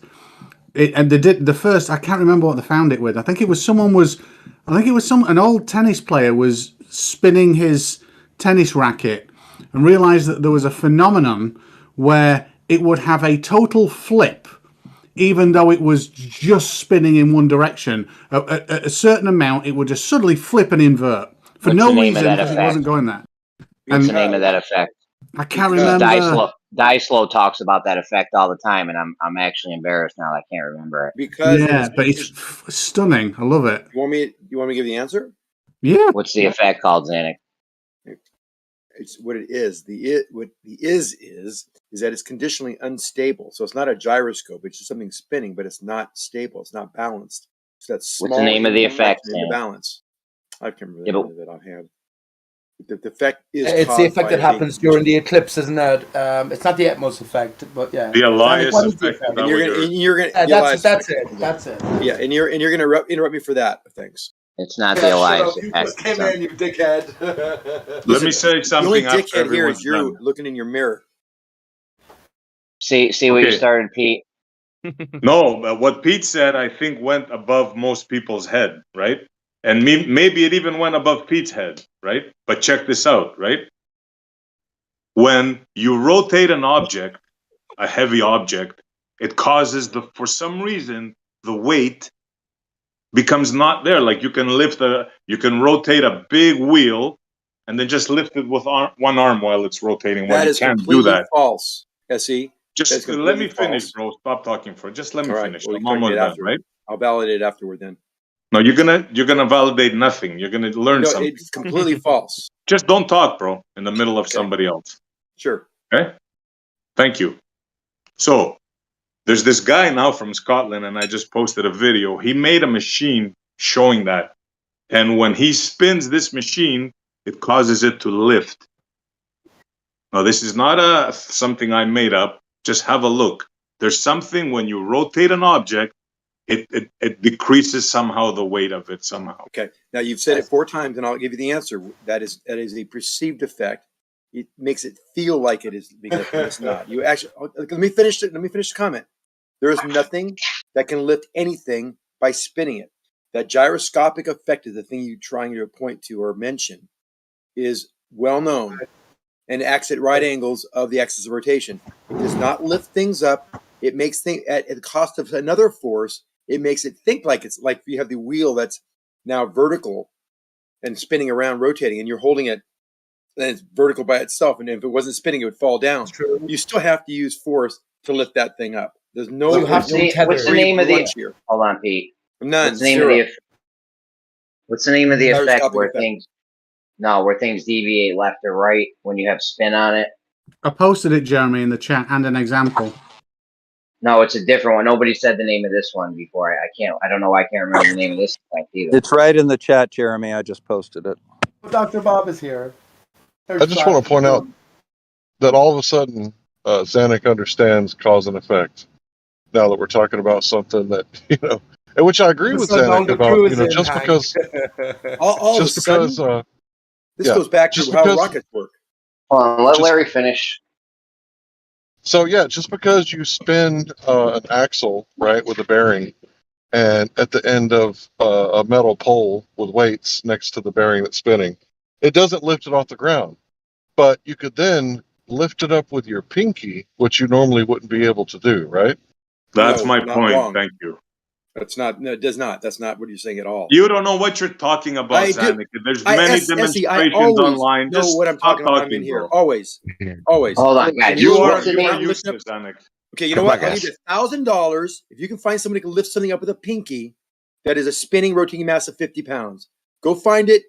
I'll give you the money. I'll There's PayPal videos you. of it, bro. And dude, because you don't understand what you watch. My God, listen to me. Listen to the words out of my mouth right now. Listen to me. When you spin something, there's something called the gyroscopic effect. And it is a force that acts at a right angle to its axis of rotation. It may seem like something is being lifted, like there's people that the instructors that hold the pole and the spinning wheel, and he lifts it up and it's vertical, and normally it would fall straight down. It's still being lifted by the force of the guy lifting that pole that holds the wheel. Not by his, Because nothing's not by his for pinky. free. Nothing's for free. Nothing happens. There's no free lunch. Sorry. And I do always Nobody's talk saying about cause free and effect, lunch. He's Larry. absolutely Thank wrong. you for that. There's many demonstrations and You YouTube. don't understand them. Let me finish, Zanuck. You had your piece. He's absolutely wrong. Everybody knows there's many demonstrations. When you spin an object, it makes it much easier to lift it. There's many professors, hundreds of demonstrations online of this effect. Well known. It's like they'll try to hold understanding what you're watching. They'll try You're to hold like a confused. 50-pound weight out on a pipe, and they can't lift it, and then they'll start spinning the thing on the end of the pipe or whatever, and then it'll just be like a with like bicycle tires or something maybe, and then you can easily lift it. But yo, what's the name of the? Hold on, but what's the name of the effect where things will deviate like left to right or opposing the rotation direction as it It's called the moves? gyroscopic effect. No, Are you not, talking that's about the not it. right-hand rule or something? It begins with an M or a W or something. I'm not sure what you're referring It's to, called the bro. gyroscopic Coriolis. effect. No, No, not not Coriolis. The Magnus Jeremy. effect is what you're thinking Crypto. of. Yeah, the Magnus. Yes, the Not Magnus. the Magnus effect. That's what I was thinking of, the Magnus Not effect. the Magnus effect. That's aerodynamic. But that's what I was thinking of.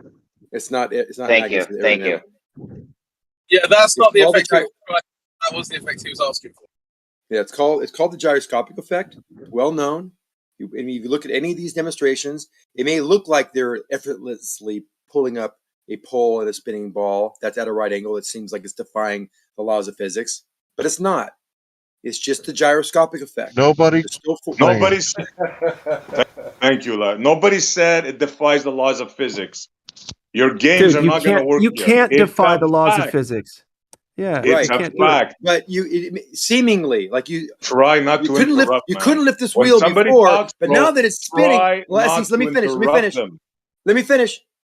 You couldn't lift this object before, but now that it's spinning, you can. That's called being brain dead. That's called breaking the laws of physics. That Hey, doesn't no happen. name, no It may name hold on. calling. Can I finish? Can I finish? Really? Guys, everyone relax. It may seem like it's breaking the laws of physics. It may seem like it makes it lighter or can be lifted by a pinky, but it isn't. It's an optical effect. You're being tricked by a magic trick, basically. Okay, now my turn. You're lying eyes. You don't understand what you're looking at. I'm just giving you the information you need to make a logical and discernible conclusion as to what you're looking at. And you're not listening to Stop me. talking now. Now it's my turn. Everybody listening, don't listen to a word this man just said. He made it all up. This is a well-known fact. You can Google it. People are spinning bicycle wheels, metal wheels. Everybody knows when you spin a heavy object, it's much easier to lift it. Everybody but this guy called Zanuck. No. Yeah, I mean, I've see, seen it where they again, couldn't lift.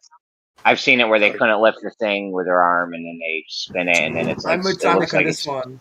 Jeremy, I'm with Zanuck on this one actually, because you have to be tethered, and a child is lifting up a heavy weight, but he has to be tethered, so there has to be a counteractive force. So I think Zanuck is correct. Thank you. Yeah, Jeremy, you're wrong again, along with SE on this one, because of the fact that it may seem like you can lift it up, or it's a different leverage point.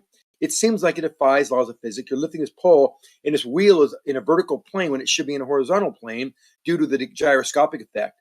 But there's nothing for free. There's no magic here. It doesn't make things lighter at all. SE's completely and utterly wrong. Listen to me, because I do know about the anti-gravity wheel, Larry, you just posted. That is not making it lighter, Larry.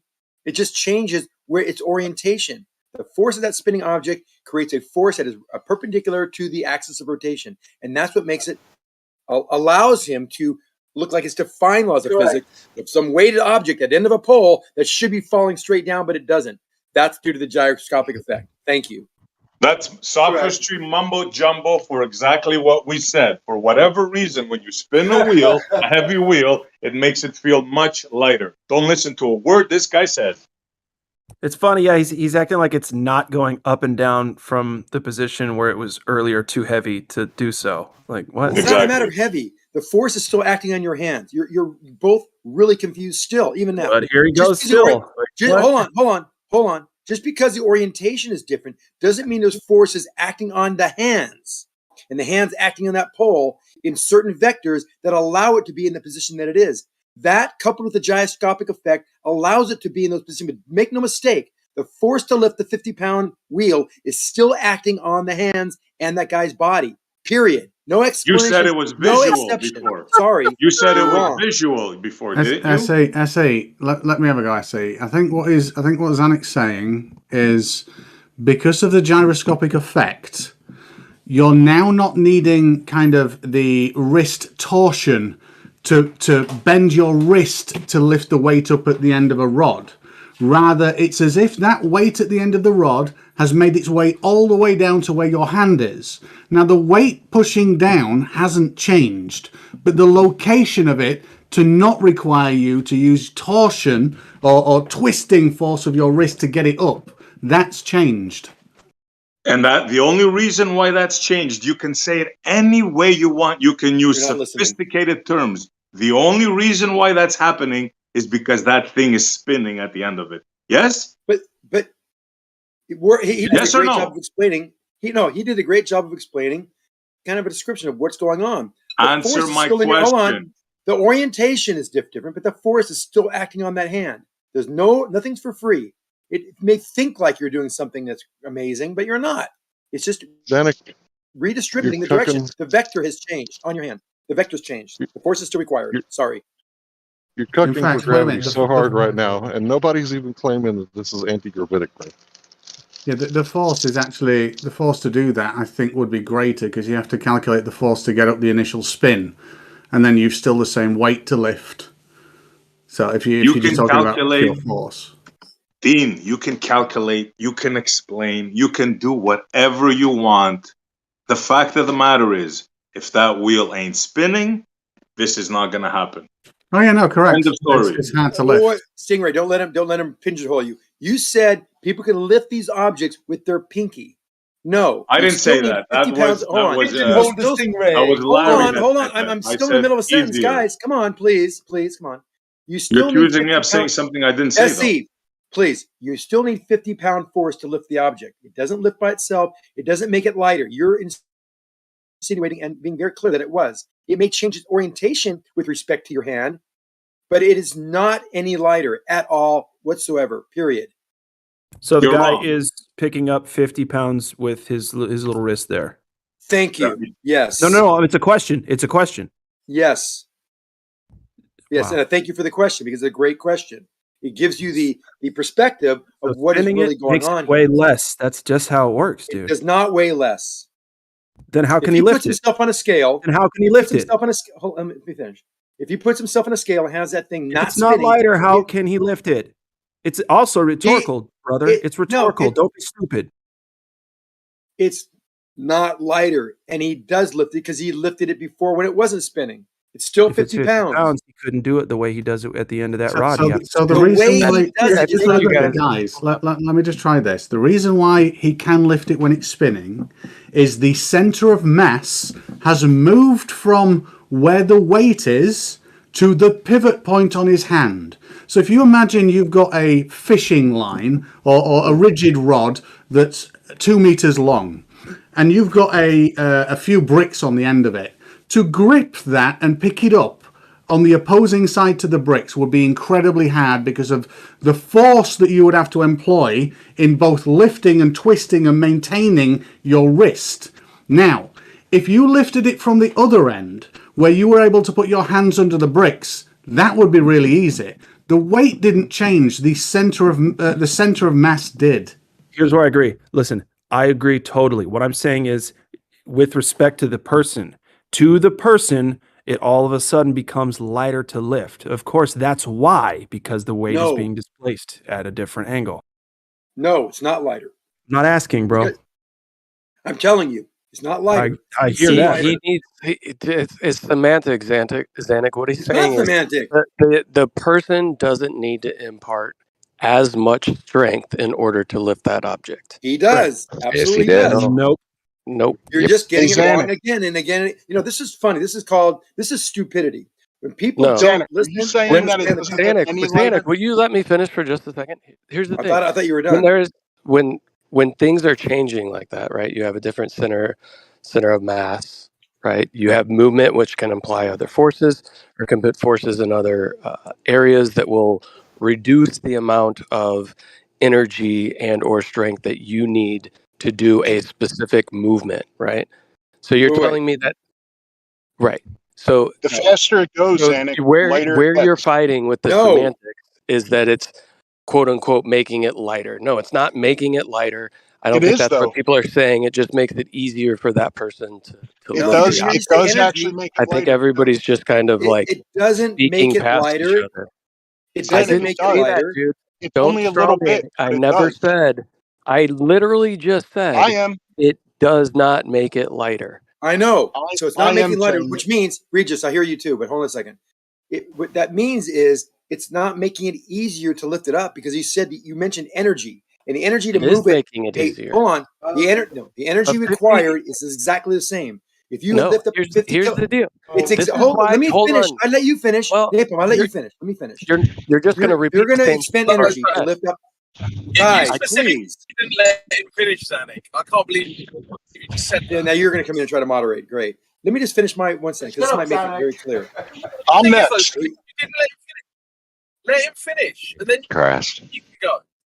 Right. So if you have a 50-pound weight and you want to use it and you want to move that 50-pound weight, it's always going to be a 50-pound weight. Now, if I use something like a long bar and leverage, I am exerting less force and able to move I am personally exerting less energy and less force to move that object because of certain other factors that come into play, right?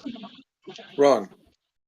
Okay. So The negative the 6 amount of grams. pressure that Sorry. the amount of pressure that I can apply to the end of a bar with a Jack. fulcrum that creates a lever is going to be Right. the same amount of force that it would take me to not utilize any tools and to be able to lift and or move that brick. But that would be true. But you mentioned energy. You talked about the energy, and that No, specifically it means like wouldn't be a baby. true. Hold on. Now I let you talk. Swoman got involved. Made it was your floor. Now it's my floor. Let me just speak for a second. You're lifting a jack. A baby can jack up a car. Thousands of pounds of force. Not in question here. It's not the car didn't get lighter, but now we're moving at a much slower rate. And so energy has to do with this rate, this rate of change of kinetic energy is horsepower. And the horsepower is the energy, watt seconds. And this is what you need to lift something. So the energy does not become less by gearing it. The energy's still there. It just took longer for the baby to apply the energy to the jack. But the energy No. in the end, to lift it 1 foot is still exactly the same. So lifting this 50-pound weight, let's do 1 kilogram, or whatever units you want to use, you lift it a certain distance. By that distance times that mass will give you the force. And the Okay, force is so not let me changing It at all. doesn't get a lot let lighter. me It does get lighter though, and the faster it spins, it gets lighter. It's not lighter. It does not get lighter. here's That no person still has to list. Can you guys If look at that the thing's a video I 10 just kilo, posted? I'm if literally He that thing, looking it zeroes up. out. He zeroes out the wheel on a scale, and then he winds it up. And as the wheel starts to turn, it loses 6 grams in weight. You're no, wrong, Zanuck. no. Yes, watch Weird. the video. Only if it's Huh. aerodynamically, only if it's applying aerodynamic forces. You spin something, it does not become lighter. Period. End of story. Yes, it that does. is the whole here's Yeah. the thing, Show Zanuck. me an example of that. Go ahead. That's the whole entire I'm point that looking people at are a trying to source. make. There is Oh, a show me. change in the forces I'll that are post it. applied to it. You want me to Listen, post a source, Zanuck? Yeah, Stupid fuck. things me do not get respond to her lighter when they're briefly. spinning. Period. Yeah, 1 second. Let me respond to her briefly Yes, because I it brought up does. the Centrifugal controversy. force does make objects lighter. That's why you No, weigh it different doesn't. at different It places on doesn't. Earth. Don't You're interrupt me. lying. Don't You're interrupt lying. me. Don't interrupt me, man. Don't chat fucking shit. Oh, sorry. Okay, The go fuck ahead. do you think you are, man? Sit down. You're wrong, man. The Sitting. physics says I'm that you're sitting. wrong. No, the physics is Zanuck, not you're saying gonna wrong. get muted if you keep this up. I swear, bro. You're not gonna do this. We were having a good convo before you came in. Control yourself, or you're gonna get muted. Warped. I'll respond to you. No, it does not become lighter. There's No, another source somebody you was can give. talking. Let Warp Warp He's not. speak, was and then you talking. respond. Go ahead, Warp. He did. He I told me don't I was have to wrong. respond. Go ahead. Physics says that he's wrong. He can say No, whatever he wants. Let me respond then. Let me get in. Zanuck, take it easy, bud. We're all in the spirit of cooperation here, communication. So, anyway, let me just respond briefly. I think, Zanuck, as you made the instance or the example about the card jack, right? So we have physical materials, we have strength capable of coping, we have oil pressure, pneumatic pressure, it doesn't matter, right? But the thing is, when you now transfer it to this example, or the example we're talking about, here's where weight itself and gravity comes into play. So you have to now incorporate gravity, and I'm just going to finish by saying this. I think gravity is real. It is real. There's a pushing force, except from above, though, and it's this electromagnetic impression on the greater atmosphere and our own beings as well. So yes, I can see both sides of the argument here. Okay. Let me respond to both you and Warp. No, objects do not become lighter. There is a force that's generated by a spinning object, a gyroscope, that is perpendicular to its axis of rotation. When you have a jack, force is not energy. Force is a component, and the energy will be whatever it takes to apply the force over a certain period of distance, a certain distance. The distance times that force will be the energy. And so we do not gain energy or lose energy. Energy is not, it's conserved regardless of whether it's spinning or not. It has nothing to do with it. It may change the orientation of an object and make it do weird things, like I can lift straight up on this bar with this wheel spinning on the end of a pole, which is weird looking, but the force to lift it up with your arm is still exactly the same. There's no gearing there. There's no reduction. There's no leverage fulcrum point, none of that. It still weighs 50 pounds on your shoulder. Still has a force of 50 pounds, and weight is that force. That weight, and that weight, exactly, that weight corresponds to gravitational influence on mass, correct? Gravitational influence connected to spinning ball Earth, connected to Newtonian, advanced or more intricate Einsteinian explanations, but ultimately coming back to mass and prevailing force, correct? So let's say hypothetically you had some mercury, which is a frictionless fluid, and you were to get a good spin going. I'd imagine you'd be able to lift a car quite easily if you were to get that mercury spinning fast enough. And if you can do that with a car, well, I suppose you could do it with any sorts of craft you might find.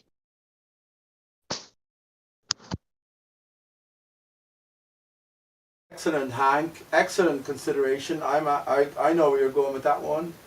Mercury has a certain relationship to ether. Zanuck will deny all manner of alternative theories. He'll just sell us the fantastical spinning ball Earth and beyond physics. They developed the fucking physics, but there's no other option. So maybe he's not here in the spirit of cooperation. I just think that Zanuck is acting like he's Bob Lazar's boss. Like, no, bro, no. I am. Like, By the way, Larry, what you have a picture there, Larry? What are you showing with your picture? I see a hand in the way of something, and their scale's reading 0, whereas before it was reading. yeah, the scale was zeroed out. Once he started the scale and the wheel started to spin, it started to weigh less. So it's negative Larry, 6 grams. do I have to explain what happened here? Really, this is almost a kindergarten can understand what's happened. Do you know what happened? Explain it, Zanuck. Go ahead. I want to ask Larry because I want to rub his nose in it. Like He'll just say yes. The gyroscopic nature. Go ahead. The I gyroscopic want to rub his nature nose in it of like the I do my wheel. dog when he poos on the carpet. Go ahead. The gyroscopic nature of the wheel countered the downforce, No. causing the scale. No. Okay, what do you think Larry, happened, you big got guy? it wrong. It's not what I What think, happened? Larry. I only say things I know here, as you know that. So what's different? How about this? Remember Sesame Street? One thing in the picture is not like the other. Remember that? So what's different between the picture on the left and picture on the right? What's different? The spinning. Beside the hand being. Beside The the hand spinning. being in the way. The spinning.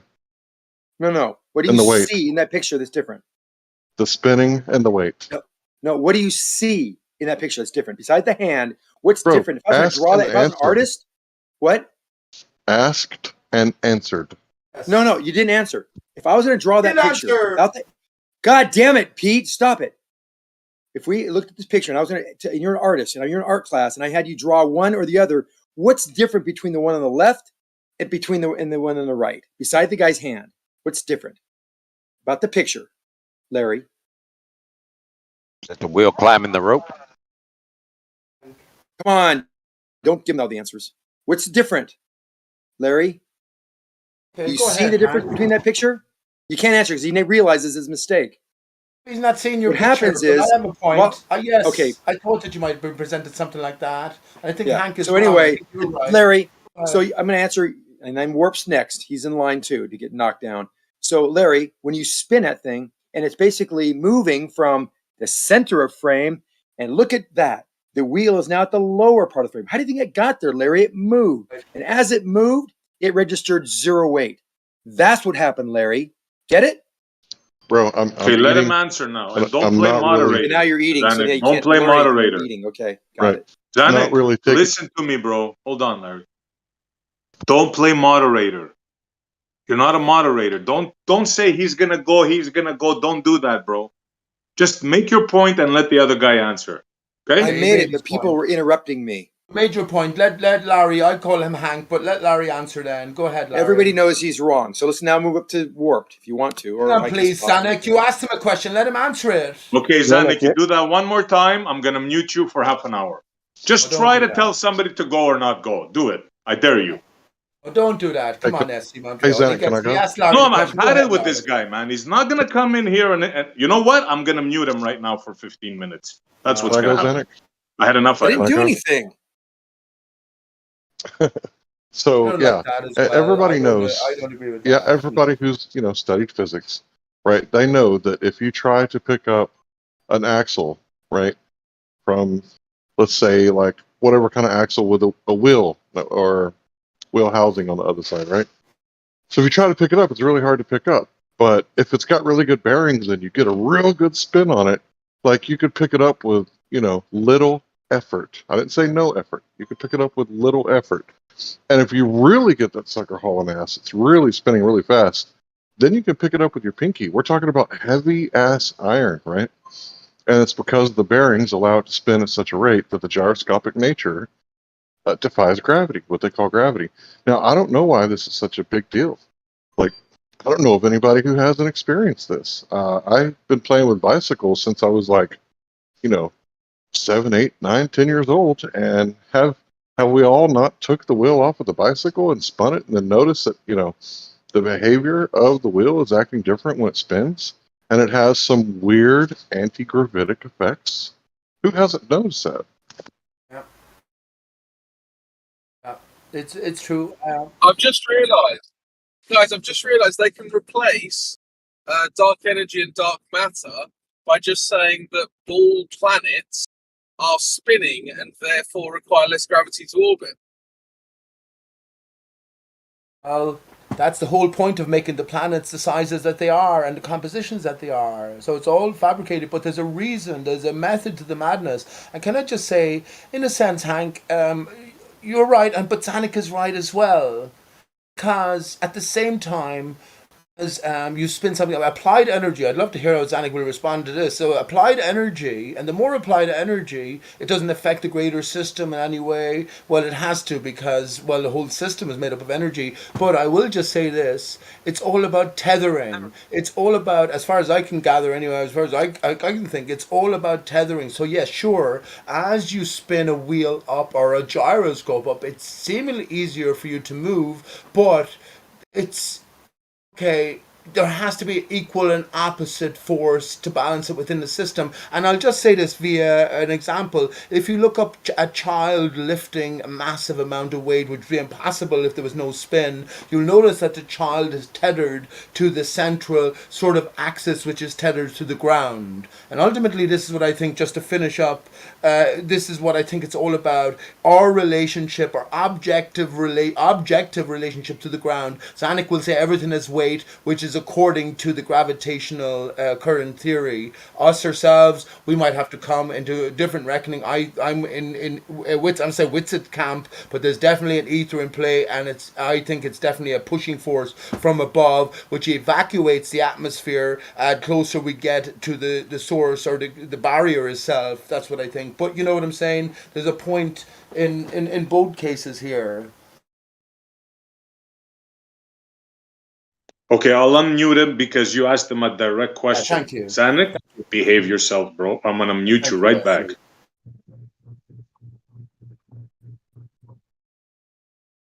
Thank you, Essie. And go ahead, Zanuck, if you will, please, because do you think it all comes back to gravitational principles, the relationship between mass and prevailing force / acceleration? I mean, that's the question if you want to answer. I'm not sure I quite understand the question. First of all, this acceleration requires a force. Centrifugal forces are pseudo. Centripetal forces are real, and to hit warps. He's not listening on the VC, so I can't answer him on his misinterpretation of the idea.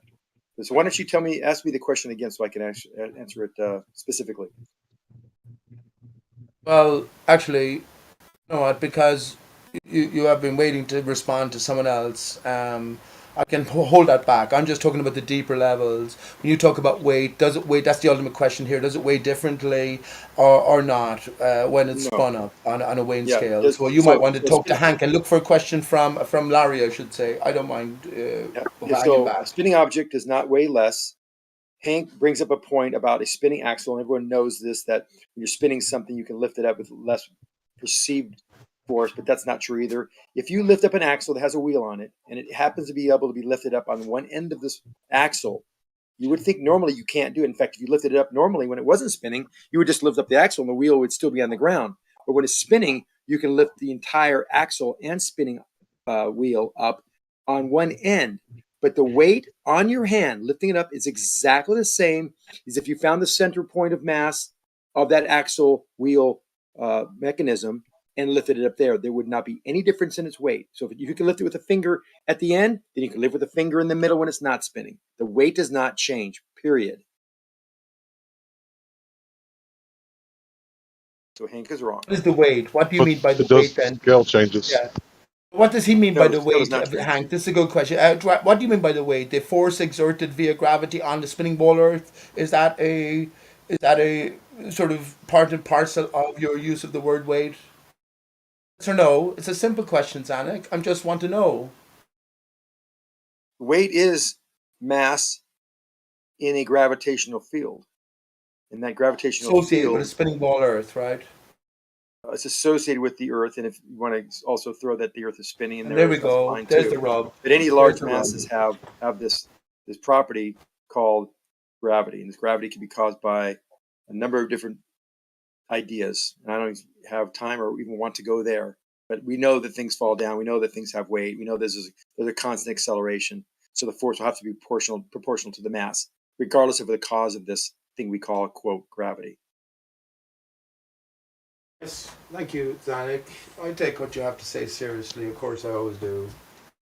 So does the pressure on the scale change No. when the gyroscopic? No. No. So the scale is going to read the same. Always.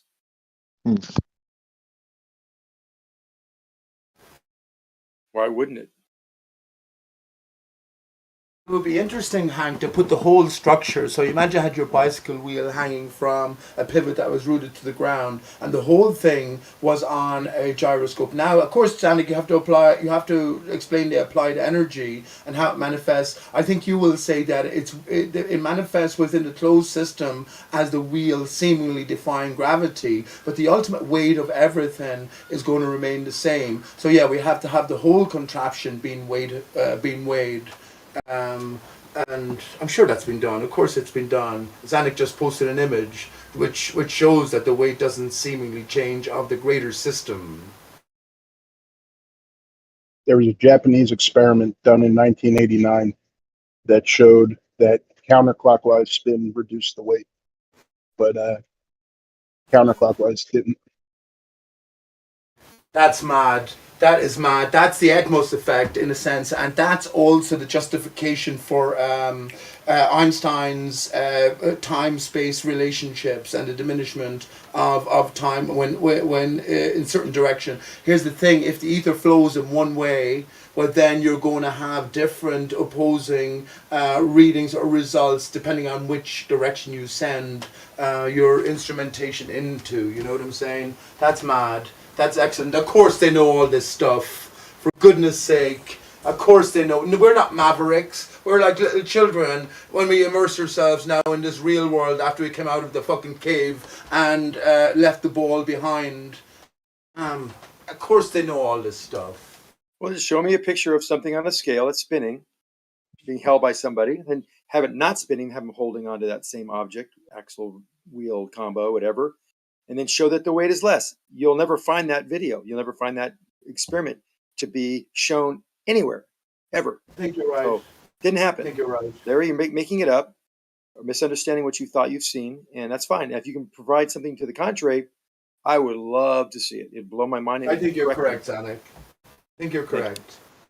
Yeah, it's hard to imagine that it'd be lighter. That's just ridiculous. I don't know. It'd be so easy for the guy just to step on a scale while he's spinning it round his head. Why did he do that?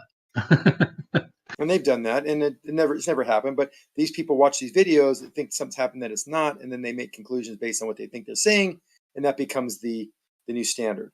And that's it's clearly easier to maneuver.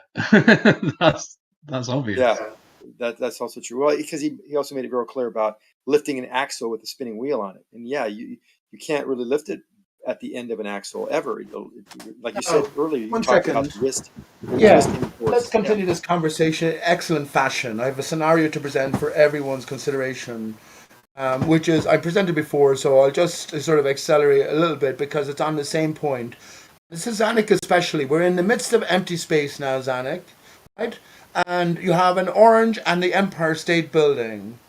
There's more questions to ask, but if you push the same objects with the same force without any gravitational influences, will they, what do you call it? Will they proceed in the same fashion or manner, or what is the dictating fact? And I know there's much more to go in that. And I have actually a more updated version of the same thing, because it's going to relate to the rocket that went to the moon and just discarding trash or a bowling ball at the side of the rocket. What happens to it? But what do you think immediately to your intuition would happen if you pushed the orange in free space without any gravitational influences, empty space, there's lots of it to choose from, and you push the Empire State Building with the tip of your finger?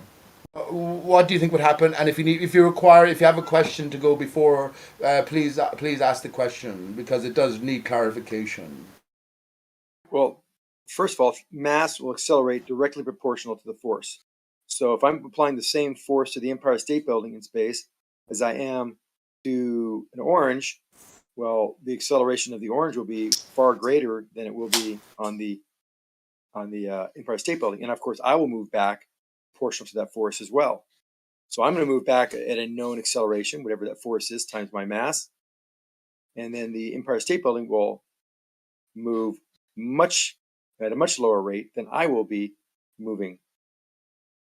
Oh, that's But a I will great go in the answer. exact same direction backward as I did when I pushed on the orange. That's a great answer. The next sort of step would have been there had to be some way to sort of tether the individual. So imagine there was fucking heavy rocks all around you, or just weighing you, just keeping you stationary in space. But again, it's all a thought experiment. But let me just bring you immediately then. Thank you for your answer. Let me bring you immediately to the rocket that went to the moon. And imagine they had a garbage, compact, bowling ball sized thing, right? And they suddenly just found some way of just putting it outside, just laying it outside, like you'd put your own rubbish bin outside your door. Will the bowling ball of rubbish now go backwards because it's after being separated from the greater mass of the rocket, traveling, let's midway, a day and a half, so it's just black space or maybe light space all around, who knows? But you know what I'm saying? Will the bowling ball compacted rubbish then, let's say it weighs 100 kilograms, will it go backwards now because it's after leaving the influence of the propelled rocket, and because it's of a less mass as well? So that's my secondary question. What's your answer to that one? No, once that mass leaves the parent mass, the larger mass, they're both at the same velocity. Since momentum is being conserved, that momentum, every molecule in that spaceship has momentum, it's going to be conserved. So just because you place it outside, it doesn't know whether it's been inside or outside. It doesn't care. It's still going to be continuing with that same momentum, which means the velocity will still be exactly the same as when you left it. There will be a force of when you pushed it outside, but as long as nothing's forward or rearward, it's just lateral, then no, it'll be going the exact same. But isn't this the principles of how satellites remain in orbit, which is a tiny force will oppose a massive momentum contained within the body that's moving so far around the orbit of the Earth, just to take that alone, not the mind moving around the orbit that the Earth is doing around the Sun. So isn't that the principle in space, that a tiny force, a tiny impulse, will oppose a massive garnered, built-up momentum? No, the change of momentum is directly proportional to the force. Any change of momentum requires a force. Any force will change the direction, the vector of that momentum, but it will not. Nothing is destroyed or created. So if you're going to make a big change, you're going to have to use a big change, a big force. Excellent. Thank you for your answers. Anyone else want to chime in or completely change the topic? I think it's sort of almost on point, and I have my own answers as well. Still waiting for that picture of a guy on a scale with something spinning versus not. That's weighs lighter. Things have no weight. If things have no weight, and does it matter if something is a million, or a 10,000 million, or a billion, or 10 units? Does it matter if things have no weight? Not the point, Anik. Yeah, weight is just the mass and the force it's created when it's in a gravitational field. If it's out in space and there's nothing around it, then it has no weight. It still has mass.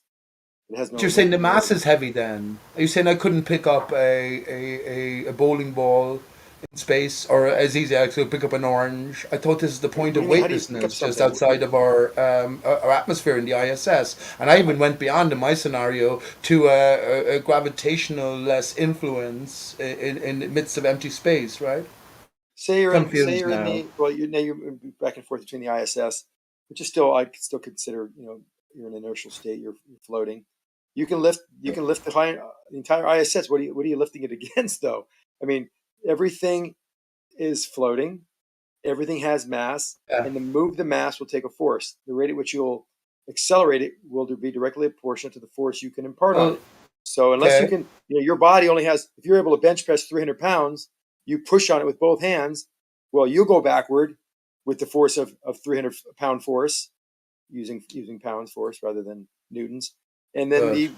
the ISS will move according to what 300 pound force would be You're telling me enforcing you it at can't the pick time. up a fridge if they had a fridge and an oven on the ISS? You're telling me that Tim Peaks couldn't just pick it up with his little finger?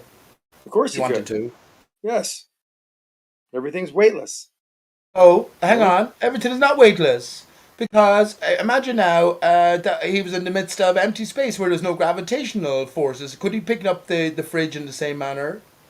Yes, exactly the same manner. Anyone else confused here? Does anyone else? 99% of the Earth's gravity is an application to the ISS, which is only a short distance above us. That's not what that means. You are spinning at an angular velocity, which creates a centrifugal force, which matches the centripetal force of its weight. So because there's that match of centripetal versus centrifugal, you're weightless. So nothing has weight We on know the about the ISS. controversy regarding one of those forces, don't we, Zanek? It's the equation between the string and the ball, the tennis ball at the end. We can all equate to that, spinning it around. But you yourself are the tether. This centripetal acceleration. Well, you know the story. You know the controversy. Do you want to explain to the people the controversy, whether it's a real force or a pseudo force? The centripetal force is the real force. What's the controversy regarding it being a pseudo force? That it has no origin. That is reference frame dependent. Yeah.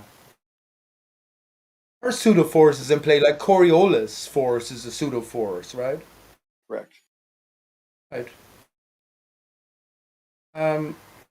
I'd love for other people to come in here and think on your feet regarding what I just said, the scenario, because we all have our own answer. And who knows, by you interjecting or you offering something up, it might encourage someone else to think in a different sense. And maybe we can all wrap our brains more closely around this. Zanuck seems to have wrapped his brain around the universe on all matters and all topics. So I'm not diminishing you. Thank you for your answers, Anik, as usual. Always respectful, passionate, and always as well on point.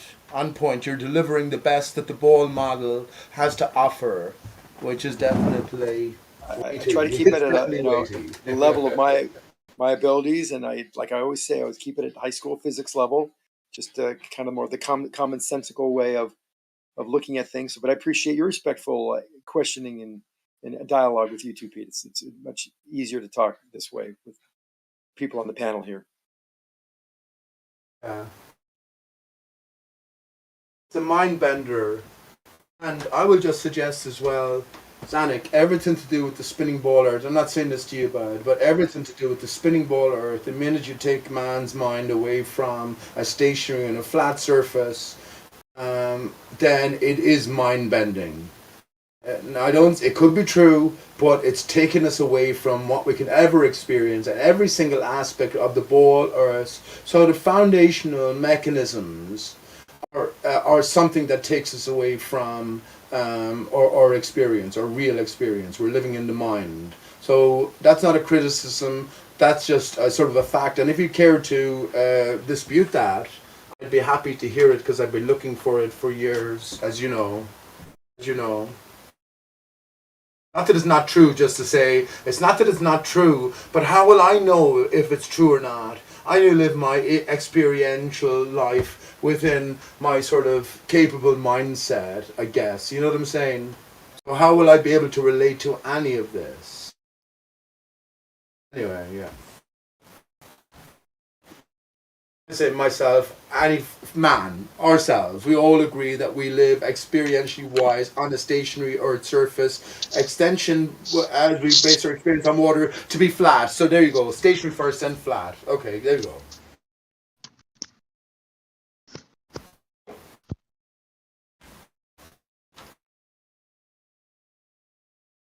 I remember one day I went to Jim Panda's, and he kept trying to make the argument over and over again that I was Flat Earth Society, like me. And we got into this really long argument how, the tenets of most flat earthers believe that it's stationary. And they say, the Earth is moving up at 9.8 meters a second squared, which is weird. And he just would not let it go that I was part of the Flat Earth Society. Like, there's no difference. Well, doesn't the Flat Earth Society explain the acceleration, the constant acceleration for everything on Earth as the actual mass flying through space at an accelerated pace? They use the Which means same it would thing reach light Einstein speed did. in 1 The year. other. Yeah, Earth expanding upwards to meet the object. That's how that. But it actually works on a flat Earth, though. On a globe, that wouldn't even work. Correct. Then you'd have to have an expanding globe. Then it would be, the globe would be expanding at light speed within 1 year. It took 1 year for it to actually surface. Yeah, the flying radius would be outward. changing. The radius Yeah, would be at light changing speed. crazy. Yeah, that's But what I'm because saying. it's That doesn't not, work for a globe. yeah, right, because we know that the Earth's shape is not changing, but the direction that objects take is, and that is, there's no difference in a vector called velocity between the two. The magnitude of the direction are equally biased, equally valued. So if you don't change the velocity, which is a change of distance with respect to time, change of position with respect to time, then there's the other factor, which is the direction. The gravitational model, Einsteinian, talks about a direction change. And that direction change is also a force. That's what causes the gravitational effects called weight. And the surface expanding at 9.8 meters per second up to objects is what actually happens. Even though it's not physically moving, there's a direction change that gives you the exact same effect. That's caused by the bending and warping of space-time.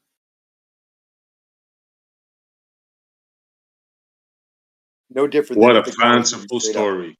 The No bending different of than the fabric of space time. no I'm sorry, no but I gotta different. laugh at that one.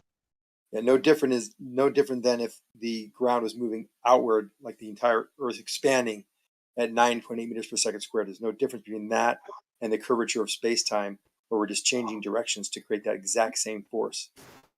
I'd love to see Exactly. a Too diagram. fanciful. I'd love to see a diagram of the globe, how this works, what movements are actually happening. Yeah, the geodesic path it's following, right? But somehow the ground gets in the way. Why isn't it falling with it? Why isn't it, traveling in the same direction through time and space? It's not, because the lines in this fabric of space-time are curving into the ground. So its geodesic path through time and space runs into something. It's being forced to change direction, but it can't. So it hits. And the impact on the ground is a real proper force, but the force acting upward by the Earth is a pseudo force. You're imagining all of this. Yeah. Xanic, You're when there's a imagining. falling object, there's a free falling object, right? Mm-hmm. And you got a globe, and they're antipodal to each other. What are the movements exactly? The Earth is accelerating outwards to meet the object. There's acceleration outward, an apparent acceleration. So not actual? Dude, I only care about actual stuff in reality. Oh yeah, I forgot All about the this actual. not actual shit. I'm not interested. An actual acceleration during the change of direction, because the path that it takes through time and space is actually curving because there's mass in the way. There's mass there. So now the lines of the geodesic lines, this free flowing, free moving path, is now being bent toward changing direction into the Earth. Okay, Xanic, there's two objects antipodal on the globe. Okay, they're in free fall. Is the ground moving up to meet them, or are the objects moving down to meet the ground? The ground is moving, accelerating up to it. That's silly. Get the fuck out of here. No, that's silly. That's borderline like. There's no difference. I mean, that There's would no work if you had an expanding globe or something. No, I said there's no. I just get done explaining. Really, you know, Insane, Jeremy. I spent a lot of It's effort. insane, Jeremy. Pete, come on. I spent a lot of effort really giving you the description of there's no difference between the movement of the surface at 9.8 meters per second squared or the curvature of space-time that would create an illusion of 9.8 meters per second squared acceleration. And So how can you relate to that? How can you relate to reality then when you can only imagine reality. this? Yeah, go ahead. And they think that's caused by the fact that time. They think that's caused by. They think that's caused by the fact that time dilates as you get closer to mass. Okay, so just let me get this straight. I gotta go order some food in a second. You've got your globe with a radius of 3959, and that stays the same, right? Correct. Okay, and then you've got the ground accelerating upwards to meet the object. Mm-hmm. Okay, and that happens on different sides of the globe, antipodal to each other. The ground is both meeting the ground's both meeting the objects, so as to go in the direction of the objects. And you're telling me the globe's not getting bigger? Correct. That's incoherent, illogical, mad. For me, let me just respond here, and it's not because there's truth in everything, right? So there's deeper layers to everything as far as I've come to recognize. But I will just say that Zanuck, everything you mentioned there is a picture formulated within your brain via the words and the mathematical equations of others, maybe the pictures of others as well. Can you experience any of this? No, you can't. No, you can't. So in all, my answer to Jeremy's question is, well, when something falls, we are the stationary, we are the fixity, and it's falling down. I'm not going up to it. I'm not going up to it, right? That's the only sane, rational response. Now, if there's a different reality in play and it involves mental gymnastics to a massive degree, fair enough. But that has to be the sane position.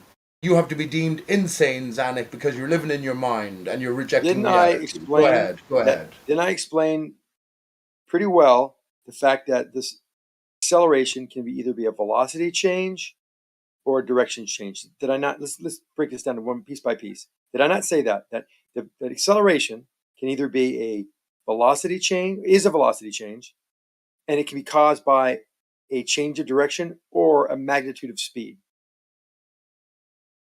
I agree with the last part, or a magnitude of speed. What do you mean by that? I agree, of course. I've been saying that for the longest of times. Acceleration, which is why we should feel the spinning ball, is a change of velocity or direction, and we're always changing direction. I'm going to be upside down from where I was 12 hours ago right now. Speed is the what? It's the accumulation, the vector. The speed. No, it's not a vector. Speed is a change of direction with respect to time. Right? That's what speed is.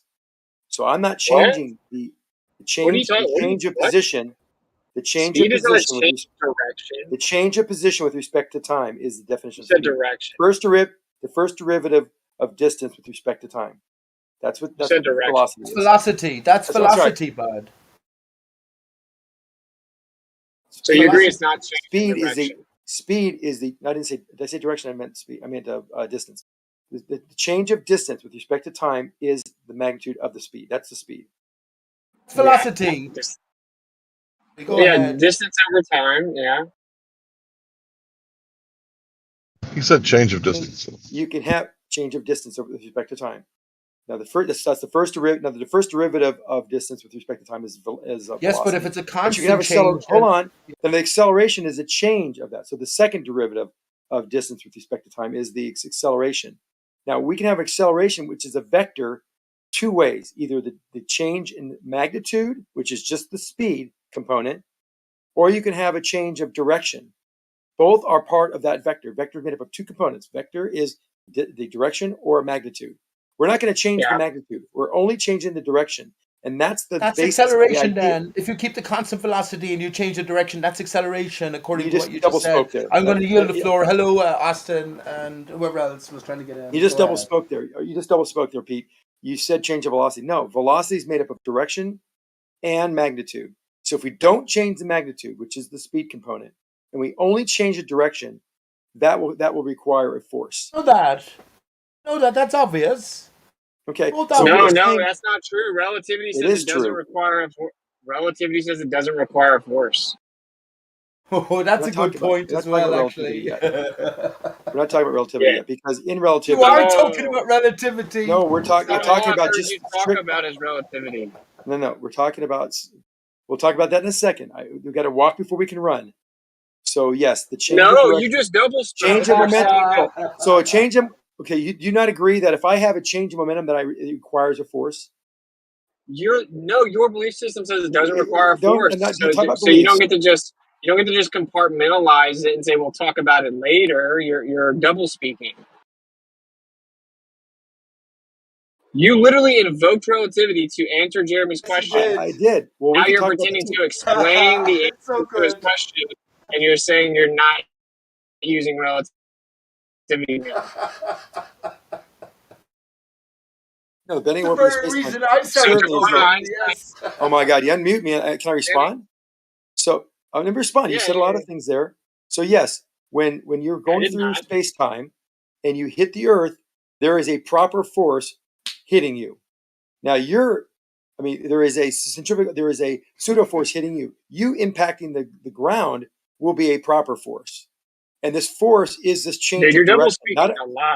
Hold on. I'm almost done. The change of direction is what I'm talking about. That change of direction requires a force. Change of momentum requires a force. It's a proper force on the impact, but the Earth hitting us is a pseudo force. But it's not a change of So magnitude. you're just That's the double point. speaking. You're double speaking a lot, dude. You said proper force, then pseudo force. Then you said change in direction requires a force. Then you said change in momentum requires a force. To Correct. quote Double Einstein speak. in general They're all true. relativity, that's double speaking. But They're all to true. quote Einstein, he said that according to general relativity, according to the laws of general relativity, the constancy of the velocity of light in a vacuum can no longer claim unlimited validity as it did in special relativity. We're not talking about the speed of light. We're talking about the curvature of space-time. Look, Zanuck, the thing you said though about the ground accelerating up and the ball not getting bigger, that's physically impossible. It's If you physically change impossible. direction, it's not. So, Whitson, let me ask you this. When I have a ball or you're in a car and you're going around a racetrack, you're going 150 miles an hour, and you start making a turn at a certain rate, there are forces acting outward on you. You would agree. My velocity is not changing, but yet there are forces required for that change of direction. That is a component of the velocity, the change of direction. And any change of velocity is an acceleration, whether it is a change of direction or a magnitude. I can also create an acceleration by putting my foot down the pedal and at 8,000 RPM to get to 9,000 RPM, and now I go to 100, 200 miles an hour. There is an acceleration there in magnitude. Also, You're if I literally make just a turn, explaining why general relativity doesn't work because general relativity claims that it doesn't need a force. You're skipping way ahead. You're like 2 chapters ahead. No, I'm just skipping. I'm just jumping to the conclusion that you want to compartmentalize. Well, because now I can go to the conclusion as well. So now if we talk about general relativity or special relativity, we talk about objects that are in free fall, that are inertial, that are following a geodesic, which is the bending and warping of space-time, and then hitting something, an object that is in their way.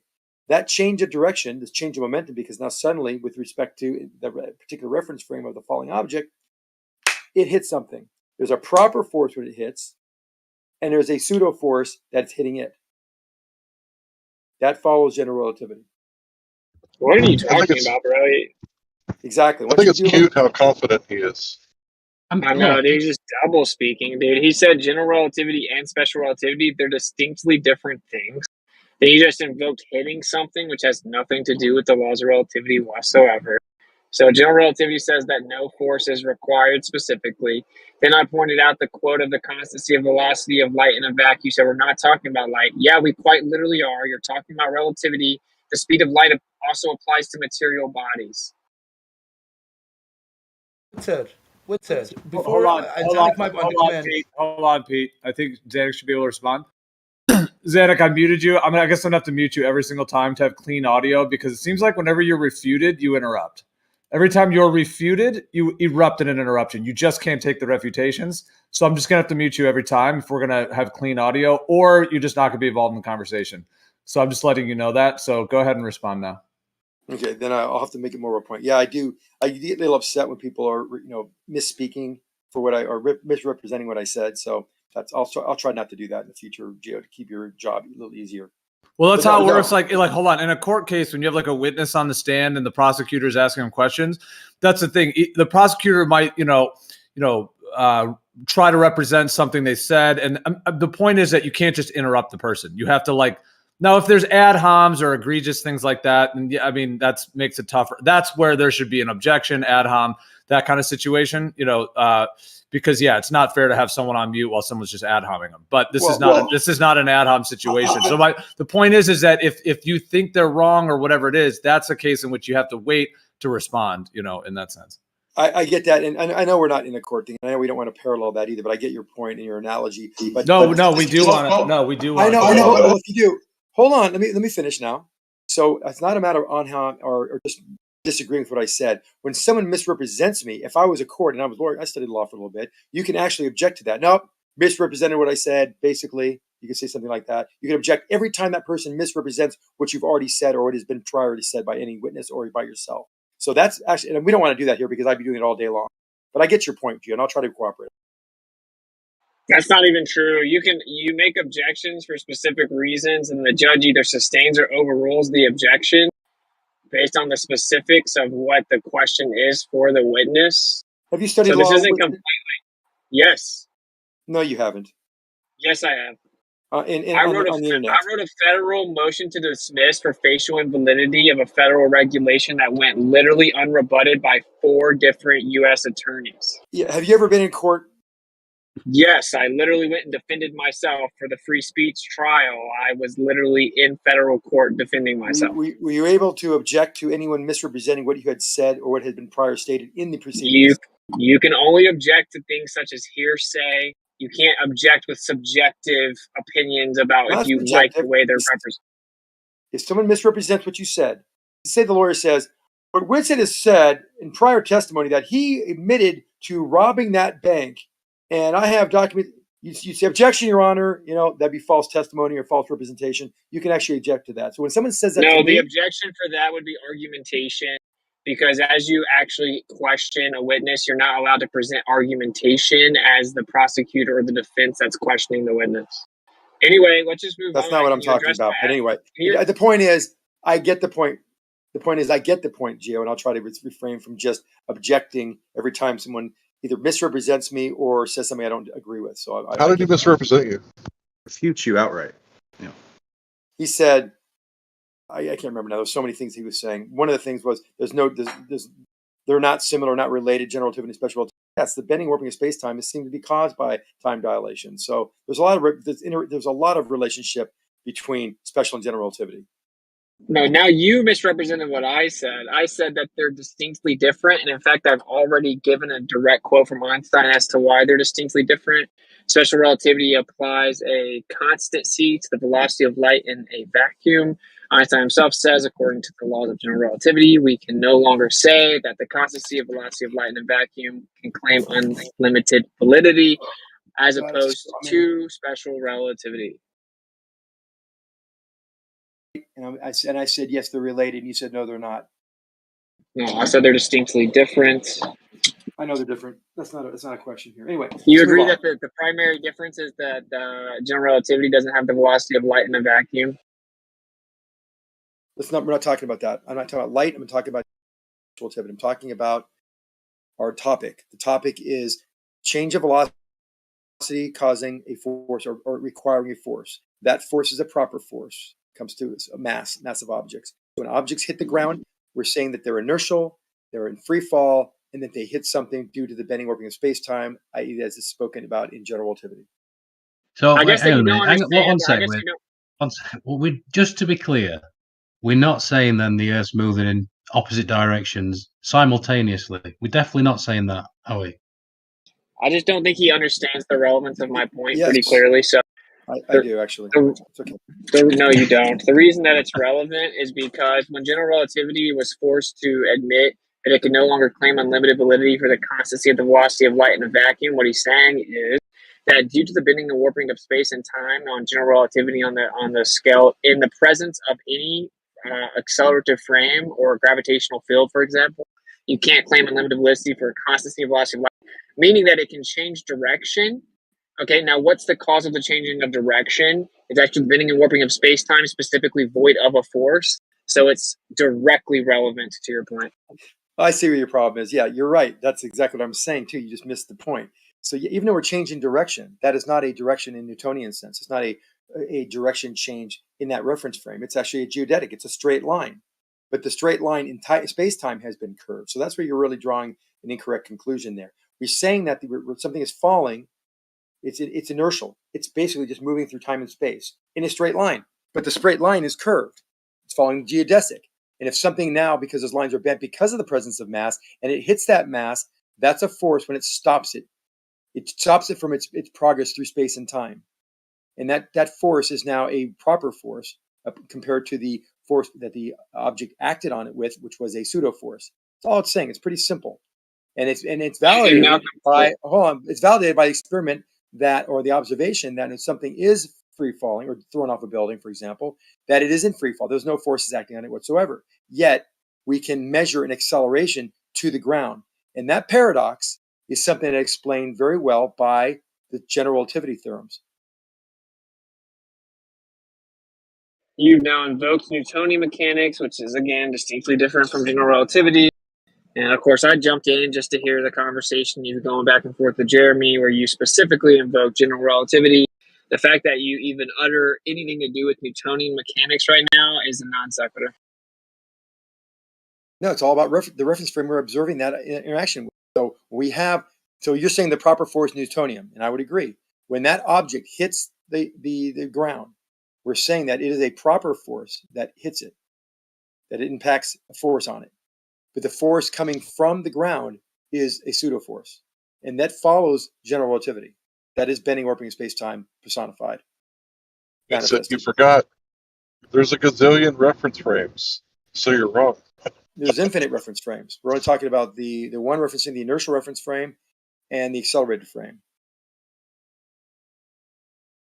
Well, clearly what Jeremy was trying to point out to you is that your claim is illogical and void of any type of reality when you're claiming that an object that's free falling antipodal to another object free falling. In both situations, the Earth is moving up towards it. Yes. Yeah, it's physically impossible. It's physically impossible. Maybe you missed the point where I said that is an acceleration, and the acceleration can be caused by two factors: magnitude of the speed or the direction change. All I'm saying is that there's no magnitude speed, so this distance change with respect to time is not happening, but a direction change is happening, and the direction change caused by the bending warping of space-time is a reason for this acceleration. The acceleration doesn't have to be a magnitude, it can be a direction change, and that's what we're saying is causing the direction change, which is an acceleration upward at 9.8 meters per second squared. Yeah, but when you say stuff like it could be interpreted this way or this way or this way, Jeremy was asking you what's happening in reality. Is the object falling down to the Earth, or is the object just sitting there and the Earth is moving up towards it? You said the Earth is moving up towards it, which Correct. means that if you're antipodal, the Earth is moving in opposite directions. You still don't get it. You're still not listening. That acceleration, this acceleration, which is movement, is caused by a change of direction only, not a magnitude change. You realize velocity has two components, right? You keep on evoking the speed change. It's not a speed change. It's not a distance with respect to time change. It's a direction change. Do you understand the difference? I did not invoke a speed change. I specifically explained that velocity being both direction and speed, if general relativity says the velocity is no longer considered to be constant in general relativity, that means either the speed or the direction can change. And if we're keeping the speed the same, that means the direction changes and is specifically void of a force. So if an object's falling down to the earth, what's the change in direction? That's why it's a pseudo force. So we're not changing direction. We're actually going straight. But that straight line is curved because of the curving and bending and warping of space-time. So it's curving. So our direction changes all we're speaking about. We're not talking about antipodal surface areas moving apart from where they once were. No, it's a velocity change where magnitude is being invoked. We're talking about a direction change only. And the force is you're putting in force in terms of the wrong reference frame, Whitsit. You've done this 5 times. I've counted 5 you're just times. not listening.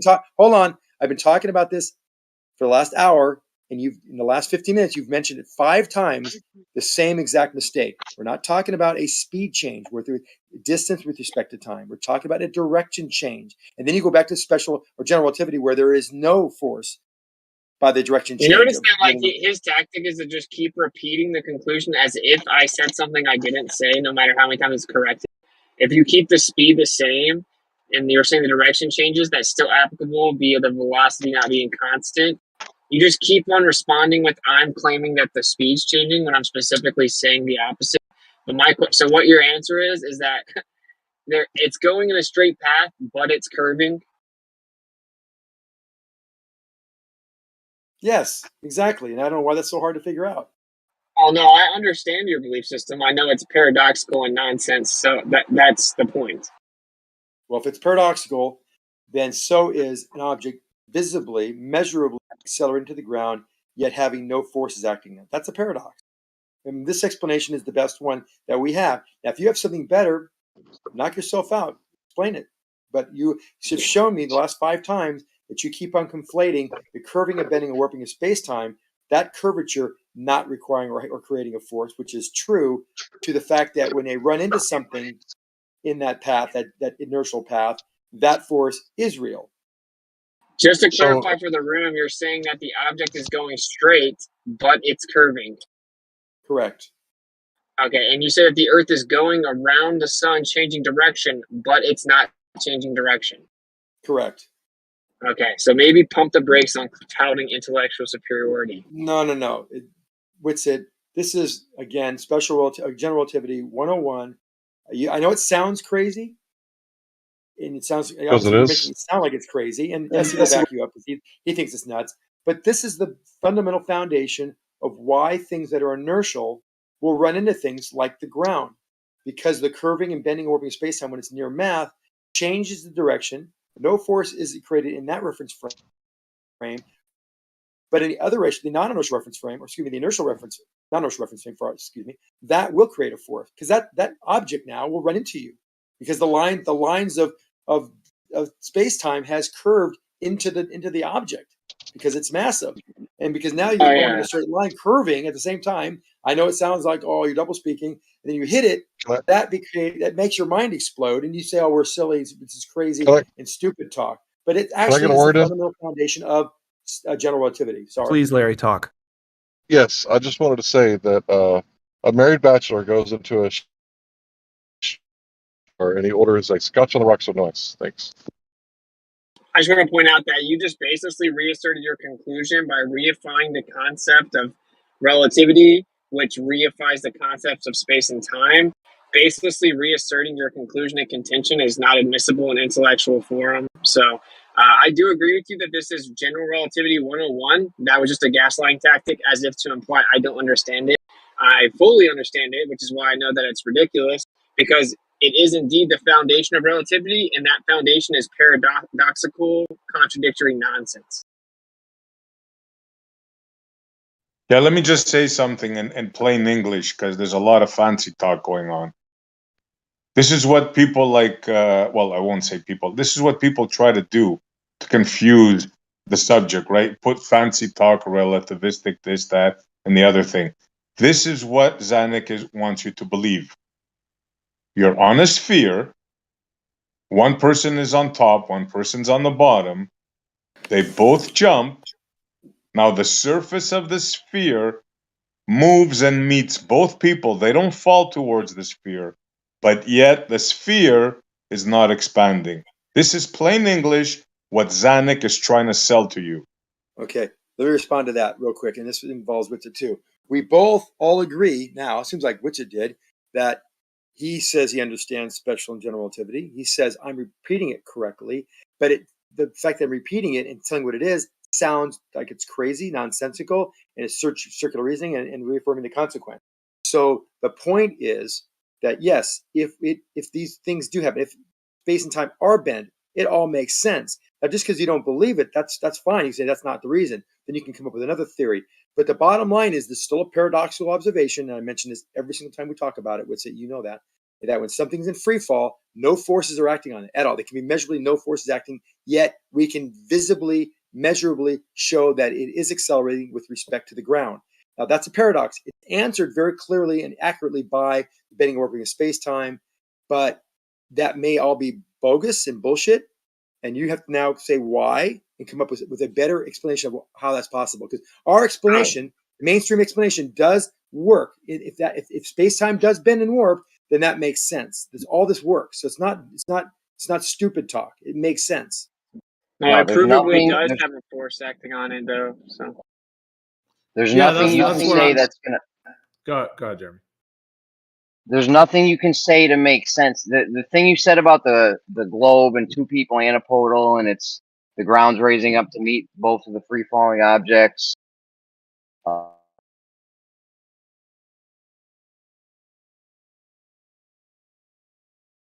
think you cut out. Yeah. Or you muted. Yeah, so you have the buoyant force.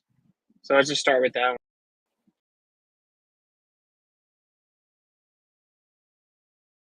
It doesn't make logical sense. It doesn't make like 5 cents of sense. It doesn't make any kind of sense. You said there's no force on an object when it drops and it goes down and accelerates, but there provably is. There are multiple forces. Let's just start with the buoyant force. Yeah, that's kind of where I was going to start, like that base assumption. Like, why are you saying that what are you defining as a force, and why are you saying there's no forces when something is falling at an accelerated rate? There has to be a force acting on it. That means there would be a force acting on it. We can observably, provably show by example that when things are dropped in a vacuum, for example, and if we want to do it in air, we can do it too, because then we know the aerodynamic characteristics of the atmosphere, of the air at any density and temperature. We would be able to predict the buoyant force as well as the aerodynamic forces acting against it. So that's not a problem for us at all. So we don't. Yeah, but you're diverting. He's diverting. They're floating. If you put everything in a box and drop it, they will all float. Water, gases, hydrogen, helium, balloons, rocks, lead, gold. They all will float evenly as it's being dropped, showing there's no forces acting on these in any preferential way. So we know that to be true. There are no. Okay, let me rebut. Please. He's diverting. He's successfully diverting from the question. This is not about forces. This is about a scenario which is physically impossible. You cannot have a sphere with two people dropping something on either side and claim that the sphere is moving up towards that object and that object is not falling down without that sphere expanding. There's no force in the universe that could explain that except a balloon expanding. You missed the point about but the balloon gets bigger though. The balloon gets bigger though. In his scenario, he doesn't have the balloon getting bigger. Exactly. It's physically impossible. Exactly. And just like what Larry said. I understand everything Larry said. Married bachelor goes no bar. I understand what he said. That doesn't mean what he said makes sense or is logical or is possible. No, it is impossible. On the contrary, it is physically impossible. You can't go on talking about forces. You can change the subject and start talking about forces. But this scenario, in reality, is physically impossible. Yeah, that's because it's not in reality. It's bendy straight lines in your imagination. Sorry, go ahead, Liz. Well, that's why they always have to veer outside of reality and then try to pretend that you just don't understand it because they're projecting. In reality, relativity isn't understandable with logic because it's paradoxical. So you can say, oh, it's different reference frames and the Earth is accelerating up for each object at the same time. That makes no sense. So now you're going to say it's an apparent acceleration. Uh-oh, then where's the real acceleration? So you just have a paradox that you're trying to defend. No matter how much you gaslight the person that challenges it, it doesn't change the fact it's a paradox. Whoa. That's not. So Wesley starts out with the wrong. That is correct. No. Hold on. We talked about this many times, SCU. I'm not talking about a position change with respect to time. I'm talking about a direction change. And that acceleration is a real acceleration in a particular reference frame. In the other reference frame, it's not. That's why they call it a pseudo force, because it's reference frame dependent and without a source, that force. No, but Zanuck, you keep on repeating what I'm saying incorrectly. If You're something talking about accelerates an up, go ahead, Asa. I was just going to say, because he addressed me, you're talking about an antipodal acceleration, both at the same time. Correct. That is impossible. SC, it it's not cannot happen. Sorry, bro. You can't say nothing that can change that. Hold on. Also, let me just respond. If something accelerates up, we have the direction. Direction is up. We know which way up is. And it also has a position change, because you can't have something accelerating without a position change. So I don't, dude. You're literally doing words. Yeah, it's like twisting your mind into a pretzel. Literally, yeah. And I don't even see why he even thinks it's needed. I mean, if you have your globe and you think things are falling towards the center of the globe, then just say they're falling towards the center of the globe. If two things are falling antipodal on a globe, they both just fall to the center. If that's your belief, your system, why don't just stick? What's the purpose of trying to make the ball move towards both of the people simultaneously in some kind of twisted reference frame mess? It's like a pretzel. Why do that? Without expanding. Yeah. Or splitting in two. Remember, SES. The other thing is split the globe in two, I guess. Well, I think I know why, right? Because it'll keep people arguing for 100 years. Sorry, Essie. Meanwhile, ignoring the Tesla tech that went underground. The ironic thing is, go ahead, Essie. No, you first, bro. You were first. Go. The ironic thing is that if you had the ground accelerating up and it wasn't objects free falling, it was ground accelerating up to meet them.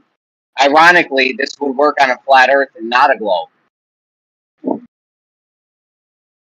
Exactly. The shape would have to be that. That's exactly.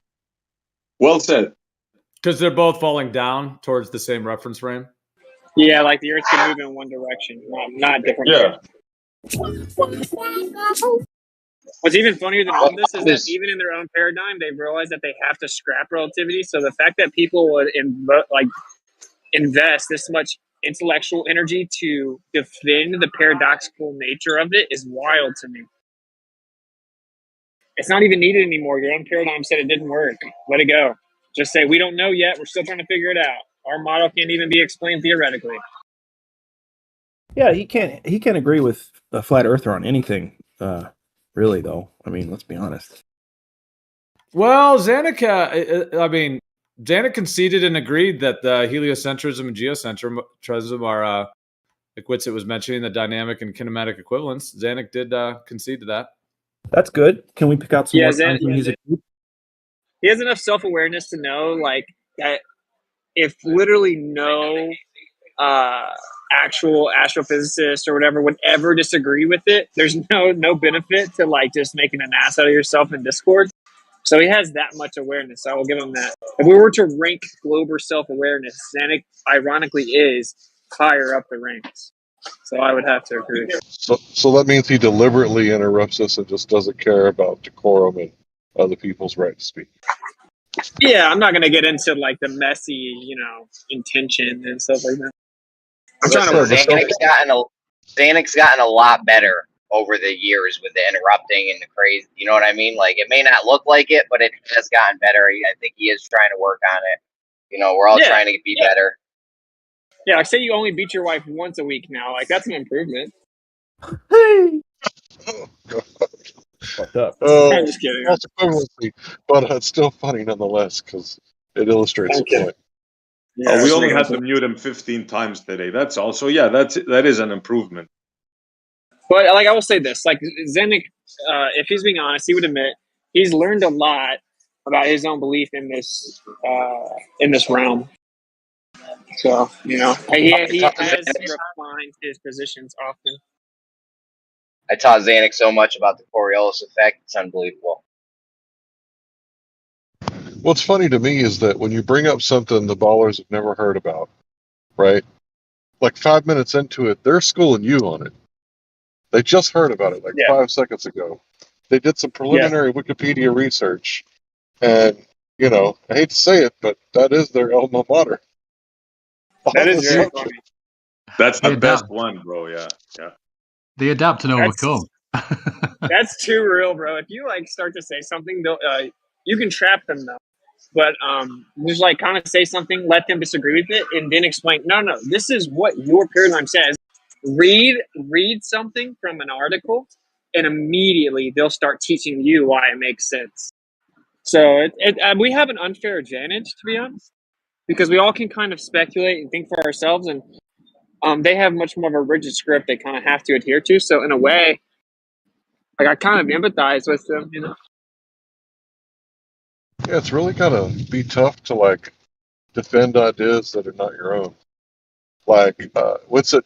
He's got this idea of the true Earth, right? That's his own idea of what we live on. The other guy from I can't remember, South Africa yesterday, like he has his own ideas of what he lives on. Some people think it's a realm. Some people, say it's flat water, topographical Earth. But for them, it's all the heliocentric model. Has to be. It has to be. It has to be. They glitch out. It has to be. Well, I actually appreciate. I don't usually. Just want to give him a compliment for once because, like, I don't know what's happening today, but I was actually enjoying listening to Zanuck, and he was actually, he's parroting the mainstream, of course. And I could type in Chat GPT and look at the same thing. But yeah, regardless of what you think, that was he explains the mainstream narrative well, and he wouldn't get the chance to do that over the road there.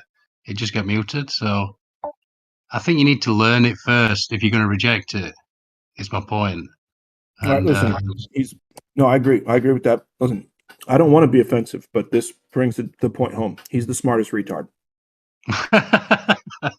I didn't say that. I did not say that. Personal But foul, 5-yard penalty, first down. Oh, I know. As crazy as it sounds, it does have a value, right? For new people listening, just to hear it, right? Just to hear how these people think, how could they make the impossible possible? So for us, of course, I mean, we ain't gonna convince them, they ain't gonna convince us, but for the audience, I mean, it's just priceless just to hear them say those words. Yeah. Oh, last night we had a riot. I was posting, I've got like 15 different documents from NASA, all saying, using that term, using Earth as a flat, non-rotating Earth, that phraseology. And, with helicopters, airplanes, specifically how airplanes fly and take off and land, and all of the physics, all of the equations, specifically with a flat, non-rotating Earth, in addition to missiles and long-range ballistics with the specific angles and the arc, and in order to hit targets over a flat, non-rotating Earth. So I was posting all of those, reading them, and Scott Veach and others were responding. And I'm not saying this in any kind of ridiculing type of way, but I'm just honestly saying it was quite interesting to see them try to defend that and try to refute it. And I just kept, it was kind of fascinating to see what they were, because it's just such direct and to the point that on the technical documents, when NASA is actually describing the engineering and the technical side of designing equipment for it to actually work on the actual Earth tangibly, it's a flat, non-rotating Earth. But when it comes to pictures and propaganda and sort of the Walt Disney propaganda level of NASA, that's where it's going to be all the globes and outer space pictures and everything. So it is very interesting to see, what they try to come up with basically to fit these pieces together in their minds. They've come up with bendy straight straws.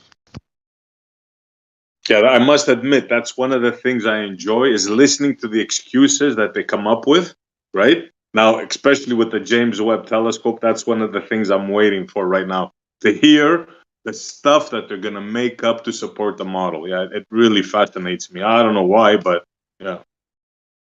Well, I saw something this morning to where the European Space Agency is putting up something outside, our atmosphere, allegedly.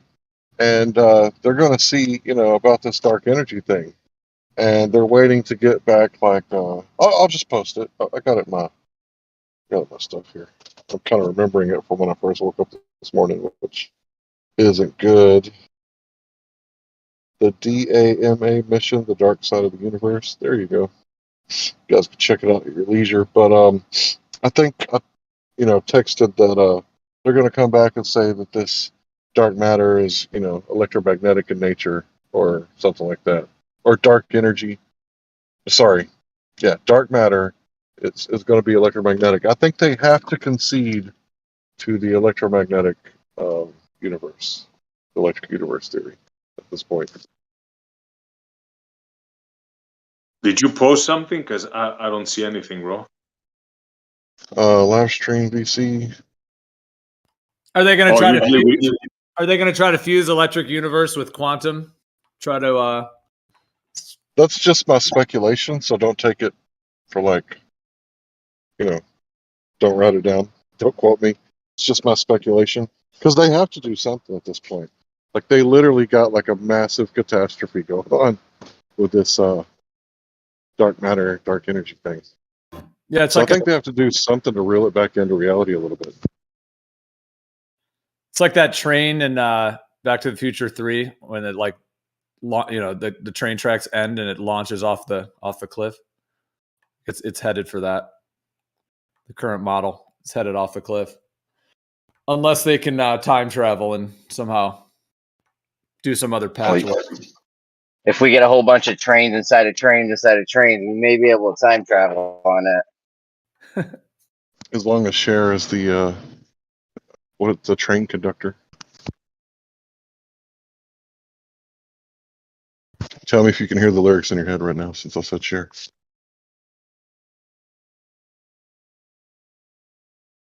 Well, they do have a time machine. They've convinced them they have one. No? It's called a telescope. Don't you guys think the weirdest part, though, is again, they kind of already admitted that relativity doesn't cut it. So, why invest all this energy to do the mental gymnastics required to explain relativity? It's been known since its inception that it's ununderstandable, that it's not understandable. Basically, that saying that says only 5 people in the whole world understand relativity. No one understands it because you can't understand it. No one can even theorize causal mechanisms for length contraction and stuff like this, right? It's just a bunch of paradoxical things. And it's kind of well, it must be this way because we can't think of anything else, but we don't really understand it. So now that they figured out, oh, well, actually, that doesn't even work. I don't know. I guess I don't understand, why put yourself through that? Just let it go, bro. Just be we know gravity must exist for our model, and we don't know exactly what it is. Well, why proceed to regurgitate this archaic, falsified theory? So what I think has happened is just to use it's a kind of partial analogy. Einstein is Neo, and no, Mr. Smith. Sorry, Einstein is Mr. Smith. No, that was the opposite of what's. Yeah, Einstein is Mr. Smith, and all these people have are like clones of Einstein. So Zanuck is Mr. Einstein, reincarnated. And every time somebody argues against Einstein, Zanuck is in here going 999. You don't understand. Yeah. Yep. Well, just weird. When I talk to physicists and stuff, bro, they don't ever do this, man. There's a few of them, and it's because they're already in the internet flat Earth realm, and they'll defend relativity and they'll say stuff it's the most validated theory, blah blah blah. But bro, when I talk to actual physicists, I'm talking to a guy who for the last decade, and he's actually his son's a true earther and on my channel, blah blah. And it's like he's just been burying relativity for the longest. Most people know, like, it's not, really there's like a race to see who's going to replace it first because they're going to kind of be famous, So it seems Well, and a lot weird. of those people, a lot of those folks don't study arguing and debate styles and such. And I can neither confirm nor deny that. Even I've done it. I'm not even getting paid to be here or whatever, or have a motivation to fucking go against or for anything other than the fact that I know it's not a globe. But that's just my experience. I can't imagine the amount of studying to debate these physicists would have to waste their time on to be able to come in here and act like that. It's a totally different kind of discussion. Well, it's just a waste of your intellectual energy, even as a baller. That's all I'm saying. Like, it isn't. Right. It doesn't cut it. It's admittedly not correct. Just let it go. Basically, the person that will take the trophy for the heliocentric model will be the person. I'll just go ahead and throw it out there. It's not like it matters. Like, it'll be the person that introduces a Lorentzian etheric space-time and finds a way to remove the substantive quality theoretically. That's it. That's so I boiled down your task for you. It's pretty much been done. They just can't figure out how to get rid of the substance that we.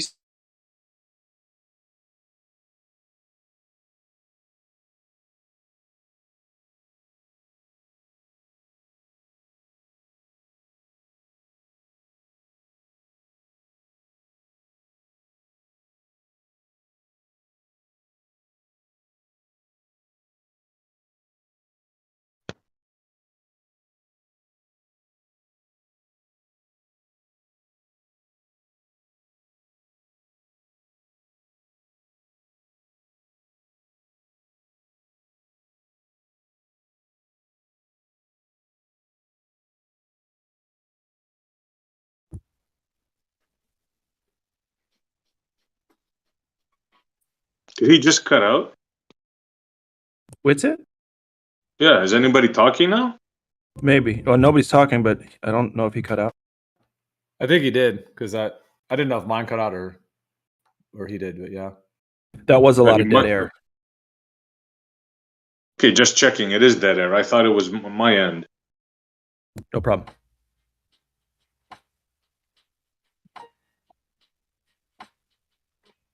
Yeah, so basically, just to make a simple statement, right? Their cosmological model is just theory based on observation, based on math, there's nothing solid about it.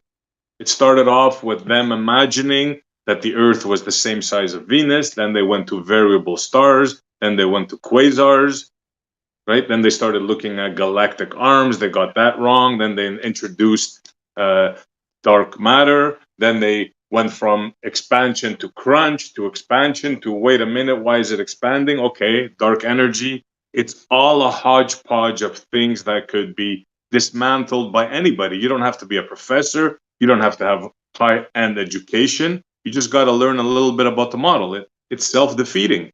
I mean, I don't get it.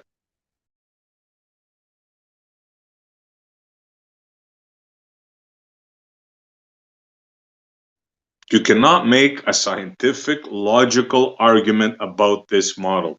You just can't do it. It's nonsensical.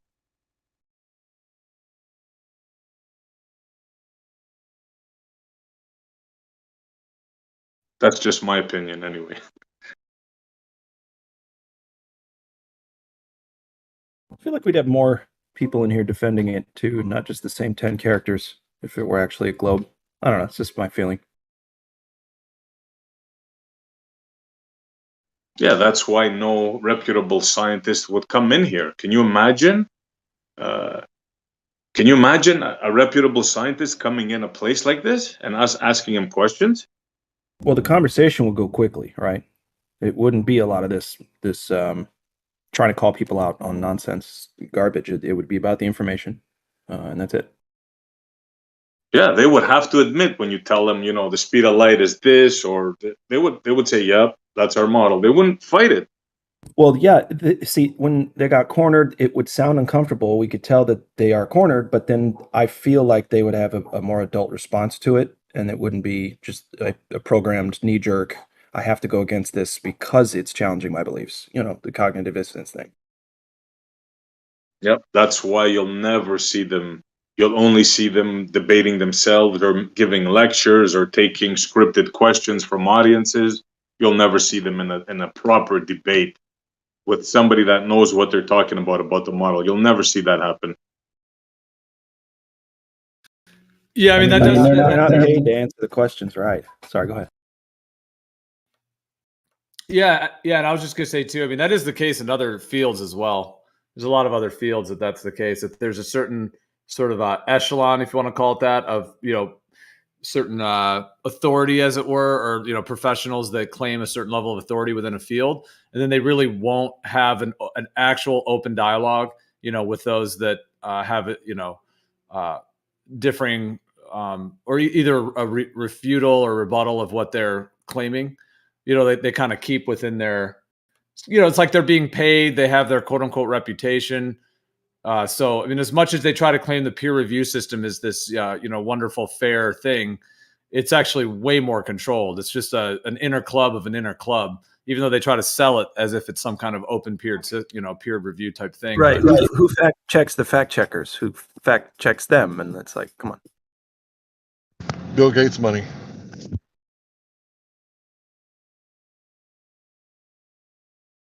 I just heard an interview the other day. Guy said that he posted something from the Bill Melinda Gates website onto Twitter, and it got fact checked as fake news, and he got perma-banned off of Twitter back in the day. That shit is hilarious to me. Like, it's from their website. Imbeciles. Yep, takes all kinds out there.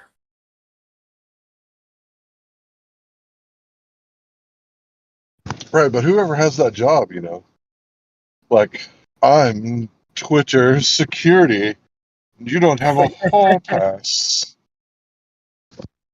Yeah. Well, you wouldn't have to seize control of the internet like Klaus Schwab wants to or wanted to or whatever by hiring millions of people to counter quote unquote dis and misinformation. I don't know why you'd have to do that if it weren't a threat to your agenda.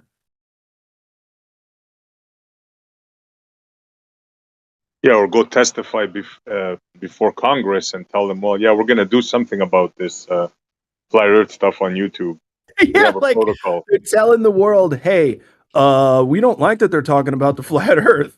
That's not sus. Nah, not at all. In fact, we're gonna have it directly brought up and have it all televised and ready for y'all to see that it's concerning that you keep talking about the flat Earth.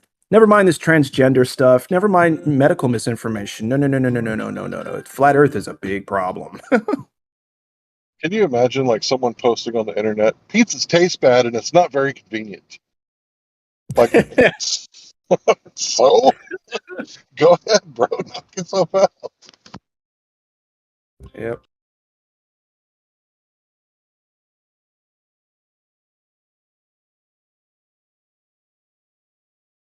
But can you imagine me being butthurt over that? Like, that would be hilarious, right? Like, if I was, like, finding the people that were trashing the pizza. Like, I get it if you want to say that it's not good for you to eat it. Like, okay, you can have that opinion, right? But to say that it's not convenient, wrong. It's convenient as hell. If you order Well, pizza, it is bring going to your after door. somebody. It is going after somebody for their empirical experience. It's like if somebody makes a YouTube channel, like you said, like saying pizza is terrible, and this is 100 reasons why pizza is terrible. That's not misinformation or disinformation. That's just someone's take on some things. Yeah, they happen to have experienced that reality, whatever. But it's not a threat that you have to bring up in Congress in a hearing. Like, Exactly my point. And promise that you will do something about this menace. Like, this is unheard of. Right. Yeah. Okay, we'll do something. We'll incorporate Wikipedia. That way, all the anti-flat earthers will have a script. Got him. Yeah, like, how does somebody observe all this stuff and say, well, it's just coincidence?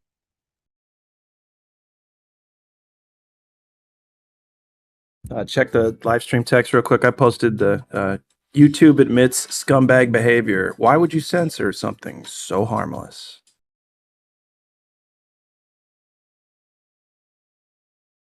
Yeah, why isn't Bigfoot censored or whatever? Alien or this? Did they censor anything besides that? Well, one thing, and I won't mention the name, one thing was censored recently.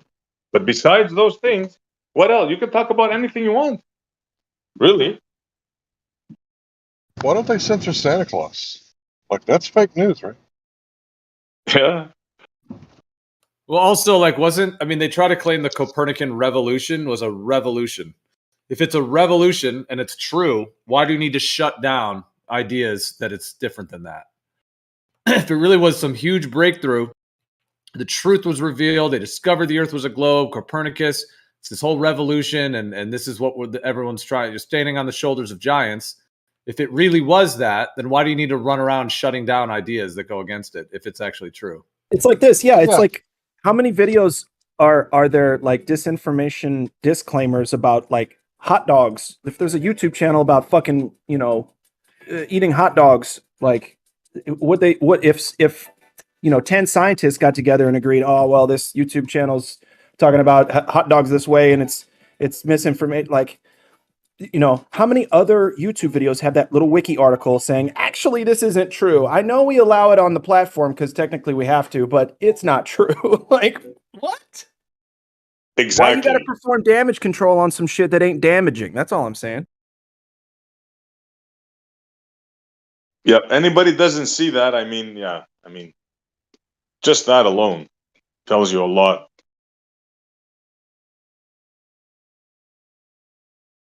Like, I can say right now, Joe Biden is a moron, right? No problem. Yeah. Yeah, this is the current president, right? It's talking shit about the current government, but that's okay. If you talk about ancient cosmology, like, you're done. Like, what the fuck? Yeah, it's very telling. It's very telling. Yeah, it indicates that it was a fake revolution. It's not a real revolution. The Copernican revolution. Well, wasn't the witch hunt going on like after 1492, right?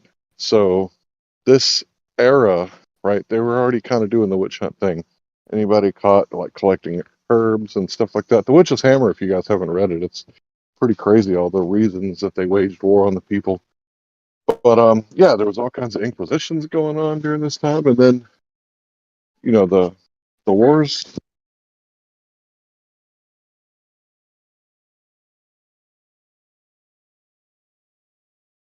Think about it. How many people have been high enough to actually get a bead on what they're on? Just think about that. Yeah, we were talking about this last night. What is it? They claim 530 have been to space, but only 12 have been outside of low Earth's orbit. So it's the anecdotal evidence of 12 people. Or maybe it's technically, I think it might be 12 that went to the moon, but then it's like they claim 24 or something because they claim the ones that have orbited the moon. So I think it might be 24 that have technically been outside of Earth's orbit, 12 to the moon, and then 500 that, at low Earth orbit. Okay, so we're talking about 24 globe nuts that said that they saw it as a sphere, right? At most, yeah. Yep. 24 Masons, yeah. Okay, listen, I don't think that this says anything one way or another, but I would like a webcam on the moon showing us Earth 24/7. Wouldn't that be nice? Really cool. You could just like buy some time to tap in and watch, $15 for an hour of just watching Earth from the moon. Like, that'd be cool. I'm not, like I said, that's not proof one way or another, but that'd just be neat to see. Yeah, we could like look at the chemtrail patterns, compare it to the sky and the webcam, lightning strikes, and also 4th of July celebrations. So if we could get like, some really good footage of DFW's like fireworks show on the 4th of July, we could compare the timing of the fireworks to the footage. from the ground and from the sky. I mean, how hard would that be? We did it in 1969, not because it was easy, but because it was hard. But now it should be fucking easy, right?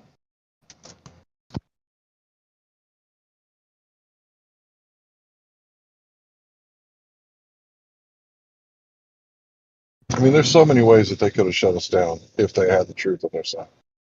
This debate should have been over. And can you imagine how demoralized flat earthers would be if they were wrong? I mean, maybe not everything every flat earther has ever said is true, okay? That's not what I'm saying. But if they didn't know something like the Illuminati card says, wouldn't this shit already be over with? I mean, is there any Bigfoot debates? Is there like Tooth Fairy debates? Like, no. Like, the only thing that we're debating is shit that we can't falsify, unfortunately, and it's on their side. Like, they're the ones that came up with a space-time thing that, you know, was a thought experiment that they, you know, masquerade as science, right? So they're wearing like no clothes this whole time, and all these different published articles are like, I can see the emperor's ankles. Another one, I can see his chest. The other one's like, I can see the emperor's ass. And we're like, hello, the emperor doesn't have on any clothes. I can see his balls. And they're like, you're crazy. You're insane. You're a flat earther. Where's your tinfoil hat? Yo, what's so crazy, bro, is if you really sit back and think about why they came up with space-time, it's pretty funny. So it's like they had to explain something that was causing things to curve and move around each other, but it couldn't be anything real. Because if it was real, then it would have substance, right? And that's pretty much an antecedent to physical properties, basically like resistance and substantive qualities. So they had to come up with something that wouldn't have those things. And so they just landed on these concepts of space and time. Because that way, since those are just concepts, they're malleable. So you can kind of just define them however you want.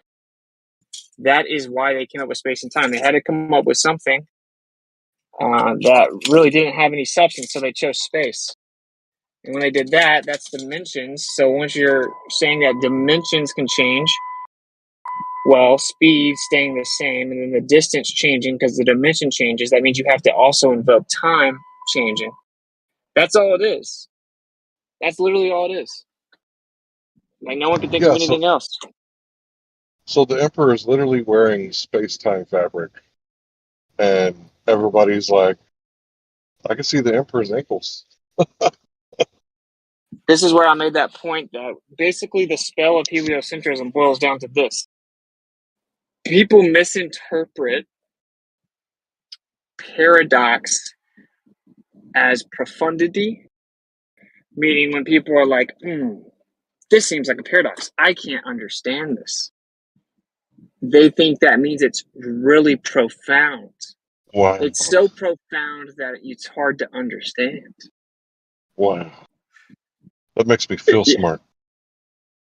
Yeah, that's what it is, man. No one wants to be the person that says they don't understand it. It's brilliant. It's just the ego, right? Yeah, bro. Yeah, it is brilliant. And then when you get a cosmologist, astronomer, someone like that in here, they're like, look, we don't understand it, okay? But you get an anti-flat earther and they're projecting all over you like diarrhea, verbal diarrhea, and mental constipation. They're like, you don't understand it. You're a stupid flat earther.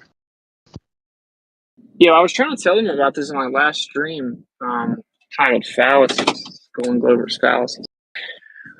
If they truly believe that the Earth is in fact this tilted, wobbling, spinning ball with water bending convexly, adhering to the exterior of the spherical surface as it revolves and shoots through a vacuum around the sun that's in part of a galaxy and it's rotating around the center, and all of this is in a gigantic, ever-expanding universe of nothingness. Like, if they really believe that, and I would say they do.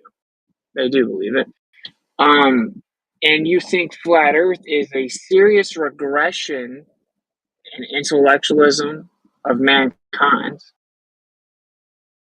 then you're doing your side, if you will, a major disservice with the way you guys go about the debate.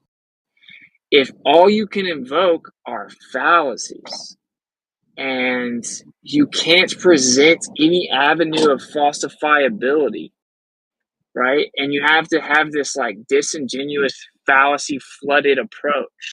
You are breathing life into flat earth. That's what that does. So say hypothetically they are right. The way they go about the conversation literally breathes life into flat earth. I think that may be the most ironic part of all of it. And that is a good faith point that I'm making. It isn't some like reverse psychology, gaslighting tactic or anything. I'm trying to tell you guys, like this is an honest, good faith piece of advice.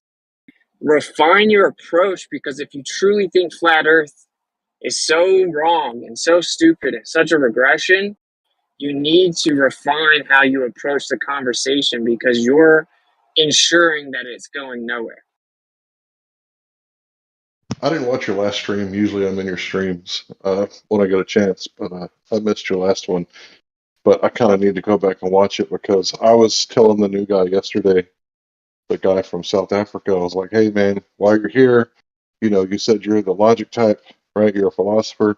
I said, you need to go learn about logical fallacies like right now, and then come back and listen to these debates, because that's going to show you, because one side makes them over and over and over again. Yeah, exactly, bro. It's pretty crazy. But so like my new question I ask, it's not that new, but I just said, can any globe proponent provide empirical evidence that the globe model is accurate, void of logically fallacious reasoning? Just one. I like to ask them if they're skeptical, and they're, oh yeah, I'm the skeptic of skeptics. It's like, what are you skeptical about the globe model? That's what I like to ask them. Yo, you know what I think maybe the most like concise and effective method is ask them to stillman the flat earth position. These people have been in the conversation for 7 years and they cannot even articulate a stillman of flat earth.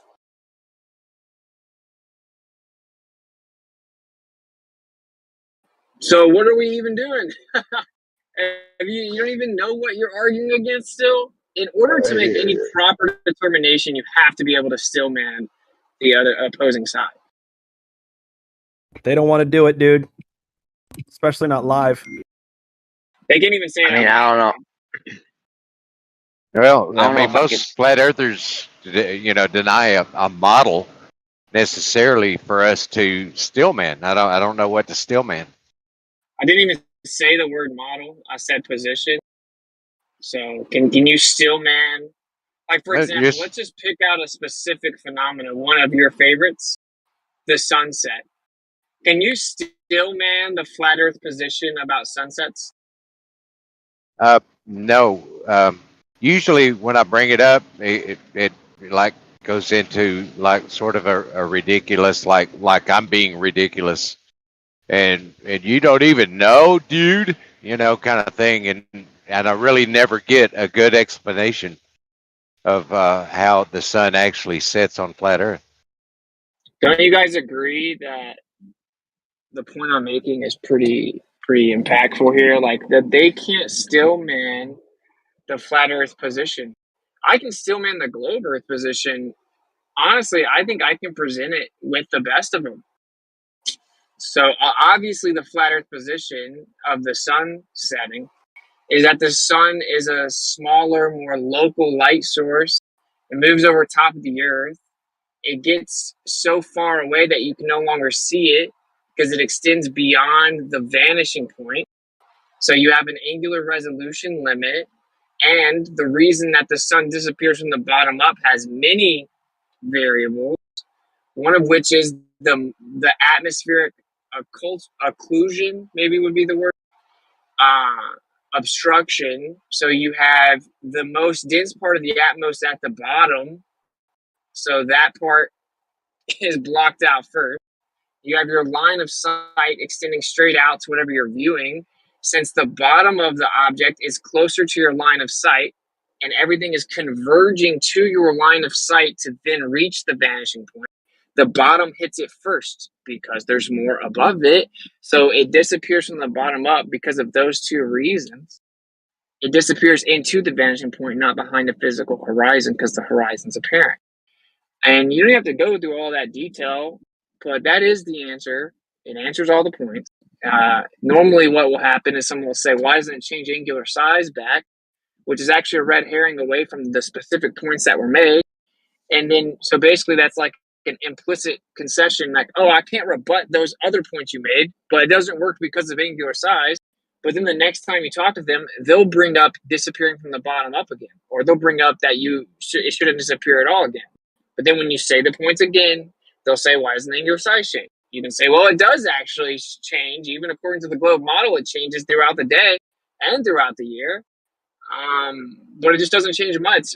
It's a focal point, and you have a limit to your perspective. So it's not really expected to change because you can only pick it up once it's within that limit. So yeah, I don't know. I think it's weird. Like I'm just saying that if you can't still man the other side, you're not even actually part of the debate. Well, I hear you on that. I hear what you're saying, and I've heard that described in the way that you're doing. But my interpretation of reality, it doesn't make any sense to me. In that maybe if you could illustrate or demonstrate that in some way, maybe it would help me understand. But do you understand that's what still man means, right? Like still man means you're going to accurately represent the other side's position even though you disagree with it. So you should be able to articulate the flat earth position even though you disagree with it. That's literally what still man means. In fact, if you disagree with it, you don't even know the position yet unless you can articulate it in an argument. You don't even know what you're disagreeing with unless you know the thing, right? You can say it. Yeah, I mean, when you say that something is moving into a vanishing point, I would expect the laws of perspective to come into play, and for that object we're describing to get smaller by dimension, angular dimension, as it moves away until it gets to a point that we no longer can see it. Now, what I see in the sunset, whether it be mountains or a flat horizon or whatever, the sun being obstructed by the landmass, being a mountain or whatever, disappears behind that landmass at a half a degree, just like it was when it was overhead. So I'm confused. That confuses me about what you mean by vanishing point in the way that I understand it. So it's difficult for me to stillman your argument when it doesn't make sense to me that's what it does. Left in your model, hold on real fast. Sorry, what's it? Just give me a second. Left in your model, doesn't the light bend down around the curve? Yeah, there is refraction. Okay, cool. So if the Earth is flat and level, right? Does that mean that there's no atmosphere and the light wouldn't bend down and hit the water and never hit your eye, and it would make the sun appear to disappear from the bottom up? Yeah, but the way that the light bending down causes the object that the light's coming from to appear higher in your vision than it actually is. So that would actually contribute to the sun remaining above the horizon. Not on a flat surface. If the light bends down, it's going to bend down and hit the water and never hit your eye. Correct. Yeah, so the only way it supposedly makes it look higher is because of how it hits your eye. So he's saying that it's going to hit the ground and not even reach your eye. Yeah. See, what you have to understand is when you're looking at a tall building and it disappears from the bottom up, right? You see the building on top because the sky's the limit, right? But if you're in a subway, you then can't see as far, right? Because the subway walls and ceiling and floor is the limit. But back on the surface of the Earth, when you're looking at the building, the sky's the limit one way, but when you look, down towards the bottom floor, the first floor, well, the water is the limit, or the ground is the limit. So just like in a subway, you're not going to be able to see as far. But relating objects to their actual position, and I mean, it's actually dropping below my line of sight as it goes down, and I don't know that talking about it the way you do, it would be sort of a wacky looking. I don't know. It just doesn't make sense to me. And I'm We not don't even trying have to to argue that you're wrong or that I'm right. I'm just trying to provide you a reason that maybe I can't still man your position is because it doesn't make sense to me. That's But why. that isn't what stillmanning is. Stillmanning is just accurately representing whatever their claim is, even if you disagree with it or think it doesn't make sense. But like, let's just take it one point at a time. Do you agree that the most dense part of the Atmos is towards the surface? Yes. Okay, so do you agree that the Atmos can block your ability to see things in the distance? To a degree. Well, there's something called attenuation that can completely block it. We can replicate this a million ways. So the absorption rate of light relative to the medium. So if the light is going through a medium and it's the most dense closest to the surface, then wouldn't it logically stand to reason that the light would be visible longer in the less dense part of the medium?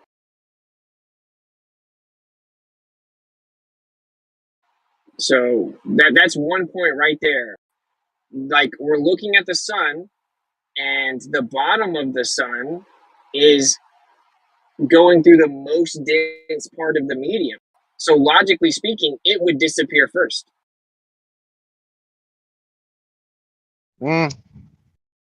That's kind of not. It's kind of against the way that I understand that refraction works, though. That's what I'm saying. but you're talking If about we on the could globe, bro. illustrate it, if we could illustrate it in some way that you could demonstrate, I think it would really lend to your argument. We're not talking about refraction. We're not talking about refraction. That was his point. That was the third point. But let's just stick with the first point. We're talking about attenuation, the absorption of light relative to a medium. If I shoot a flashlight, say I shoot a laser on the street and then a laser in the ocean, where am I going to be able to see the light from further away? In the air or in the water?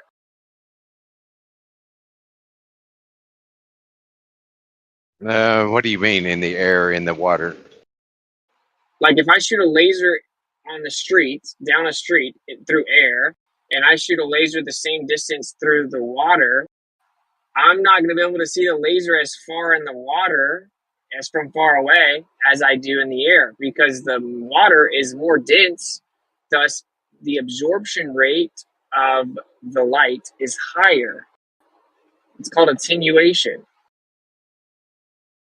Oh, you're talking about light passing through a denser medium. You can't see it as well, or maybe not at all, versus seeing it through the atmosphere. Yeah, you can't see it from as far away because it's more dense of a medium. So if the more dense part of this is a fact. It's not more dense. It's less dense when there's water vapor in the atmosphere. Buddy, you're not listening, man. Attenuation rate is proportionate to density of the medium. And there's less density when there's less water, when there's water in the No, dude, we're not talking about water in the air. We're talking just about water and air, just to make the point, which is just objective, that the attenuation rate is proportionate to the density of the medium. So the more dense the medium, the higher the absorption rate or attenuation rate. Well, Zanuck Right? just made a contradiction in his model because they say that there's more refraction right above the surface of the water. So can you, Zanuck, go to Jim Pandas right now and tell them to stop saying that ever again? Because they say that We just getting got 1 foot. Sorry, go ahead. We just got to stick to it. It'll just never get addressed. Like, this point right here refutes the claim things can't disappear from the bottom up over a flat surface.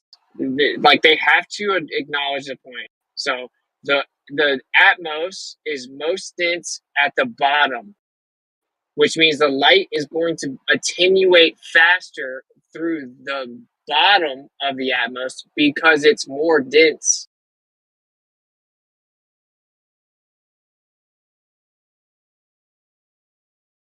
Sorry, I just can't help the contradictions. I can't help. No, I know, but this is what I'm saying. We can't let's go back to the court of law thing. You can't just ignore this and then wait for a subject change. As a baller, can you please acknowledge that the atmosphere is more dense at the bottom and that the light will attenuate faster in the more dense medium? Thus, the light will attenuate faster at the bottom of the atmos. Or admit that there's less refraction closer to the surface and that the black swan image does show the horizon is fine. Pick one. No, don't pick one. Address the first point. Address the first point, please. Well, that is the first point. They can't have it both ways. It's either one or the other, right?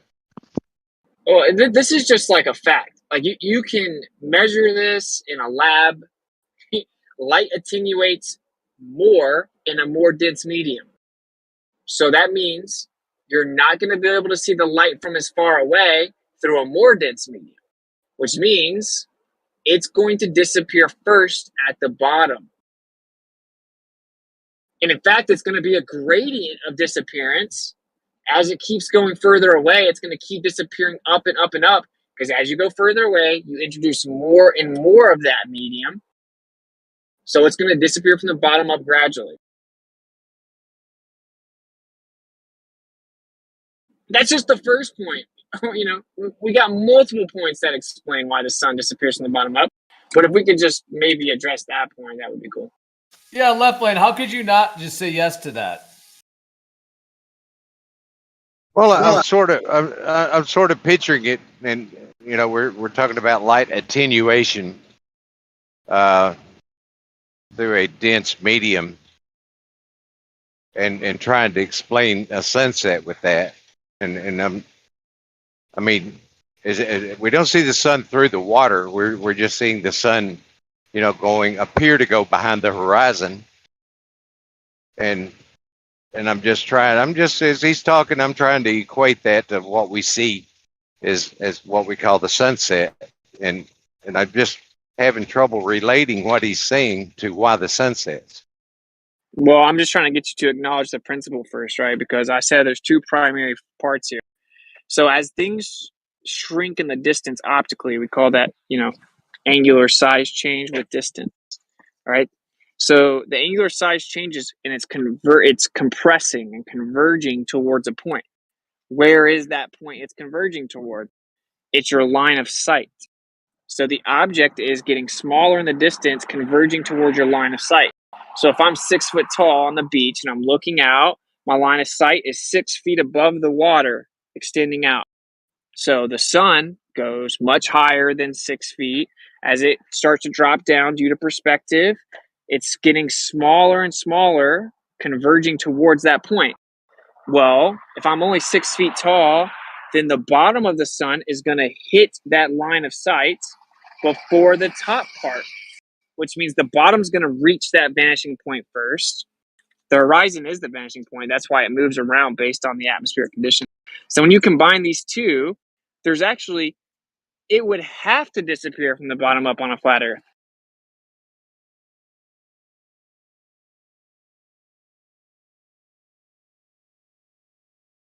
I'm still waiting for them to pick one. Is it less dense towards the surface? Have they answered yet? No. Well, he admitted it's more dense. Yeah, we've answered that. So I is can it give more you a dense? picture in a second, man, and I can give you an equation, and the equation matches reality. So is it less dense or more dense near the surface of the ocean? It's more dense. Okay, so it's more dense.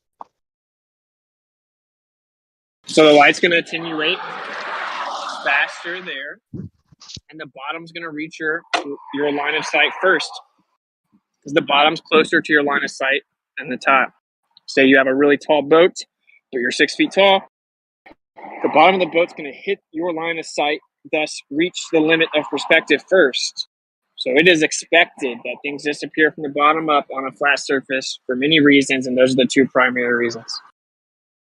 Well, like I said, you're describing that, and that's part of the contention. Like just the normal idea of a flat surface obstructing something is nonsensical to me. That there's, geometrically, it's an impossibility in just the way you think about flat surfaces and things moving away from you.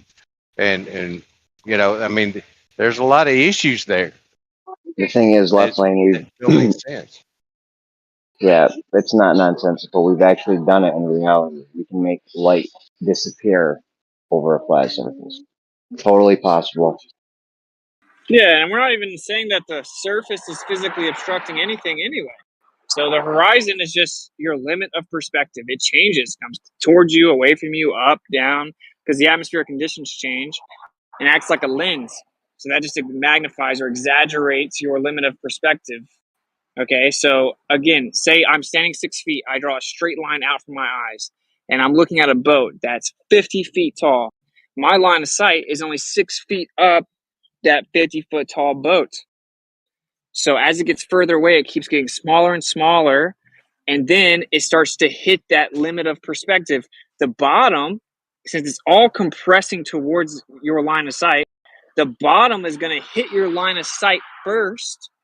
So it's going to disappear first. Now it's reached the limit of perspective faster than the top because the top is further above it than the bottom is below it. So I don't think why I can would there explain it be any a other way. why would there be a vertical shrinkage and no lateral shrinkage, right? What? Well, you're talking about it disappearing bottom up, which would be a vertical aspect of your vision, like up and down. But why is there no lateral left to right shrinkage? If we were talking about perspective, you would expect an object to disappear, equally from all sides. You just get smaller in your vision. It wouldn't be equally because the bottom is closer to your line of sight. The horizon is just your limit of perspective. It's where the sky appears to meet the ground. If you wait a couple hours, that'll move back miles even. So that proves it's just your limit of perspective. It's just an optical effect. The object's going to look like it's going behind the horizon because it's going beyond the limit of perspective. The bottom is closer to that limit than the top. I'll drop the equation in a second. I gotta go. Well, okay. So really, I guess that I could, to conclude your question, why don't Glovers ever stillman? These things these principles you're talking about don't exist in everyday geometry and everyday discussion about what geometry and things like that are thought to be, how we see what refraction does to things. And I guess that maybe I could repeat what you've said, but I guess that would exhibit my understanding of your position. But yeah, I don't know. I don't. I just don't So think now you'll I ever do guess. that. I don't think you'll ever do that. For some reason, the ballers can't say out loud what the true stillman position of flat earthers are. It's almost as if they don't even want to, like, for a second, give it a fighting chance of fairness. It's like if they say it out loud and it somewhat makes sense, they can't accept that. So Well, all I'm they saying can't is go I have to back go from that. inside. That's the thing. They can't Yeah, go back from publicly even considering it. They can't. So what do you expect? that's what I'm saying. Yeah, so like in conclusion, because I have to go inside, just like in order to make a proper determination about any subject, it is a requirement for it to be proper that you truly understand both positions. Thus, you must be able to stillman the opposing argument. Well, then, if you want to All do right, that, I gotta go. what? Oh, if you got to go, then you got to go. But there's a lot of things that he tries to steel man on the globe side, which he doesn't quite successfully do. And I can steel man the flat Earth position. I understand the position quite well. Go ahead, Zanuck. I'll oppose you. Let's do it. So, Zanuck, why is the Earth flat? What are you, an idiot? No, because you look at a horizon, you have a completely flat, straight line out in the horizon, out in the distance. You see no curvature to that line, and anywhere you go, it seems like the horizon rises to eye level, no matter what elevation you're at. and we feel no rotation, no spinning sensations whatsoever. Because look, if I pile up some rocks that are just teetering on each other or balancing a salt shaker at the diner, it just doesn't even move. And if we're moving 1,000 miles an hour, that thing would be bouncing all over the place. Yeah, but there's mountains and valleys. What do you mean it's flat? Like, what are you, an idiot? Yeah, we're not talking about topology. We understand there's going to be undulations in the surface of in the contours of the surface, even though it is a flat plane as far as the eye can see. We don't even know how big it is. It's just goes on for, as far as we know, forever. We think there's an ice wall out there too that no one passed. That don't, in fact, people are paranoid about allowing you to go even any farther than a few miles inland on the ice plane. But as far as you know, that goes on forever past it as well. And everything revolves in our curved visual space above us in a toroidal type of mechanic system, which is basically kinematically equivalent to the globe model, which has this sun at the center and all this insignificant little Earth rotating around it, and then the entire universe surrounding it, which is just completely absurd. So yeah, that's why I think the Earth is flat. Yeah, but I was in science class and I saw Neil deGrasse Tyson say that this has, been settled for like 400 years, and that means that the science has been settled for 400 years. What are you, an idiot? Don't you need to go to school or something? By the way, Zanuck, this is your best content yet, just to let you know. Yeah, well, Neil deGrasse Tyson. Well, hey, listen, Globers, listen to Zanuck. He's got it. Zanuck understands the argument. That's why he can kind of come against it. So I'll go toe to toe with Neil deGrasse Tyson. The guy's kind of a clown. He's a TV scientist. I don't think he's done actual science in probably 30 years. He thinks that the solid rocket boosters on the shuttle use oxygen from the air, and that's why they get rid of him before it goes up into space. He's clueless. So I don't really trust anything that guy says. Yeah, but he has like letters after his name and degrees on the wall, and he wears like really fancy suits, and you can't afford any of that, and you should probably drink bleach or something.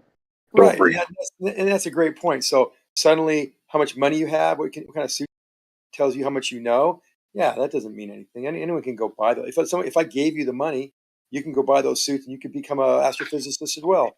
Give you a couple catchphrases. Are you smarter than a theoretical astrophysicist? I doubt it. You're an idiot.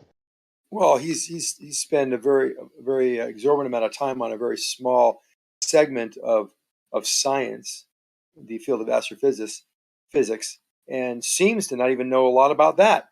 You start talking about basic Newtonian mechanics, seems relatively clueless about how electric cars work, how the solid rocket boosters work on the shuttle, how climate change works. Seems like he's relatively clueless. For a scientist, he says some really unscientific, religious type of belief statements. And he also says that the Earth is flat too. If you listen to him, he says, you go up to 60,000 feet and that place looks flat. That Earth looks flat. So if he's the oracle and the yardstick which all of the scientists are measured against, well, he's saying the Earth is flat too. So maybe it is flat. In terms of the sunset, I think, sorry, Left Lane, I'm not really trying to call you out, but I mean, Witz had asked if you could steel man it, and you kind of started with like your original thing was, well, I don't know, they just sort of say a bunch of things that, you weren't really able to steel man it. And then after he kind of walked you through it all, there was obviously a lot of detail. And, so yeah, I'm not trying to call you out, but it's sort of like you weren't able to do what he had said, which kind of validated his original point, that it doesn't seem like even individuals that have been in these discussions for quite a long time are seemingly not able to lay out like a consistent, solid, set of information that links to what one or more individuals that is referring to the Earth not being a globe, being a stationary plane, would be able to articulate it. So what do you mean? Well, I just feel like it elucidated his point that it seems like some individuals that are in the discussion for quite a long time are not able to actually put together like a solid, logical steel man, after all this time. Because your initial thing was you sort of wrote it off like, oh, well, they just sort of say they don't know and a bunch of wonky stuff. You know what I mean? Like you didn't really have, and then he walked you through one that, you know, it seems like at this point you would have been able to right off the bat say what he said, and then potentially have some rebuttal for it.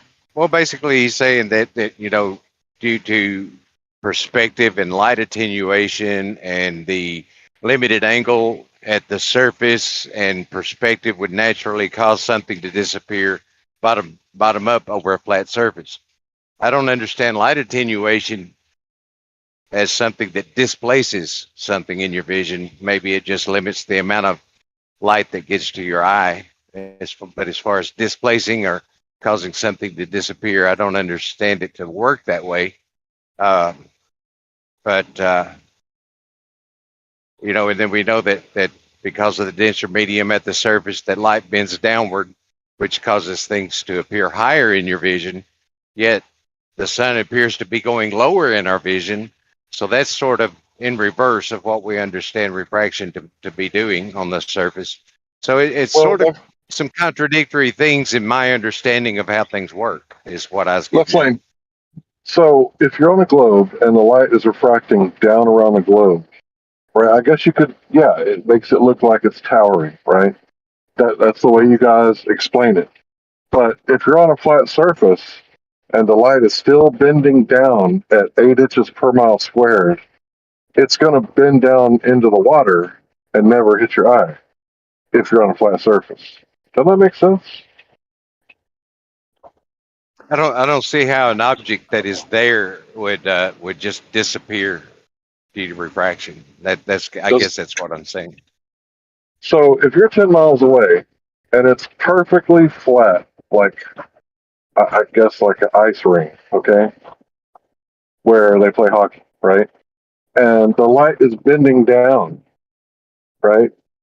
Wouldn't it bend down and actually hit the ice if it's going down? We're talking about, let's say hypothetically, a 10-foot tall object. Hypothetically, the light's bending down. Where's it going? Towards the dense surface. medium.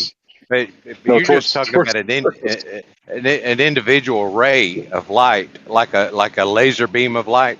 No, I I never would said that. imagine if there were a laser beam, you know, at a distance over a flat surface, and you got that laser beam to bend down such that you wouldn't actually see the beam get to you.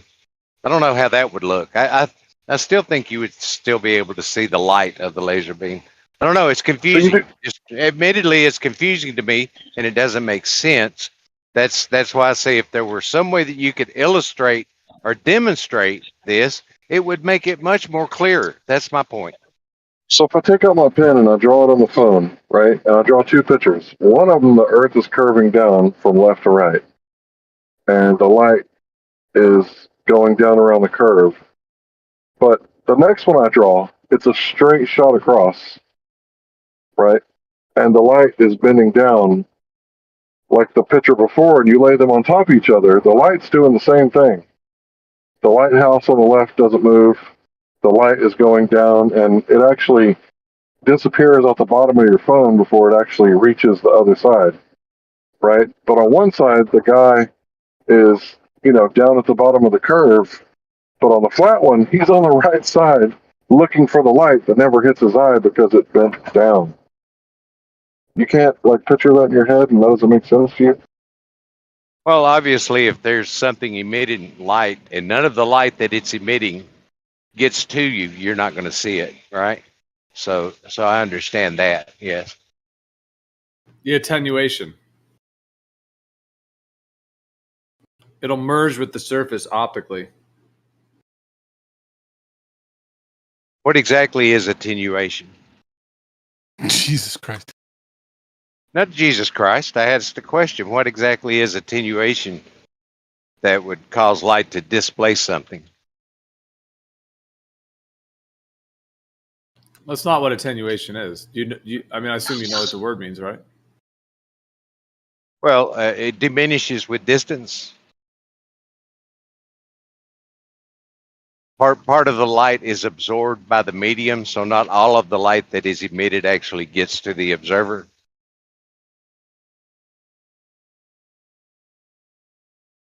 Is that right? I may be wrong. I don't know. Well, essentially, it's a weakening or a reduction in the light. Yeah, I would go with that. It's a diminishing, weakening, the attenuation process. So if it was the completely diminished over a distance, then you would never see it at all. Or if some of it got to you, then part of the light got to you, but not all of it. You know. Yes, But it could be said that as the sun sets, it attenuates from the bottom up. So why would it favor the bottom as opposed to the top of the sun?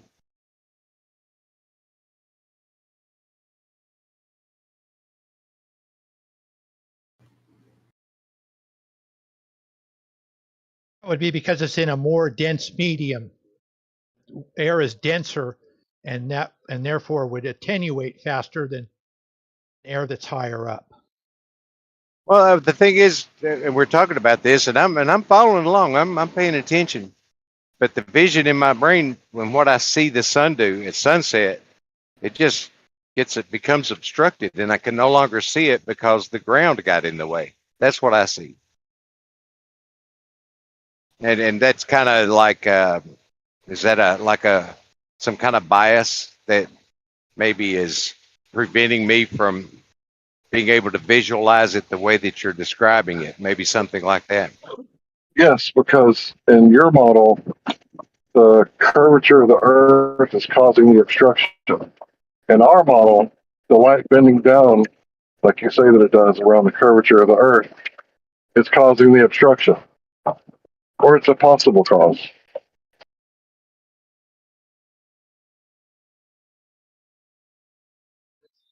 And another thing, left lane, like you said, when you look at a sunset, you see the sun being blocked by the Earth, and that is one explanation.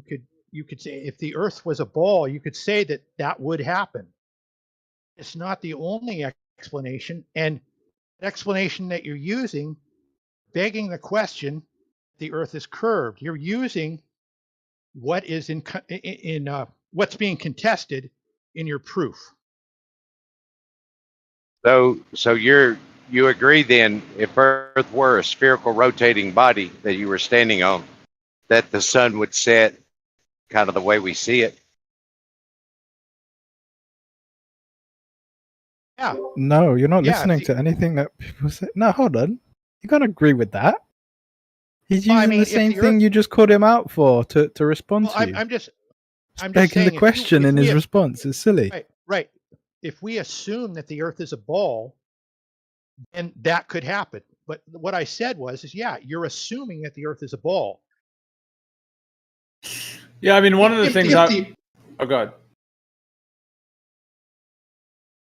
Go ahead, Beryl. I'm done. Well, what I was going to say is that if you're standing on a surface that is planar and you have the water going out from you, you're not going to be able to see the ground layer forever. However much ground there is, let's say there's 400,000 miles of level water. You're not going to be able to see 400,000 miles from of the water. Meaning if there was a guy at 400,000 miles away, 6 feet above the water, that is way too far for you to be able to see.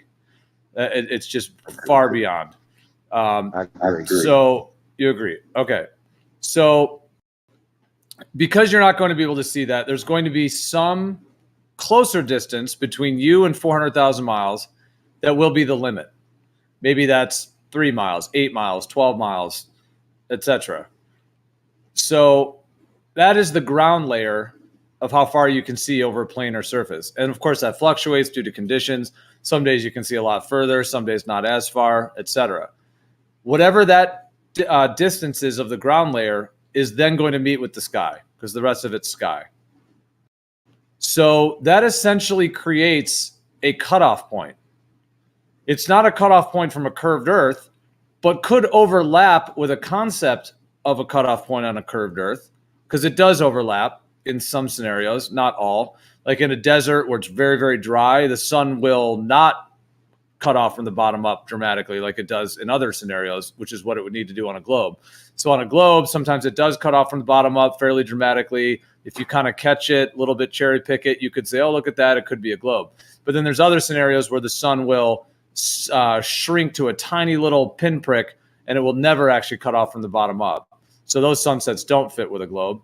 Of course, that fits because with the way I'm describing it in that scenario, the place at which the ground meets the sky is much further because it's dry in the desert, etc. Whereas over water, there tends to be a lot more magnification and because of the water and the salt and everything coming up from the water, I think, versus over land where it's very, very dry and very flat, you're going to get that different effect. So there's that. And that was a little bit of a side point because the main point I was just trying to make, I'll try to wrap it up here, but the main point is that what I was saying before about the 400,000 mile point, there is going to be a point at which that ground meets the sky. The farthest you can see on the ground layer, so like I said, if that's 10 miles, 18 miles, 4 miles, etc. So whatever that ground layer distance is that limit. And then everything above that is sky.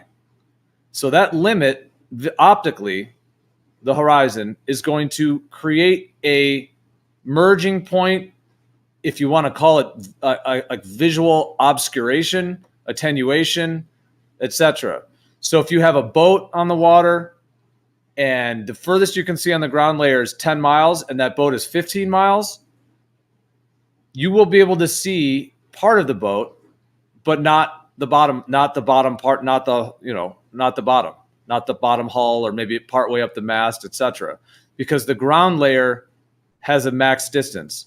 And then everything will attenuate beyond that, and it will cut off from the bottom up due to that point. I often think about it's like Pac-Man is sitting right at that point, just eating everything up, chomp, chomp, chomp, chomp, eating it up.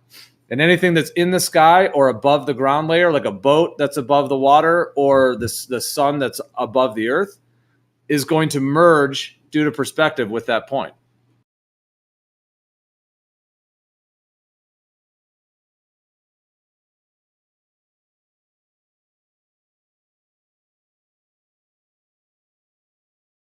Okay, I follow you. I see what you're saying, and as you're describing it, I'm imagining that happening, and the question that comes to mind, like the sun, for instance, it's at 1,000 miles, 100 miles, is a long way from the surface. It's up in the air, pretty good ways, and over that distance, due to perspective, I would expect it to get smaller and disappear like you've talked about in some of these videos we see where the sun appears to blink out. But I would expect to see that every time. You know what I mean? I wouldn't ever expect it to appear to be obstructed by the ground in any circumstance. I would expect it to always go off, get smaller with distance and disappear. You know what I mean? All right. Well, then if you're agreeing with me that, yeah, some of these sunsets like kind of shrink to a tiny little pinprick, as it were, they don't have that dramatic big circle of the sun that cuts off dramatically from the bottom up type thing, visually. I call it obscuration because I don't think it's an obstruction. The word obstruction indicates some kind of physical barrier. I would call this visual obscuration, which is a slightly different word. And indicates the lack of the ability to actually perceive the light because the light's obscured in a sense, visually, optically. So if you're agreeing that, then it would always set to a little pinprick. Well, what I would say to that as a response to that is I would say if the conditions were always very, very dry and consistent in a way that isn't reality in terms of like atmosphere and all of that, perhaps it would do that every time. It would always fade off like that. But when you're like over the ocean, for example, the furthest distance, like I was saying before, like let's say it's 10 miles or 15, whatever it is, of where that water limit ends, the last bit of water you can see due to the conditions, I think there's atmospheric magnification going on. there's these factors which are going to change that. I mean, they even say, even on the weather app, visibility today 3 miles, visibility today 8 miles. So you're going to have a different distance like that. So over water, especially over the ocean, where we think of these sunsets that really dramatically cut off from the bottom up, and sometimes the sun looks magnified and it's dramatic and colorful and all that. In that scenario, the otherwise effect on a sun that's going away from you over a planar surface, like a sun fade rather than a sunset, really, it's like sun as it fades away. It would do that if the conditions were dry and allowed for that. And if the point at which the ground meets the sky is very, very far, if it's even so far that it won't cut off at all, like if the place at which the ground meets the sky is so far due to the conditions from you, then you will never even see it cut off from the bottom up because of that. So that's kind of the scenario you're saying. Now, if you're saying it should be like that all the time, I would disagree, because I think when you're over water, for example, especially, that point at which the ground meets the sky is going to be often closer because of I think there's magnification occurring in terms of the water and the salt in the air. So you're going to have a more defined, closer spot. And then that therefore is going to make that more dramatic effect of the sun and the ground meeting optically because of that point that's being constellated. That limit of the ground and the sky with the magnification and those effects is going to have that much more dramatic effect of it cutting off like that.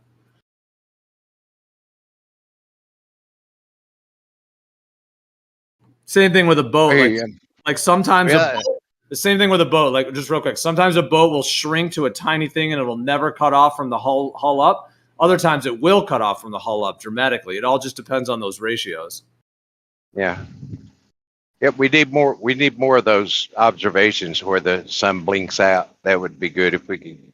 Someone could catch the conditions where it's not fuzzy or blurry or cloudy or anything like that. That we could catch that happening. That would be convincing.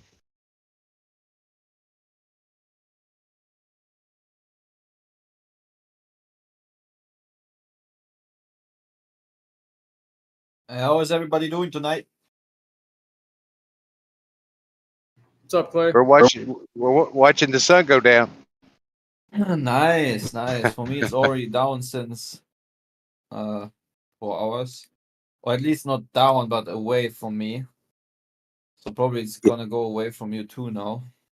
Yeah, don't forget, Left Lane, you're not watching the sun move at all. Oh yeah, right. It's me that's moving. For me, the biggest proof that the Earth is actually a stationary topographical plane and the sun is local is just when you literally view the sun and you understand that you drive home at 10 p.m. like I did, or no, 10:30 actually, 10:15 p.m. and you drive home, and one side of the sky that you drove home the hill was already black, and then you see in the far distance that the other part of the sky is still blue because the rest of the sunlight is still being reflected, or still reaching the part of my view distance. Like the way the sun behaves makes absolutely no sense for me if I would be living on a spinning ball. Sorry, no matter how I look at it, No, yeah, we understand that. That's sort of the interesting part to me, that we all see the same thing, and we all have a completely different idea about why it does what it does, and that's what makes the conversation interesting. Yeah, I mean, I can respect everyone else's, if someone has a different belief, that's cool, But I personally, man, I just can't get around when I observe it going over my head, going away from it. It just makes perfectly sense, and it's literally what I see. Like, I just don't see a gas ball 93 million miles away that is just that, and when I see the sun going away from me, it's just an illusion. I'm actually like falling backwards, or the earth is spinning, and it makes it just look like as if the sun is going away from me. I don't know, man. Like I personally think if you're truly honest with yourself and you get this mind control out of your head that you have been programmed to believe that the sun is going down, and you literally look at the sun for what it is, and you can see it's just going over your head midday and then it goes away from you. That's it. Well, That's why we the sometimes thing have is, these pretty sunsets, quote unquote, yeah. where you Well, the have thing this is, yellow like sky. if I try to imagine that I'm on a flat stationary planar Earth, and I see the universe and the sun, the moon, the stars, the other planets, all this stuff spinning around the top of me. I want to know why that's moving. I want to know what's causing that, and I can't come up with a good reason for it. I can't explain it. It doesn't work according to what we understand things to be. So that for me, it's just like it's like an impossibility to imagine that the whole universe is what's moving and I'm sitting still. You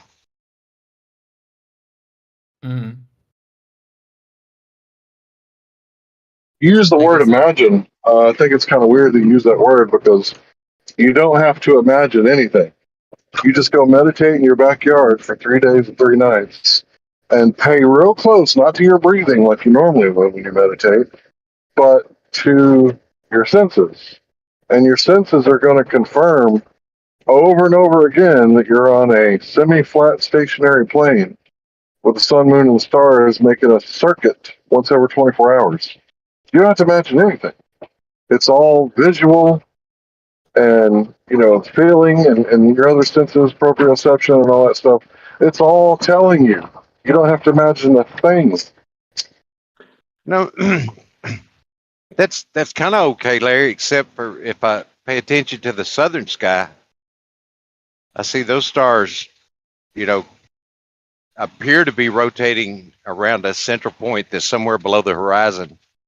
And that kind of throws everything off. I don't understand how that would work.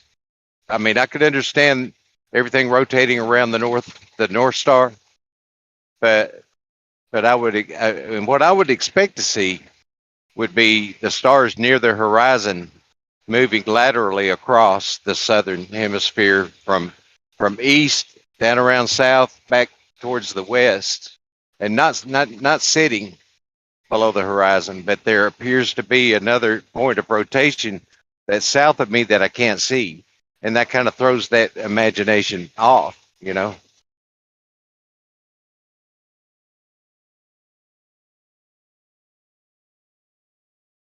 I guess you could imagine that there is a dome and it's causing the stars to look like they do. But can you imagine paying? Have you ever been in a long corridor? Huh? You ever been in a really long hallway, like in a motel? Yeah. You look down and there's like lights on both sides, right? Both sides of the walls. Yeah. So let's say that you're in the middle of this hallway, and let's just say hypothetically that it started spinning, right? But you weren't spinning, you were like flat and stationary, and it was actually, you were in the middle of the floor and the ceiling. You weren't actually on the floor. So you're on like a corridor floating like in a lotus pose, right? And it's rotating. You're going to see those lights rotate. And the further you look down, you're going to see like what appears to be a polar region where you look left, and all the lights are converging at one single point, right? And there may be an exit sign. Let's call that Polaris, right? And then you look to the right, and the same thing's going on, but there's no exit sign over there.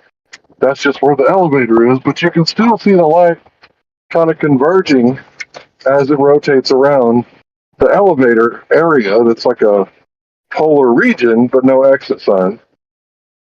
right? And that's on a flat stationary surface. Because there's no curvature involved whatsoever. Yeah, that doesn't really. I'm having trouble visualizing that in relation to what I see in the sky.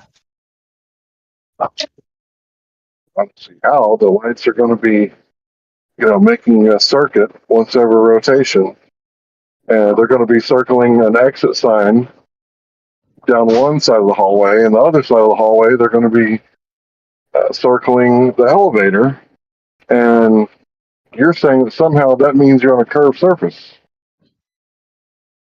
Yeah, like I said, I don't. I'm having trouble visualizing that in relation to what I see the sky doing. Sir, please go ahead.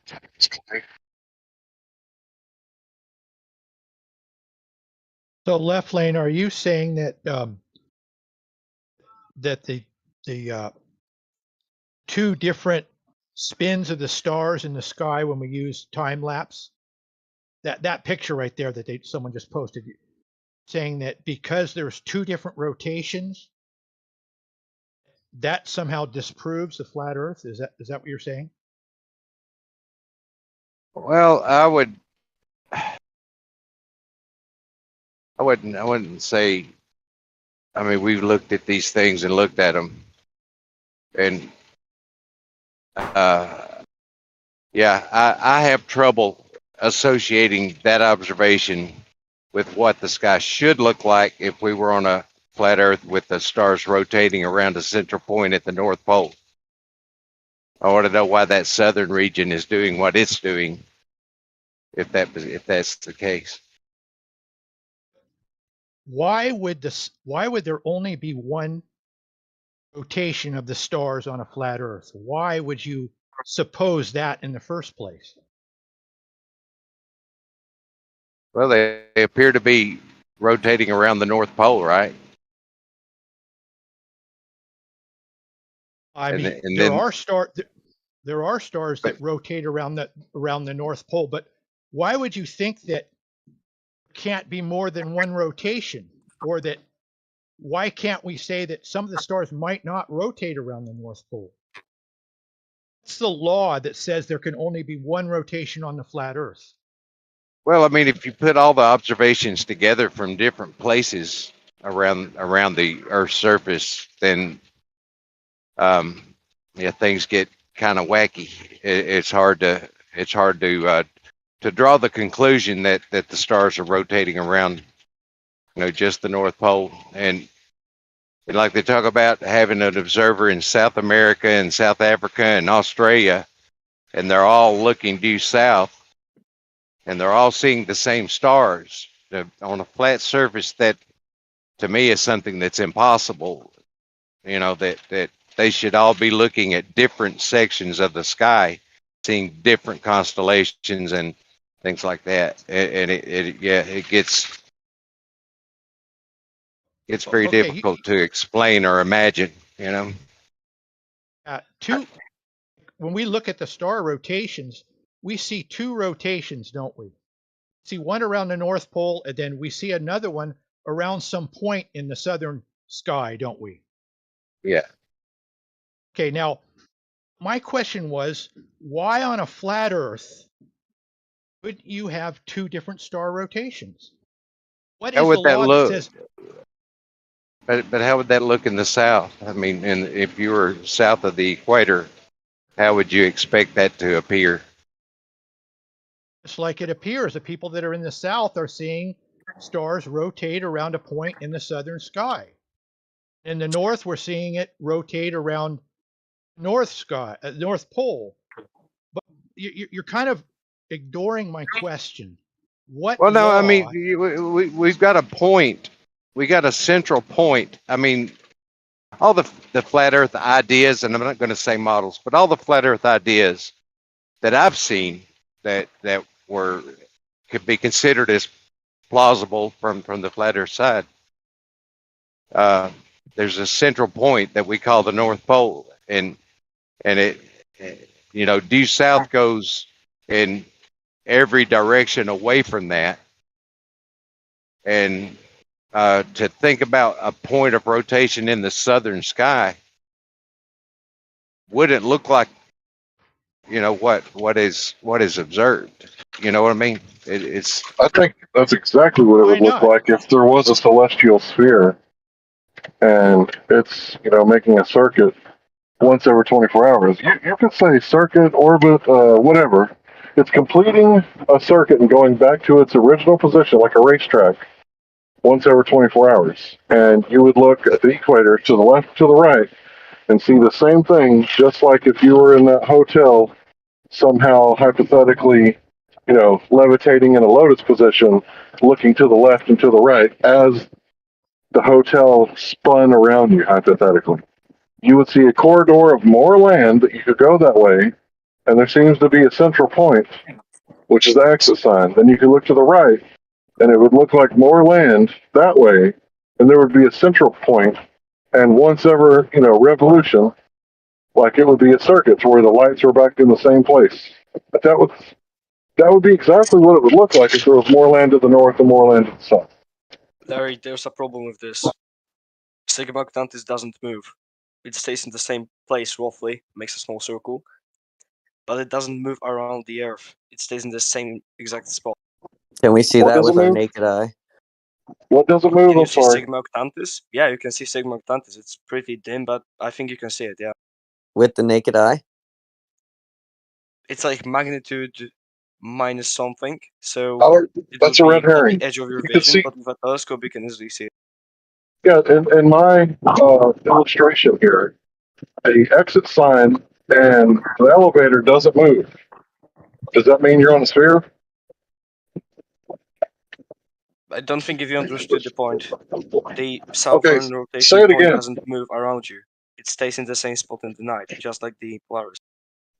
Yeah, just like the elevator in my illustration. No. It doesn't move. If it was rotating, then you would see that they change where they are. That doesn't happen. No, They're a the fixed spot. elevator wouldn't. Listen, in my illustration, you're in a hallway that's a cylinder, right? And you're in the middle of it, in the middle of the cylinder, and you're levitating like a Hindu yogi, ascended master or some shit, right? You look to the left, you're going to see there's a central point. You look to the right, there's a central point. That doesn't prove that he's on a sphere. But, okay, you have to understand. Everyone in the southern hemisphere looking south on flat Earth would be looking into different directions and they see same stars. There would have to be infinite amount of those stars for this to happen. Dude, what are you talking about? Imagine observers in, for example, Australia, on two ends of Australia. South for them is a different direction. If you're looking south, how could you be looking in a different direction if someone else is looking south? Okay, That where doesn't make is any north on sense. the flat Earth? North on the flat Earth is in the center, right? No. You're constriving me to a map. I'm not claiming. Right? Okay, That's like me. then That's we can't really have hold this on, discussion if you're not claiming hold on, north fella. and south.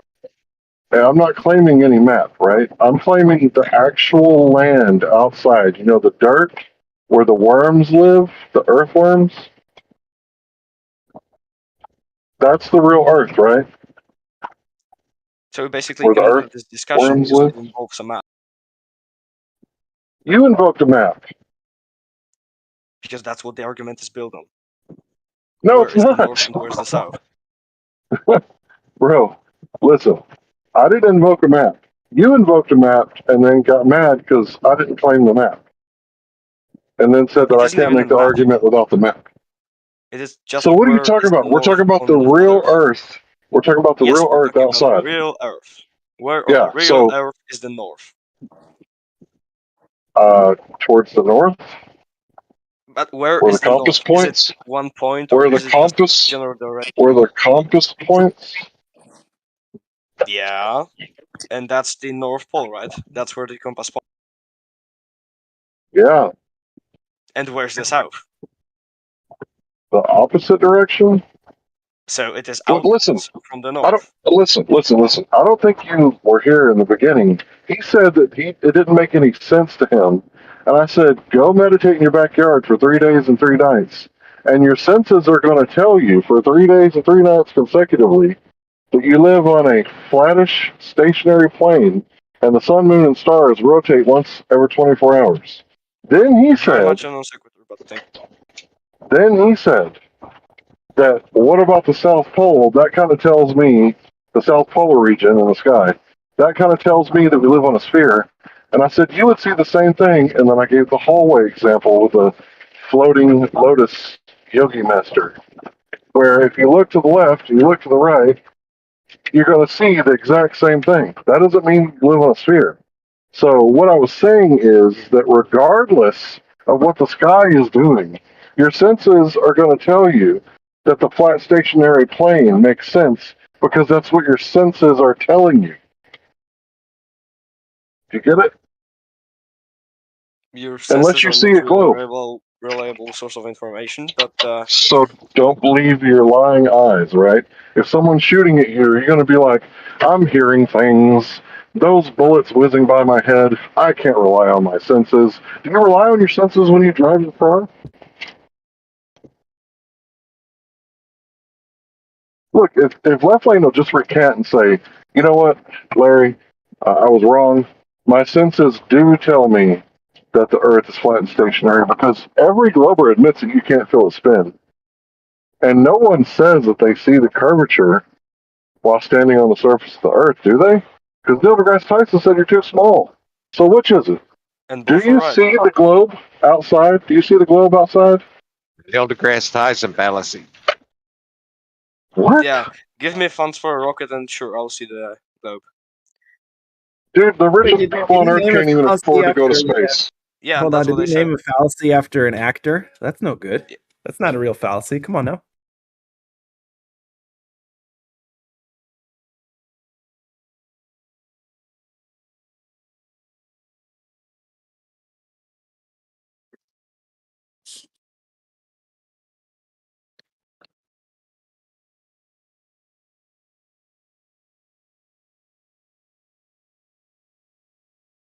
Okay, so can you see the globe outside? Because I'm outside right now. I don't see any globe. So is that what you guys see outside? Take a photo and send it to me of the horizon.